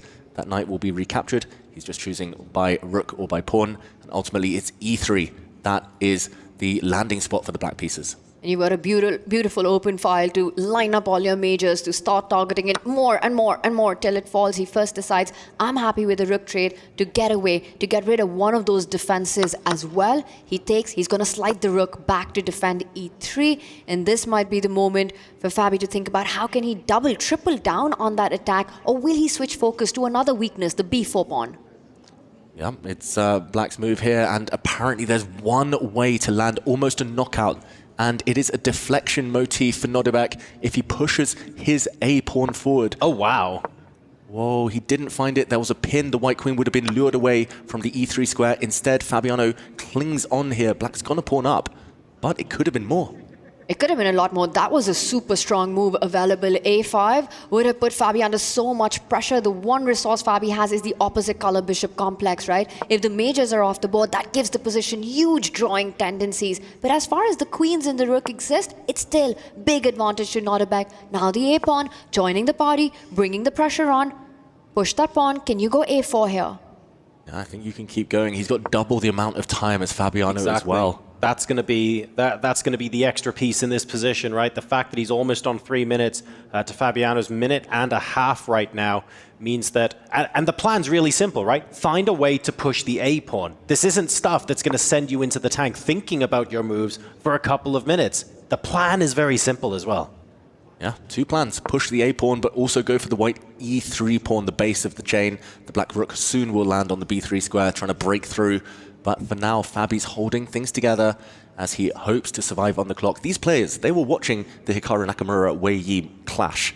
They know that flagging is going to be so important. Maybe Fabi hoping now, speeding up slightly, that that might be his route out of this game. And this is something Jovanka mentioned, right? Having this no increment, no bonus time just brings in that sporting element to chess. And you've got to love it because clock management by the very best in the world has to be a skill that you have to have. It shouldn't be made easy for you. Yes, and I mean, the Esports World Cup is really bringing that to the fore for everyone to see as well. It's produced such amazing, exciting matchups, and this is no exception. Now starting to turn the screw. Bishop takes d4. We inch closer and closer to Fabi's back rank.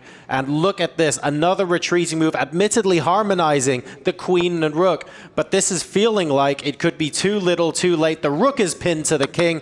Fabi can't get off his half of the board.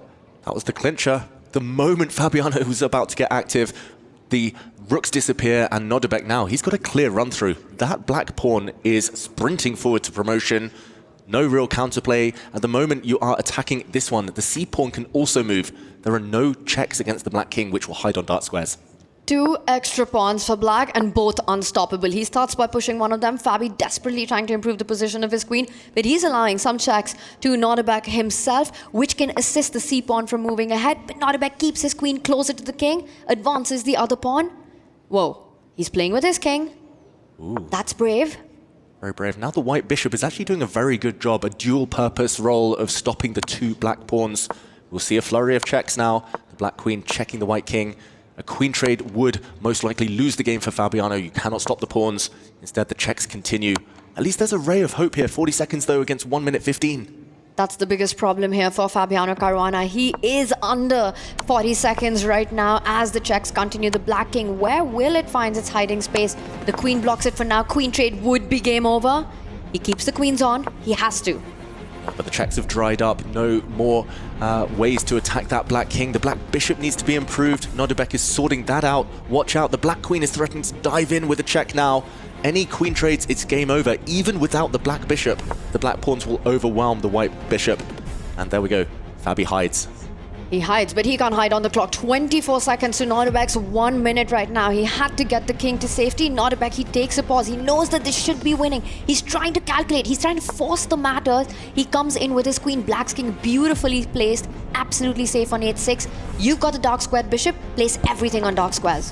White queen could not have moved that without allowing a check on the f1 square, so Fabi uses his bishop to stop any checks. The black queen retreats. Ooh, you got to watch out. There were some checks in the air there. But the players are getting nervous. It's all about the clock. Nodirbek just wants to flag Fabi now, down to 12 seconds. He can come in with his queen. He can start threatening checkmates of his own on G3. And Fabi, he's giving up. Nodirbek, Abdusattorov is taking the win in game 1. Game number 1 goes the way of Na'Vi. Nodirbek, Abdusattorov doing an incredible job there, putting Caruana under such immense time pressure. That was absolutely incredible. Now, how are we going to turn this around? It felt like Fabi, let's call it what it is. He wasn't comfortable for the entirety of that game. This was very different from the last match. It wasn't constantly topsy-turvy. Fabi felt like he didn't get a word in edgeways, so he needs to think of how he changes his approach to turn that around in game number 2. A bad start for Fabiano Caruana. He had to resign. His checkmate was incoming on the G3 square, but ultimately it was a power-packed performance from Nodirbek. He sees the advantage from the opening with black. After 10 moves, he already was better and never let Fabiano off the hook. It was never Fabiano's type of position, and he paid the price. Last move, the power move, queen f2. No way to defend the checkmate there. And I have to say, Nodirbek is in boss mode.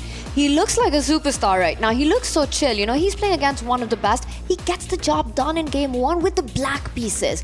Sort of pushing for the edge from the very start. Keeping the pressure on the clock. Taking those dynamic positions. You know, just never moving himself away from the gas, from the pedal right there. And now he needs only a draw to make it to the quarterfinals. And the good news is Fabi has the character, has the perseverance, has the experience to be able to come back from this, but he can't necessarily rely on, I'm just going to do the same thing and hope it goes better, given how uncomfortable he felt out of the opening. So what changes now? That's the tough question. What is he going to do differently? I feel that Fabi needs to do one of two things. He needs to either get on the front foot as early as possible. Nodirbek doesn't like to defend. Or you go to a very dry endgame, you keep as many pieces on the board as possible, and you hope to do to Nodirbek what Magnus did to him yesterday. Either way, no guarantees. Either way, Fabi needs to play with a bit more energy. It felt like there he was a bit deflated, very passive with his pieces, never got into the game, and that needs to change. With black, though, it's not going to be easy. He has to play the anti-young player chess, you know, just keep things under control, try to play the long game, but the problem will be with the clock, because clearly it's Nodirbek who's up on that. If that's your strategy, you need to make the moves fast. We've got the moves coming in here, fast and quick. It's the Alpin opening, and the knight was attacked, moves to the center of the board. This is all theory. So B6, trying to get the bishop to the longest diagonal. Bishop B7 is where it will land. See the base of the pawn chain there, d4, very, very thematic. Knight c3, of course. If black captures there, we simply go with the recapture. And we chuck h4 out there, nice and early. Let's get it on. Makes me wonder who's the player who's playing for a win here, because it's supposed to be Fabi, but Nodirbek going all out with that h-pawn early on, you know, making his intentions clear, making a statement, I need only a draw, but I don't care about that. I still want my brand of chess on the board. Hey, like we said earlier, right? The best defense and all of that. Nodirbek doesn't like to defend, so what's the best way to avoid doing that? We're just going to attack, attack, attack. Harry the h-pawn, h4, h5, h6, force. We've had 3 h-pawn moves by move 11. This is certainly a statement of intent. It really is. And the idea of pushing the h-pawn is not only going all the way towards black's camp, but also create squares to develop your rook with a rook lift. You know, a potential attack on the g-line. So it doesn't have to be castling the traditional route to get the pieces into the game. So a decision now by Nodirbek. Will he go all out with the rook lift? He first does a trade on d6, improves the queen, keeping it flexible with his king. Now, as much as I want to keep hyping this up, Tanya, I do think you've advanced the h-pawn to h5. So, castling kingside, you've got one of your pawns in front of your king, very much offside right now. there's a lack of a B pawn there. I don't think queenside is particularly attractive either. White does have some long-term king safety issues that they need to talk about. Okay, and decision made, though, by Nodirbek. Just as you say it, he castles, and it isn't a happy decision. I think it was out of necessity. There was simply nowhere else to go for the white king, but it is that h5 pawn that could come under fire in the very near future from a black knight. Any endgame, that pawn likely to drop off. This is a dream for Fabiano, by the way. It's enough imbalanced to give him hope for a comeback. So this is interesting because, you know, we wanted to see Fabi come out of the gate swinging. It was actually Nodirbek who was throwing everything at Fabi straight out of the opening. But actually, the way everything's resolved, the way the chips have fallen, this is looking really good for Fabi. And that's one of the aspects of Nodirbek's games that I've noticed so many times, where he just sometimes unnecessarily, forcefully takes the fight to his opponent. He's sort of itching to create something on the board. It also makes, you know, the Nodirbek immortals happen, but at the same time, sometimes can backfire. In this match, there was no need for him to completely go all out with that H-pawn, which now ends up becoming a weakness. With black, the ball was in Fabi's court. How was he going to create chances? Now he's got a clear, direct target on H5 whenever the knight jumps to F6. And this was the C3 Sicilian, the Alapin Sicilian, and I've been playing this myself since childhood. I would say that this is a very bad version for white because you do not have an attack. Normally with this pawn structure, we saw wince there from Nodirbek. You need some action against the black king, but the more trades that happen, I think Fabi will happily allow this light squared bishop trade. The closer black gets to being able to take advantage of white's pawns in the middle of the board, the fact that they're loose. Look at that white H pawn now, vulnerable. And yeah, Nodirbek, we've been here before so many times. He doesn't have a gear shift. That's the one thing that maybe needs to develop over the next few years. There have been so many times he's nearly won these big tournaments. Tata Steel Masters twice. He lost with white in the final round, only needing a draw to bank at least a share of first place because he just goes for it. And this is a case of going for it when you don't necessarily need to. You know what that produces, though, David? That produces crowd favorites. I mean, that produces someone that you can get behind for years and know you will always have someone to cheer for. Oh, you just need a draw? Yeah, whatever. I'm going for... Who doesn't love... Like, that is a champion's attitude, right? You cannot fault him for that. Absolutely. Nodirbek has a lot of fans, but he probably would have had a lot more tournament wins as well if you can get that gear shift in, you know, if you can just hold back when it's necessary. I mean, but just like you said, it makes it so entertaining to watch it. But then sometimes you don't always have to play for the galleries. I'll tell you what, it's great for Armageddon. So maybe if we save it for Armageddon and then just reel things back a little bit until we get to that point, maybe. He's found an interesting way to defend H5, getting rid of the knight in between. And we're certainly trying to keep how dynamic this position is. You can tell he's still constantly fighting. Oh, but strategically, this is a real struggle now for Nodirbek. Firstly, there is a bishop hit and a pawn as well. Potentially, if you move that bishop away, will fall prey to the black knight. Secondly, the black knight might just come back and gobble up the h5 pawn in the near future, and the black rooks are going to centralize. What's on those files? It is targets. It's all about the weaknesses of white's army. Structurally here, Nodirbek is living life on the edge. It was just so unnecessary for him to do all of this. With the white pieces, all you need to do is try and shut down the game. You know, you try to keep things solid. You try to sort of let your opponent take those risks, if at all he can afford to. But here, Nodirbek's just made his life so incredibly difficult, and the clock speaks of it. The first game, Nodirbek was the one who's putting pressure. Yeah. Never behind on the clock. And right now, already a more than a 2-minute deficit, and that's not even his biggest problem. Right? Like, basically 6 minutes into this game, and he's now struggling with the white pieces. It slightly boggles the mind, especially when he won game number 1 in such emphatic fashion, only needing a draw to advance here. Yeah, sometimes you do need to be cynical, and I think he'll be kicking himself for the way this opening has turned out.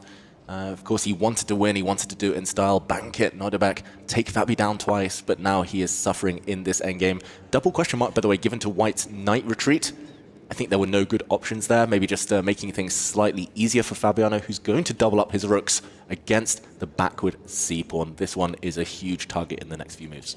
And you've got all these light squares to play on, right? That knight retreat also leaves the rook with your idea to slide over to the square that it just did. Rook c8, but also rook a4 in the air, targeting both weaknesses. So again, this is just a beautiful strategic and instructive play by Fabi, where he's now rerouting his knight to a square where it can get to c3, more protected from d5.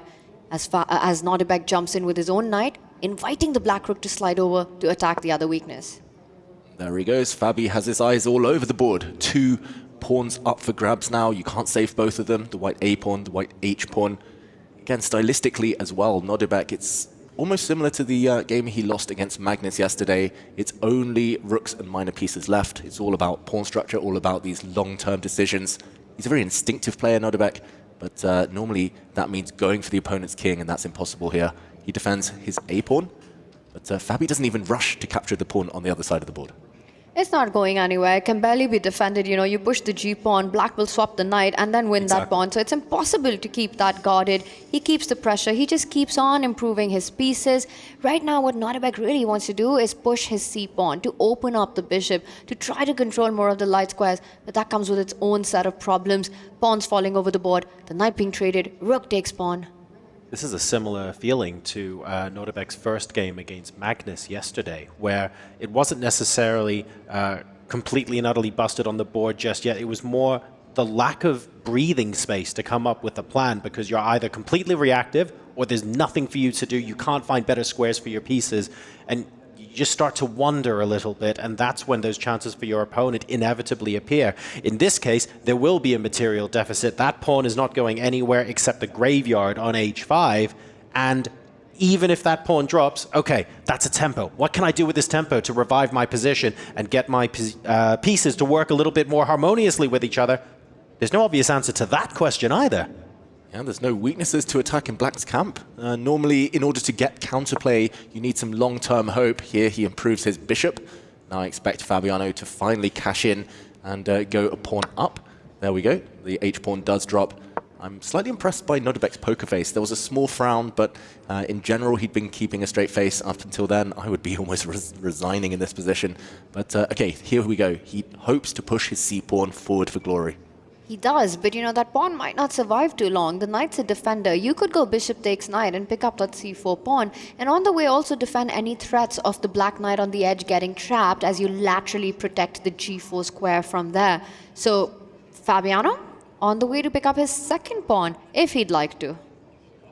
Yep, Fabi again might not rush. He might just re-centralize the black knight, but that looks like a very convincing variation, Tanya. And Fabiano is very concrete as a player. It's all about the calculation with him, and the black knight does have a safe square to jump into if need be. Can't even attack it right now. 2 pawns to the good. 1 pawn, you can defend such endgames. 2 pawns feels like too much. If it wasn't for that, if the black knight was trapped on the edge of the board, maybe the counterplay here would be interesting. It would it would really shake things up in this game. But Fabi has everything calculated, and this is looking like. Again, very similar to that first game we saw yesterday against Magnus. It's a slow chokehold of a position where we are denying the opportunity to have any sort of counterplay. Absolutely, and that's the hardest situation to be in. You know, even if you're down material, if you can play for some tricks, if you can try to get some initiative in, if you've got pieces, that gives you hope. But here you're just suffering for nothing. You know, you feel like you're delaying the inevitable. For Fabi, absolutely a dream. I mean, Nodirbek pretty much has gifted him this comeback win with the black pieces. Fabi did not have to earn it. He didn't have to work for it. And although this wasn't an immediate knockout, it wasn't a miniature, 18, 20 move game, it's felt very one-sided. Nodirbek's just not been in it. It was a disastrous opening, ultimately. And just as was the case for Fabiano with the white pieces, it feels like they're both struggling with white.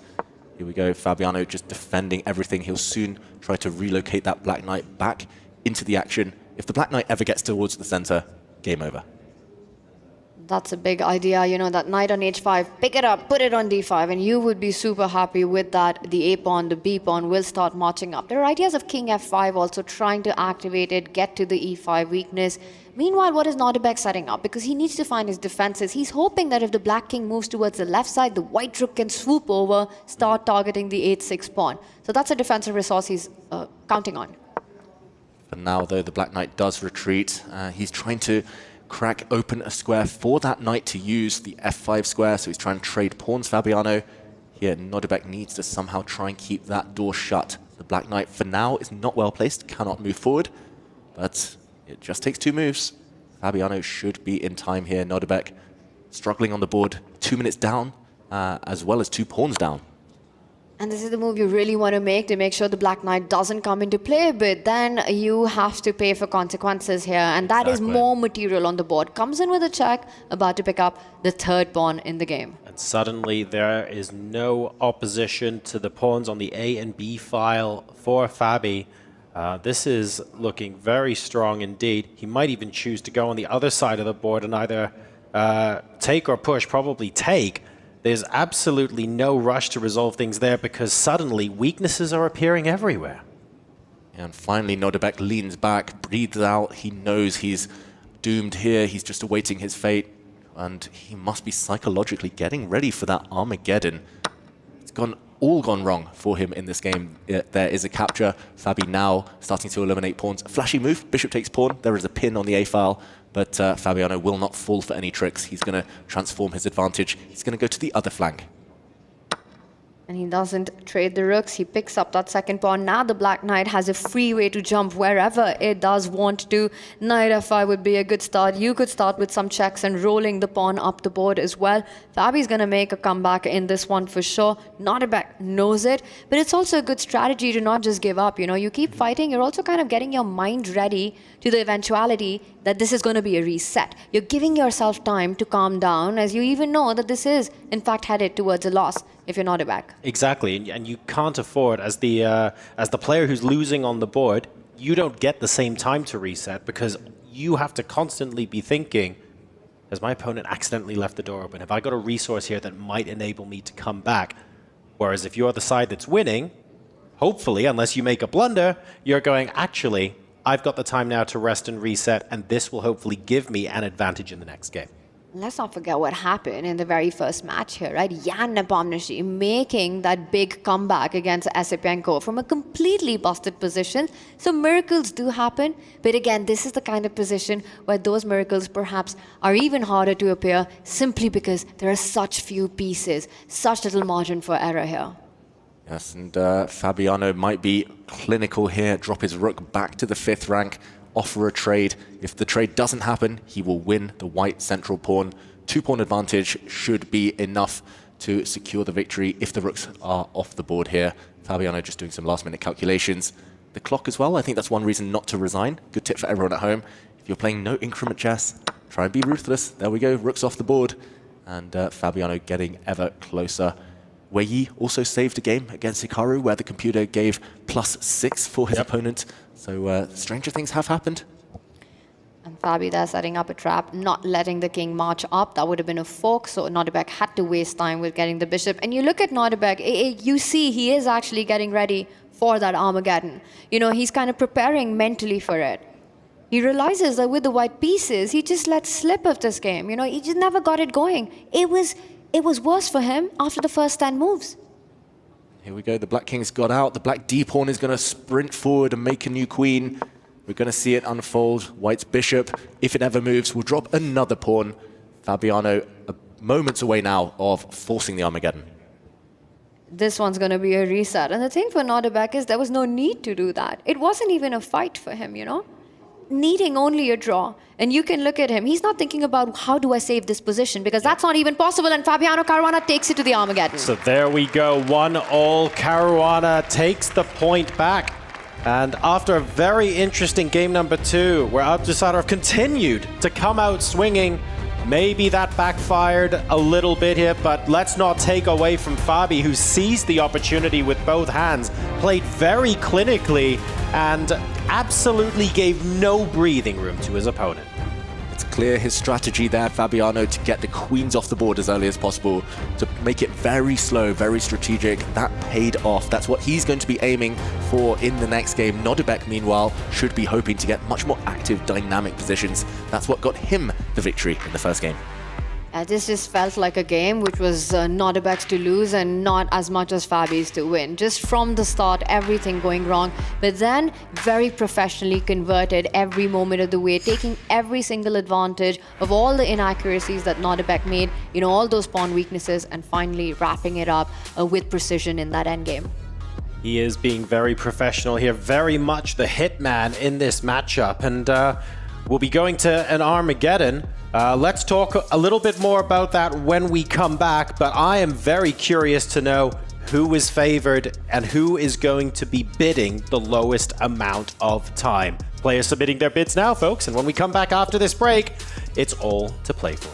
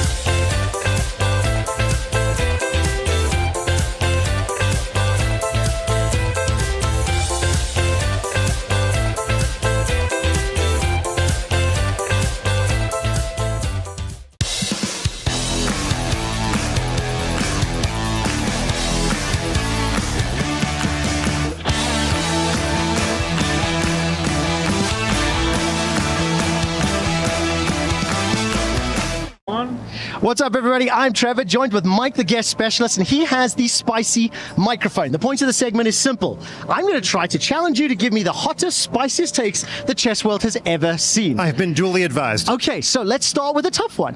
Which player is the most overrated versus pre-tournament expectations? Well, I got to go with a friend of mine, Maxime Vachier-Lagrave. Okay. I expected him to go really far. He's even beaten Magnus one-on-one before, but he didn't get that chance, or he's already out. Doesn't get to play Magnus Maxime, either. I got to play with him earlier. He sucks at the minigames here as well. Okay, which player is the most underrated versus pre-tournament expectations? Well, here's the thing. I asked a lot of the players before the event, and a lot of them named Nihal Sarin because of his blitz specialty. Okay. And he didn't do that well on day one, but he crushed today. So he's a lower rated, but he's so fast it kind of makes up for it. So I'm going to go Nihal. I want to ask some quick fire questions. Which country produces the best chess players? USA. Which player has made the biggest mistake? In this tournament? Yes. Wei Yi for trying to actually beat Nakamura instead of beating him on the clock by making random moves. Will anybody beat Magnus Carlsen? That means no. He wants to say no, but he's not brave enough. Quick shot. Yes. There is no shot of me answering that question. Okay, fair enough. Fair enough. And it's better for chess if Magnus stays in. Okay, and let's talk about the tournament format. Is it the most brutal chess format that you've seen? Absolutely. I've been in this game for a long time, and the no increment playing under the Klieg lights, it's a big deal. On behalf of the entire broadcast team, you represent everyone on air, including your peers who are going to watch this. Yes. Who's going to be in the finals, and what will be the final score for the champion? Oh boy, who's going to be in the finals? Okay, I'm not going to pick against Magnus because it's like picking against Tiger Woods 15 years ago. So who's his opponent, and how many games will it take? What will the score be? Okay, first of all, Magnus versus Hikaru breaks the internet. Okay. And so if you pick anything other than that, you're rooting against the growth of chess. And you're saying Magnus is going to win. Come on, be brave. I'm going to say Magnus likes... To the camera. Magnus likes to win everything at least once. I'm afraid if he wins this year, he doesn't come back next year, but we all know he's going to come back both years anyway. So let's go Nakamura. You're going Nakamura. Welcome to the most exciting format in chess, Armageddon, the ultimate tiebreaker. Armageddon grants White more time on the clock, but in return, White must win. A draw secures Black the match point. White will start with 10 minutes. Each player submits a confidential bid with the amount of time that they are willing to play with to take Black and get those coveted draw odds. The lowest bid gets to play Black and plays with the amount of time that they bid. The opponent gets the full 10 minutes. Let the Armageddon commence.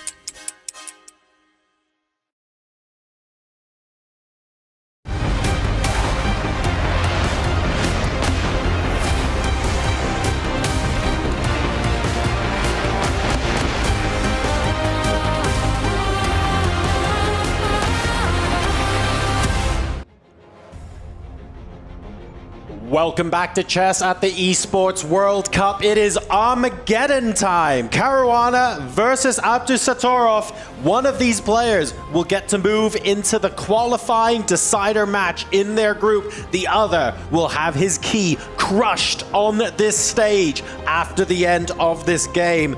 Both players with one game apiece, incredibly different styles. And now we move to an Armageddon. David, Tanya, we were talking about this before the break. Who is favored in an Armageddon? Who do we want to bid lower and get black? Both sides, one with black, both very one-sided games. I think they both want the draw odds in this one. I would agree with that. You know, at the start we said Nodirbek is the one whose odds would increase in the Armageddon, but with the momentum shift of what's happened in round 2, this is going to be anyone's match. One word answer from both of you. Are we getting into 6-minute territory? Are we going below 7 minutes here? Yes or no? I don't think so. Fabiano needs the time on his clock. I think Nodirbek would be happy with white. Tanya? I agree. No, 6 is just too low for the black pieces. All right, well, I can reveal the results are in, and my goodness, what a close one this was. Fabiano Caruana will be starting with the black pieces after bidding 7 minutes and 12 seconds to Nodirbek Abdusattorov's 7 minutes 16 seconds. It was 4 seconds in it. I feel like they knew the wavelength each other was on, but it is Fabi who will have draw odds. Yeah, unless your name is Hikaru Nakamura, anything under the 7-minute mark feels risky, and ultimately I think Fabiano very happy, just judging by the way he handled that last black game, to get the draw odds. But 7 minutes, Tanya, if Nodirbek can keep more tension, he's going to have his chances, surely. 100%. That is the closest Armageddon bid we've seen here at the EWC, you know, with just a 4-second mark. Yes, he gets the black pieces, but Fabi's also been under pressure on the clock. Nodirbek, you know, he's locked in. He knows that the second game was his to give. He made so many inaccuracies. It almost felt like two different Nodirbeks in game 1 and game 2. Right. He's got to channel the one that appeared at the start of the day. But here's the problem, and I love this. This is esports drama mode. I'm here for it. Nodirbek now needs to win on command. He's got the white pieces. He has to win on command, though. He had the white pieces and played like he needed to win on command in game number 2. Look where that got him. So you're saying he needs to channel game 1, Nodirbek, but is that even going to be possible? Wait for your chances, you know, don't rush them so early on. I think he has to play on the clock. It's so important for him to keep up the pace. Take those big decisions, those brash decisions when Fabi's down to his final few minutes, when it becomes difficult to make those critical decisions. With Fabi, you have to play against the clock and not try to rush through things. Sometimes it's easier to play aggressive chess, that kind of win-on-demand chess, when in the back of your mind, you know a draw isn't enough. In the previous one, it felt like he was caught in those two minds. He was unsure. He kind of went forward, took a step back, and it rebounded. I completely agree with what you guys are saying, but I'm also going to counter that with an observation. Whenever Fabi played something that Nodirbek maybe wasn't expecting, you do see him sit back in his chair, think, and tank a bit. His ability at that point to go, no, you know what? These are two moves. They're both good. Let's just play one to keep the time pressure on Fabi. I'm sure he's capable of doing that, but we haven't seen that from him so far. Not yet. He'll need to show that to us here and now. Nodirbek, I wonder what opening he's going to go for. It needs to be something different to what we just witnessed. I would be surprised if it's another Sicilian Alpin that we see on the board, or even if it is, he's going to try and switch it up and not call Alpha Zero so early on as you wait for the first moves. I mean, the tension on this with what's on the line with Magnus, his teammate for Fabi, already through to the quarterfinals. He wants to be there too, and for Team Navi, their hopes only on Nodirbek Abdusattorov. All right. So we're going to get the game up in just a moment. Remember, Fabi bid 7 minutes and 12 seconds, thereby winning draw odds. So what that means, of course, is that Nodirbek will start with 10 minutes on his clock. Fabiano Caruana starts with 7 minutes, 12 seconds, and he has draw odds. If the game ends in a draw, that counts as a win for Fabi. That counts as a win for Team Liquid. So it is absolutely of critical importance that Nodirbek wins this on command with the white pieces. That's just the name of the game when it's Armageddon. And I will say, you know, we speak so much about the momentum shift. Nodirbek did take a crushing victory in game 1. It looked like a complete Nodirbek show. But with Fabi getting that opportunity and going ahead to convert that, does the momentum move towards Fabi? And we've got a lot of moves coming in. Oh my goodness, here we go. Here we go. We have had the game starting. It's been a lightning fast beginning to this game as we see all the pieces on the board until the moment we jump in. Knight takes bishop. There's a small imbalance. This came from the Italian game. And against someone with Italian heritage like Fabiano Caruana, will this prove to be an inspired strategy? Now blowing open the center, Nodirbek Abdusattorov. What on earth happened on the clock? You know, with Nodirbek starting with almost a 3-minute advantage, we're talking about an opening, the Italian, which has been played so many times, still in the early stages. He's just let go of half of that clock advantage. Fabi's used less than 1 minute. So, Nodirbek here has clearly had a big thing somewhere. That is very interesting indeed. Yeah, it looks like he tanked for a while, a bit earlier in the game. We'll check if those clock times are correct. But for now, Fabiano, burning too much time himself, needs to decide what to do. Does he trade pawns in the center? Does he just sit there and set up the barricades? He's facing the bishop pair. He does open things up, though, the white queen jumping out. And this is so tempting to do, right? Not to keep the tension when a draw is enough for you. You're always attracted to the possibility of trying to liquidate matters, and Fabi goes and does it for the second time, offering a second pawn trade. If this one's captured, the side pawn will come into the game, also destroying Nodirbek's pawn formation. I think he has to keep the tension, Nodirbek. You can't go for pawn takes pawn here. So you're saying that Fabiano, Team Liquid, needs to liquidate this position. It does look like a wise idea. He wants to maybe trade off more material. There is a chance to win a pawn. You can grab the b4 pawn right now due to a pin along the a file, but maybe not the most important pawn to win. You would end up with tripled pawns for black. Fabiano more likely to be looking in the center of the board for the action. And Nodirbek's eyeing some tricks of his own. In a must-win situation, you've got to do that. Pawn takes pawn could potentially also be met by the queen and the bishop lining up. That's a tender spot on f7. Right. Queen b3. You'd hit the pawn on b4, but more importantly, the one next to the black king. That is the weak spot, the weakest spot in chess in general, in most openings. So Fabiano will be watching out for that one. I would assume that he's also looking at bringing his bishop out to neutralize that idea in the near future. And we're talking about the queen potentially moving across, participating in an attack here, but also bear in mind the queen is one of the defenders of the pawn on e4 as well. So white's position isn't without its lose points. Interestingly, shoving the pawn forward here certainly brings about a different set of challenges. And it's Fabi now trying to keep things a little bit more open, a little bit more flowing. He certainly feels like he has a lot more space in the game than the game that he lost. Yeah, that's a great move from Fabiano, trying to clarify, clear the board here, going for some exchanges, but it cost him over 1 minute. That's a huge time investment. There we see bishop for knight trade. We'll see maybe the queen's leaving the board. Which way will Nodirbek recapture? At least now Fabiano, he knows he's got less material to deal with. He's getting closer to the endgame, getting closer to safety. Fabi is a calculation beast, and that's what he did. He took those few extra seconds, but went for the most direct, concrete line, which forces pieces and pawns off the board. You know, if you take that knight with the pawn, the rooks will come off, the black knight will start jumping to attack the queen. Let's point out, pawn takes pawn still in the air. Fabi playing for the activity. He brings his queen to a very strong square. Watch out, moves that rook that's being attacked on a1. Yep, the white rook is hit. Not so many squares to use to defend it. You could maybe push your pawn up to block as well, but more likely the white rook is going to move. There we go. And the black bishop now ready to jump out. Fabiano did sacrifice a pawn, though, in that little melee, in that little transformation, and he needs to find a way to compensate for it. I'm getting flashbacks here, seeing another knight move back to the back rank, but this is obviously a very different game and a very different position to the one that we saw before. The amount of activity and the amount of freedom with which Fabi is playing right now, it just feels comfortable for him compared to how we saw before. Take a look at the time on the clock. He is still down, but he's not down by that much. He's managed to narrow the gap a bit to 1.5 minutes, but he has to continue to do that because you don't want 2 minutes versus 30 seconds, for example. This is dangerous for Fabi. I mean, Nodirbek has that extra pawn. It's the opposite color bishop complex as well, so the majors are super important. That white bishop is about to land on the longest diagonal. Bishop on b2. You know, there's a tender spot on g7. Looking at setting up some batteries as well. And of course, the material advantage. I think this gives Nodirbek quite a bit to fight for in a must-win.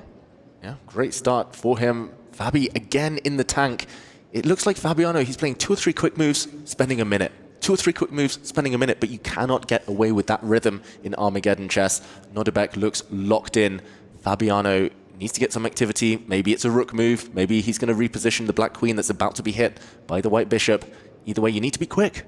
You can think about trying to trade the queens off. Queen d4 is a move that comes to mind here. But move, Fabi, 3.5 minutes, and there's a lot of moves left to be played. If it comes to it, a player like Nodirbek, Abdusattorov, he's an assassin. He's not going to shy away from the possibility of trying to flag the world number 3. Queen d6. We spoke earlier today about queens maybe not the best blockaders of pawns, David, but in this particular instance, he wants to try and stop the activity Stone Cold. Remember, not necessarily the greatest mindset to be in, but Fabi isn't here to blow Nodirbek off the board with amazing moves and a crushing victory. A draw will suffice. Yep, this queen, not a happy blockader, but she's aiming to corral the white d-pawn, the extra pawn in this scenario for Nodirbek. It's on a light square. It can get hit by the black knight as well in the near future, and he cannot connect his pawns, Nodirbek. A very important detail, he cannot play c4 in the near future due to the black bishop's pressure on this diagonal. So he's aiming to regain the material. A very good move from Fabiano. He keeps playing these very kind of principled moves, very correct moves, but costing him the time. Nodirbek frozen as well. This is definitely the calm before the storm, before the scramble. Let's talk briefly about the white plan to win, because frankly, we have to win at all costs. Where do you see the pieces living on the board? If white had 2 or 3 free moves to place pieces wherever you want, where are we going? He's showing us the way, right? He activates that rook, the rook lift, and it'll come to the center of the board if it needs to defend that pawn. The c2 pawn can also move forward to really consolidate that d5 stronghold that you have, the passer that you have in the position right now. So a really nice find that. The bishop is about to land on b2 as well. And as long as Nodirbek can keep the pressure, keep the pieces on the board, not trade too much, the biggest plan is flag Fabi. Yeah, that was a great decision, by the way. That white rook is super strong. Fabiano hunting down white's central pawn now. Heart rate's rising. We saw Nodirbek shaking his leg. That's his trademark. He's always about the adrenaline. Even in longer classical games, he wants to get the blood pumping. Fabi, though, with the threats. If that white d-pawn drops off, a draw is very likely, even in an endgame, even if white has an extra pawn. So he holds it. Nodirbek here. The black knight retreats, but the white pawn can continue to advance. Yeah, I'm looking at that, and my first thought, my 3-minute chess brain instantly went, oh, you're attacking it? Push. Push harder. And when you're done, push again, because this is looking potentially promising now for Nodirbek. It's looking more than that. The pawn it's not the only one that's going to push. After d6, the knight is forced to move away. The rook is going to land on d5 with a double attack, hitting the queen and the bishop. Nodirbek surprised as well. Has Fabi missed this? He spotted it. Nodirbek, he's going to move his pawn forward. There we go. And the black knight had to move. Now, stepping forward with the rook is a double attack, hitting the black queen and bishop, but the black queen can drop back and defend. Fabi, though, losing 2 moves. He moved his knight back, had to move it again, opening up his king. Does rook d5 still... I guess the queen can drop back to... Does c8 work? It's the only square that stays connected to the bishop, but what's the follow-up that Nodirbek has right now? He comes in with the knight instead? Is the follow-up pushing the pawn again? It will be soon. Yeah. First, the black queen is hit. Big decision. He trades off that pesky white knight. But once this bishop is recaptured, it's going to be so tough now to get to white's extra pawn. That d-pawn is going to just throttle the black pieces here, paralyze the black army, as the black rook acts as a blockader now. But Fabi does not look happy. At least he's closed the time deficit to within a minute. Yeah, and that is progress. You know, you place all your pieces on the light squares. The white bishop cannot attack a single piece of Fabiano Caruana's right now. He still needs to make progress. Nodirbek's spidey senses are tingling right now. He's looking at ideas. There are pawns on the king side that can be picked up. He's first lining up the rook to slide over to the G line. Stopped. Maybe a missed opportunity. The white bishop could have actually sacrificed itself for a pawn to blow open the black king a couple of moves ago. What? Now the black knight is jumping. Now the white bishop sidelined and about to get hit. This feels wrong. Question mark attached. The black knight can jump. There we go. Hitting the white queen, hitting the white bishop. Fabi's not out of this yet. No, he's back in the game. He's back in the fight. Now that the knight has improved, he needs only a draw in the position. It's still material balance. It's 1 pawn down, but that pawn is blocked. Now it is a material balance. As the queen steps in, Nodirbek has lost most of his advantage. And this feels like, yeah, it feels like it's things are starting to subside a bit. They're starting to chill a bit. Abdusattorov down to just under 3 minutes. Fabi now starting to play a little bit faster, 2.25 minutes on the clock. So about 30 seconds separating the two players right now. But it does feel like the biggest bit of danger is over. That said, that's only so far, because the biggest danger to come is going to be on the clock if we do get into a blitz finish. And as long as that D6 pawn is alive, Fabi is the only one who needs to be careful. He's desperately trying to get the queens off the board, but Nodirbek will not let that happen. He gives a check is blocked. Oh my god, he's made a blunder. Yeah, now the white rook can step forward. This idea we saw earlier, the rook could have gone to d5, winning the f5 pawn. There were tricks, discovered attacks there. That would have given white a winning advantage, but still in the air. It's the same theme as we saw earlier. And again, earlier he didn't immediately play it. Now he also didn't immediately play it. King g2 instead. Are there options to play it on the next move? No, there aren't. But still maintaining the advantage. King coming up to f3. We're getting really aggro here. Wow, leading from the front, that king, the white king, might continue its journey up the board to the f4 square. But for now, Fabiano is trying to lock down that flank. He is paralyzed, immobilized that black rook. So Fabi just has to wait. Fabi just has to wait, and Nodirbek has to find a way to get his queen onto the other side to infiltrate black's camp. It starts with a check, falls back, now attacks the b6 pawn. Black is just overloaded. The rook on d7, what rook is even that? Absolutely out of the game. Essentially, Nodirbek has an extra rook in the position. Great call there from Nodirbek. He's going to use his king as a defender. Now the white queen is going pawn hunting. The black queen caught on the wrong side of the board. You can safely pick up this pawn now and restore your earlier material advantage. That's just the first step for Nodirbek. He still needs the breakthrough. Later it will be improving the white rook. But for now, job one done. He's a pawn up, minute up on the clock. And crucially, the plan is getting simpler. We now have a situation where we can start to create multiple weaknesses. We can look at pushing the A-pawn and make things uncomfortable on two fronts at once. There are very few complications that can happen now to prevent this win. It's getting closer. The black king out in the open. The white pawn so strong right now. Just no easy moves for Fabiano. That's going to be such a big handicap for him in this ensuing time scramble. And Nodirbek is one of the strongest players in the world when it comes to the dynamics of shuffling around with the major pieces on the board. Somehow, when it's him, it always lands at the right spot. He goes for a queen trade, completely in control in the position. The black rook is caught in two minds. If it ever moves, if it ever takes the D pawn, then the B pawn will be the one that falls. This rook endgame, it was the best position Fabi's had in ages, but it's all about the clock now. It's all about the clock, and white's king's coming forward. Lost on the board, lost on the clock. Fabiano Caruana about to get eliminated. If Nodirbek can finish this off, he's so close. Picks up another pawn on the other edge. The h5 pawn weak. This is so easy now for Nodirbek. He's going to slide his rook back to the 5th rank. Everything's defended. Black is a pawn down. The black king is off on a limb, doing nothing offside. He's going to break through on this right flank. The king is coming. Fabiano is desperate now. Beautiful move. That a5 pawn could not have been picked up. King g6 would have won the rook. The king is anyway coming there. Fabiano Caruana knows it. He's giving up hope right now. The last few moments here at the EWC for the world number 3. Last bit of calculation. Nodirbek wonders what will happen if the rooks come off. White is ahead in the race though. The white king's going to step out of the way, or this pawn is going to push, and the race will begin. And there we go, Nodirbek fist pumping. Fabiano resigns. Nodirbek, Abdusattorov, Navi make their way into the quarterfinals with an Armageddon victory over Team Liquid's Caruana. Absolutely incredible stuff in this final match. There were so many twists and turns. They're very, very solid compared to the topsy-turvy nature of some of the other matches we saw, but nonetheless, a thrilling conclusion. Nodirbek, he took control, he won a pawn early, he nursed it to an advantage. Fabiano, it always felt like he was fishing for the compensation, not quite up to finding that activity, just always a bit lower on the clock as well, and ultimately eliminated. The whole match was a roller coaster, and the one driving it was Nodirbek. Abdusattorov gets that first match win in, takes too many chances, loses the second game, and this Armageddon, beautiful technique here in display. Never easy to be in a must-win, with those finishing touches eventually going into this endgame, pushing the pawn, realizing both players would queen at the same time, but check, black would lose the queen, and this was the moment Fabi resigned.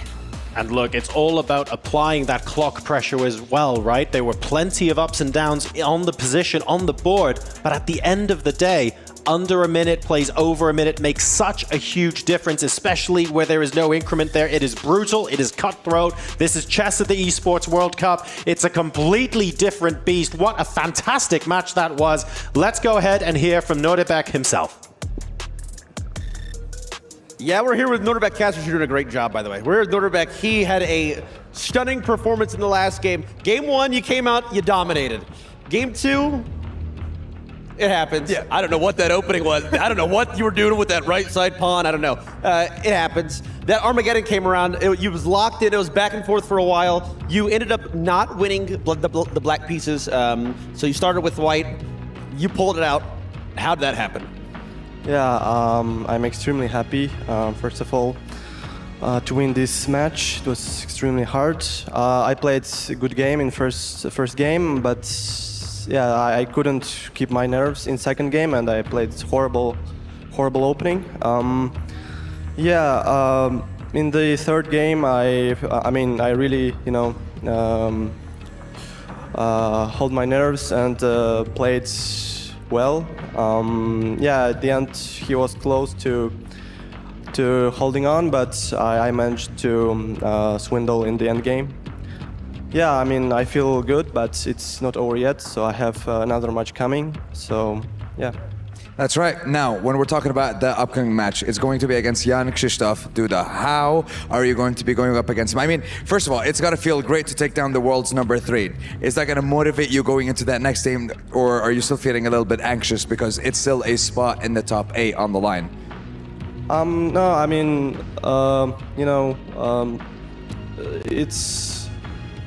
just, happy to play. Because I didn't expect to. I kind of expected to win this match, but going for next match, I think it's going to be extremely tough also. So, yeah, I will do my best and hope that it will work.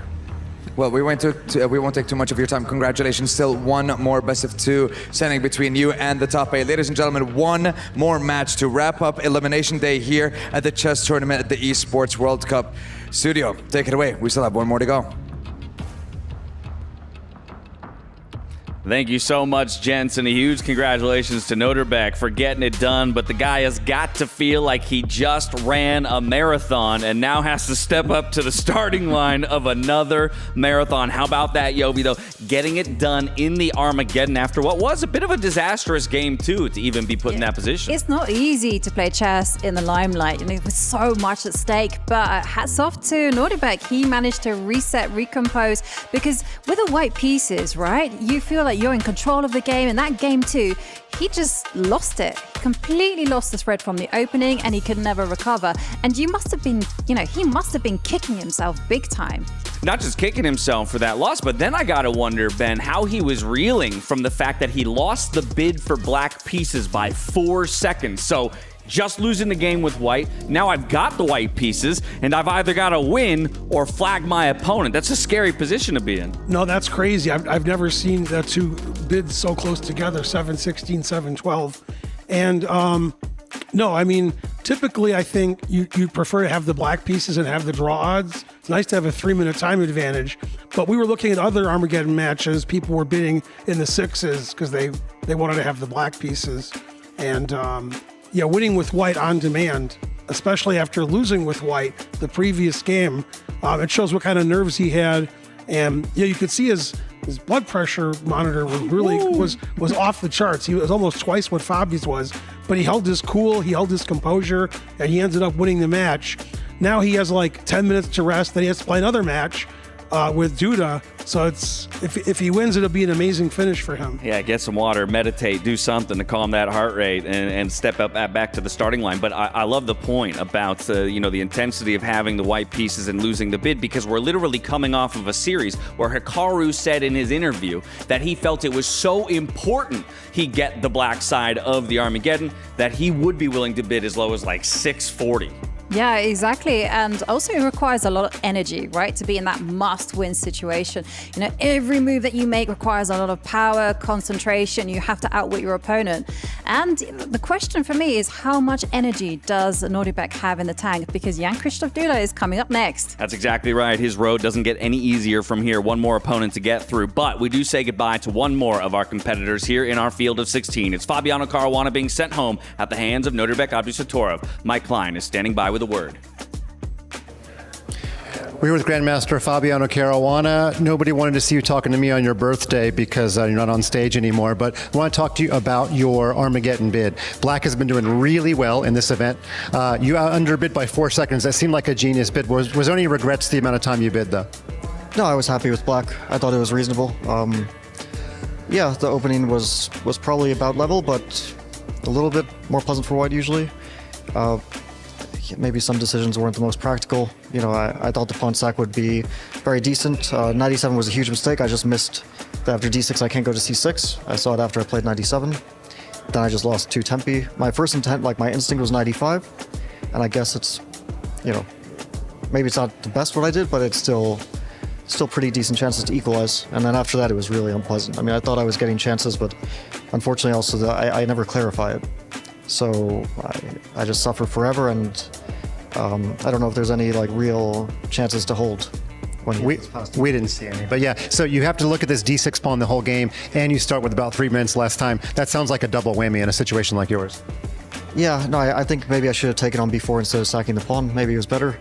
I just felt like it would be the right decision to sack the pawn to get activity, but yeah. Also, I was probably playing a little bit too slowly in the opening, but they were difficult decisions.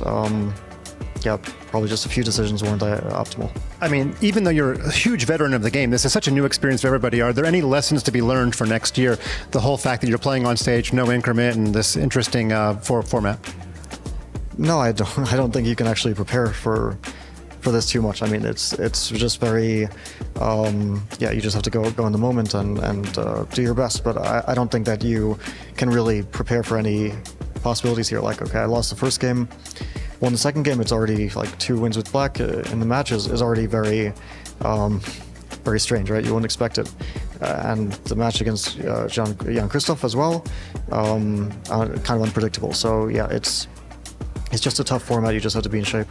It's been great for fans. I hope you have a happy rest of your birthday. Thank you.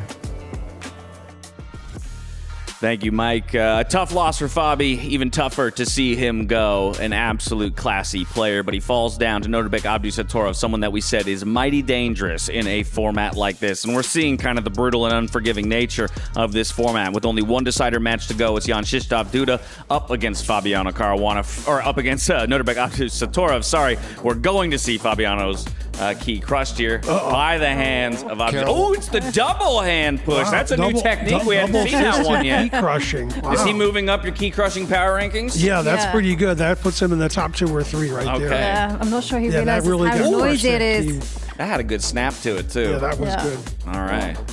Well, good on Nodirbek. Again, he's earned himself this decider match up against his next opponent, Jan Krzysztof Duda. That's the final one to decide who will get our 8th and final spot in the quarterfinals for chess at the Esports World Cup. We'll be back in just a few minutes to discuss it all and break it down for you. See you then.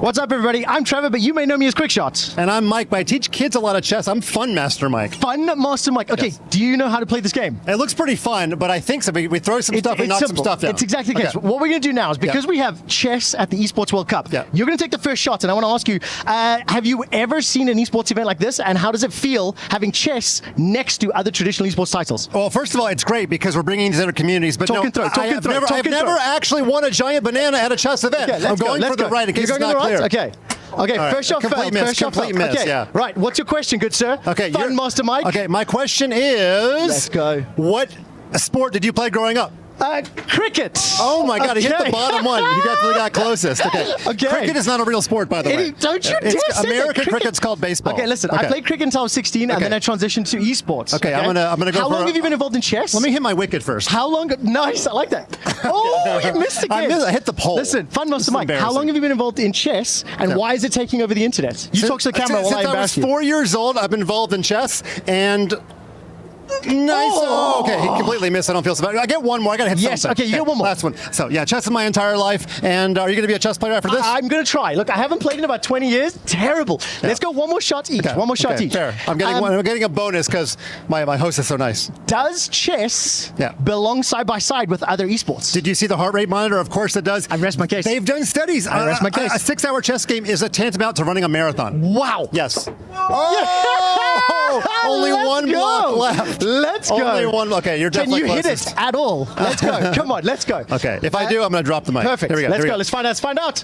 Yes! Oh, I got the High five. top You got two. it. You got it. Oh, Okay, man. nice. So, because you hit it, Yes. even though technically I won, Yes. I think he deserves a prize. What do you say? Yeah, he deserves the prize. Okay. Yeah. Can we give it? Can we give him one? Yeah, you Okay. can. Come on, choose. Pick your I prize. get to Pick your go. prize. No, I want a giant banana. Giant banana. That one, Yes. please. Okay, Giant let's go. banana. Giant. Yeah, blue one, Yes. of course. Yeah.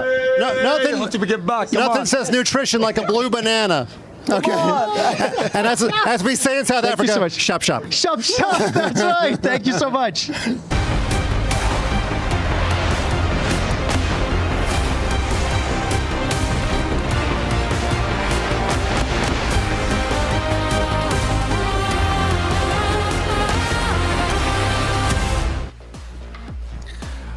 Fun Master Mike wins a banana at the Esports World Cup, but I tell you what, we're all winners because we're about to be treated to the SMB Match of the Day. It's a battle for the final spot in the top 8, the only quarterfinal slot remaining, and there's 2 guys who are vying for it. It's Nodirbek, Abdusattorov, it's Jan Krzysztof, Duda, Maurice. I'm coming to you first because this is it. It's win or die. And you know it too. These big dogs of chess, 2 amazing young players, know that they've got to do it right now. And they also know how dangerous the other person is. Nodirbek just knocked out Fabiano Caruana on his birthday. Happy birthday, dude. Eat that kind of cake. And Duda is the dude, the Polish warrior, who can get it done. He's beaten everybody in the world. This is an epic matchup to end the day. Knocking out Fabiano's birthday tells me Nodirbek is out for blood right now, but this comes back to a conversation we've had. You've already run a marathon of matches here just to earn your shot against Duda. How does that play into all this, Ben? Yeah, I'm going to have to say Duda being well rested is more important. I think Nodirbek with his really long match, really tough, really difficult match, has to turn around and play another match right away. I think Duda's the favorite anyway, and my picks have been reasonable lately. They're getting better. So I got Duda this one. You're warming into the tournament just like some players are, I'm but easing in there. I see a shake of the head over on this side of the studio. I'm not feeling that pick at all. Disagreeing with me. What? No. Nodirbek, do you see how gangster he looked? The way he felt like I was supposed to win that match? And I think he's feeling the same way about this one as well. I do agree with you. Fatigue plays a major role. The longer this goes, the harder it's going to be for Nodirbek. But all that said, the kid's like 20, 21 years old. Yeah, but that BPM, that scared me. Yes, it is true. His heart rate did fly up, but I think he's going to be very cool, and this will be an incredible match. But it's true. This is fireworks. We're picking, but we could switch picks and both be right on that as well. That's right. There's nothing wrong with wanting to pick one side or the other. But this exact conversation is why we labeled it the group of death to begin with, right? It was pegged from the beginning. These 4 players, any of them can get through. Sure, you expect Magnus, and then it becomes a 3-horse race behind that. We're down to 2. We've got the picks out there. I think now it becomes, did I take that 150 beats per minute in the last 10 minutes, and did I bring it back back down. Can I enter into this matchup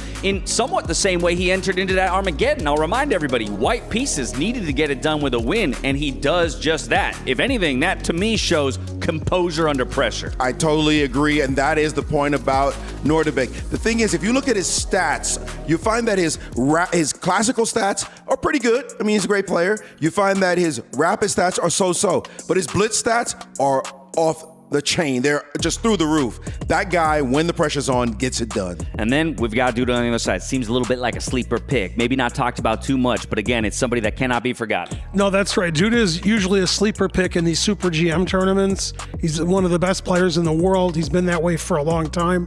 And I think his experience and his sage maneuvering of the pieces, getting a time advantage in the opening. I think I'm going with Duda. All right, those are the recipes for success. We've already said goodbye to 7 participants here today. We're going to say goodbye to one more while the other books his ticket to the quarterfinals. It's Nodirbek Abdusattorov. It's Jan Krzysztof Duda. Let's get into it.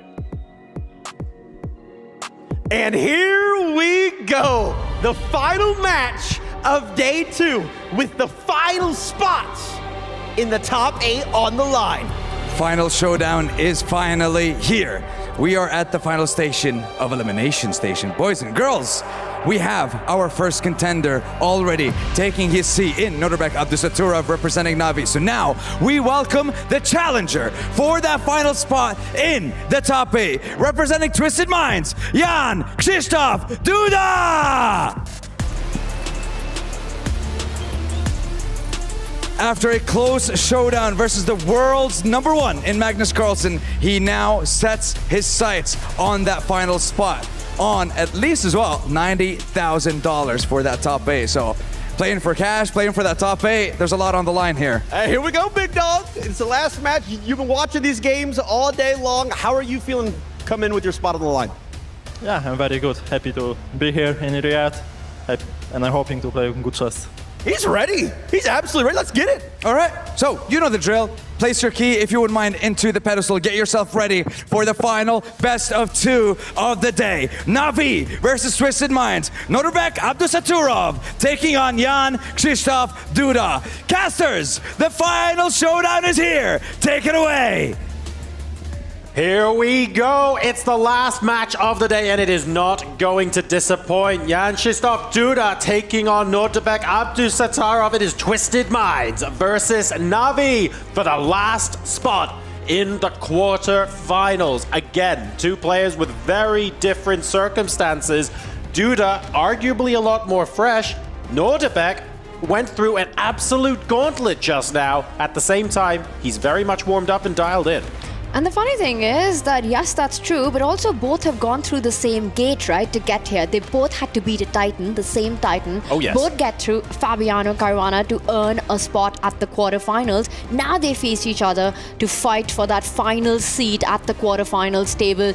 Today, Nodirbek Abdusattorov so dominating against Fabi. It was Jan Krzysztof Duda with a comeback win against Fabi. What happens in this one? Anyone's guess. I am ready for this final battle of the day. Yeah, Duda, although he lost to Magnus Carlsen yesterday, was still impressive, still had his chances, should arguably have won one of those games. He'll be feeling very confident. 2 firebrands, they can create anything on the board. Very, very universal. Duda, he can do anything, cause chaos. I can't wait to see these games unfold.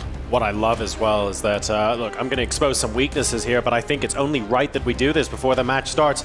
Both players capable of double exclams all over the shop. Both players, we've seen examples of mistakes creeping in under time pressure and stuff like that. It's very difficult to predict as a result because we've seen both sides of both players during this very tournament. Yeah, and that's why we love them. Crowd favorites, as you called them earlier, these types of players exactly. Who go for it in every game, who don't have a reverse gear, who don't like to pull the brake. And we see the Catalan opening, Duda starting with the white pieces. This is something we caught a glimpse of, at least very similar position to the one between Hikaru Nakamura and Wei Yi earlier today. And in the meantime, Tanya, who do you think the outcome of this opening phase is going to suit? Still early days, but one thing about Nodirbek that we do know is that he does enjoy those combative battles. Not that Duda shies away from them either, you know, like you said, firebrand of chess there. But these kind of slower battles, the Catalan, the choice that that Nodirbek has gone that even Duda has gone for does rely, yes, it's going to be a cagey approach, but again, if he strikes in the center with e4, he will get his type of position. I think with the white pieces, knowing Jan Krzysztof Duda, he wants to maximize his chances in this one. There's no strat, I'm going to take this to the Armageddon, I want a slow game, I'm white, I'm going to push this out. And with this kind of opening, it's very much okay, fine, we're going to be positioning things just a little bit, but don't mistake that for boring. Don't mistake that for not doing very much. Think of it as packing more explosives into the position so that when that E4 fuse is lit, you get the fireworks thick and fast. That's what's happening here. Yeah, watch out. Duda is ready to strike in the center, blow open those lines, those diagonals, and give himself some attacking chances.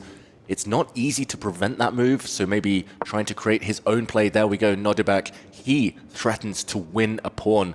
Queen's Gambit style if he does grab on c4 on the next move. Given an exclamation mark, maybe the only way to counter Duda's idea. And a very active one, right? A counter offense on that c4 pawn, sort of forcing a decision by Duda. Does he go passive with his knight, or will he find other ways to play for the initiative? If I have to make a bet, you know, for Jan Krzysztof Duda, he's a player who doesn't go on the defense. He's going to try to even sacrifice that pawn to get the e-pawn rolling up the board and try and play for counterplay. Very often in the Catalan, black wins a pawn and white wins the center.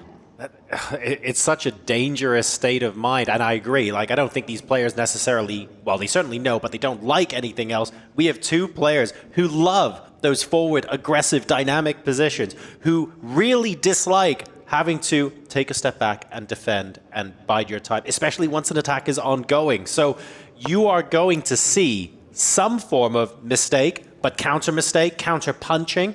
We could see lots of swings in the evaluation. This is not just about building up a small bit of momentum and keeping going, because I feel like it could swing way more than we would expect. Definitely. Both players have such high ceilings on their day. In form, they can beat anyone. I've never really seen Duda retreat a piece either, so no surprise that he goes forward with this move, keeping the option open of blowing the center with e4 for a bit later, offering a knight trade. And this game about to come to life. So David, you've just contractually promised everyone watching the stream that we're not going to see a knight retreat onto the back rank in this match from either player. Unless it's strictly forced. Unless it's strictly forced, okay. All right, because we have seen that quite a few times today, but it is rather unlikely here. Especially not from Duda. Yeah. But it just happened from Nodirbek, so I'm glad that you took that time out and said, well, unless it's forced, so there was a rider on that one. Back rank, we're okay. But for Duda, the dude, as he's called in the chess world, it's always and very often the forward moves that come into play. Now, again, you know, the knight's moved back. It's eyeing that e5 pawn, but some big decisions to be made because there's still tension on the c4 pawn as well. Right. The point here is Duda going to simplify in the center, take on d5, and push e4? Because that has to be where the counter lies. That's got to be how you open up the Catalan bishop for yourself. Yeah, Black's triangle formation here, the d5, e6, c6 formation, just too strong, blunting the effect of all of White's pieces, especially the light squared bishop. As Tanya points out, also the d-file wants to open, but no, he just slides his queen there from Duda. A bit of a mysterious move.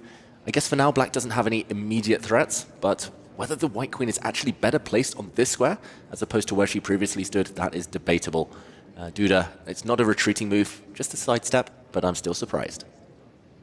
Exactly. It's not about the pawn takes pawn because there's a c6 pawn that's hanging with the bishop on g2. That's not the threat. But the big question, why the b2 square? The queen on c2, and I think this answers it. You know, he was preempting, Nodirbek was, that the rook was about to slide over to the same line as the queen and just sort of sidestepping any potential pins if you were to grab on d5. Yep, and Duda continues improving his pieces, bringing the rook to c1 this time. And yeah, very hard to know how to break the status quo here.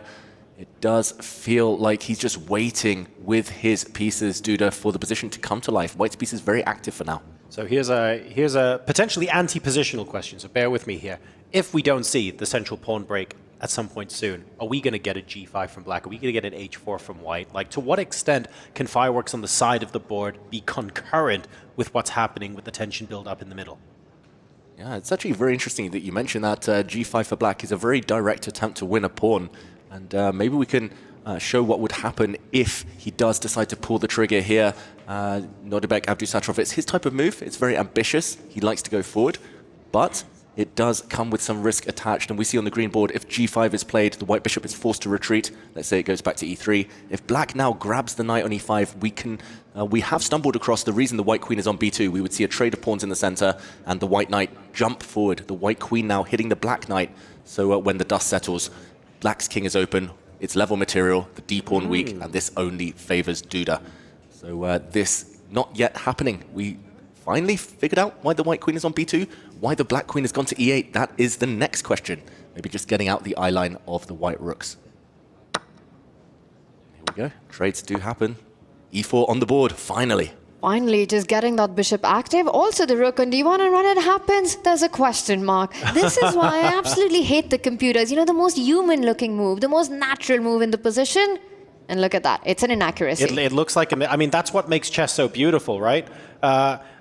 For example, we've just basically explained, oh yeah, that queen across the b2, yeah, basically it counters g5. You're watching at home going, hang on a second, what's going on here? And we got the analysis board out, and it is so beautiful the way things can be strung together. Exactly, and these top grandmasters, they always see 3, 4, 5 moves ahead in these forcing variations. In the meantime, black threw away a pawn. Black pushed a pawn to d4 where it could be captured. Now g5 does land with a question mark. Maybe it was stronger to wait with this move, keep it up your sleeve for later. Maybe improve the black dark square bishop first. But this is still very typical play. And look at this, counterattacking, ignoring the white bishop, hitting the black knight instead with the white rook and queen. Hey, two players who don't have a reverse gear. This kind of makes sense. I mean, I get that this is a blunder, but this is very in keeping with what we know about their playing styles, right? So a part of me isn't surprised to see them fighting tooth and nail like this. Yeah, this is a crazy critical moment for Nodirbek. There's one way to take advantage, to the maximum at least, of what has just happened. Duda sliding his queen across, given double question mark. If you take the white bishop now, we could see a trade and the black knight falling to the white rook. Now the key move is pawn to f3, throwing another pawn off the board just to open up a diagonal. If this pawn is captured, bishop takes pawn, the black bishop slides across. Look at this. Oh, skewer. wow. This is beautiful. Not easy. This is a hidden resource for Nodirbek right now. And the tough part is seeing that move f3 from this point. You know, pawn takes bishop. Will he take advantage of that? And Duda, he misses it, but as does Nodirbek Abdusattorov. He doesn't go with pawn takes bishop. Instead, a defensive move, protecting the knight on d7. And now the natural move, bishop e3, looks even more tempting because as soon as the rook moves out of the way, the pawn on b6 is naturally under attack. There's will he play it? Are we going to leave the bishop on prise? Surely he must retreat it now. We might see the first retreating move by Jan Krzysztof Duda in this one, and leaving that pawn on e5 hanging as well. Knight takes pawn in the air. That would at least get the pawn back for black, and perhaps with some strategic advantages here. You know, the knight looking beautiful, the bishop coming to c5. If you push the f-pawn, attacking the knight can jump further into the game. Knight g4, hitting that bishop on e3. There are so many weaknesses on the dark squares. Yeah, that white rook in the center as well on d4 was almost trapped. There were ideas to hit it, to trap it. Instead, the white knight leaps to the side of the board, offering a rook trade. It does feel like the black knight is superior, though. And the eval bar does say that black holds an advantage. So despite the missed opportunity we saw earlier, winning material on the spot, he's still got a small strategic advantage here, Nodirbek. But on the clock, slightly behind. He's offering a queen trade now. If the queens do disappear, the black rook is poised, ready to jump in.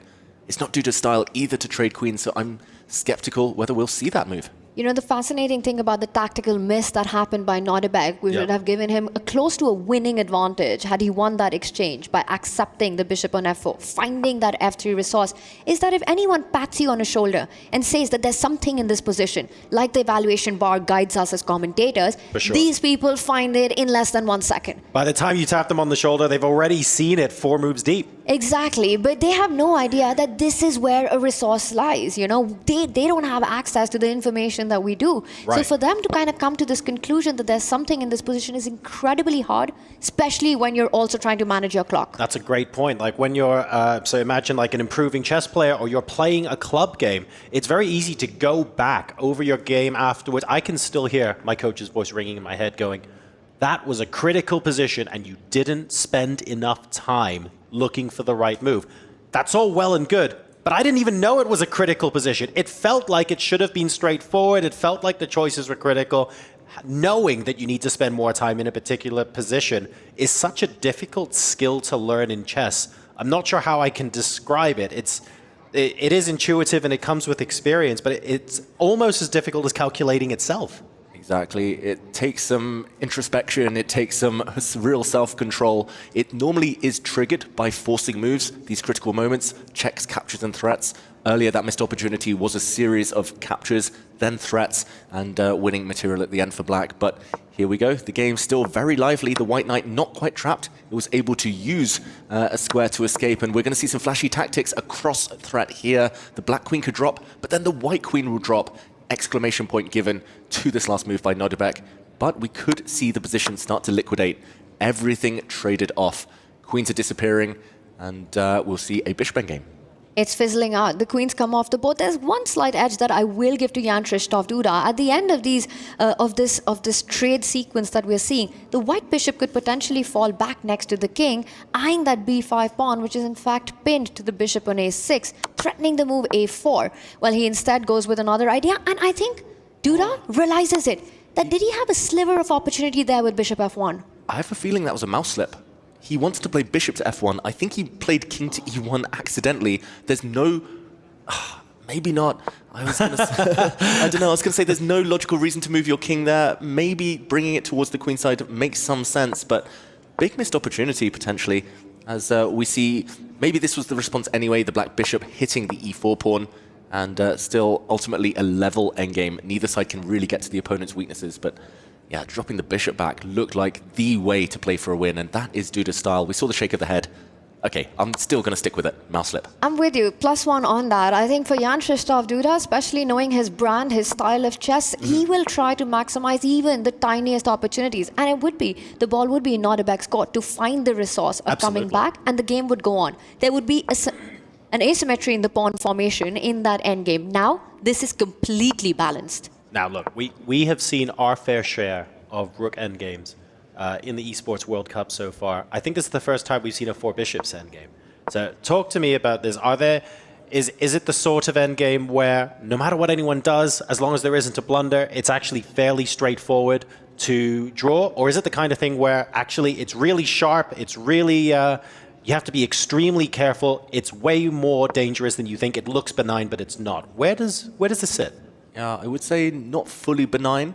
You still need to kind of be on your toes, protect all your weaknesses, make sure the opponent's kings can't enter. The bishops tend to cancel each other out. They can block each other's diagonals, but it's all about the king activity. That's why the white king is positioned centrally, ready to go right, ready to go left, depending on opportunity. The black king is kind of sitting nearby, ready to control some squares too. And yeah, these endgames are quite rare. And there we go. It's actually a draw by agreement. There we go, and 3 minutes plays 3 minutes and 6 seconds. I think both players here thinking, yeah, okay, we can try and squeeze out 5-10 seconds on the clock here and there, but like you say, if the kings aren't doing anything particularly active that allows the game to get particularly imbalanced, this is probably a fair result, and that means now that Nodirbek has an opportunity with white.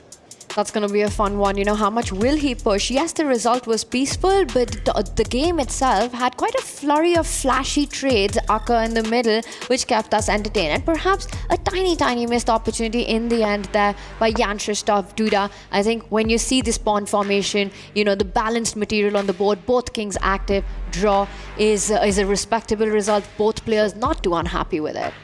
Yeah, ultimately they both played very, very well. Yes, there was one small tactic maybe missed by both players earlier, but after that it looked like a very logical game, and yeah, these two very equally balanced on paper.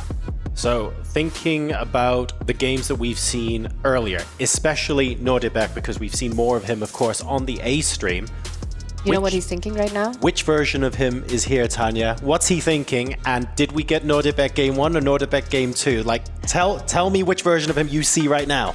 It's only my guess, but I think that look that he has right now, he starts with the white pieces. He's trying to understand and think what is going to be his opening approach. Where is it that he can catch Duda, or at least force him to burn the clock as quickly as possible?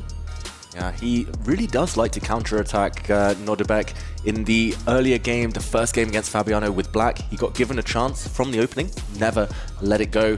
And in the Armageddon, he was actually on the back foot, facing some blows early on, but as soon as he won a pawn, he was the one to go for it. One more fun question diving back into history.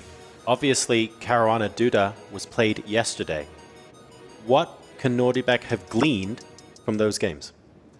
Yeah, ultimately that Duda does play a bit fast and loose sometimes in these critical positions. That one, it felt like Duda did not want to take too much risk. It felt like he did learn from yesterday. Duda was very lucky against Caruana, we should mention. Yeah. He was dead lost in the decisive game.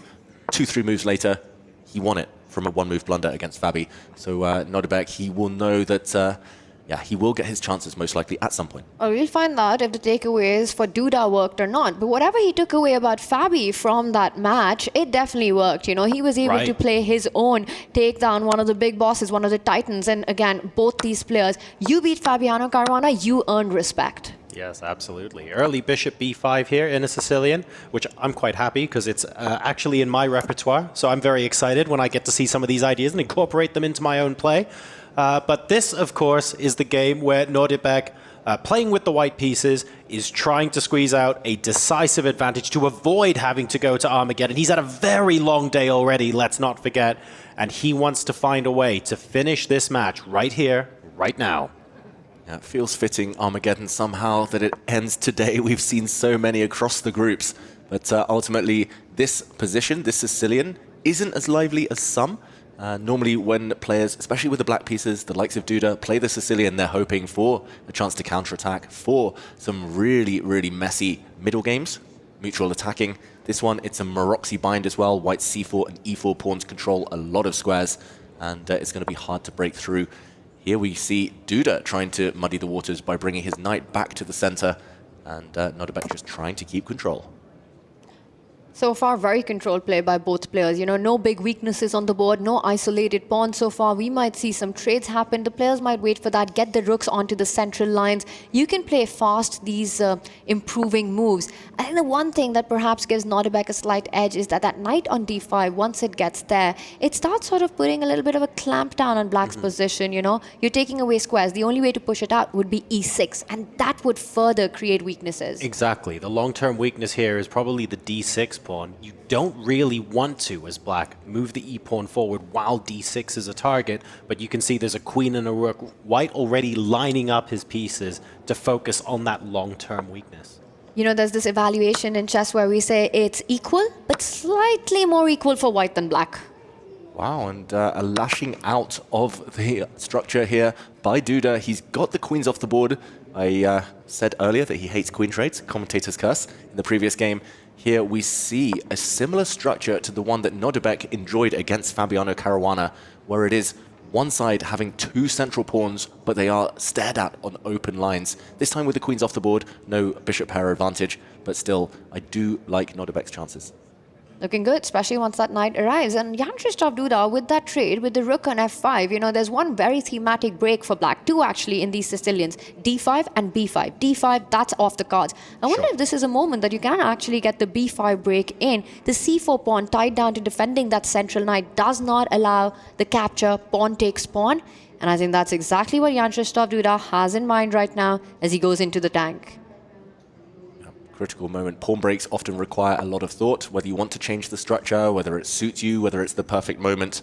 And we see him instead get those itchy fingers, play a move we warned against, kicking away the white knight from the center, but loosening the black pawns in the process. Very committal decision there by Duda. Long-term committal, right? Because that d6 pawn that we were highlighting is going to be a weakness for the rest of the game. So unless he's got something concrete, a follow-up, this is not a move that you want to make. Trying to work out what the follow-up is there. That's very, very interesting indeed. So say the knight goes back, I guess, to c3 or e3. They both seem relatively logical here. e3 invites the trade of the knight, and then once the bishop's there, oh, you've got the d6 pawn under attack and the a7 pawn under attack. So there's some questions there. On the other hand, bringing the knight back to c3 means you can reroute it to b5. And you're asking black the question, do you want to play some more committal pawn moves? Because if you play a6, I might go knight a4 into b6 at some point, for example. Yeah, It's a dilemma. It's a nice one to have. Both moves look relatively healthy, harmonious there for white. Duda, maybe his intention will be to push forward in the center. We see the knight trade, and there we go. The backward d-pawn does find a way to step forward, inviting more exchanges. Black will be left with an isolated pawn either way, but as long as it's well defended, it shouldn't be too bad. It's only one weakness, shouldn't be enough for white to probe out here. Another question is, do you want a pair of rooks off the board before giving up that isolated queen's pawn, or do you immediately take pawn takes pawn? The rook on f5, he does go for the pawn recapture. The rook on f5 doesn't look very stable. You know, it can be hit. There is a target that Nodirbek has. Again, an equal balanced position, which is slightly more equal for Nodirbek. He's the one who's enjoying this. Yes, indeed. I'm thinking now, I guess you don't necessarily want to invite the liquidation by trying to blockade the pawn. You don't want to play the knight into d4 maybe just yet, because I'm wondering out loud if takes, there's quite a lot of exchanges that'll happen on d4. At the end of it, what I'm actually scared of, and the one thing I'm looking at on the board, can the rook come into c2? When did you turn into Hikaru Nakamura? Oh, you see, I didn't draw any arrows. That's the difference. Yeah, so my elo will gain about 1,000 as soon as I learn how to draw about 16 arrows while talking. That's going to be my peak rating right there. Just this once, I'll draw a lot of arrows, and it was all about the d4 square. There you go. Thank you, David. I appreciate it. But ultimately, he doesn't go for it yet. Maybe soon. But for now, he gives the white king some breathing space. And very difficult to know how to improve the position for Duda, as he cannot advance his central pawn forward. The frustrating thing about this, or one of the frustrating things for white, I'm naturally looking at ways to try and get rid of the isolated pawn on the d file. So to do that, you want to stack your rooks. You want to bring your rook on f1 into the game. The problem is you play the rook to d2 and you potentially invite the bishop to come in and harass you on c3. You bring the rook up to d3, you potentially invite knight b4 harassing you as well. And it doesn't feel like there's an easy, harmonious way for white to be able to coordinate his pieces. That's very true. Those are very important details. Otherwise, white's plan would be very straightforward. That's perhaps why Nodirbek decided not to commit anything too drastically on this last go, as Duda starts to think. It's a bit of a long think for him. I'm going to stick my neck out here, Tanya, and say that neither player, their style is really suited to this position. No, they want the fireworks. They want the queens on the board. They want those opposite flank attacks going. This is an endgame. It's a long grind where, yes, black has the isolated pawn at the center of the board, but his own ideas, the activity, the piece activity that you were earlier alluding to, also always in the air is a move like a5, threatening a4 to destroy the pawn formation on that left flank. The rook from c8, once the knight's out of the way, can come to c2, just giving black enough to fight for counterplay here. The white rook improves itself very, very slightly here, throwing the ball back to Duda's court. I like the fact, from Nodirbek's perspective, that he played that quite quickly. He played it after just 9 seconds. And Duda, who spent over 1.5 minutes on his last move, needs to think again. The clock is ticking. Doesn't seem like much right now, just a 1 minute 20 disadvantage. But that deficit, if it grows, could come back to haunt him with black. And he goes for it immediately. The idea of creating weaknesses, you know, like you said, clock deficit, play on that. So for Nodirbek, he needs to respond quickly, but it's not an easy move to answer. Well, he does. He takes the bait. Black rook gets active, attacking the a4 pawn, which isn't defendable. No way to hold it. The black rooks are getting active, but the white rooks also have some open lines to stare down at. The black b pawn potentially quite weak. White's most obvious move, I would say, is to slide across and go for this one. At least you get your rook in and behind, and the black king slightly more open than its counterpart. But still, that troublesome d pawn remains, and while the position's opened up and the b7 pawn is looking potentially weak for black, ultimately, on the queen side, white's going to be losing that pawn on a4. White is going to struggle a little bit with defending the pawn on a2, and instead of figuring out ways to cause problems for black, it's actually black causing problems for white. So from an initiative point of view, it feels a little bit like psychological advantage Duda. I agree, and you could see Nodirbek get a little shifty as well after that pawn sacrifice. David, your idea, great call there, rook b1, going for the counter-attack. And now there are so many tempting options if you're Jan Krzysztof Duda, right? But one thing, don't take too much time. You could go on the defense of the b7 pawn. For me, the most attractive, push the d pawn. Now that one of the defenders out of the way, d4 becomes possible. You try to activate, create more threats by creating that weakness into an asset, a passed pawn in this position. Or John's idea, simply grab an a4. Duda goes for the most aggressive approach. Trying to mix and match. He's going for all the ice cream flavors here. Pushed his pawn, defended to b7. Next, he's going to try and grab this lonely pawn on the side. And okay, he's saying now, Nodirbek, you can take it, but it will come at the cost of a potential knight for bishop trade. As Hikaru would say, Duda is trying to have his cake and eat it too. Exactly. And hungry times here for that black knight. Yeah, and absolutely like how many seconds did he think there? Just a couple, and he's very happy to take on a5 because the pawn on a2 potentially drops afterwards as well. I'm not 100% sure about this. I'm wondering, what is the thought going into the endgame? Because those pawns for black on B and D are isolated. The pawn on a2 for white is weak. Maybe this is playing a bit more into their styles, because the one word I'm thinking about to describe it is kind of messy, if I'm honest. Yeah, messy. It just depends right now how clean he wants to make it. Nodirbek, he feels like it feels like he's about to pull the brakes. This check is going to be blocked by the black rook or the black bishop. We could see a scenario where all the pawns just start to disappear. Right. The white knight now can capture on d4. Yes, the black rook will take on a2, but things are starting to clarify. That mess you were mentioning, I think it was just uncomfortable for Nodirbek, so he's trying to make things as straightforward as possible. From that moment, the white knight could even jump forward into e6. We could see trades, and at the very end, all of the pawns start to disappear. The black b pawn is going to be hard to protect. Now, there are still fun shenanigans. This is usually the time in the game where we say, but one player's got a 2-minute advantage over the other, and if we just grind this down, a critical mistake is possible. They've matched each other for time, pretty much move for move in this game, and we're not seeing an obvious difference between them. Not on the strength on the board, not on the clock so far. And a rook trade being offered. I'm glad you didn't take the bet on retreating moves. Knight f3 did happen eventually, trying to defend against that f2 pawn, which was pretty soft there. And here we see Jan Krzysztof Duda, you know, he's even offering a pawn, it looks like. Rook takes rook, bishop takes rook takes pawn. Why are you giving a free pawn? It comes with tactics, as it usually does when it's Jan Krzysztof Duda. That bishop would have come to c5, a tender spot on f2, and which was, again, a weakness you couldn't control. So Nodirbek decides to keep the rooks on the board, attacks b7, and the bishop on f8, still pinned. Yep, some deep calculation. And this last move shows that Nodirbek is the one trying to win. Duda was offering a draw, essentially, if the rooks had disappeared, if pawns had also been liquidated. But suddenly, given the fact that Nodirbek declined that rook trade, the two black rooks on the second rank look mightily strong. But this is sort of passive-aggressive, right? One aggressive move, and then you go rook to f1, you defend f2. The knight went forward to d4, and then back on the next move. My favorite style of behavior, as well as my favorite style of chess, passive-aggressive. It absolutely is here. The rook just shuffling across to b2 here, basically because you want to move the black king out of the way so that you can play bishop c5 to further bolster this attack, but you don't want the rook taking on b7 to come with check. That extra tempo would be incredibly frustrating. So that's why you saw rook b2 first, but still looking very equal here.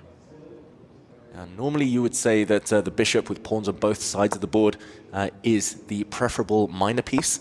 The white knight struggling here to really get in the action. Another knight retreat. He went back, he went forward. But it's all about the rook activity and the fact that the black bishop is currently tied down, but no longer. It gets into the action. This is getting scary for Nodirbek Abdusattorov. You know, he should have pulled the brakes when he had the opportunity. Now one pair of rooks goes off the board, but the B pawn is still alive. That's a passer. That goes up the board. Time goes down, and you're suddenly panicking. You know, it's not over, this one. When things clarify, even if the position is objectively, like dynamically equal, I see a plan for black, because I see a passed pawn that I just need to keep pushing. I need to keep generating opportunities to push.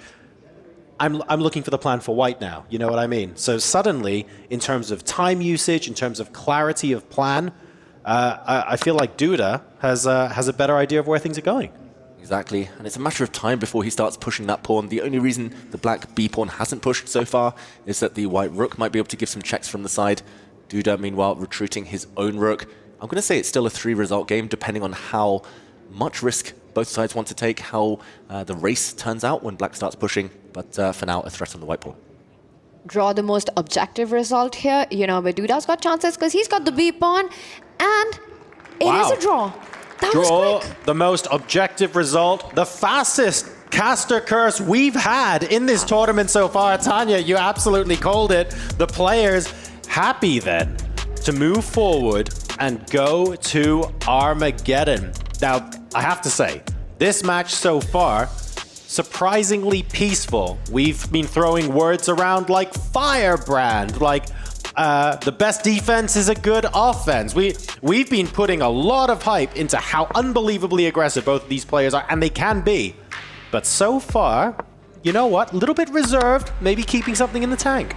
Yeah, some very clear risk aversion from both players. Uncharacteristic in that regard. Making us feel foolish, of course. But Armageddon does promise a decision, a winner ultimately. And those two games, very balanced, very high quality, very high percentage accuracy, 98% for both. And a draw, a fair result. Although both players rushing to Armageddon, one of them will live to regret that decision. So, risk averse so far in the first two games. Who's going to take the bigger risk and have the black pieces but with draw odds in the Armageddon game? We'll be right back with that game set to begin. Don't go anywhere.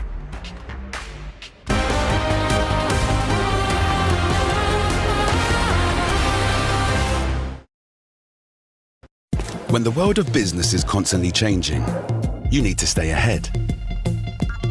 So what about AI to generate new possibilities? Machine learning to predict what customers will like. Or expand your business by forecasting delivery routes with real-time data. With the power of the cloud, imagine how AWS can transform your business.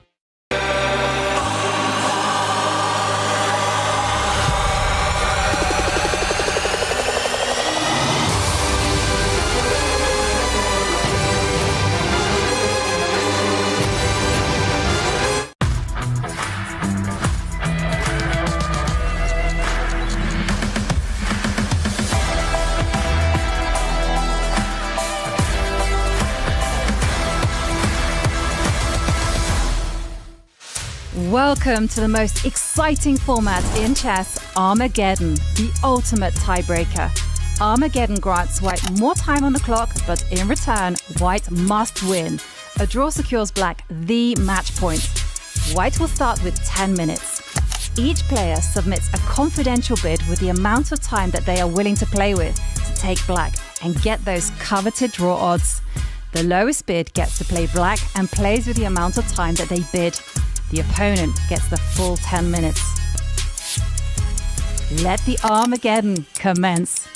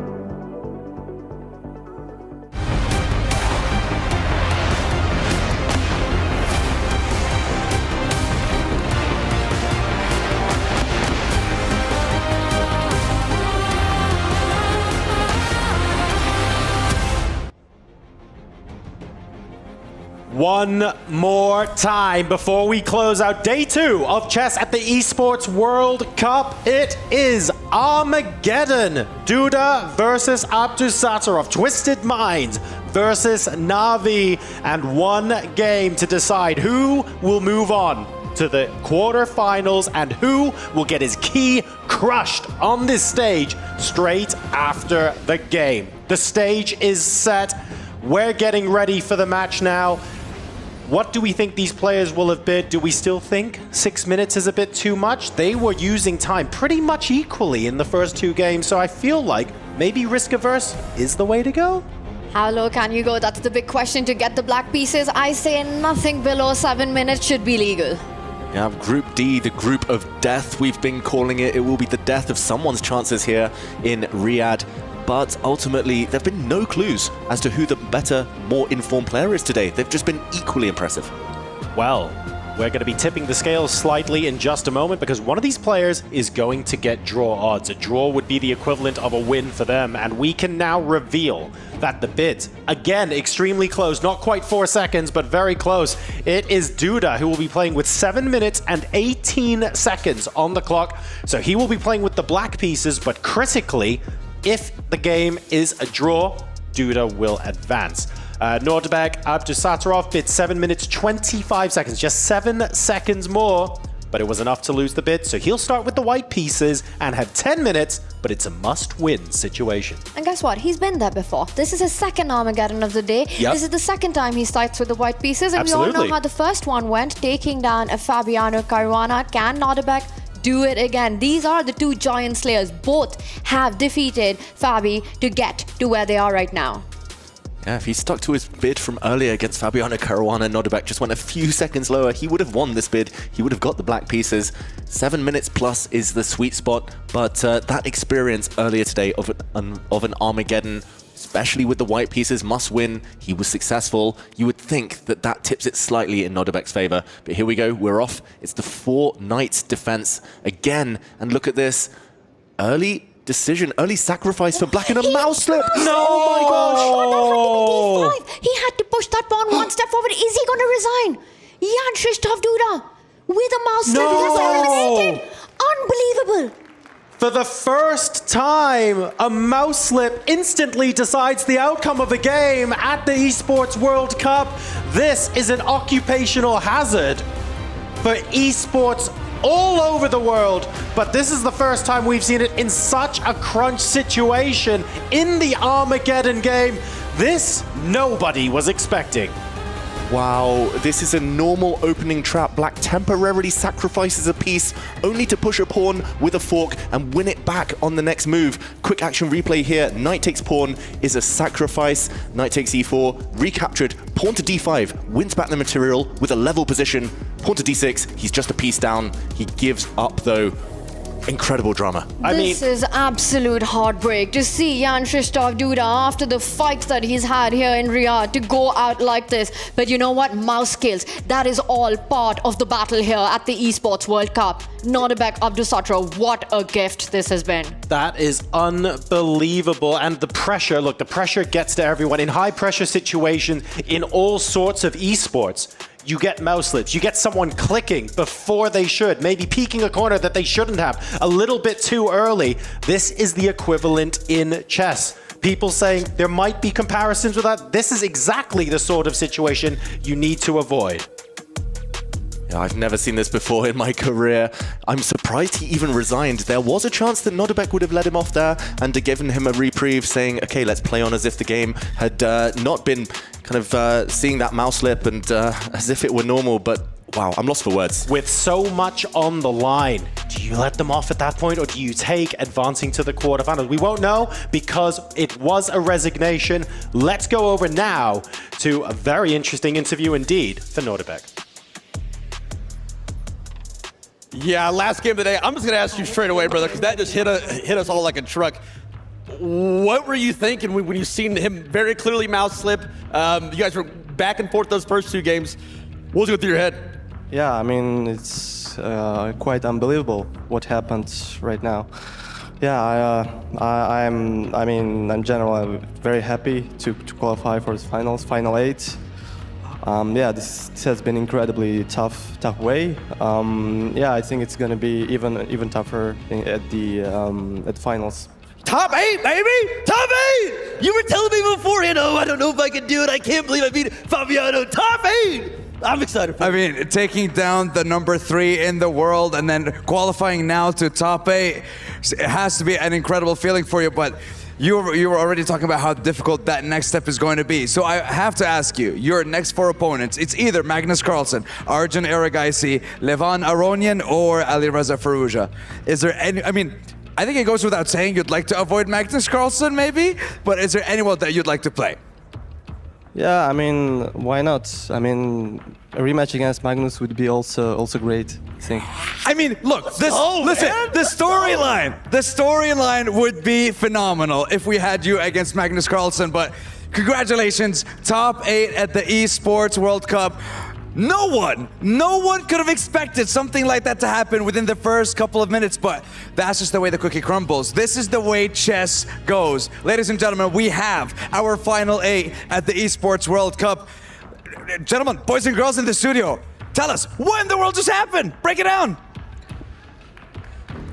I'm rooting for you, man. Let's go, baby. Your guess is as good as mine, Sandstorm. Disaster strikes here on the EWC stage as Duda, with the mouse slip in Armageddon, chucks the game away just like that. Let me tell you, I play a lot of Bullet online. I know how it feels to lose to a mouse slip. When I'm playing at home, I can't imagine playing for 90G and making a mouse slip. That is as disastrous as it comes. And unfortunately, as much as I picked Nodirbek to win, nobody wants to see him win like this. Yeah, my worst mouse slip I ever did was also on the D file. He tried to play D5 and he played D6. I tried to play queen takes queen on D1 to trade queens. It was like move 6 or 7. And I played queen D2 check, hanging my queen to all of my opponent's pieces. So somehow that D file, that's a bad file for mouse slips. Yeah, and there's just no coming back from that, right? You saw immediately the reaction, immediately the resignation. Like you say, it's not necessarily the way that we wanted to see it happen. There was a very funny graphic just on that says specialty, no mouse slips for Nodirbek. Oh, that's rude. Adding to the brutality there. Man, they got him good. Adding to the brutality. It was. I mean, that was a $25,000 mouse slip. That hurts. At least. At least, because you go on, you might win some more, and there's more money to come. To walk out of here because of a mouse slip, Duda is just like, are you for real? How could this have happened? Especially after all he did to get to this moment in the first place. And then to make a move like that, it's really potentially sucks. that's a $200,000 mouse slip. That's true too, right? If you believe you could have run the entire gauntlet all the way to the finish, then yeah, you're really kicking yourself for that. So I mean, Nodirbek, look, he already had an exhausting day. He had to fight through Fabiano Caruana to earn himself that match. He will rightfully be placed in the top 8 as a result, yes, of that mouse slip. But my goodness, what a way for us to end the group stage. I think that's the thing. We're all still sitting here just a little bit stunned. And you're not surprised that Nodirbek made it, right? Like, it's Nodirbek. Come on. The guy's one of the best players, World Rapid Champion, one of the top players in the world. There's no surprise. But this way, you don't want to see happen. I forgot about mouse slips when I was watching the tournament. I'm like, oh. Right, we hadn't seen one yet. We had not seen one, but it could happen. It could happen. Unfortunately, it did, and there's nothing you could do. They made the mouse slip. This is just a reality of esports, playing without a live board, touching pieces and moving pieces. We know people have blundered even when they hold the pieces in chess. Happens once in a while, but here it just was the worst thing that we could see for the players. Right, that's it. It's kind of the trade-off. We get the speed of being able to move on the digital board, but with that comes a lot of risk. You make the wrong move, you get punished for it here, and unfortunately, Jean-Christophe Duda gets punished for it. We're going to Mike Klein as he interviews Duda on his way out of the tournament. We're here with the tough luck loser, Grandmaster Jan-Krzysztof Duda. Not a very eventful first or second game, but we had a very unfortunate way to end this game. Tell us about the moment where you played D6 instead of D5. Yeah, I mean, I also did mouse slip actually in the first game. I played King F1 instead of Bishop F1, but that time it wasn't fatal. I mean, this time, okay. I mean, for a second I thought there is any sense playing, but there wasn't, so I just resigned. Yeah, I also wasn't sure in that moment if Nodirbek was going to do something sportsmanly, but I'm not sure what sportsmanly thing he can do in an Armageddon game. It wasn't your call to make, but was there any thought that might happen? Yeah, I mean, even if he plays like A3 or H3, it's like adventurous for him, but I wouldn't expect him to do it, of course. So I mean, that's a charm of online playing. Yeah, he's within his right, of course, as part of the game. Lastly, what about your bid? It sounded like you really wanted to play Black. Black has been doing well in Armageddon, not counting that Fabiano match that you just saw. So talk us through your thought process about bidding 720, whatever it was. I'm not sure I really wanted to play Black. I mean, because before in an Armageddon game between Fabi and Nodirbek, they betted, I mean, both bet lower, I think. So actually, than I did because I bet 718. So yeah, and there was, I think, 716 and 712. So yeah, I mean, okay, if you mouse slip, it's like, it doesn't matter which color you play. Right, the mouse slip was the story. Well, thank you for talking with us. We don't like to see chess end this way, but it's part sport and part science. So we'll see you next time, Jan Krzysztof Duda. Thanks. Thank you. Thank you, Mike, and massive respect to Duda there for being willing to take the interview out after what is a brutal and stinging defeat and exit to the tournament. Here you have the final crystallized picture of our group of death. It was Magnus Carlsen who booked his ticket yesterday. It's going to be Nodirbek Abdusattorov over Jan Krzysztof Duda to move into that advances to playoffs as the winner of the lower bracket. We now officially have our top 8 players here for chess at the Esports World Cup. But of course, we do still have one more key to crush before the day comes to a conclusion.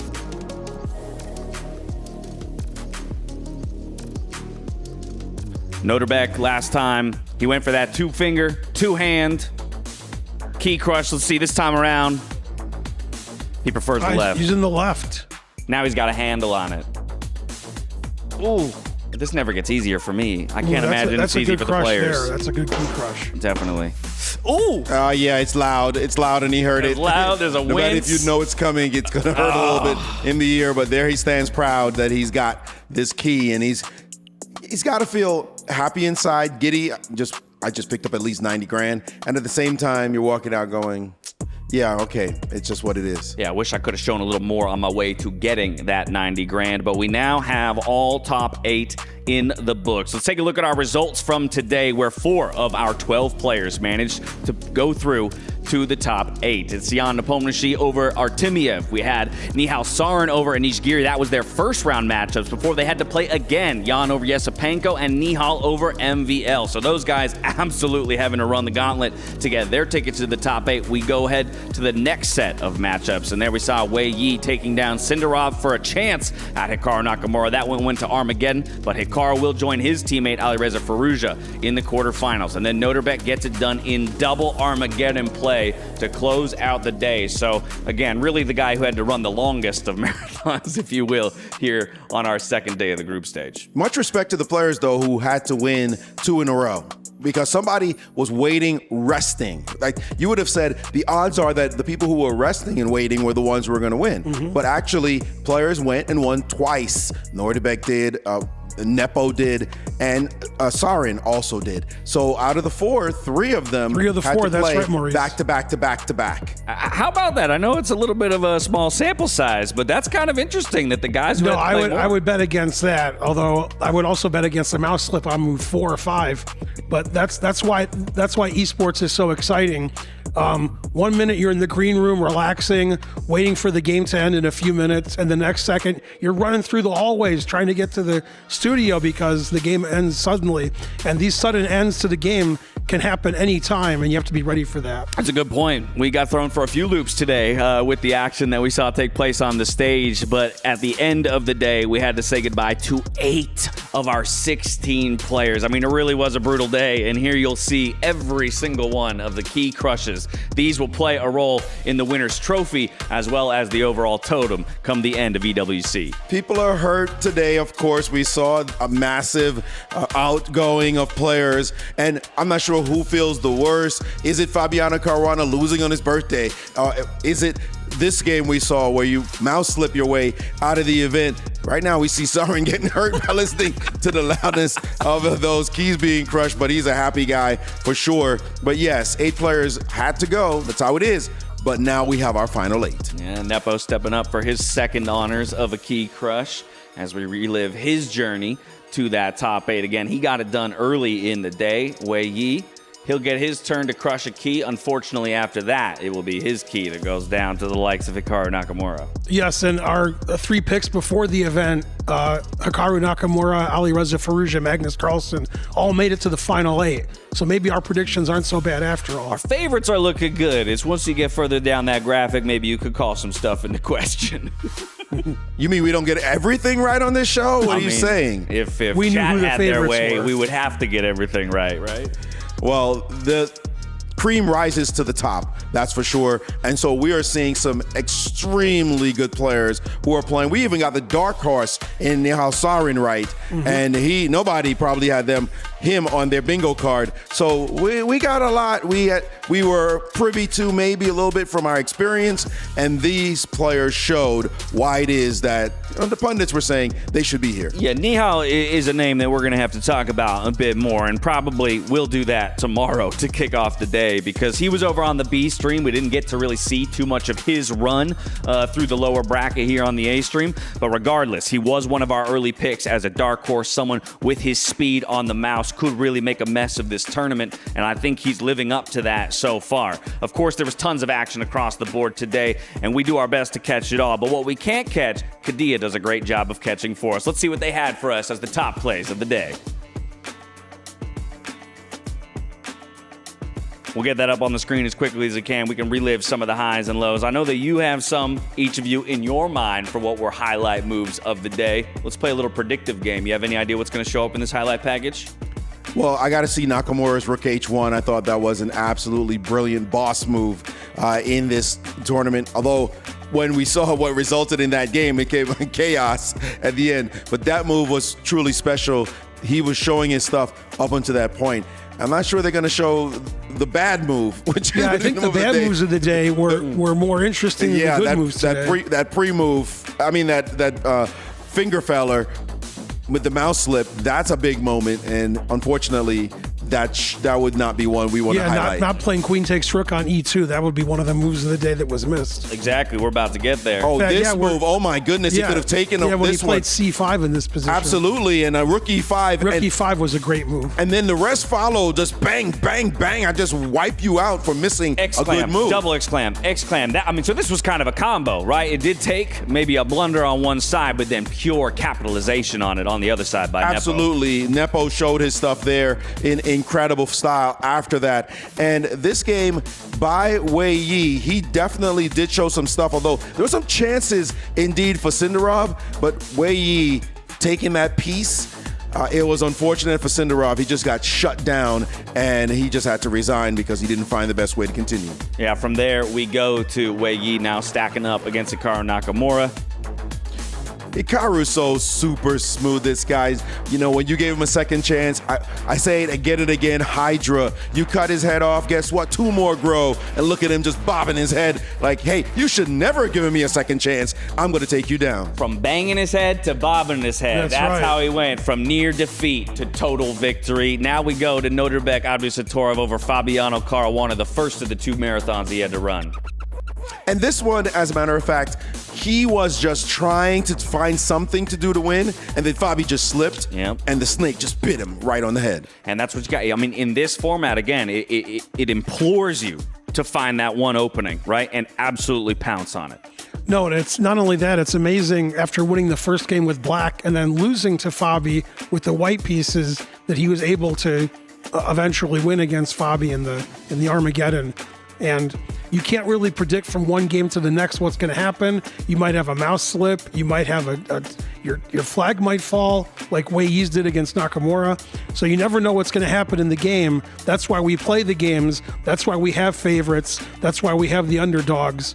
And I think that the cream rose to the top and the best players made it to the final 8, and I can't wait for the matches tomorrow. The cream rises to the top. Now we got to pick one person, though, out of that creamy crop to be the Sony MVP of the day. And we're going to go with none other than Jan Nepomniachtchi in this one because, again, after falling down a little bit unexpectedly on day one, he again had to win 2 back-to-back matches, one of which was that revenge match against Yesipenko. Absolutely. Nepo showed his stuff. He came in looking a little bit shaky, that's for sure. He looked uncertain, but when the moment came and he had his chance, he played that magic move, Rook E5, and was able to smash through with a vicious attack. Man, he was spilling water on himself as well, but it's this we're reliving this exact moment when he was just cold cut busted, but right here his opponent made a mistake and he did not miss the chance to actually sacrifice his bishop and take down his opponent in a vicious attack. I love that. I love showing that moment because, again, if anything, to me, that is all the nerves, all the pressure in the body, trying to find a way to exit. And it tells you the kind of position that he was in until he found that opening. And then he showed his absolute world class in that moment. That's right. It's not just that he played the wrong move with C5. It's that Nepo was then aware enough of the situation to find the move Rook E5 and take advantage of the chances that he was given. And players don't play perfect chess. Let's be very clear. Players at this level, people think they're grandmasters. They're making perfect move. No, we don't make perfect move. We do make mistakes. But the key trait of a strong player is resiliency. When you give a second chance, you better watch out because the comeback will be on and then it'll be a tsunami coming your way. Yeah, there is no perfect athlete in the world, and chess is no different, even at the absolute top tier of it. And I think, again, this event is doing a phenomenal job of displaying the intensity, right, that the game, kind of has boiling underneath it at all times. And then again, is rewarding the players who make the fewest mistakes, who can perform within all of those crazy variables and environments. No, you're exactly right. And that's why the favorites all went through, and the people who went through are all very deserved. Even if it was a mouse slip, to be in that situation where you're playing for the last spot of the 8 spots, you deserve to be there when you're there, and he already won the previous match. It was an amazing event so far, and I can't wait for tomorrow and the last day. We're going to see more great chess. We're definitely going to see a lot more great chess. We don't have the matchups just yet for tomorrow, but I want to try and start thinking about some of them. Of course, if you cannot be seated into the same side of the bracket as someone else from your group, right? So upper bracket qualifiers will not have the opportunity to play a lower bracket qualifier from the same group until they make it to the finals. With that in mind, and with Nodirbek's interview in mind, where he said, "Give me Magnus. Why not? Let me take another shot at Magnus." I'm already kind of hoping for that as a final because we can't get it unless he runs it all the way back to the final. It has to be a final. That's right. It would have to be the final. And how nutty would that be? That means it's easier to say now. Yeah, right? That's true. Yeah, I'll take Magnus. That's true. Give me him tomorrow. Oh, I can't have him. Wait, I can't have really? him. Hold me back. Hold me back. Yeah, sure. Yeah, we got you. So a little bit of bravado on his part there. Yeah, well-timed bravado. Yes, indeed. But whoever you get now is a monster. Like, no question about it. Nihal Sarin, we didn't have, dark horse maybe, but everybody else you look at it and you're like, damn, oh my goodness, I got to play him? You know it's going to be rough in there. So they know they have to bring their A game or else. And I want to say about mistakes. There's a famous quote in chess. The player who wins is the one who makes the next to last mistake.